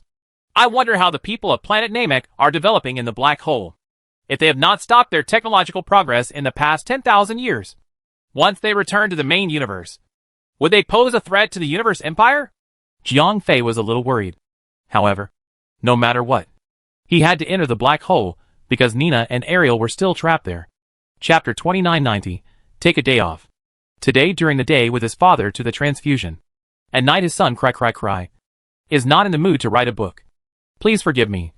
Tomorrow to try to restore the update. I am very sorry. Chapter 2991. Chapter 2978 Entering the black hole. With the powerful power of the engine, Jiang Fei flew the special shuttle named Destiny and arrived at the Zevera galaxy in just a few hours. This is amazing! At this moment, Jiang Fei began to believe that the shuttle could freely enter and exit the black hole because its power was so strong that it even caused time to warp. Although black holes were powerful celestial bodies that could even swallow light. If the structure of the aircraft was strong enough and its power was strong enough, it could theoretically escape from the black hole. Very soon, Jiang Fei flew the shuttle to the edge of the black hole that Nina and Ariel were trapped in. Captain, actually, you don't have to go through so much trouble. All the black holes are interconnected. 0544 said. Oh! Jiang Fei was stunned for a moment. However, he quickly understood. If the black holes were not connected to each other, the mechs would not have gone through so much trouble to find him. If it was not because of you and Ariel, Jiang Fei would not have taken the risk. Although the message stated that the Shuttle of Destiny had the ability to enter and exit the black hole. Who knew if it was true or not? Although Jiang Fei's rise to fame was due to the technological equipment of the Nemesis, he did not have the moral integrity to risk his life to save the Nemesis. Then why didn't you say so earlier? After thinking it through, Jiang Fei rolled his eyes at the little boy 0544 had projected. Captain, you have not asked any related questions before. 0544 answered stiffly. Forget it. It's pointless to tell you. Jiang Fei rolled his eyes. 0544 had just been created not too long ago. So there was no sign of evolution at all. Jiang Fei complaining to 0544 was like casting pearls before swine.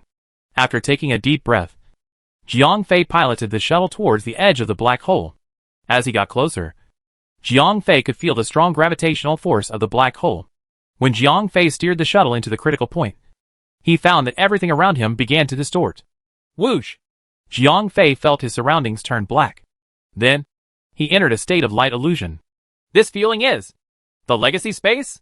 Jiang Fei was a little dumbfounded.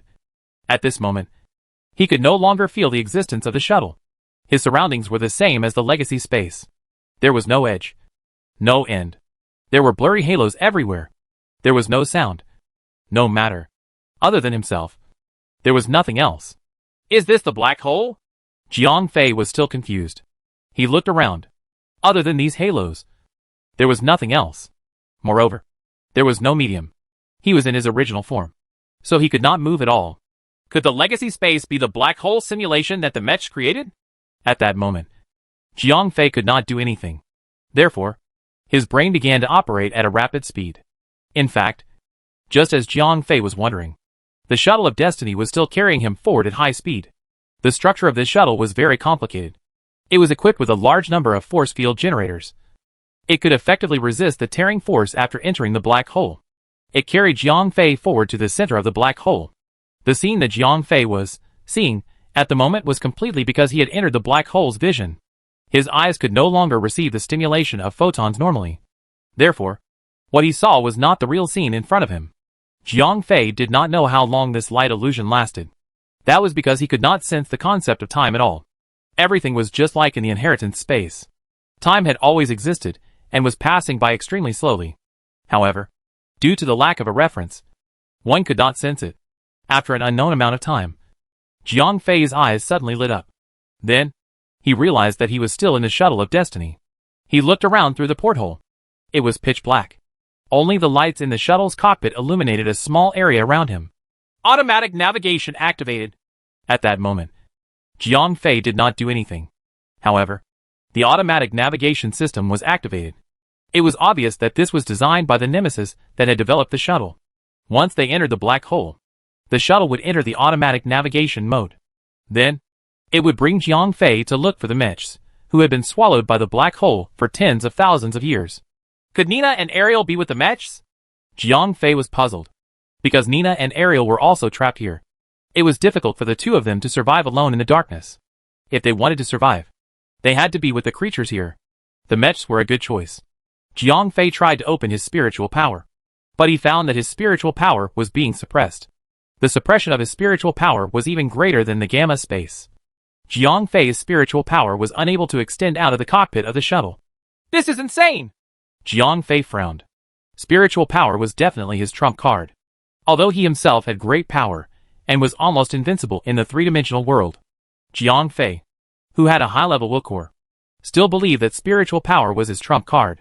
Sitting in the shuttle, Jiang Fei did not move. Now, the shuttle would take him to the mech's gathering place. If he messed around and caused the automatic navigation to stop, he would have to search for Nina, Ariel, or other intelligent creatures in the vast darkness. Finding Nina, Ariel, or any other intelligent creature was no different from finding a needle in a haystack. The shuttle moved forward in the endless darkness. As there was no light source around, and there was no physical structure, Jiang Fei did not know where he had flown to. It was very difficult to locate him here. After an unknown amount of time, Jiang Fei suddenly realized that there was a small dot of light in the distance. The shuttle was heading towards that small dot of light. Under the powerful propulsion of the shuttle, Jiang Fei noticed that the small dot of light in the distance was getting bigger and bigger. In the end, he realized that it was actually a stargate. A stargate in a black hole? Jiang Fei was stunned. The stargate's design was very simple. One look and one could tell that it was a product from a long time ago. At this moment, the stargate in the three-dimensional world had long been a new product of generations later. Activating particle accelerator. Particle accelerator has been activated. Preparing to warp. As a series of electronic synthesizers sounded, Jiang Fei's shuttle entered the assisted warp mode. This was the same reason as the spaceship going through the stargate, because it needed to warp to a very far place. The spaceship's own phase engine could not complete the warp. At this time, The Stargate would provide assistance and allow the spaceship to warp to a more distant place. Chapter 2992, Chapter 2979. Accident. As the ancient Stargate was activated, Jiang Fei's shuttle entered the warp state. In the phase space, the shuttle flew steadily. According to the timer on the shuttle, Jiang Fei flew in the phase space for about 3 hours. Then, the shuttle left the warp state. He entered the main space. Swoosh! As the shuttle left the dimensional space, Jiang Fei's eyes lit up. He had finally returned to the colorful world. At that moment, in front of the shuttle was a small star system. Other than the star in the center, there were 7 planets and a few asteroid belts around it. This star system was not very large, but it was operating very steadily. There's actually a solar system in this black hole? And why does this solar system look like it was built? Jiang Fei frowned. This solar system was simply too orderly. The orbital distance between each planet was carefully calculated. Among the 7 planets, 2 were habitable planets, and the remaining 5 were resource planets with different attributes. Jiang Fei had never seen such a well-organized solar system in the entire 3-dimensional world.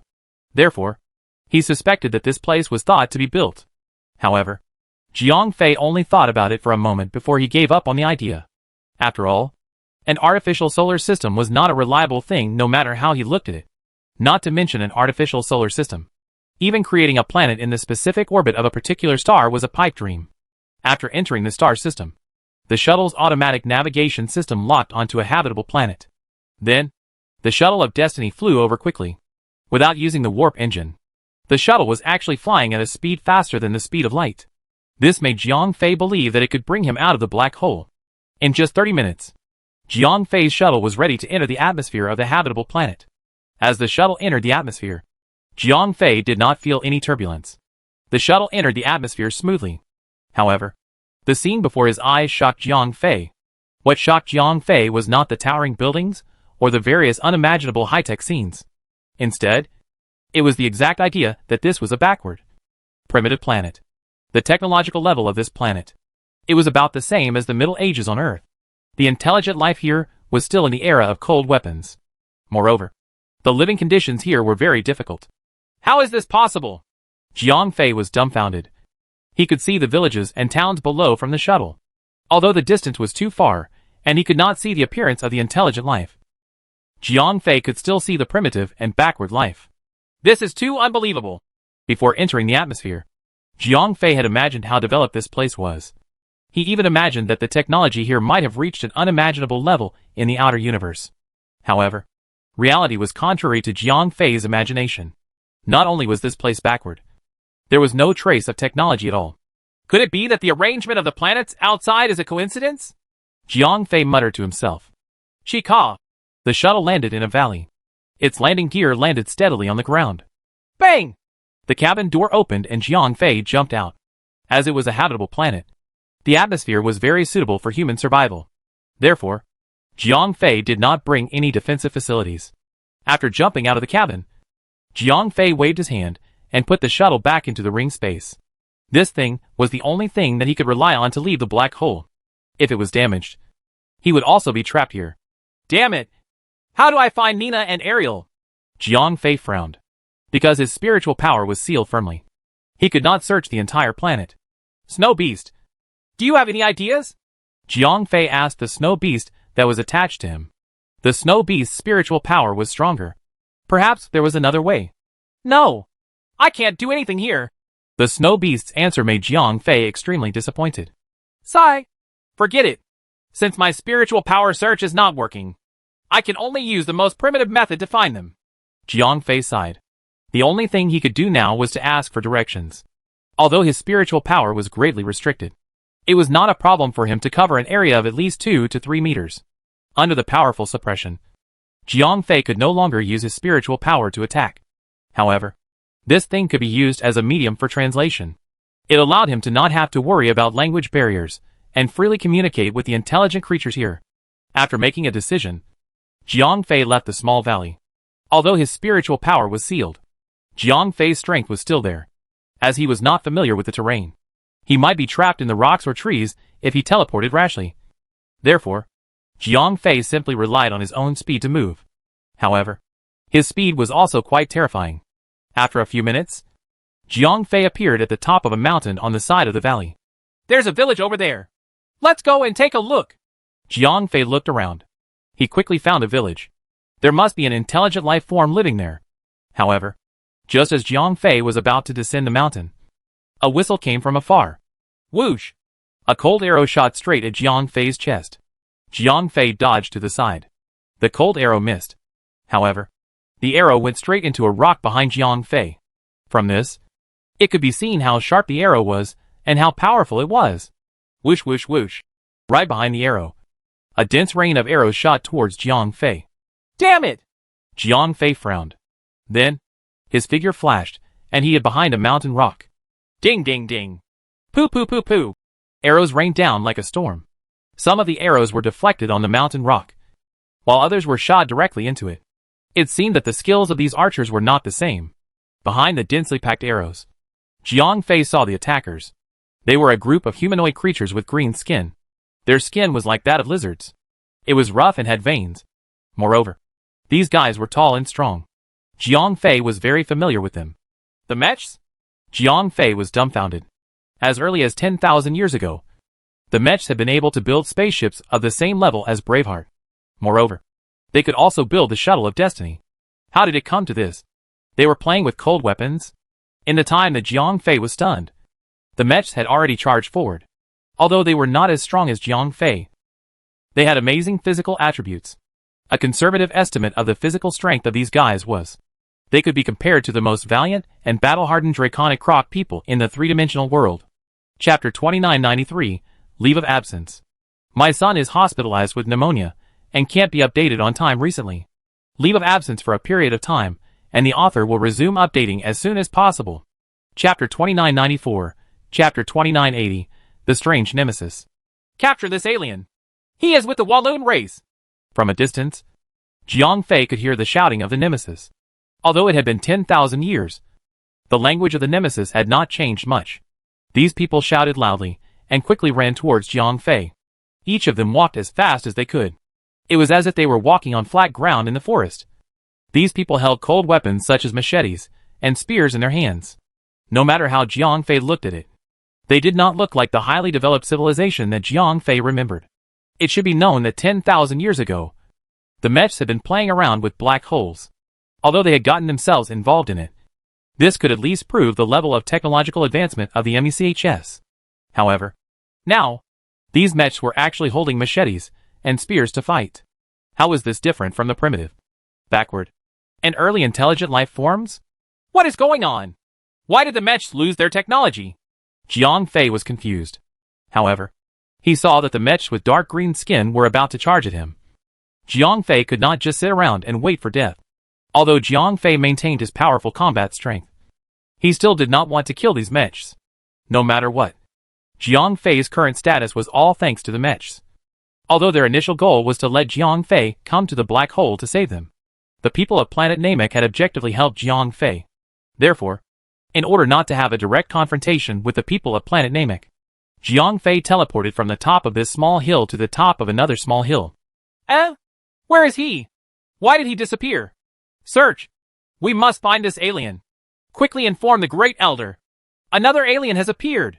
The mechs were in a mess. They split up and searched for Jiang Fei. At the same time, a small group of people turned around and returned to their own tribe. They had to tell the Great Elder about this. They had no right to make such an important decision. On the top of another hill, Jiang Fei quietly watched the movement of the people of planet Namek. As his spiritual power was completely suppressed, he could not hear what the people of planet Namek were saying. He could only make a judgment based on their movements. How strange. They seem to know me. Or a human who looks like me. Jiang Fei muttered to himself. Could the aliens they're talking about be Nina and Ariel? Jiang Fei's heart skipped a beat. It seemed like he had to make a trip to the Wallen race that the people from planet Namek were talking about. Wallen race? Who exactly are they? Are they another group of Namek people or another race that lives in a black hole? Jiang Fei had a lot of questions in his mind, so he decided to grab a tongue to ask. Although his spiritual power was not very useful, at least Jiang Fei was proficient in the Nemesis language.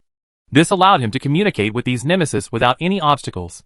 Otherwise, he would not be able to use his spiritual power to communicate directly.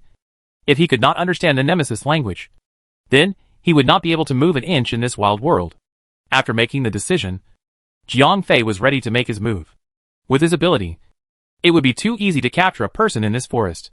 A group of Nemesis searched the forest. The warriors in front of them were careful explorers. However, they did not notice that the last companion of the team had disappeared.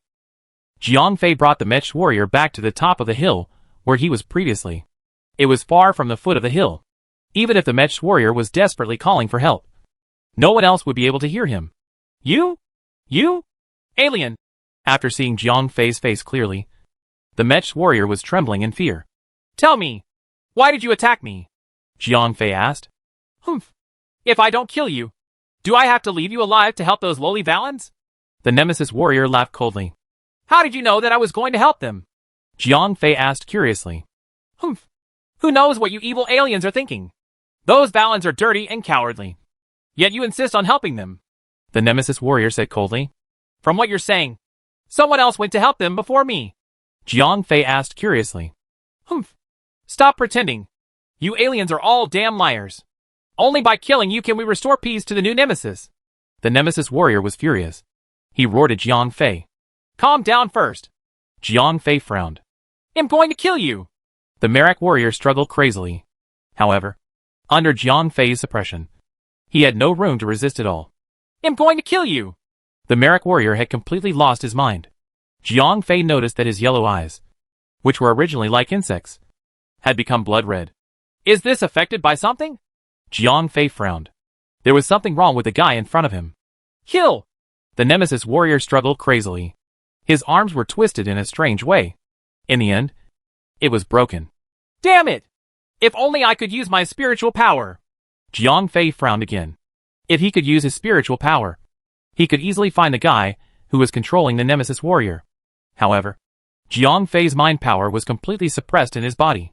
Therefore, he could not find the person who was hiding behind him. Snow Beast! Can you find him? Jiang Fei asked the snow beast that was residing on his body. I can't do anything here. You better bring me to my master quickly, said the snow beast. There's no rush to find your master. I have to find the person I'm looking for first. Jiang Fei immediately rejected the snow beast. The most important thing for him now was to find Nina and Ariel. Then, he would help the snow beast find its master based on the situation. If it was really impossible. After Jiang Fei found Nina and Ariel, he was ready to take the shuttle of destiny and return. Jiang Fei was actually not that concerned about saving the people of planet Namek. In his eyes, these people of planet Namek were no longer the race that had the most advanced technology. Oh! The snow beast agreed unwillingly. However, there was nothing it could do now. It could not even leave Jiang Fei's body. Therefore, even if Jiang Fei did not bring it along, there was nothing it could do. Calm down! Calm down! Jiang Fei shouted a few times. However, there was no effect at all. On the contrary, the Nemesis warrior in front of him was becoming more and more irritable. Chapter 2995, Chapter 2981. Varun Race. Arg! The mink race warrior suddenly let out a ghostly cry that did not sound human. Then, he actually broke his arms and bit Jiang Fei. Bang! Jiang Fei raised his hand, and the mink race warrior was instantly set flying. He spat out a mouthful of blood in midair and lost his life force. What the hell is going on? This is so strange! Jiang Fei frowned. The mink warrior was clearly controlled by someone. However, who was the one controlling him? Was he the only one being controlled? Or were all the mink people being controlled? Although he had just arrived on this planet, Jiang Fei's doubts were growing. Forget it. I'll just grab my tongue and ask for the location of the Valens. Perhaps he'll be able to find Nina and Ariel directly. Jiang Fei took a deep breath. Although he was very curious about the encounter of the merfolk for the past 10,000 years. However, finding Nina and Ariel was the purpose of his trip. Very soon, Jiang Fei caught another merfolk warrior in the forest. This time, he did not say any nonsense. Instead, he asked directly, Speak! Where is the Valens territory? Pooey! How can the Walloon race have a territory? Are they worthy? The mink warrior roared at Jiang Fei. Someone come quickly! There are aliens here! Kill him! Then, the mink warrior began to cry out for help. However, after a moment, Jiang Fei noticed that the mink warrior's voice had started to rise. His eyes were starting to turn red. Oh no! Jiang Fei thought to himself. In just a few minutes, the nemesis had also started to go crazy. Then, the nemesis began to do the same thing as the previous nemesis. He began to twist his body crazily. He did not even mind hurting himself. Once Jiang Fei relaxed his suppression on him, he would immediately attack Jiang Fei. How did I trigger it? What is the situation with these guys? Jiang Fei wanted to test it out. However, because he could not use his spiritual power, he could not observe it accurately. After capturing the people several times, Jiang Fei finally realized that these guys could not get anything useful out of him, because they had been brainwashed. They had been instilled with the idea of obeying their superiors. In such a situation, once they were captured, the emergency procedures would be activated very quickly. Then, they would start to go crazy and eventually turn into complete lunatics. However, after capturing them a few times, Jiang Fei did not come up empty-handed. Although these captives did not manage to survive the third question, many of them did not even have time to answer a single question before they were triggered by the restriction and turned into lunatics. However, he still managed to learn the location of the Walloon race's territory from these guys. After choosing the right direction, Jiang Fei leaped up and rode his sword. He thought that there were no technological races on this planet. So Jiang Fei, who was flying in the sky, could avoid almost all the trouble. He followed the results of his inquiry and flew all the way to the east. Jiang Fei was still very cautious when it came to finding his way. He asked a number of captives, and after synthesizing the answers of several parties, he made his choice. Jiang Fei flew very fast on his sword. However, after flying for almost 2 hours, he finally saw the curling smoke in a small valley. This should be the gathering place of the Walloon race. I should be able to find Nina and Ariel if I find them. Jiang Fei nodded secretly. Then, he lowered his body. The flying sword slowly descended to the ground. Soon, Jiang Fei landed on the outside of the small valley. He did not fly in directly to avoid misunderstanding, as Nina and Ariel might be inside. Jiang Fei did not want to hurt their friends. Then, Jiang Fei walked toward the entrance of the valley. From a distance, he could see the sentries at the entrance of the valley. These sentries were indeed, as the mechs had said. They were dirty and weak. They were almost 1.5 meters tall. Compared to the mechs, who were more than 2 meters tall, they were simply dwarves. Although the mechs did not fit the aesthetic standards of the people on Earth, at least they looked clean. However, these dwarves were different. It was one thing for them to be short, but their bodies were not well proportioned. There was no neck under their big heads, but they had big stomachs to drive them away. Their skinny and shriveled limbs were like hemp sticks. Anyone who looked at them would be worried that their thin thighs would not be able to support their fat bodies. The equipment of these Walloons were very simple. They were all equipped with short spears and other weapons. These 2 Walloon sentinels were very alert. When Jiang Fei appeared, they had already noticed him. Percent. Asterisk and amp, T-caret. The 2 sentinels spoke some language that Jiang Fei could not understand, as he could not use his spiritual power. Jiang Fei could not understand their intentions. Dot! Jiang Fei shrugged and made a helpless gesture. Alien! Please stop! One of the Walloon sentinels said in Namek. Hello! Is this the Warren's gathering place? Jiang Fei also asked in Namek. Yes! This is a Warren's tribe! Alien! What can I do for you? The sentry replied. I'm here to find my companions. Do you know where they are? Jiang Fei asked. They should be in Sim City. The sentry's words made Jiang Fei excited. It seemed that Nina and Ariel were indeed with the Warrens. Then can you tell me where Sim City is? Jiang Fei asked. No. Sim City is our sacred city. Outsiders must not go. The sentinel said. Then why can't my 2 companions? Jiang Fei asked. Because they are our benefactors and you are not. The sentinel replied. Okay. Then can you help me send a message?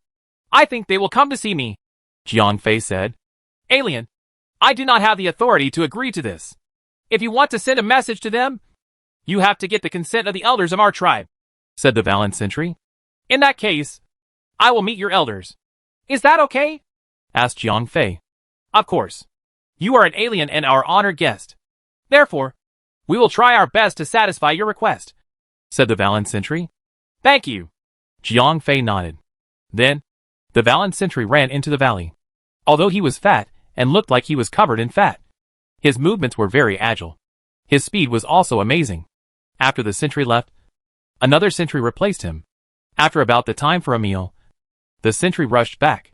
At the same time, he said to Jiang Fei, The great elder will be here in 5 minutes. Alien, You have 15 minutes. Chapter 2996, Chapter 2982, Strange Attitude.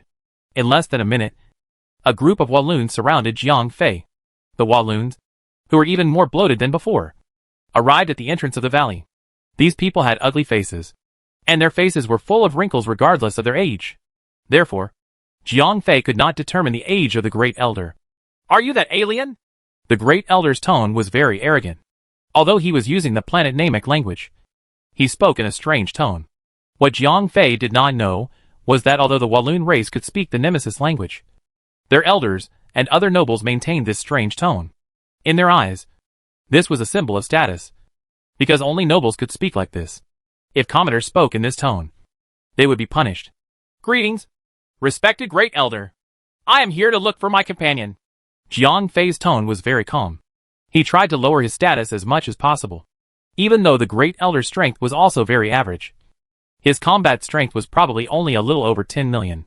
However, when he faced the Great Elder, Jiang Fei did not use a condescending attitude.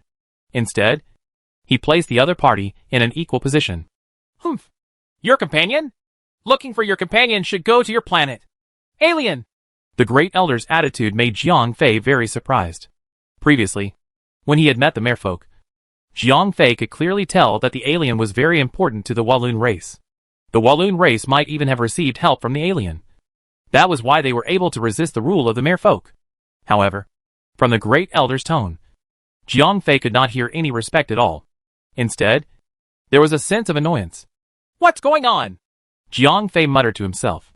Could it be that Nina and Bella's alien were not helping the Walloon race? Why would the Elder have such an attitude? I heard that 2 of my companions are among the nobles. I would like to meet them. I hope that you can cooperate. Although Jiang Fei's words were still very polite, his expression did not look too good. Humph. Young alien. Do you know who you are talking to? If you don't want to die, stay away from our tribe. The Great Elder saw that Jiang Fei's expression had changed. He seemed to have been angered as well, so he immediately gave the order to leave. Great Elder, I hope that you can cooperate. Jiang Fei tried his best to maintain a calm tone. However, if the other party did not know his place, he did not mind teaching the other party how to respect the strong. How dare you! Jiang Fei had yet to lose his temper, but the Great Elder was enraged. He stomped his feet hard, and the fat on his body trembled violently. Then, he took out his weapon. It was a scimitar that was filled with gemstones. Alien boy, I will give you one last chance for the sake of the 2 saints' emissaries. Get lost immediately. The Great Elder pointed the tip of the scimitar at Jiang Fei and said, I want to see the 2 saints' emissaries. Jiang Fei knew that the 2 saints' emissaries were the aliens that the people of planet Namek and the Walloon race were talking about. Moreover, these 2 people were Nina and Ariel. If you don't want to do it, you'll have to do it the hard way. You insensible thing. You shall die. When the Great Elder saw that Jiang Fei was still talking here, he was furious. However, he did not get lost immediately. He was enraged on the spot. With a roar, the Great Elder waved the machete in his hand and looked at Jiang Fei. A silver-white blade was aimed straight at Jiang Fei's face. One look and one could tell that the Great Elder was going to kill him. You're courting death. Jiang Fei was also enraged by this pig-like fellow. Seeing that the other party's blade was right in front of him, Jiang Fei did not dodge. He raised his right hand slightly. Following that, the metal attribute's origin power covered the entire palm. Bang! Jiang Fei grabbed the blade that was coming at him. The dazzling blade was like a fluorescent ribbon in Jiang Fei's hand. There was no lethality at all, because the list of such attacks was only about 10 million combat power. It could not hurt Jiang Fei's skin at all. After the blade was caught by Jiang Fei, he threw it at the instigator. From the moment the Grand Elder threw the blade, to when Jiang Fei grabbed it and threw it back, everything happened in an instant. The Grand Elder had not even had the time to put away his blade. The blade that was just slashed by him came back at 3 times the speed. What? The Grand Elder was shocked. He had never seen such a method. In the crisis, the Great Elder could only block the attack with his saber. The saber light hit his saber and sent him flying backward. Bang! The Great Elder's fat body fell heavily to the ground. At this moment, he felt that all the bones and joints in his body were broken. Ah! The Great Elder let out a painful cry. He wanted to stand up, but he found that he couldn't get up at all. Someone! Someone! Help me up! The Great Elder shouted at the people around him. Yes, Yes! Yes! The Walloon race members were shocked silly. None of them had expected that their great elder would be defeated in one move.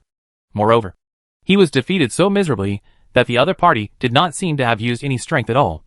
The great elder could not stand up after being hit by his own attack. A group of people surrounded the great elder and forced him to stand up. Jiang Fei did not actually hit him too hard.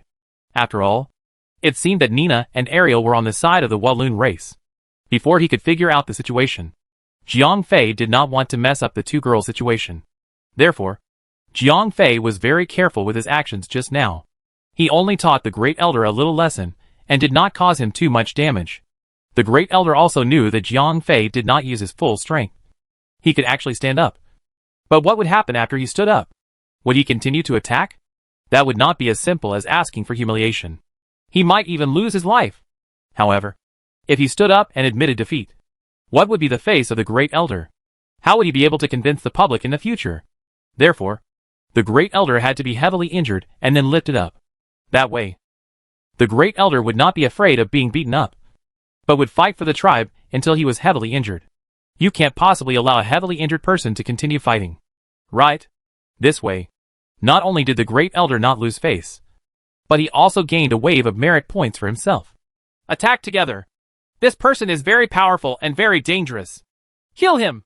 After the great elder was helped up, he immediately ordered the surrounding Walloon race members. When the surrounding Walloon race members heard this, they did not think much about it. They had already become accustomed to obeying the great elder's orders. Therefore, when the great elder received the order, a large group of people immediately surrounded Jiang Fei. More and more Walloon race warriors ran out of the valley. In the blink of an eye, there were more than 1,000 Walloon race members surrounding Jiang Fei. Chapter 2997, Chapter 2983. Using violence to fight violence. I do not wish to harm you. Please do not seek your own death, Jiang Fei warned.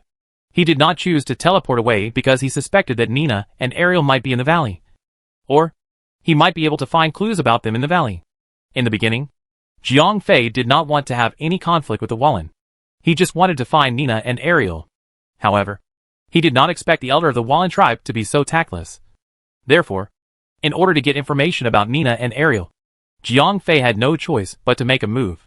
For some people, if you spoke nicely to them, they would not care about you. Violence was the only language they could understand. Kill him! Although Jiang Fei had already warned these people, the Walloon still charged at Jiang Fei without care. Although Jiang Fei had just defeated the elder. However, these people were clearly more afraid of the great elder's orders. Kill him! Tear him into pieces! Thousands of ugly, fat Walloon race members charged at Jiang Fei with all sorts of weapons and clubs. Sigh! The sins of the heavens can be forgiven, but the sins of the damned cannot be forgiven. Jiang Fei sighed and closed his eyes. Kill him! A large number of Valens surrounded Jiang Fei. From the outside, Jiang Fei's figure was completely submerged. At that moment, a terrifying and suffocating aura burst out. Boom! Following the violent explosion of aura, the Valens who surrounded Jiang Fei were instantly set flying. The more than 1,000 Valens looked extremely miserable. Even the outermost ones were set flying 3 to 4 meters away. The unlucky ones, who were closest to Jiang Fei, were almost touching him. They were set flying at least 100 meters away. After they fell to the ground, they immediately lost their breath. More than half of the more than 1,000 Walloon race members who had charged at Jiang Fei had died. The remaining half had also fallen quite badly. However, at least their lives were not in danger. You? The great elder was dumbfounded. He had thought that he knew these alien people very well. He knew that they did not like to kill people. They were not even willing to attack others. That was why he was so bold. In the end, he did not expect this alien to be different from the other aliens. How could this guy just stare and kill people? Jiang Fei's ferocity frightened the great elder of the Valin tribe. This guy looked at Jiang Fei in a daze. He never thought that his order just now would not only fail to drive away the aliens in front of him. It also caused the tribe to lose hundreds of young men. It's over. It's over. Now how can I explain to the patriarch? The great elder was completely flustered at this time. But his focus was obviously not appropriate. He should now consider how to deal with the current situation. What? What happened? At this moment, a large group of people rushed out of the valley. Hundreds of them. All fat and strong, though as ugly as the other Wallen. At a glance, it was obvious that they were the elites among these people. Among these people, There was a relatively not-so-fat guy, because it was not easy for the Walloon race members to recognize the age of the person. Jiang Fei could not tell how old the person was. However, he was the only one among the Walloon race members who could see the muscles. Master Chief! It's him! This alien has slaughtered our people. In order to shirk his responsibility, the Great Elder was the first to complain. Humph. Jiang Fei quietly watched the Great Elder's performance. He did not say anything because there was no need to. This new guy seemed to be the leader of the Walloon tribe. His strength was also around 21 million combat power. As his spiritual power was no longer usable, Jiang Fei put on the glasses-shaped combat power detector. Huh? The robust leader of the Walloon tribe frowned. As far as he knew, aliens were all peace-loving. They almost never killed. This guy is an exception. He's a demon! The Great Elder cried. He could not let the leader know that he was the one who started this matter, because hundreds of young and strong members of the tribe had died. He could not bear the responsibility. Therefore, the Great Elder had to shift all the responsibility onto Jiang Fei. Although doing so might cause the clan leader to misjudge the situation and even drag the entire clan into the abyss. The Great Elder could not care less at this time. Right now, all he could think about was how to shift the responsibility and how to avoid being punished by the clan leader. There was no time for him to think about other things. Is that so? The robust clan leader looked at the clan members around him, who were less injured. Yes. These clan members hesitated for a moment. However, after seeing the threatening gaze of the Great Elder, they chose to stand on the side of the Great Elder. Although Jiang Fei had shown his strength, these Walloon clan members were already used to the authority of the Great Elder. Therefore, they did not dare to go against the Great Elder's wishes. Alien! Why did you kill my people? After listening to the description of the Great Elder and the rest, the robust clan leader looked at Jiang Fei. At that moment, his gaze was hostile. Clearly, he had already listened to the words of his own people. It was just a matter of routine for him to ask Jiang Fei. I only want to know the whereabouts of my companion, Jiang Fei said calmly. He knew that the robust clan leader would not believe what he said now. After all, compared to a stranger like him, he would definitely be more willing to trust his own people. Therefore, Jiang Fei did not explain anything. He only repeated his request. If the robust clan leader knew his place, then everyone would be happy. If he did not know his place, then he would beat them until they were convinced. After witnessing the attitude of the Great Elder, Jiang Fei had already given up on trying to convince them with reason. He firmly believed that these Walloon clansmen were scum. Only violence was the only language that they could understand. Kid, I will ask you one more time. Why did you slaughter my race members? When the Walloon race leader saw that Jiang Fei did not answer his question, he was a little angry. I will ask you one more time. Where are my companions? Jiang Fei's tone was still indifferent. Kid, you are courting death. As expected, the furious Walloon race leader attacked. With a wave of his hand, a mace appeared in his hand. Then, he swung the mace at Jiang Fei. When Jiang Fei saw that the robust clan leader did not choose to use energy attacks, instead, he chose to use close-range attacks, Jiang Fei knew that this guy had some skills. However, his energy level was only around 20 million. Therefore, although he had some skills, to Jiang Fei, he only had a few skills. Chapter 2998, Chapter 2984. The Red Forest. The Valen clan leader charged at Jiang Fei with his spike mace. However, he was faster than Jiang Fei. In just a few seconds, the Valen clan leader was kicked back by Jiang Fei. What was the meaning of the word flash? It described the current situation. The difference in strength between Jiang Fei and the Valen clan leader was too great. It was so great that the two of them did not even need to use any cross moves to exchange a few hundred rounds. It was only a single exchange. The leader of the Walloon race was sent flying by the kick. Lying on the ground, the leader of the Walloon race was still unable to react. He did not even know how he was sent flying back. However, he knew one thing in his heart. The alien had shown mercy. If the alien had not shown mercy, the leader of the Walloon race would not be lying on the ground thinking about his life. Instead, he would be buried in the ground. After taking 2 deep breaths and calming himself down, the clan leader got up from the ground. He looked Jiang Fei up and down before saying, Thank you for showing mercy. I did not want to kill anyone. So you had better cooperate. Jiang Fei said calmly. Okay. I will cooperate if I can. The clan leader was convinced because he could not help it. The other party's strength was beyond his imagination. Based on the current situation, even if the entire clan were to attack, They were probably not the opponent of the person in front of him. If they insisted on being brave, they would eventually be wiped out.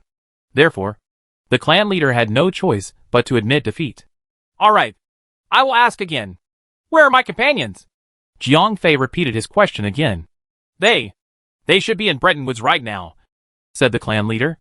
Are you sure? You better not lie to me, Jiang Fei warned.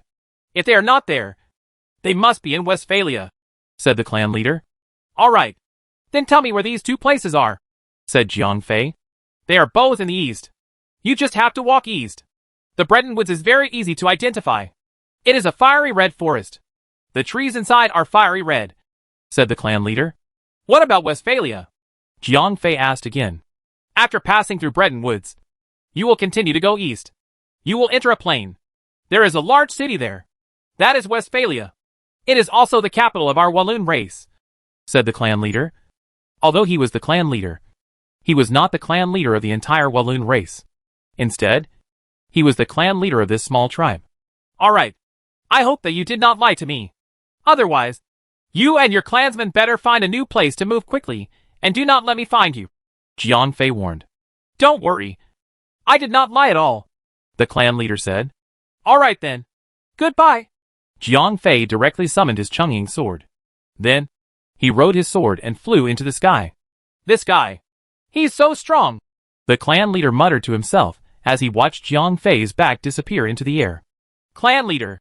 Seeing that the clan leader was in a daze, the great elder urged him to wake up the clan leader. Pa! The clan leader snapped out of his daze and slapped the great elder 3 times on the spot. Pooh pooh.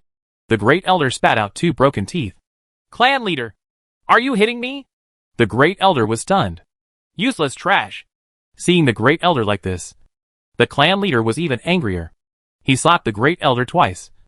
Then he shouted to the others. Why are you still embarrassing yourself here? Get the hell out of here. Oh! The rest of the Walloon race members replied with their eyes drooping. Then, they returned to the valley in dejection. On the other side, Jiang Fei no longer cared about the fat and ugly Walloon race members. He was riding his flying sword to the east, because the flying sword was extremely fast. After about an hour, Jiang Fei found a smear of red in the distance. As the distance between Jiang Fei and the red color continued to shorten, the red color became more and more conspicuous. In the end, the red color filled Jiang Fei's vision. After flying for a while more, Jiang Fei was in front of the mangrove forest. The fiery red leaves made the entire forest seem like it was on fire. It was like half of the sky had turned red. This should be the Bretton Woods, Jiang Fei muttered as he stopped his flying sword. The trees in the Bretton Woods were not only colorful, but also lush. Looking down from the sky, Jiang Fei could not see the ground at all. He could only see clusters of fire-red trees, because he could not see anything from the sky. Jiang Fei had no choice but to lower his flying sword and land on the ground in the forest. Unlike the forest that Jiang Fei remembered, the Bretton Woods was not damp. Instead, it was very dry. These fiery red trees seemed to be emitting a weak heat. Although each tree did not emit much renliang, it could not withstand the dense trees in the forest. Therefore, the temperature in the entire forest was at least 5 to 10 degrees higher than the temperature outside. Sigh! I still need to use this kind of primitive tool. Jiang Fei took out a compass from his body. This thing was very primitive, but it was very useful. At this time, Jiang Fei's spiritual power was completely unable to be released. Therefore, he needed a tool to guide him in the forest so that he would not get lost. With the compass, Jiang Fei began to head deeper into the Bretton Woods. I wonder where the Walloons live in the Bretton Woods. If I continue to search blindly, it would be like looking for a needle in a haystack. Jiang Fei pursed his lips and continued to walk forward. He did not know how long he had walked for. It might have been 2 to 3 hours. Or it might have been more than half a day. In short, Jiang Fei had traveled a long distance. Just as he was about to continue forward, suddenly, he heard whispers in his ears. This hunting operation should not encounter any obstacles. Right. Don't worry. We have already scouted before. Those valiant warriors have gone hunting. There are only the elderly, the weak, women and children in their camp. When the time comes, how do we rush over and catch them all in one go? Then, we just need to leave before those warriors return to help us. That's true. I really can't understand why someone would pay such a high price to buy these guys. They're both lazy and gluttonous. Even if they're slaves, they're not really qualified. In the distance, Two guys were communicating in Mink Star language. Initially, Jiang Fei did not pay much attention to them. However, it seemed that they knew where the Valen people lived. As long as they followed them, he could find someone to ask about Ariel and Nina's whereabouts. Chapter 2999, Chapter 2985. Slave Hunters.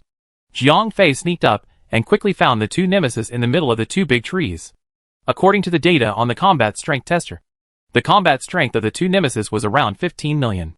They were not very strong, but they were not too weak either. Jiang Fei hid behind a big tree and hid his aura, as the strength of these two guys was too different from Jiang Fei's. They did not realize that he was being targeted. Who knows? Maybe it's useful. What can these ugly guys do? Make soup? The two nemesis were still chatting. As they chatted, the two of them were also eating dry food. It seemed that these two guys were here to hunt slaves. Their target should be the Walloons in the Breton Woods. After a while, the two of them had eaten and drunk enough. The two of them began to walk deeper into the Breton Woods. When the two of them stood up, Jiang Fei realized that they were quite professional. They had a lot of equipment on them. It was obvious that they were specialized in this field. Following behind the two of them, Jiang Fei also walked deeper into the Breton Woods. It was obvious that this was not the first time the two of them had come here. The two of them were very familiar with the way. They easily avoided many traps. They also bypassed the Valen entry posts. After about 2 hours, Jiang Fei followed behind the two Nemesis Star people. Finally, he saw a large number of tree houses. It looks like this is the Valen settlement. Jiang Fei nodded to himself. If no one brought this with him, he would be able to find these Valens in the large Breton Woods with just a compass. That would be like finding a needle in a haystack. Fortunately, Jiang Fei had just entered the forest when he met these two slave hunters. Then, under the lead of these two guys, he arrived at the Walloons tribe. When he arrived near the Walloons tribe, Jiang Fei saw that the two slave hunters were getting busy. They began to set traps and set bait. Are they using the Walloon tribe as wild beasts? Are they that stupid? Jiang Fei looked at the two guys who were busy. Not long after, the two guys were ready. They began to release the bait. A strange fragrance drifted over. Jiang Fei held his breath, because he did not know if the fragrance was poisonous. Soon, a few ostrich-like animals walked out from the Walloon tribe. They seemed to be attracted by the fragrance. They walked straight towards the trap and fell into it. These ostrich-like animals did not have high intelligence. However, their voices were very loud. After they fell into the trap, they began to howl crazily. Soon, they attracted the attention of the Walloon tribe members. Do it! The two mink people looked at each other. Then, they went up and broke the necks of the two ostrich that fell into the trap. Then, they carried them on their shoulders and ran away from the forest. Someone is stealing the golem beast. Catch them! Damn thieves! Soon, the Walloon tribe members found the two mink people who were running away with the ostrich on their shoulders. At the same time, Jiang Fei also knew that the golem beast was similar to an ostrich. It was called the golem beast. Chase! Don't let them escape. A large number of Walloon race members chased after the two mechs with clubs in their hands. They chased after the two mechs relentlessly because the golem beasts were a considerable amount of wealth to the Walloon race. They would not allow anyone to steal these precious golem beasts.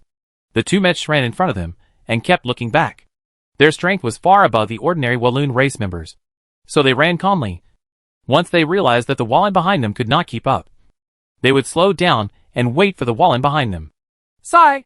Jiang Fei sighed in his heart. These Wallen who were chasing after the thieves did not realize that the two thieves were not stealing the golem beast at all. They were actually targeting them. As they were chasing and fleeing, the two mechs fled a dozen or so Valens further and further away from the tribe. Soon, the two mechs felt that it was about time. Even if the Valens cried out for help, the tribesmen on the other side of the tribe would not be able to hear them. Therefore, the two mechs prepared to make their move. The reason why the two mechs were in such a hurry to make their move was that they were afraid that the Valens would react. If they stopped chasing, it would be troublesome. Therefore, the two mechs planned to make their move immediately. Swish! With a sudden turn, the two mechs threw the golem beast corpse on their shoulders and then pounced on the Walloon race people who were still waving their clubs to chase after the thieves. These two thieves want to fight with their lives. Beat them to death. The young Walloon race people were also ignorant and fearless. Although they had many people, what were these two mechs doing? They were professional slave hunters. So how could they not have some ability? Although the Walloon race's talents were not bad, even if they did not cultivate, they would only have 2 to 3 million combat power values when they reached adulthood. However, they could not be compared to these two professional slave hunters. The Mechs, who had more than 10 million combat power values. Defeating these Walloon race's people was as easy as flipping one's hand. In the blink of an eye, 17 to 18 Walloon race members were all defeated by these two brats. However, these two fellows were slave hunters, so they wouldn't be too heavy-handed. After all, the dead or disabled slaves weren't worth much. After defeating these Walloon race members, the two slave hunters took out ropes and strung these Walloon race members into a string. Get the H.L. out of here. F***CK. Stop pretending to be a dead pig. The two slave hunters kicked and kicked the Walloon youths. Then, they whipped them out of the forest. At first, the Walloon cried out a few times. They hoped that their fellow countrymen would hear their cries for help and come to their rescue. However, every time these guys cried out, they would be whipped a few times.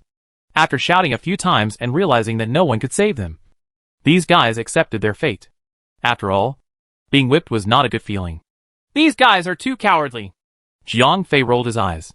He did not think that these valiant slaves would be so easy to capture. Seeing that the two slave hunters were walking out of the forest, Jiang Fei made his move. He did not want to repeat the same mistake that happened in the valley. Therefore, he decided to sell the Valen to save a dozen of their tribesmen. After that, when he asked about Nina and Ariel's whereabouts, these guys would not be so resistant anymore. Right? Moreover, if Nina and Ariel were in the tribe, Jiang Fei would be doing them a favor by saving them. Chapter 3000, Chapter 2986 headed straight for the sacred city. Jiang Fei, who had decided to attack, instantly appeared behind the two aliens. Then, he kicked the two aliens and sent them flying. You? Alien! The two aliens did not receive any serious damage. When they got up, they turned around and found Jiang Fei. Get lost! Jiang Fei shouted angrily. The two aliens were so scared that they immediately ran away. They knew very well that they were definitely not the alien's opponent.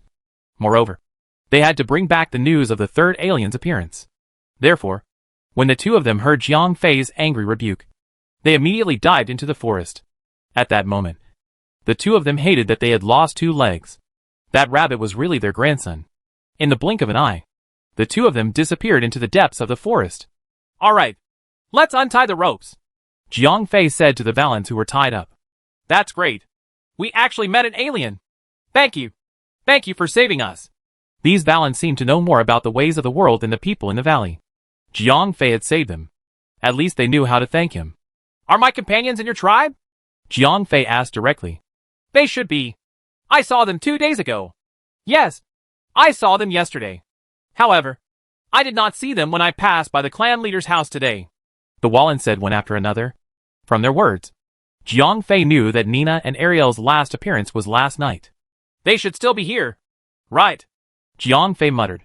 Then, he confirmed the appearance of the two aliens with the Valens. From the description of these people, Jiang Fei could basically confirm that they were Nina and Ariel. However, their clothes were no longer the same as before. However, Jiang Fei could understand this, although he did not know if the time flow in the black hole was different from the time flow outside. Even if it was synchronized with the time flow outside, Nina and the others had fallen into the black hole for a long time. Let's go! Take me to them, Jiang Fei said. Okay, follow us. At this time, the Walloons had already untied the ropes on their bodies. Under the leadership of the Walloons, Jiang Fei arrived at the tribe that was filled with tree houses. The clan leader's house is right in front of us. If you have something to ask him, go ask him. The Walloons brought Jiang Fei to the front of a slightly larger wooden house and went to call the door. Very soon, the clan leader's house door opened and a Walloon race member with slightly flabby skin walked out. Although it was not easy to tell the age of these Walloon race members, it was too obvious. Not only was his skin flabby, his back was also hunched. One look and one could tell that he was not young. Clan leader, we were just captured by two celestial race members. It was this alien who saved us, the Walloon race member said to the old clan leader. At that moment, Jiang Fei realized that the Walloon race members actually called the merfolk celestial race members. Ah, thank you very much, alien. If it was not for you, my people would have been in deep trouble, the old clan leader said to Jiang Fei. Clan leader, you are too kind. I saved them with just a lift of my hand. Jiang Fei smiled and nodded. He was not a person who bullied the weak. He would also smile to people who were polite. However, Jiang Fei also knew how to use his fists to express himself to those unreasonable people. Hee. It's a piece of cake for you. To them, it's a living, breathing life. The old clan leader slightly bowed to Jiang Fei. Then, he said, no matter what, I have to thank you on their behalf. All right, old clan leader. You don't have to be so polite. I came here to look for my 2 companions. I wonder if they are here. Jiang Fei asked. Sigh. Actually, I had already guessed your purpose when I saw you. Unfortunately, they rushed to Westphalia overnight, said the old clan leader. Have they left already? Jiang Fei confirmed again. Yes, they left last night. The old clan leader confirmed again. Although Jiang Fei's current spiritual power could not be released, he could not use his spiritual power to read minds or determine if the other party was lying. However, he could see the sincerity in the old clan leader's eyes. Then, do you know what they went to do? Jiang Fei asked. I do not know the details. However, they rushed to the sacred city because the king summoned them. It seems that something has happened in the sacred city. The old clan leader said. The king? Jiang Fei was stunned. Yes, I am only the clan leader of this tribe. King Jacob is the ruler of our Walloon race. The old clan leader explained. Then, can you point me in the direction of the holy city of Westphalia? Jiang Fei asked. You continue to walk east, through the Breton Woods, and then continue to the east. After a few days of walking, you will be able to see the holy city of Westphalia. The old clan leader said. All right. Thank you very much. Jiang Fei nodded and immediately summoned his Chungying sword. Previously, he had come down to the ground to search for the Walloon tribe in the Breton Woods. Now, he did not need to stay in the Breton Woods anymore. Naturally, he did not need to go through the forest from the ground. Boom! A sword light shot up into the sky. The treetop above his head had a hole punched out by Jiang Fei. Then, he stepped on his flying sword and flew up into the sky, heading towards the east. Jiang Fei flew away, but the Valens below were dumbfounded. When had they ever seen such a method? Compared to those green-skinned monsters, these aliens are the real Celestials. Right? Yes. Yes. They are both kind and powerful. They are also willing to help us. They are the real gods. The Valens below watched Jiang Fei leave. One by one, they whispered to each other. After riding his sword and flying out of the forest, Jiang Fei immediately felt much better. Although the Breton Woods was not as tall as the other forests, it was relatively dry here. There was no humid and stuffy feeling, but there were trees not far above his head. Moreover, the forest was terrifyingly large. This kind of environment was still very depressing. Now that he was in the air above the forest, the depressing feeling immediately disappeared. Jiang Fei took out his compass to determine his position, and then rode his sword to fly east. The size of the Breton Woods was far beyond Jiang Fei's imagination. Even though he rode his sword at an extremely fast speed, he only managed to leave the air above the forest after 6 to 7 times. He entered a large plain area, as he knew that the holy city of Westphalia was deep in the plain. Jiang Fei continued to ride his sword to the east. After flying for about 10 hours, the shadow of a building finally appeared in front of him.